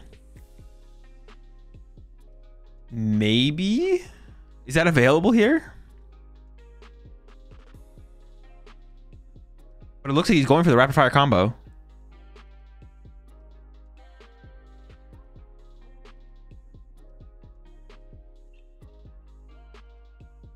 Alright, it is the rapid fire combo. He needs 2 heads.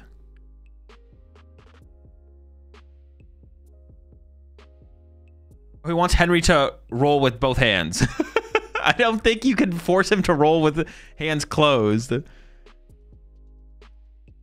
we get a judge roll, please? Tails. Okay, no KO. Ryuki wins game number 1 and only 16 minutes left. It is winnable here for Henry. It is winnable left here for Henry. Dude, Ryuki wanted him to roll in a certain way.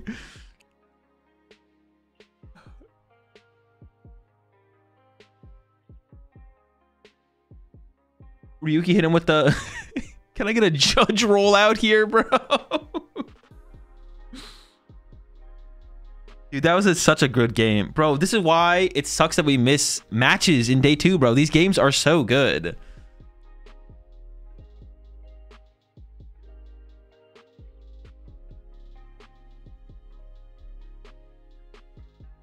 These matches are so insanely good.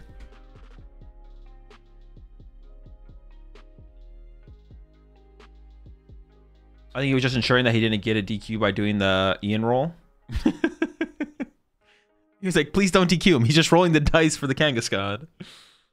All right, it is possible for Henry to win. It is very unlikely. There's not a lot of time left. Not a lot of time left at all. We'll see if it can happen. I know Riki's a good player, but he's such a tryhard. Why do you think he's so successful? You have to maximizing every little percentage matters. Or can make a difference, I should say.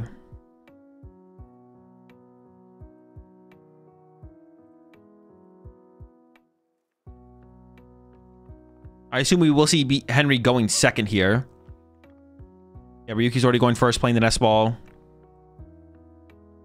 Ooh, the Ursaluna start is not great. You start from Henry, I feel like doesn't really matter too much. Not man, that little of a thing.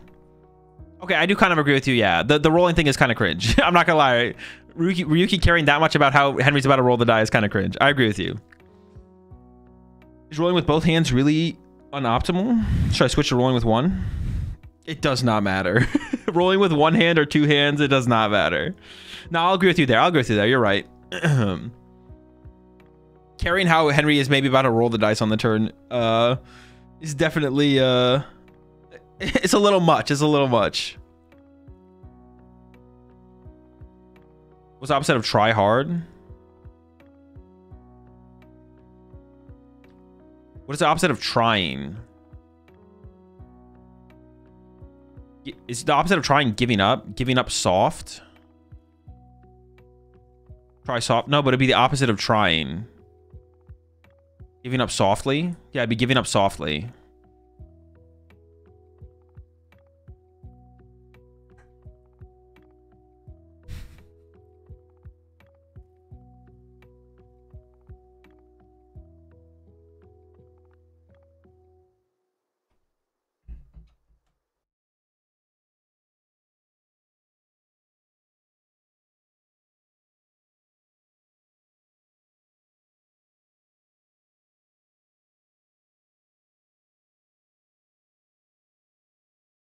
All right, Kangasan search right here from Ryuki. Earthen Vessel. All right, hold on.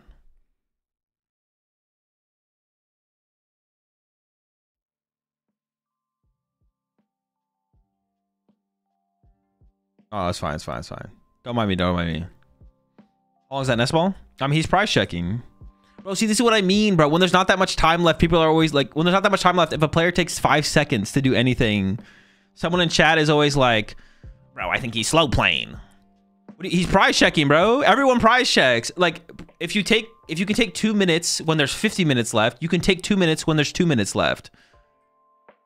Like, it's fine. Yeah, if there's 50 minutes left in the game and you can take 2 minutes to prize check, then if there's 2 minutes left in the game, you can take 2 minutes to prize check. Whatever is allowed is allowed. It doesn't matter how much time is left on the clock. 3 penny in hand. Bro, he's ready to cycle, bro. Pick up the Ursaluna, put it back down, repeat. All right, Iono here from Henry, though, is going to get Ryukyu out of this. Oh, but we are going to see the turn one Frillish to shut down the trolley, actually. The Frillish here is actually huge. No Ralts, though. But we can get into Jealous next turn and start to just get aggressive. And here for Ryuki, we have an Arven and a boss. I mean, the boss does nothing, so it's got to be Arven or nothing. No energy to build up on the Absol either.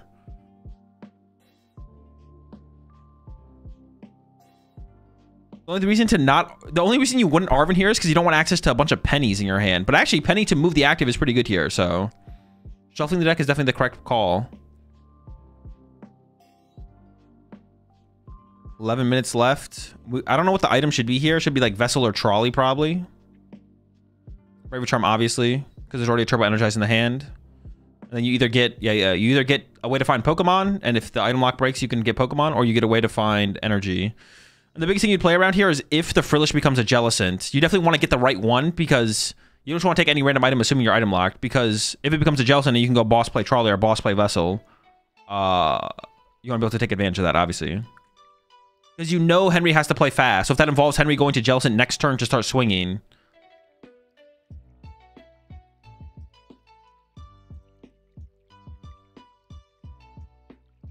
And we do have the boss in hand as well, actually. There's the pass. I wonder why Ryuki's always so reluctant to put immediately into the Lily from Henry here. Ryuki is so reluctant to put the Bravery Charms in play. Like, but a Bravery Charm always ends up on Absol anyways. We saw this from the Mega Absol player and Buenos Aires as well. It's like they didn't put the Bravery Charm in play. They didn't put the Bravery Charm in play, and then they end up attaching it to Absol anyways. It's like it always ends up on Absol. Why not just put it on Absol now? Then you get Iono'd, and then you can't find it, and like we know where it's ending up. You're not hiding anything. All right, bench into the immediate Frillish attack. Has Secret Box in hand for the next turn, so Henry could definitely pop off next turn. Top deck from Ryuki, I don't think is anything. I couldn't see it. Oh, another Arven. Okay, we go again.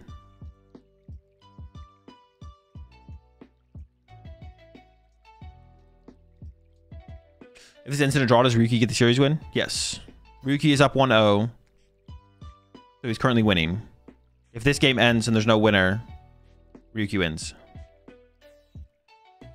Now we get the trolley, and then I assume we're just going to go grab another Brave Charm.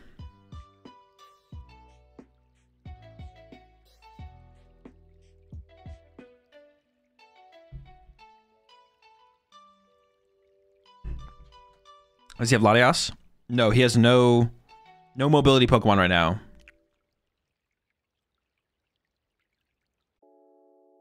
All right, there's the pass. Once again, Bravery Charm not making its way to the... I'm just like curious what the reasoning is. All right, immediately into the Secret Box here from Henry. We can get cooking this turn. Start punching these Mega Pokemon with... You could use Screamtail, or you could just like start punching with the Jellicent into the active. But honestly, Screamtail punch the Absol on the bench seems pretty good to me. Like, just hard to treat the Frillish. Screamtail, punch. There's no energy set up on the other side. Maybe you play around Monkey Dory. Maybe you don't. There's the candy. There's that thing.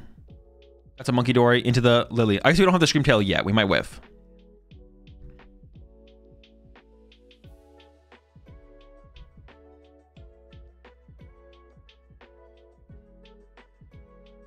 What's the current rule when time runs out? +1. Active players turn 0, then +1. All right, into another vessel here for Henry. Is going to be able to set up the Monkey Dory. Also, Henry could just item lock for another turn. Henry could try and item lock for as long as possible and just retreat between 2 Frillish and build up damage on the bench. But that normally would maybe be the route that Henry takes. But in this situation, you don't have a ton of time. And actually... Oh, Henry's just swimming with Gardevoir here. I guess that makes sense. The Absol's not a threat, right? And just knocks out the Ursaluna. Oh, yeah, Henry's not playing around. He's going. Is tail prized? I don't think so. He just got it off the prize cards. Actually, I think it was prized, yeah. Yes, it was prized, and now he has it. Yeah, there's no threat of a Absol response to this. So yeah, sure, swing. Let's do it. You appreciate the primes up there, Leonardo.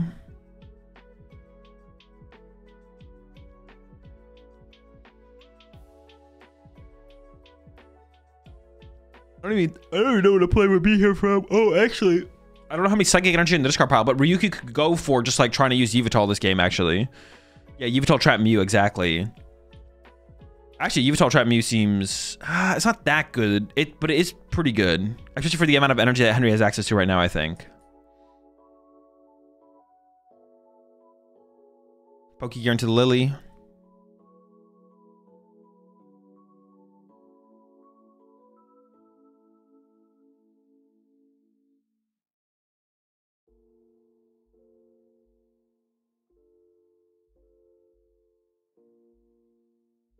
Looks like Turbo Energize is going to be the play here from Ryuki. Gear number 2. Iono just fails. Didn't even grab the Iono there. We haven't played a supporter yet here as Ryuki, right? Well, there is 3 Psychics in the discard pile, so the Yveltal play wouldn't be that good, I guess. Yeah, the Yveltal play would not be that good. Okay, Fez comes down. We're not done yet. Ryuki not content with what the Pokegear saw. Arven double Monkey Dory. All things considered, Ryuki is playing fast. I mean, if you really wanted to get nitpicky about it, you'd have to like compare what what the time he's taking in these actions compared to the last actions. And then do a comparison and then come to a conclusion.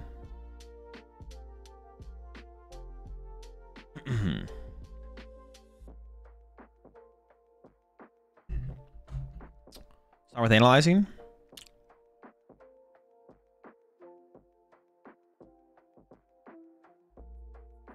Didn't he Lilies? No, he got lilies off of the Arvin. He lilied this turn? Did he? I don't think he did. I thought he just got lilies off the... Did he? No, he just got off the Poke Gear. Dude, baited by Chad again, bro. Oh, he got the Yveltal play set up. Yeah, I think he's just going to go for the clutch. Try and slow the game down. Clutch for 40. Now, Henry does win this eventually because he'll have access to more Monkey Dories. He can get 2, 3 Monkey Dories in play here. But he's not there yet. He needs to find another Monkey Dory. And then he can just swing with the Mew. And he can either he can actually clutch back, or he can just hit for 110. There's an S-Ball. Here comes the Monkey Dory. Oh, fail on the S-Ball. Interesting. Throws 3 on the Mew. S6. Moves 3. I assume to the Yveltal, but we'll see. And then boom, just immediately into the whatever this Yveltal second attack is called.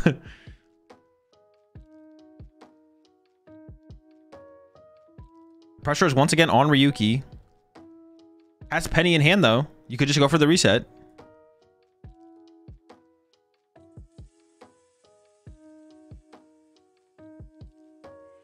Draw power coming through on the Kangaskhan. It's called second attack. Yeah, hit him with the second attack. 2 boss in hand. That could lead to more Yveltal clutches in the future. Clutch is reestablished. No counter catcher, I don't think, in the hand to chase something else. So it's going to be a clutch on the Mew once again. All right, Henry's got to find this. Oh, just goes for the Turo. Okay, and then promotes Guardy. Moves 30 over to Monkey Dory, and then KO the Yveltal. 3 prize cards remaining here for Henry. Can win in 2 Screamtail Snipes. Screamtail Snipe Monkey Dory into Screamtail Snipe Pheasantipity or Latias. And here for Ryuki, honestly, is kind of nothing. We're waiting for Fez and Kangaskhan. There's a Dark Energy. That's a good hit. And then Fez here for 3. Nestball could lead to second Yveltal. We do have it. We can just go clutch again on the Frillish. Or you could clutch the Monkey Dory. And it looks like that's what Ryuki's going to do. Just hoping that he can buy enough time to win 1-0 at this point. There's the boss. Brings up the Frillish. Going for the clutch again. This can evolve to Jellicent, though, and then retreat. There's the clutch. Up to 6. Henry needs to find Jellicent. Nope. Immediately into the diagonal. Didn't even bench the Mew. Mew probably should have been benched there for potential draw power, but we just got to go. Oh, yeah, I think we're regretting that in here from Henry as now, as there's no, there's no draw power in the hand. Or no draw power on the board.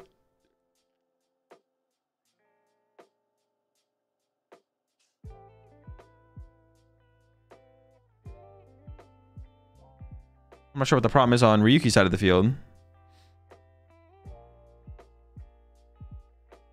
Oh, he has too many cards. All right, Drew. I mean, it shouldn't be a big deal. Like, when you pass to Ryuki's turn, he just doesn't draw for turn. Did he deal them, or did he look at them? He did see them? Did he actually see them? He maybe didn't.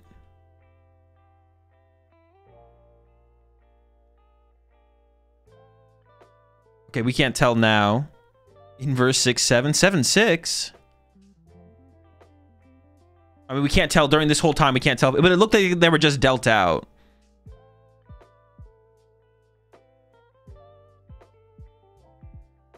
Yeah, it looks like they were just dealt out. He just drew too many. It won't be a big deal because he's supposed to end up with all of them in his hand at the beginning of the turn. So it'll probably just be a warning and then not a big deal.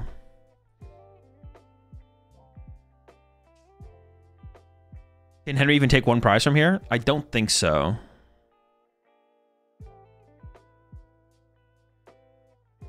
Wait, but Screamtail with... Hold up. Screamtail with Bravery Charm does how much damage? Can't a Screamtail with a Bravery Charm and a couple Monkey Dories 1-hit KO? A thing?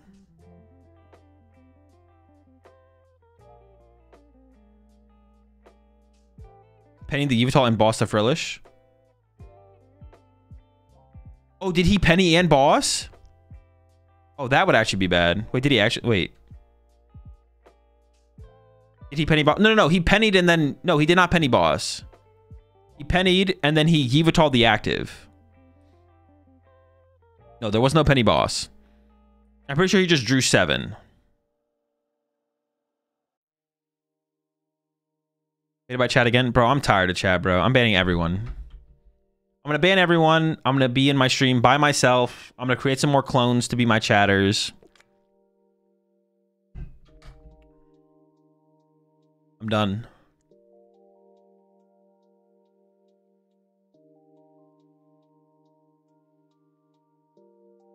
All right, I'm streaming myself. The Rat Pack is no more. Oh, hang on, what's Chip got to say? Las Vegas. Yeah, here we are, gentlemen. Yeah, definitely a pretty common situation here. I mean, we see it oh, yeah, pretty regularly at tournaments. What, cheating? Unintentionally, is that what you're saying? inadvertently draws an additional card. It does feel like it happens most unintentionally. often. Okay, buddy. Is the case here. Trying to cover for top players as always, Chip. I see you, bro. Have 7 cards in his hand. Now, what the judges were looking at and trying to determine here is, did he pick up his hand? Did he see that 7th card? Did he... Even if he didn't see necessarily the 7th specific card, if his hand went face up towards his face, that would be cause for a potential penalty to be issued here. If he counts out his 7 cards, they can easily identify, oh yeah, there's the 7. He hadn't looked at them yet. Let's put the 1 back. No harm, no foul in this spot. But if he did see that card, it is unfortunately the recommended starter penalty here is it's considered a major PokemonTCG gameplay error. Examples include the following: a competitor draws an extra card. That is the exact instance here. And the recommended starting penalty here is a double prize card penalty, which would really change the outcome of this game if that is indeed going to be the penalty here. Yeah, thank you. Chip just hates to see players thrive, bro. He's preying on Ryuki's downfall here with a double prize penalty, bro. Absolutely disgusting, man. I'm tired of these corporate folks, like the Chip Richies of the world, getting involved in our wholesome card game and really, like, ruining the wholesome community and gameplay atmosphere that we once had with double prize penalties and no, you can't stack your deck. It's illegal to attach 2 energies for turn if your opponent, even if your opponent doesn't catch it. Like, come on, bro. What are we doing now, man? Can't we just get back to the good old days, bro? The Wild West days of the PokemonTCG? Like, come on. Like, what are we doing, man? This is absolutely disgusting. I can't believe what this game has become.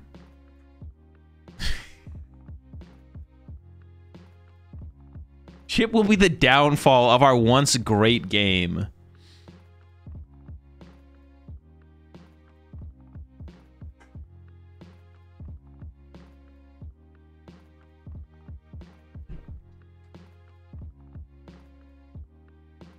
Can't munch the cables now, only I can. Yeah, now Chip gets all the cables. No one else I mean, not that I want to eat cables. I mean, that's disgusting. Who would want to eat cords and cables? That's weird. But you're not even allowed to, even if you wanted to. You know what I'm saying? Even if you wanted to, you can't, because Chip hogs them all.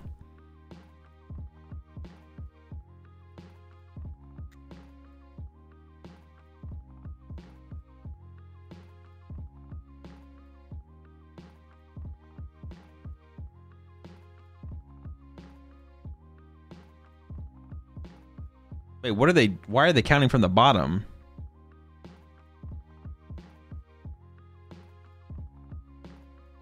Oh, they're gonna re-randomize the deck. Oh wait, Chip's talking. Draws an extra card off something like a Professor's Research, just off the top. It's a simple, you know, show the card, shuffle it back in, no harm, no foul. They cannot just simply shuffle the card back into the deck because the bottom of the deck has to be that specific order due to the Iono. So what they're going to do, and what it looks like they have done, is count exactly how many cards Ryuki had in his hand pre the Iono, count those bottom cards out, then reveal one of those 7 cards that he drew inadvertently, shuffle that back into the deck, and then now his deck is in the proper order. Perfect. Thank you, Chip. That's great information to have here. We did. All right, Chip. All right, Chip putting some work over there, bro. I see him. I see him. I see him. All right, let's see if it's a double prize penalty or not. It sounds like it was maybe a de-escalated. It was maybe de-escalated. We'll see, though. No DPL? Well, we'll see when they cut back to the game or not, if it's a DPL or not. They're playing the game, so we'll see it on the graphic. It sounds like it was de-escalated, just the way they were talking about it. They seem super casual about it. But we'll see what the overlay says. Ooh, DPL! 1 prize card for Henry Chow. Time re-added to the game. A single... What's the card called? A single, I'm talking Screamtail will end it here. But will Henry be able to find the Screamtail? Oh, that is a Watchtower. Whoever said that was a Watchtower was right.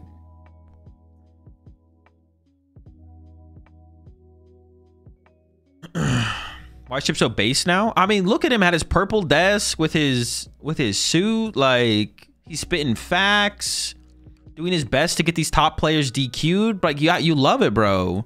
You love to see it. Down with the freaking elitists, bro.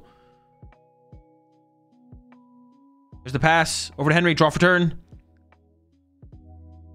Move 30 and 20. Go. Yeah, Henry not playing the Mew before Ionoing there is so bad. He's not got no draw power on board. Oh no, he might not be able to pull this one out. He needs a single prize card. Did he draw with Kangaskhan yet? He could penny. If he can penny, the one prize is out of play. Moves the damage over and then penny Monkey Dory. Okay, this is gonna be it. Henry's gonna have one more turn. This is it. Can't because of Watch Hour. Oh, true. Actually, that could be a win condition for Henry here. If he can convince Ryuki to attempt to use Kangaskhan and get another double prize penalty. Oh, the clutch! Now Henry also needs. Wait, Arvin off the top. Ultra Ball for the jelly. Oh, jelly for the dub. And Henry ties it up. Insane game. And they tie in the end off the 2 prize penalty from Ryuki. I mean, we thought it was going to be a 1-game match for sure. There was like 18 minutes left going into the game after really... I mean, the game 1 was super sick. The game 1 was super sick. The game 1 was super sick. It looked like it was going to be a 1-game set. Ryuki had like no options, couldn't put any pressure on Henry at all. And with the tie. I mean, they'll be coming up with the next round pretty soon here, to be honest. But hey, we got to switch over.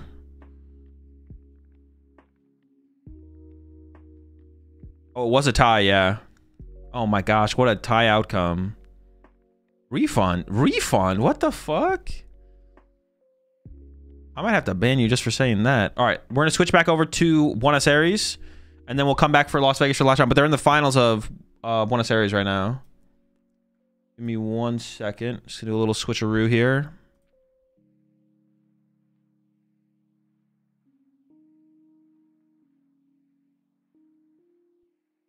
No, that's not the right one. This is the right one.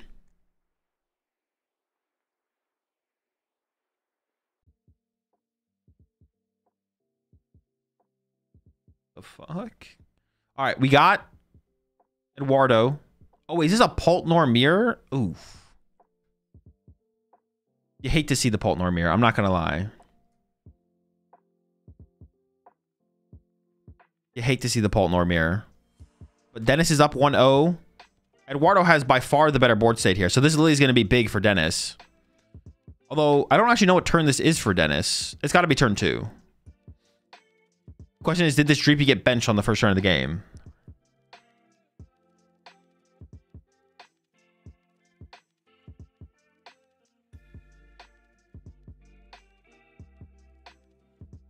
Might as well watch paint dry. All right, the Dreepies were found, but there's a lack of Dracloak here. Monkey Dory we found, and we got an energy for it as well. No, oh no, Badoo as well. Okay, Eduardo's. This is time for Eduardo to pop off. We have access to items. We can get Dracloaks down first. One person's been doing, other isn't. GG. What the heck, bro? Why are you guys such doomers, bro? Dracloak? You like hot dogs, Azul? Yeah, hot dogs are pretty good.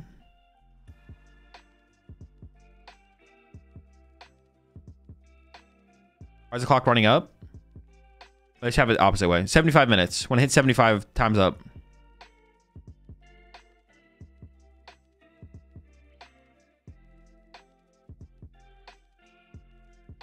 So what is the meta call for LAIC? It doesn't matter. You wouldn't be good enough to play it. Play the deck you're best at. That's actually just gonna be my answer from now on to like meta. Like whenever ask me, Azul, what's the meta? What's the call for LAIC? The answer is you're not good enough to play the meta call. Play the deck you know the best. Stop trying to gain an edge like that. You're not him. Appreciate the prime sub there, Paolo.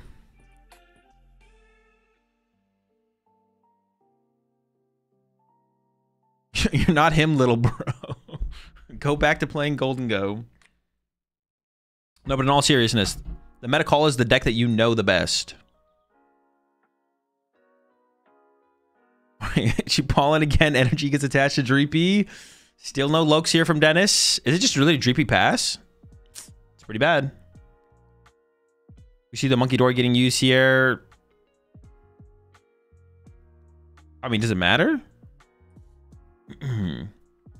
I feel like that should have been put on the Dreepy probably, right? If you're going to move it back somewhere.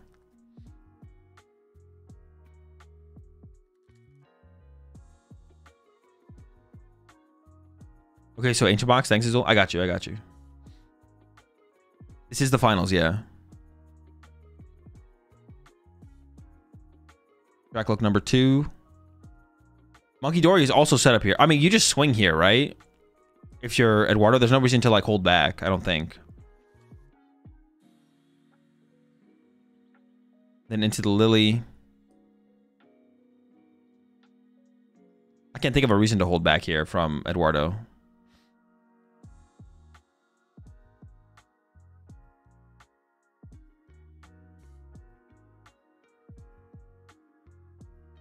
Just draw like a million prize cards.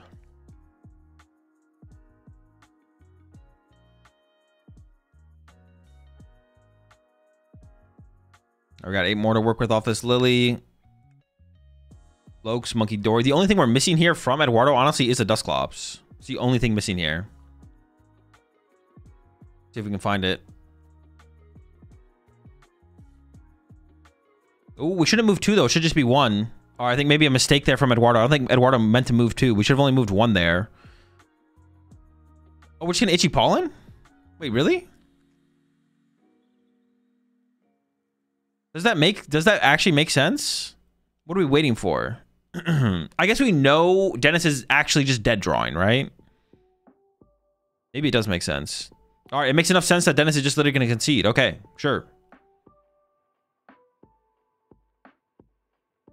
I mean, like, we're generating 1 damage, but risking Dennis top decking there? I don't know if that's actually worth it, right?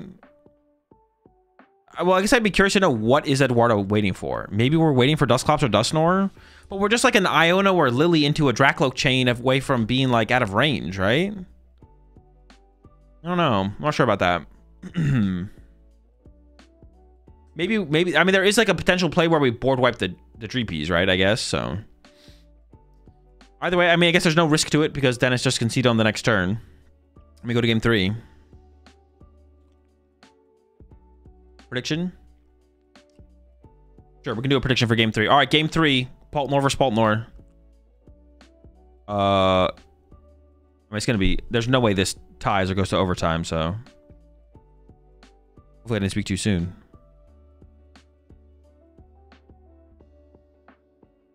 Dennis does get to choose second here in this. Keep that in mind. Dennis has the advantage. Paltnor mirror. Game 3. Dennis is going to choose second. That's right. I can read the future.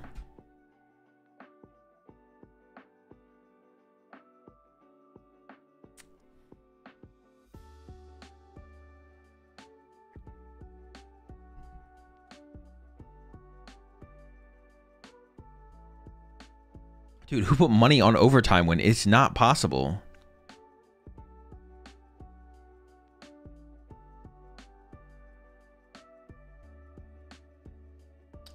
Ryuki, they tied. Henry and Ryuki tied.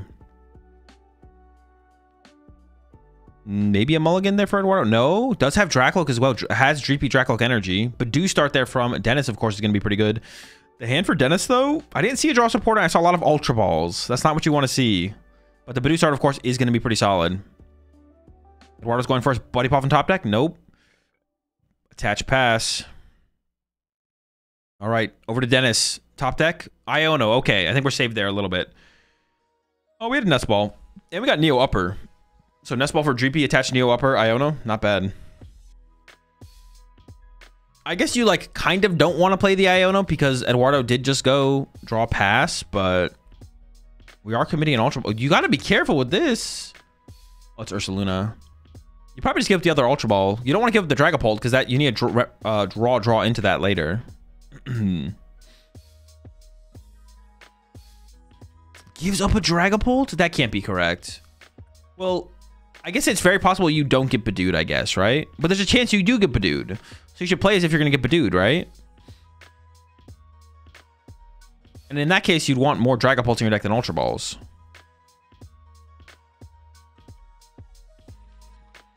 I guess, no, Eduardo could definitely Badoo you here. And if Eduardo doesn't Badoo you here, you're probably winning anyways, so...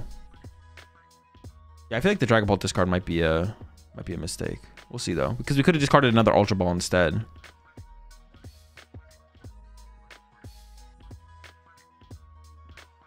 All right, doing a little prize checking. Doing a little more prize checking.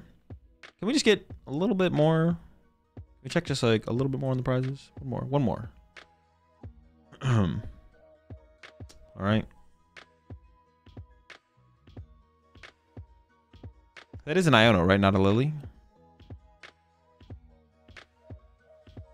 Okay. All right, +6 for both players.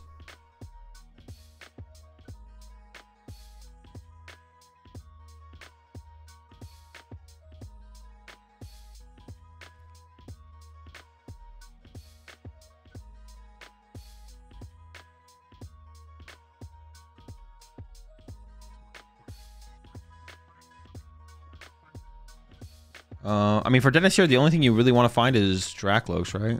There's Energy. There's Buddy Poffin. You can get Duskull and Dreepy here. I'd imagine that would be the grabs. Has another Buddy Poffin, but you probably don't play that one, I would imagine. I can't imagine why you'd want to. I mean, second Duskull could be kind of cool. I guess. Fourth Dreepy isn't bad as well. Maybe you do. Do you just play it, actually?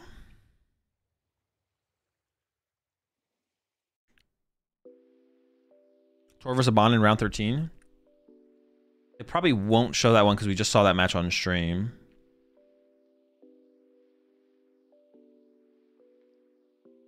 All right. Another Dracloak was found here from Eduardo. 4 cards in hand. Definitely want to play Lily here. Puts the Fez down aggressively. And then into the Lily.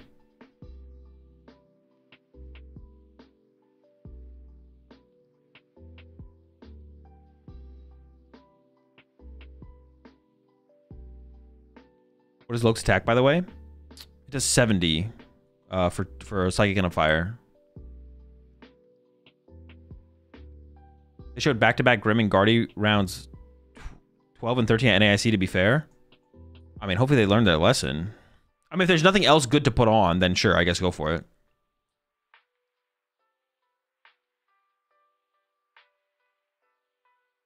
Found a Dreepy. Found a Duskull. I mean, as far as draws go, to be honest, under item lock, that does not seem bad. And we have Dracloak still to work with. Dreepy Duskull. To the Dracloak. I don't think we're going to be doing this turn unless there's one found here and we want to sacrifice an energy to retreat into it. An energy. I don't even, do you even, as Eduardo here, do you even want to KO this Badoo? Okay, the answer is yes. We're going in. Badoo dead. Okay, over to Dennis. Dennis can actually KO the Dracloak with double Dusclops. You can just double pop Dusclops on the active and knock it out. And that's like, that's pretty bad for Eduardo. That would be pretty bad. But because of the Neo Upper Energy attachment, Dennis can't actually match Loke for Loke. And go with Pop, Clops, Loke, Knockout. Which would obviously be a little bit more ideal because you give up one less prize card, I think. And then you have the possibility of your follow-up Dusclops for the future.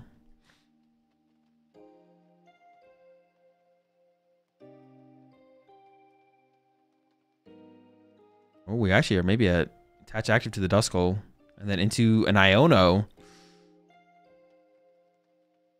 Uh-oh, Dennis might be in trouble here. We need the Dracloak. Oh no. Oh, Yep, we're fine. And we have the energy on the active, so we can retreat into the Badoo this turn. I mean, Eduardo's got backup Dracloak in hand, though. I wonder if the double Dusclops play here from Dennis is actually real. I mean, I mean, if I was in Dennis's situation, I would go for it. I would double Dusclops the active here, I think. I don't know if it's an actual play available, though. We'll see.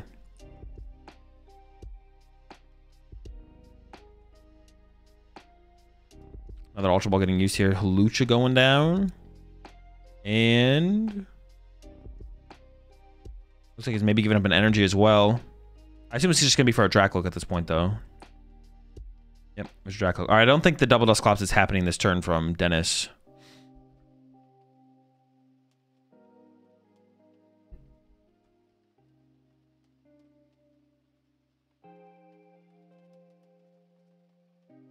So, off the rip, it seemed pretty good for... It seemed like the advantage for Dennis. But Eduardo has so far drawn pretty well through the situation. Now does not seem to be in a terrible spot. Lillian something there for Dennis. Like if Eduardo can find a Dragapult this turn... if Eduardo can find Dragapult boss, KO the Neo Upper Energy Dracloak, like, you might... It just might be over. Right, there's one Dusclops found there, and there's the Badoo.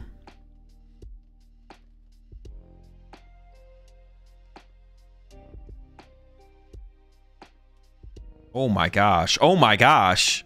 We're a boss away from KOing double Dracloak here for Eduardo. We find a boss. We're item locked, so we can't use Counter Catcher. Oh, but we can KO through the active now. We can KO through the active and KO the Neo Upper Energy off the bench. I mean, taking out both Dusclops or both Dracloaks is probably better, but that's still pretty good. You're not really complaining about that. Oh my gosh. Going into a Hilda for the turn. Getting our energy attachment. And then I guess like a backup Dragapult probably, something like that. Yeah, true. Even killing just the one Loke is fine for sure. Pop the Clops on the bench, Dragapult.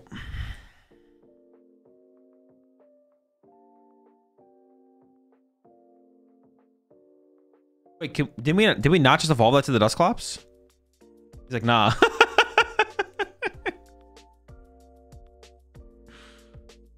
Yeah, so a mistake there from Eduardo. Got a little bit ahead of himself. There's Dragapult. It still works though. It still works. There we go. Definitely, maybe would have preferred to have played the Lily. I don't know. The hand was pretty good though. Maybe not. There we go. We have 2 left to work with here. You probably put 1 on the Dreepy, so you can go Monkey Dory, KO the Dreepy off the bench. You can also put both on the Dreepy, so you can go Halucha, KO the Dreepy if it becomes a Dracloak. So it probably should be 2 Dreepy, yeah.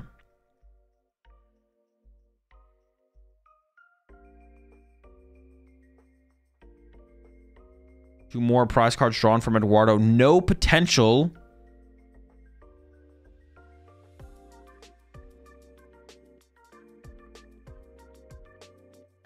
No potential of what's it called here?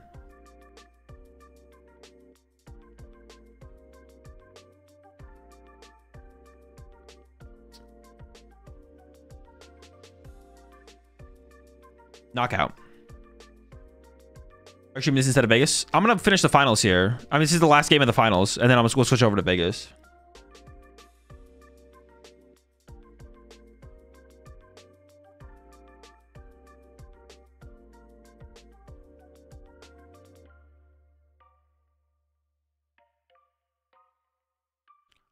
I mean, we're in the finals of this. We have one more game in the finals here, and then we go over to Vegas.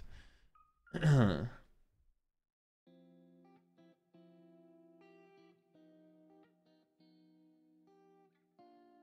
worry, we'll go back to Vegas.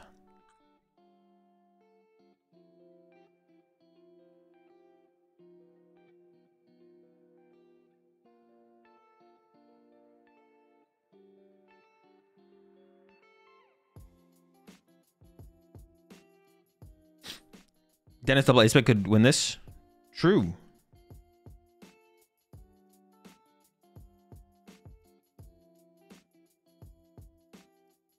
I mean, Eduardo doesn't guaranteed win next turn. We do have the trap on the Fez here, but it's not. There's no Iono to go with it. That's like the problem.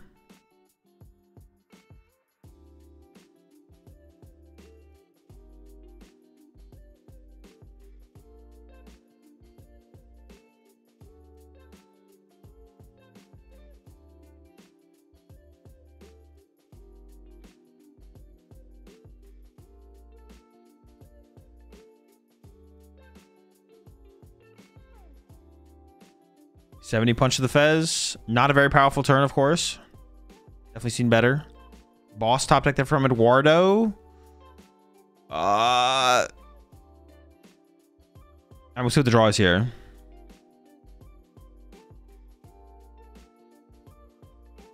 There's Dracloak number 1. Here we go into Dracloak number 2.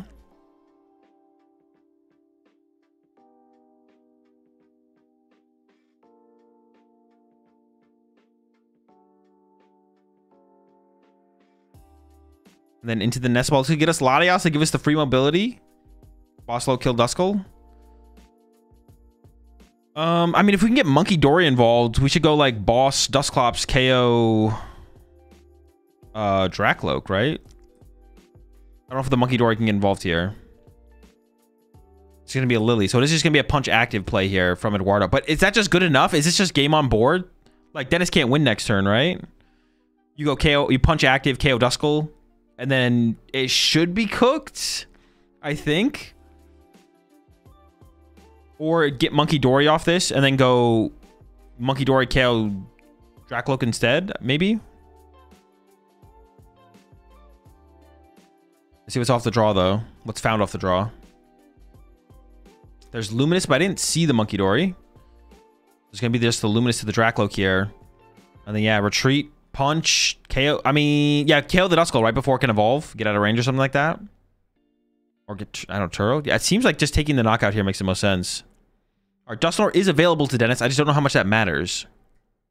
Because you... I mean, actually, I don't even know. There's nothing. I don't think there's a play. I'm trying to come up with something. You can't trap anything. Everything is mobile. If you only do 70 damage this turn, that's not getting you close enough to a win condition. Oh, Ursaluna, right? Ursaluna is your play. So you could go, as Dennis here, you can go...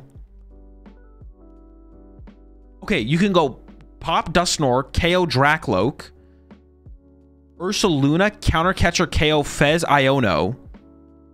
Ooh, okay. That actually works. Right? Remove all the draw power in Iono to 1. Yeah. And then next turn, you have to find reset Ursaluna. You have to go like retreat, Countercatcher, Turo, KO Latias. Discard the Iono. I mean, yeah, the Iono discard here is definitely...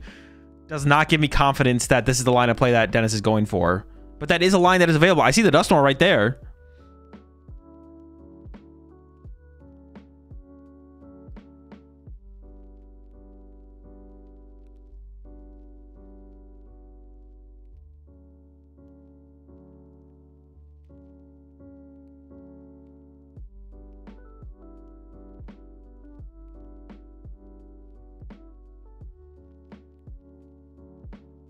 Goes for the Dusknoir. Maybe there's another Iono in the hand.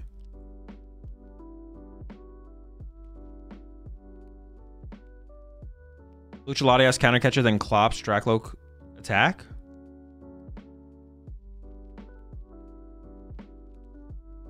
Oh, is there an actual win condition here? Dusknoir. No, you can't win, though. Dusknoir the Fez. No. You're always coming up 1 price short with that.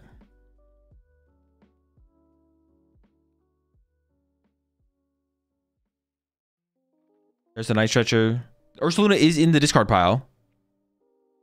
No, it was going for the Halucha. But this never wins the game, right? Killing Fez through the Dusknoir? I guess you could retreat. Maybe, do we need a prize card here?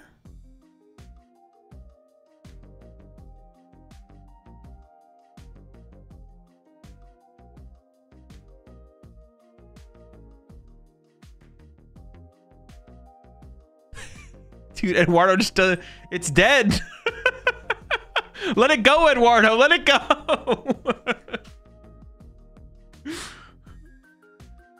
Yeah, I think Dennis actually had a real line here with the Monkey Dory line, but I don't know if he saw it. Because he got rid of the Iono. There is a play here still from Dennis where Dennis can go counter catcher Dracloak and punch it for 70 with a fresh Dragapult and Iono. But isn't playing the counter catcher. Punching the active for 70 isn't good enough though, right? That never leads to a win condition, I don't think. You have to like bring up the Dracloak and punch it for 70 and then bring up the Latias and KO Latias KO Dracloak, excuse me. Yeah, so I think there's a missed opportunity here for Dennis for sure in this game. And the hand looks pretty dead. And there's the concede over to Eduardo. Losing the Pulp Beer. Okay, that will switch back over to Vegas.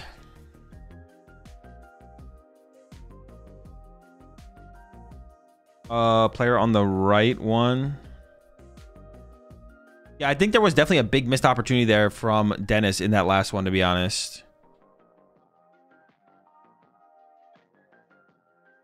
Okay. We're back on board here. Round number something. Round 13. Second to last round of Swiss. We got Robin Schultz versus Truin Tran. Truin playing the Joltik box. Robin is playing the Mega Absol Kangaskhan deck. And in this matchup, it's just a Kangaskhan deck because Absol is weak to grass and Iron Leaves is grass. So you can't use that guy. So it's all in on Kangaskhan's here for Robin. Looks like Truin took the first 2-prize knockout on the Yveltal. And now it's over to Robin to... Oh, prediction? My bad. I got you. Truin and Makani are related? I think so. I think Truin is Makani's brother, right?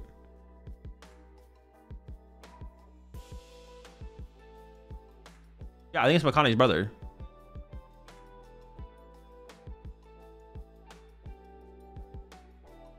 Robin's going for the Fez KO over the Iron Hands, ignoring the Iron Hands. Oh, I guess with the Lively Stadium in play, Iron Hands can't take a 2-prize knockout on the Yveltal.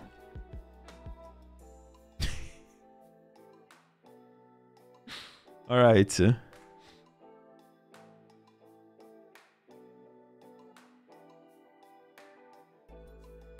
no support use for turn. Robin is going in with an Arvin. Going for the Earthen Vessel. And Turbo Energize. And then we'll see if we can get a heads. Yeah, the Yveltal is weak to lightning. That's why the Lively Stadium didn't matter for the Yveltal. Although I think that's what the judge was questioning. Is this Limitless Robin? No, this is Robin Schultz. Robin Limitless is a different Robin. Robin Limitless is from Germany.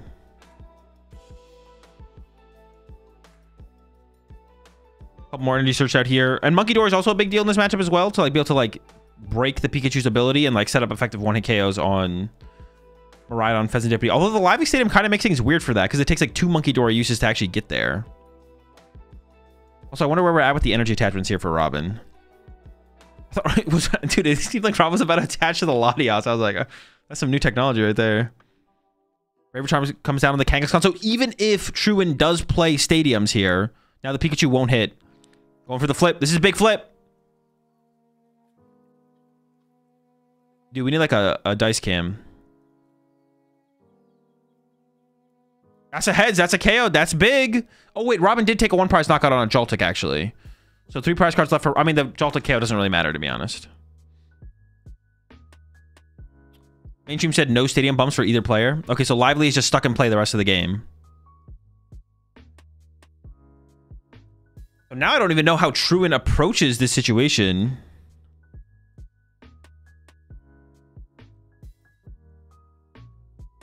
Starting to load up the Pikachu. There is a Crispin in hand as well.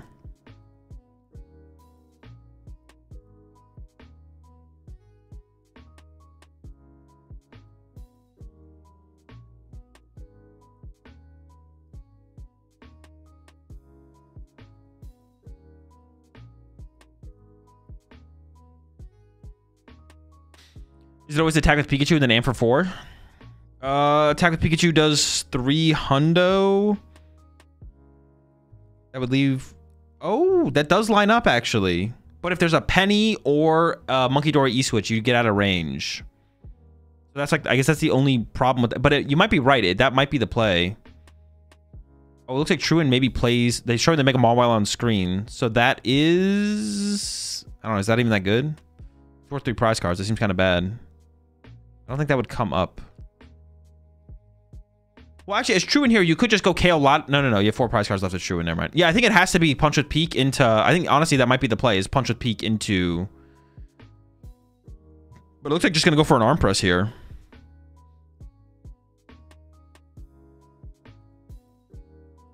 Yep, just an Arm Press. I guess that threatens the 2-hit a little bit more aggressively, right? Arm Press, and then you go for the Pikachu knockout. Oh, but this gives Robin the ability to Gust KO the Pikachu off the bench. Attach to Monkey Dory, move 30 over, Gust KO Pikachu. Guaranteed. And then the Kangaskhan is out of range of a 2-hit from the Iron Hands. But maybe Ursaluna could get involved? 6 million cards in the hand here for Robin. And it looks like that is probably going to be the play here from Robin, is to chase the Pikachu. I would assume. Yep, onto the Peak. And Lively Stadium isn't even saving the Peak here. This Peak is fragile.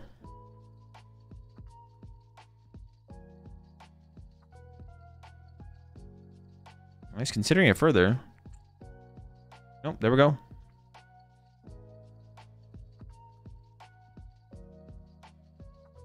Considering benching the other Monkey Dory. You don't really need to bench things aggressively in this matchup, though. Well, Joltok Box does sometimes play an Iono, so that would be something to be worried about, but it almost never does, so...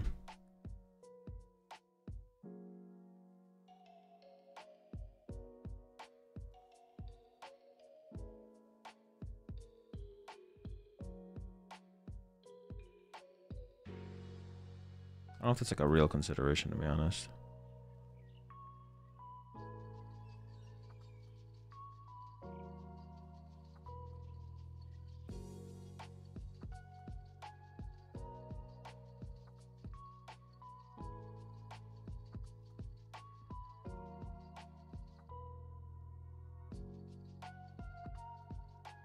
Also, a warning to YouTube. I am going to reset the YouTube stream after this game, because the VOD is going to get cut off before we be done with finals. So I'm not, when I end the stream after this match, I'm not going anywhere. It'll just be I'll just be off for like a minute.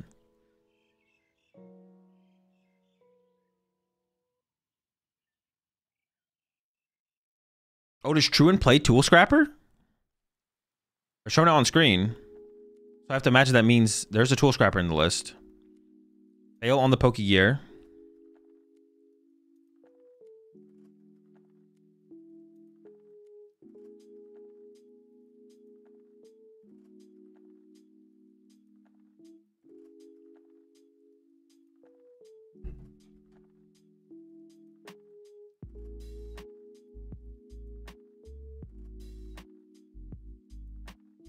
Truant definitely does not have a way to KO this Kangaskhan this turn. It's just going to be a run to Ursaluna. And punch with Ursaluna. I mean, Robin, I guess, also just wins with a boss here, right? Like, actually, Robin just KO... No, that's not true. Wait, maybe Robin can triple Monkey Dory here. Wait. No, it's not dead. I had to, like, second guess there. Second check there.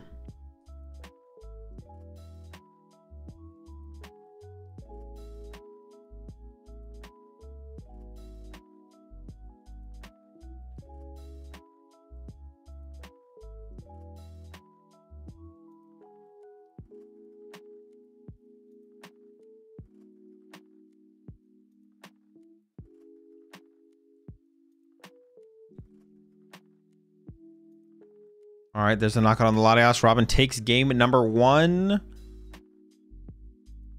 I'm trying to just think about this match. Like, it just seems like a tough matchup, especially if Lively Stadium is found, right? Like, Lively Stadium is a big part of the matchup for sure.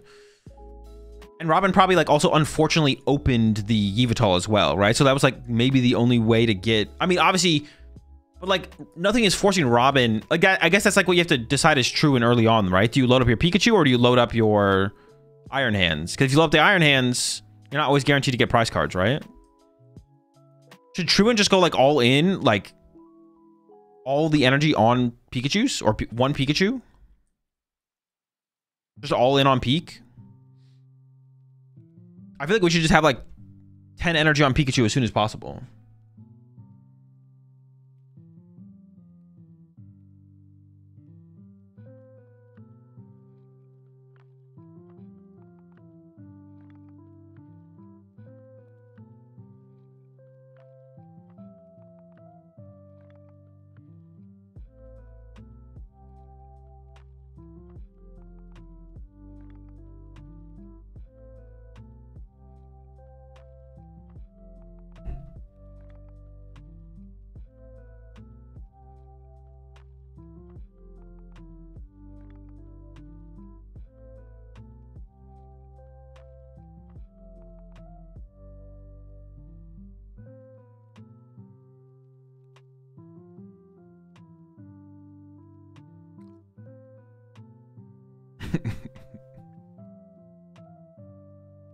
All right, here we go. Truant does get to go second in this one. The Kangaskhan start, of course, from Robin is going to be pretty good. Going to start to stockpile the hand early on. And there's the pass. Truant should be able to easily... And now with no Iron Hands targets, like we just go all in on Pikachu, right? We're all in on the Peak. The question is, do we load up 2 Peaks? You probably load up 2 different Peaks, right? A little bit for this Peak, a little bit for that Peak. Prize cards here. Trolley. The top 2 prize cards for Robin are Arvin and Penny. Ooh, second Kangaskhan prize. That's a big deal because now we can't Kangaskhan to Kangaskhan. Top 2 prize cards for Truant are Boss and Nestball. The Trolley honestly isn't even that big of a deal for Robin, I don't feel like. But yeah, I think Truant should just go all in on some Peaks.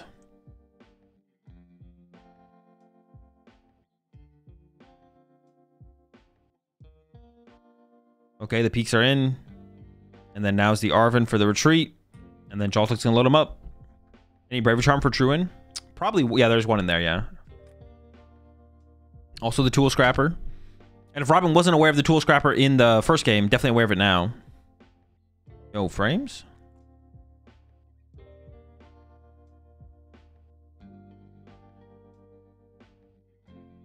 Yeah, maybe we just need to do this. No, it's literally just on their end, I think.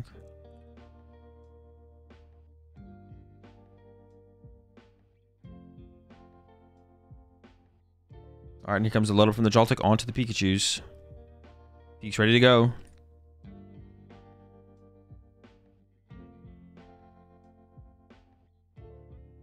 I mean, it's definitely not on my end. Maybe the Twitch stream is running better.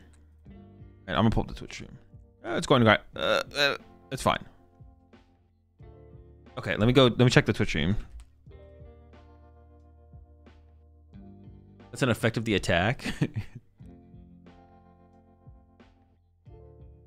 Is their Twitch stream also bugging?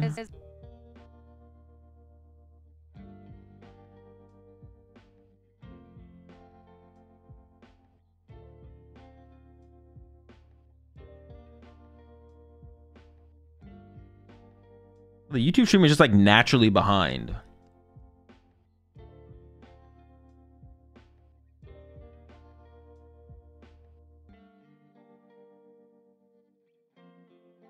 Okay, I think we're good. But the rewind feature on YouTube is just so much better. The player is better to like go back and forth and.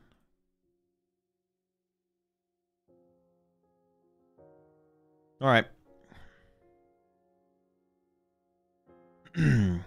Arvin here from Robin. Oh, does the cornerstone actually have to be the option here from Robin? And the Pikachus can't hit the cornerstone, which would make things really interesting, actually. Because then Truant would have to find a way to get a Iron Hand set up at some point as well, right? Which would make things awkward.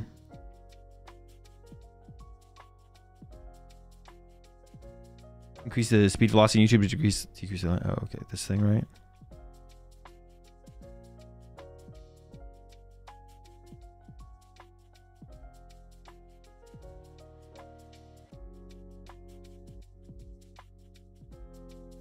All right, looks like we're just gonna get the load up on the cornerstone because of the second Kangaskhan being prized.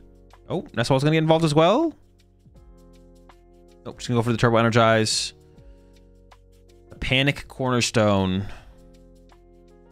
Oh, wait, it's worse than that. Pikachu just knocks out the active here. I didn't even realize that. Uh-oh. Yeah, no Bravery Charm, no Stadium. That's just 3 prize cards for Truin. And then you just have to piece together a couple more KOs. And Iron Hands is going to probably be a pretty big part of that. We could see Truin actually attached to an Iron Hands right now. But that is going to be... Robin will be able to initiate by chasing the Iron Hands immediately when they get benched. So maybe here as Truin, you wait. Like Truin here, do you like... Oh, that's actually weird. Whenever you bench the hands with the energy on it, though, you just chase it, and you should be able to keep up with the trade from there, right?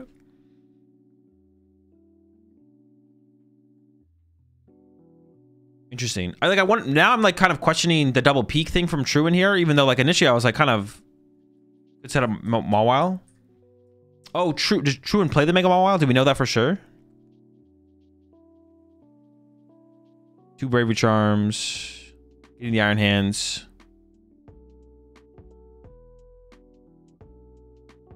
All right, I'm just going to switch over to the... Does Truin have Galvantula? Galvantula can't hit Cornerstone. This on the main stream he plays Mawile. Okay, the Mawile would be an out here for sure. Okay, so you could even like crisp into Mawile and fully load it up in a single turn, and then have the Pikachu on the back line as a response. And is going to attach the Iron Hands, yeah, to start to represent that as a threat as well. There we go. First 3 prize cards. Getting a Crispin off the prize cards is pretty big, and then it's going to be the Arven or the Metal. Oh no, from the top down. So it's Nest Ball Metal. Actually, that's still pretty good as well because that finds us. Actually, no. How were the prize cards drawn? We drew the Arven. Okay, we did not get the Metal Energy. So that will be definitely harder to get the thing. Yeah, Robin does have the Counter Catcher in hand, so I assume Robin is just going to immediately Counter Catcher up the Iron Hands and punch it. Or maybe Boss, because you have Boss in hand. Because you can go Counter Catcher Lily on the next turn. So you get Boss this turn, and then Counter Catcher Lily next turn. I think that's probably the way to play it, right? Boss hands this turn, Counter Catcher Lily next turn. And then honestly, things at that point for Robin are looking pretty good.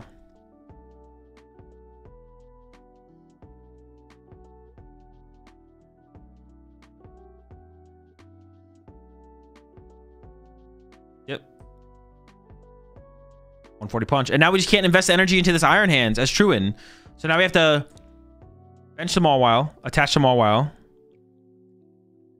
Ultra Ball to help us set out the hands. We do have Arven. Arven is nice here because it can go get us.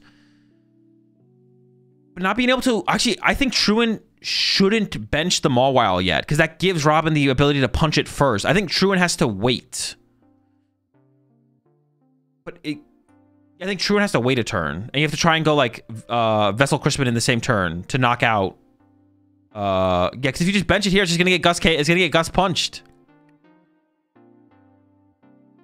Yeah, benching the Mawile here I think is no good. I think you wait, you play Arven to get Vessel, and then you pass, and then you let the knockout happen on the Iron Hands, and then you go Fez to try and draw Crispin plus, and then you combo that with the Vessel. As long as there's enough metal left in the deck, actually. I don't even know how many metals are left here.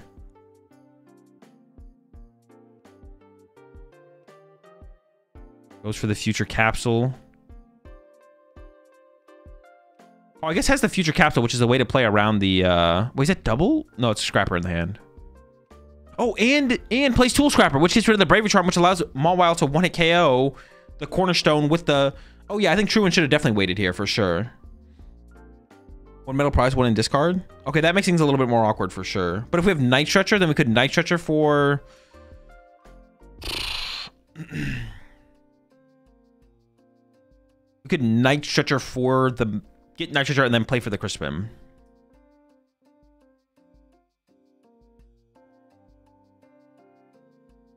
Yeah.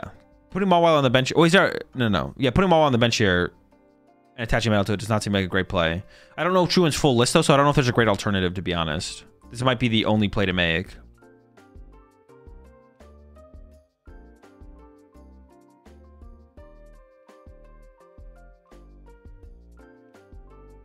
Ooh, the Grass of the Joltik. Ooh, I like this play for sure. And then we can load up. Ah, is this even that good, though? Because now we have no metal on the Mawile. And now Robin just goes punch Mawile preemptively, right? Because if you... Yeah, you just punch Mawile preemptively. Because you KO the Iron Hands here, then Truan could have Crispin attach metal. And then why do we bench Mawile? I mean, you saw Truan was hesitant to even get it off the nest ball, but once we commit the nest ball, it feels like we kind of have to grab it. Otherwise, how are we ever going to find it? Charm Mawile. Oh, that is true. You can charm the Mawile. And that does take it out of... Oh, so yeah, Robin should definitely punch the Mawile ahead of time here for sure. Yep, and there we go. There's a Gust on the Mawile. But this gets made up for by a Monkey Dory play, right? Like, Monkey Dory can make up the difference of the Bravery Charm.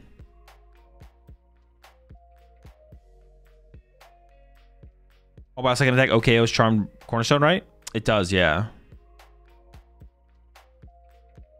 We're just like not even remotely close to the attack. Unless, no, because yeah, Truan only had one metal in the deck. So there's not even a metal to Crispin out of the deck here. I was going to say, if Truan top decks metal energy, maybe. But even then, I don't think that's enough, to be honest.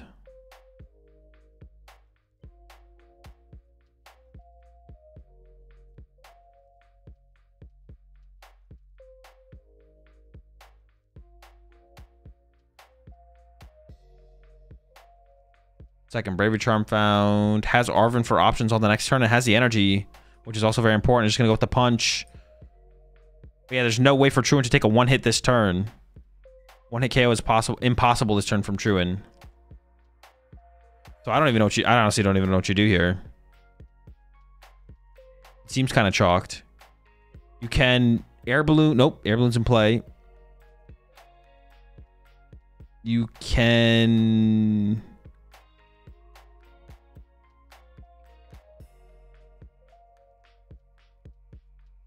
Switch, okay. Bravery Charm. Okay, switch Bravery Charm, attach metal, run to Joltik. Or actually, you could run to... No, you don't want to run to Iron Hands and punch, do you? That doesn't seem very good. I think it's got to be switch to Joltik, pass. Attach metal. But Robin has Arven for counter catcher. So Robin has the counter. Punch Cornerstone and try and amp. Well, the thing is that the Mawile can't punch this turn. You need double metal to use the first attack.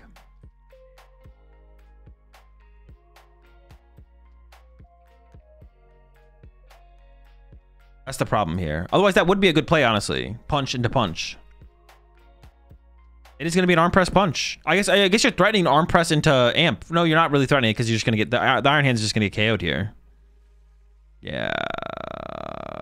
It's still looking pretty bad. I mean, okay, if Truan can just KO this Cornerstone, then the Pikachu can KO the Monkey Dory that's going to inevitably come in play, right? Yo, appreciate the Prime sub there. I have no idea pronunciation, but I appreciate it. Welcome to the Rat Pack. Oh, plus 20 more. So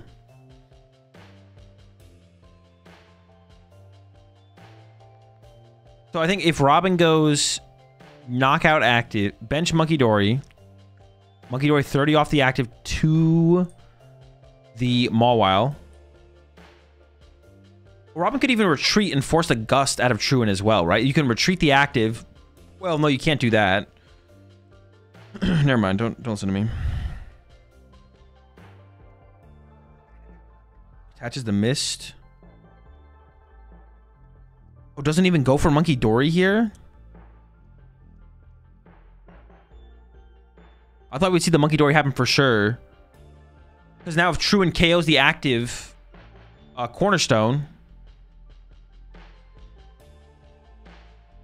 Oh, he's just going to boss chase? But you just lose to amp. You lose to a single energy. Wait, is Robin making the bet of no energy here? Does Truant have any energy left? There's no energy in the hand, and there's no draw power. Maybe this is the best line from Robin, though. Maybe there is no better out. Because if Truant wants to move the Mawile, it has to involve removing the energy from it. And then Arm Press gets only one prize card, but then Robin can KO the only threat in play, which is the Iron Hands. And once the Iron Hands is removed from play, there's no way for Truant to deal with this last Cornerstone, probably. Searches out the Galvantula. Was there any energy left? I think there's actually 0 energy left in the deck. I don't know if there's like a Super Rod or a Night Treasure or something. There wasn't energy prized.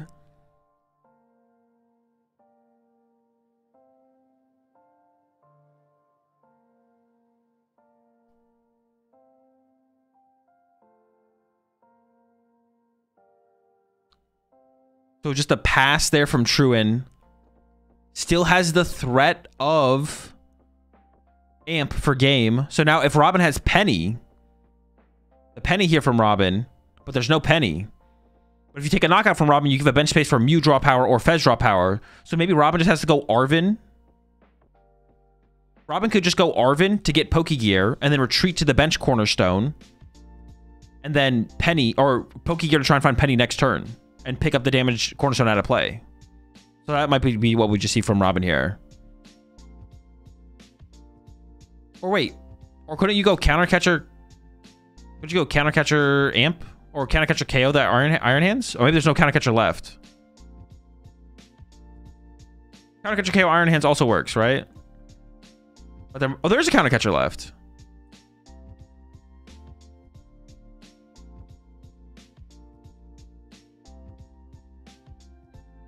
Yeah, Counter Catcher KO Iron Hands should work here, right?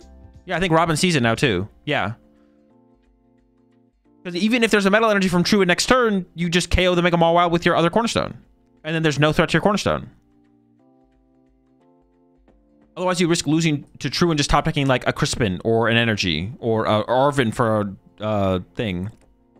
Night Treasure. KO gives free Fez. It doesn't matter. Fez only matters if you KO the active. Fez doesn't matter if you KO the Iron Hands. Okay, we're back in a pretty good spot here, I think, is Robin. He's debating attaching again for turn. The benched Cornerstone just to build up energy in play. You can E-switch it off later.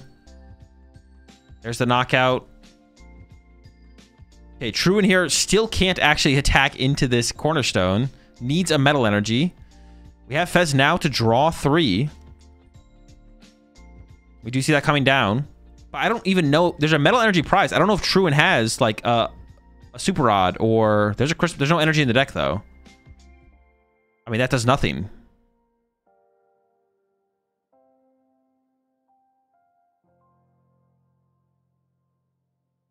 There's a metal prize. I think he has a stretcher. Okay, a Night Treasure would be an out here, but we don't have it yet. Third metal prized.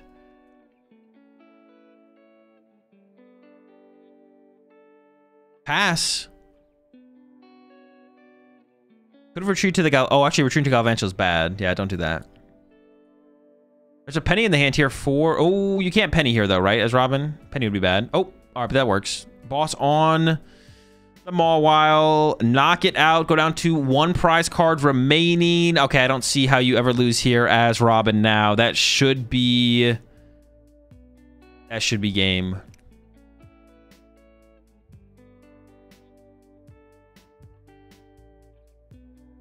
10-1-2. Yo, let's go, gamer. Wait, so you need to win the next one? 13-14? So you're on the winning in, right? Best of luck on the winning in.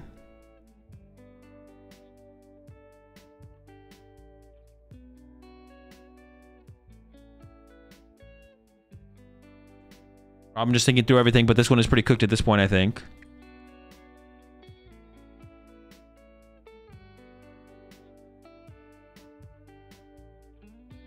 Also on Cornerstone and Lucario. Seems bad.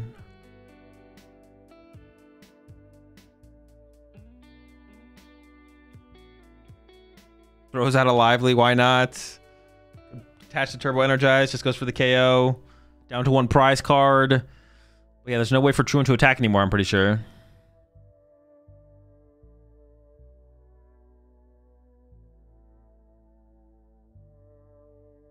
Goes for Fez for 3, just to see.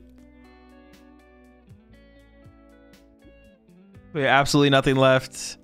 I wouldn't be surprised to see Truant concede here. Take one final look at the remaining resources.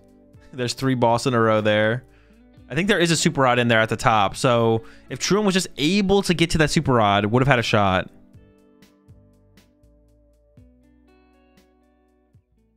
And there's a concession. Robin wins 2-0. All right, I'm going to restart the YouTube stream real fast. So the VOD doesn't get cut off, because we still have quite a bit of tournament left to watch here.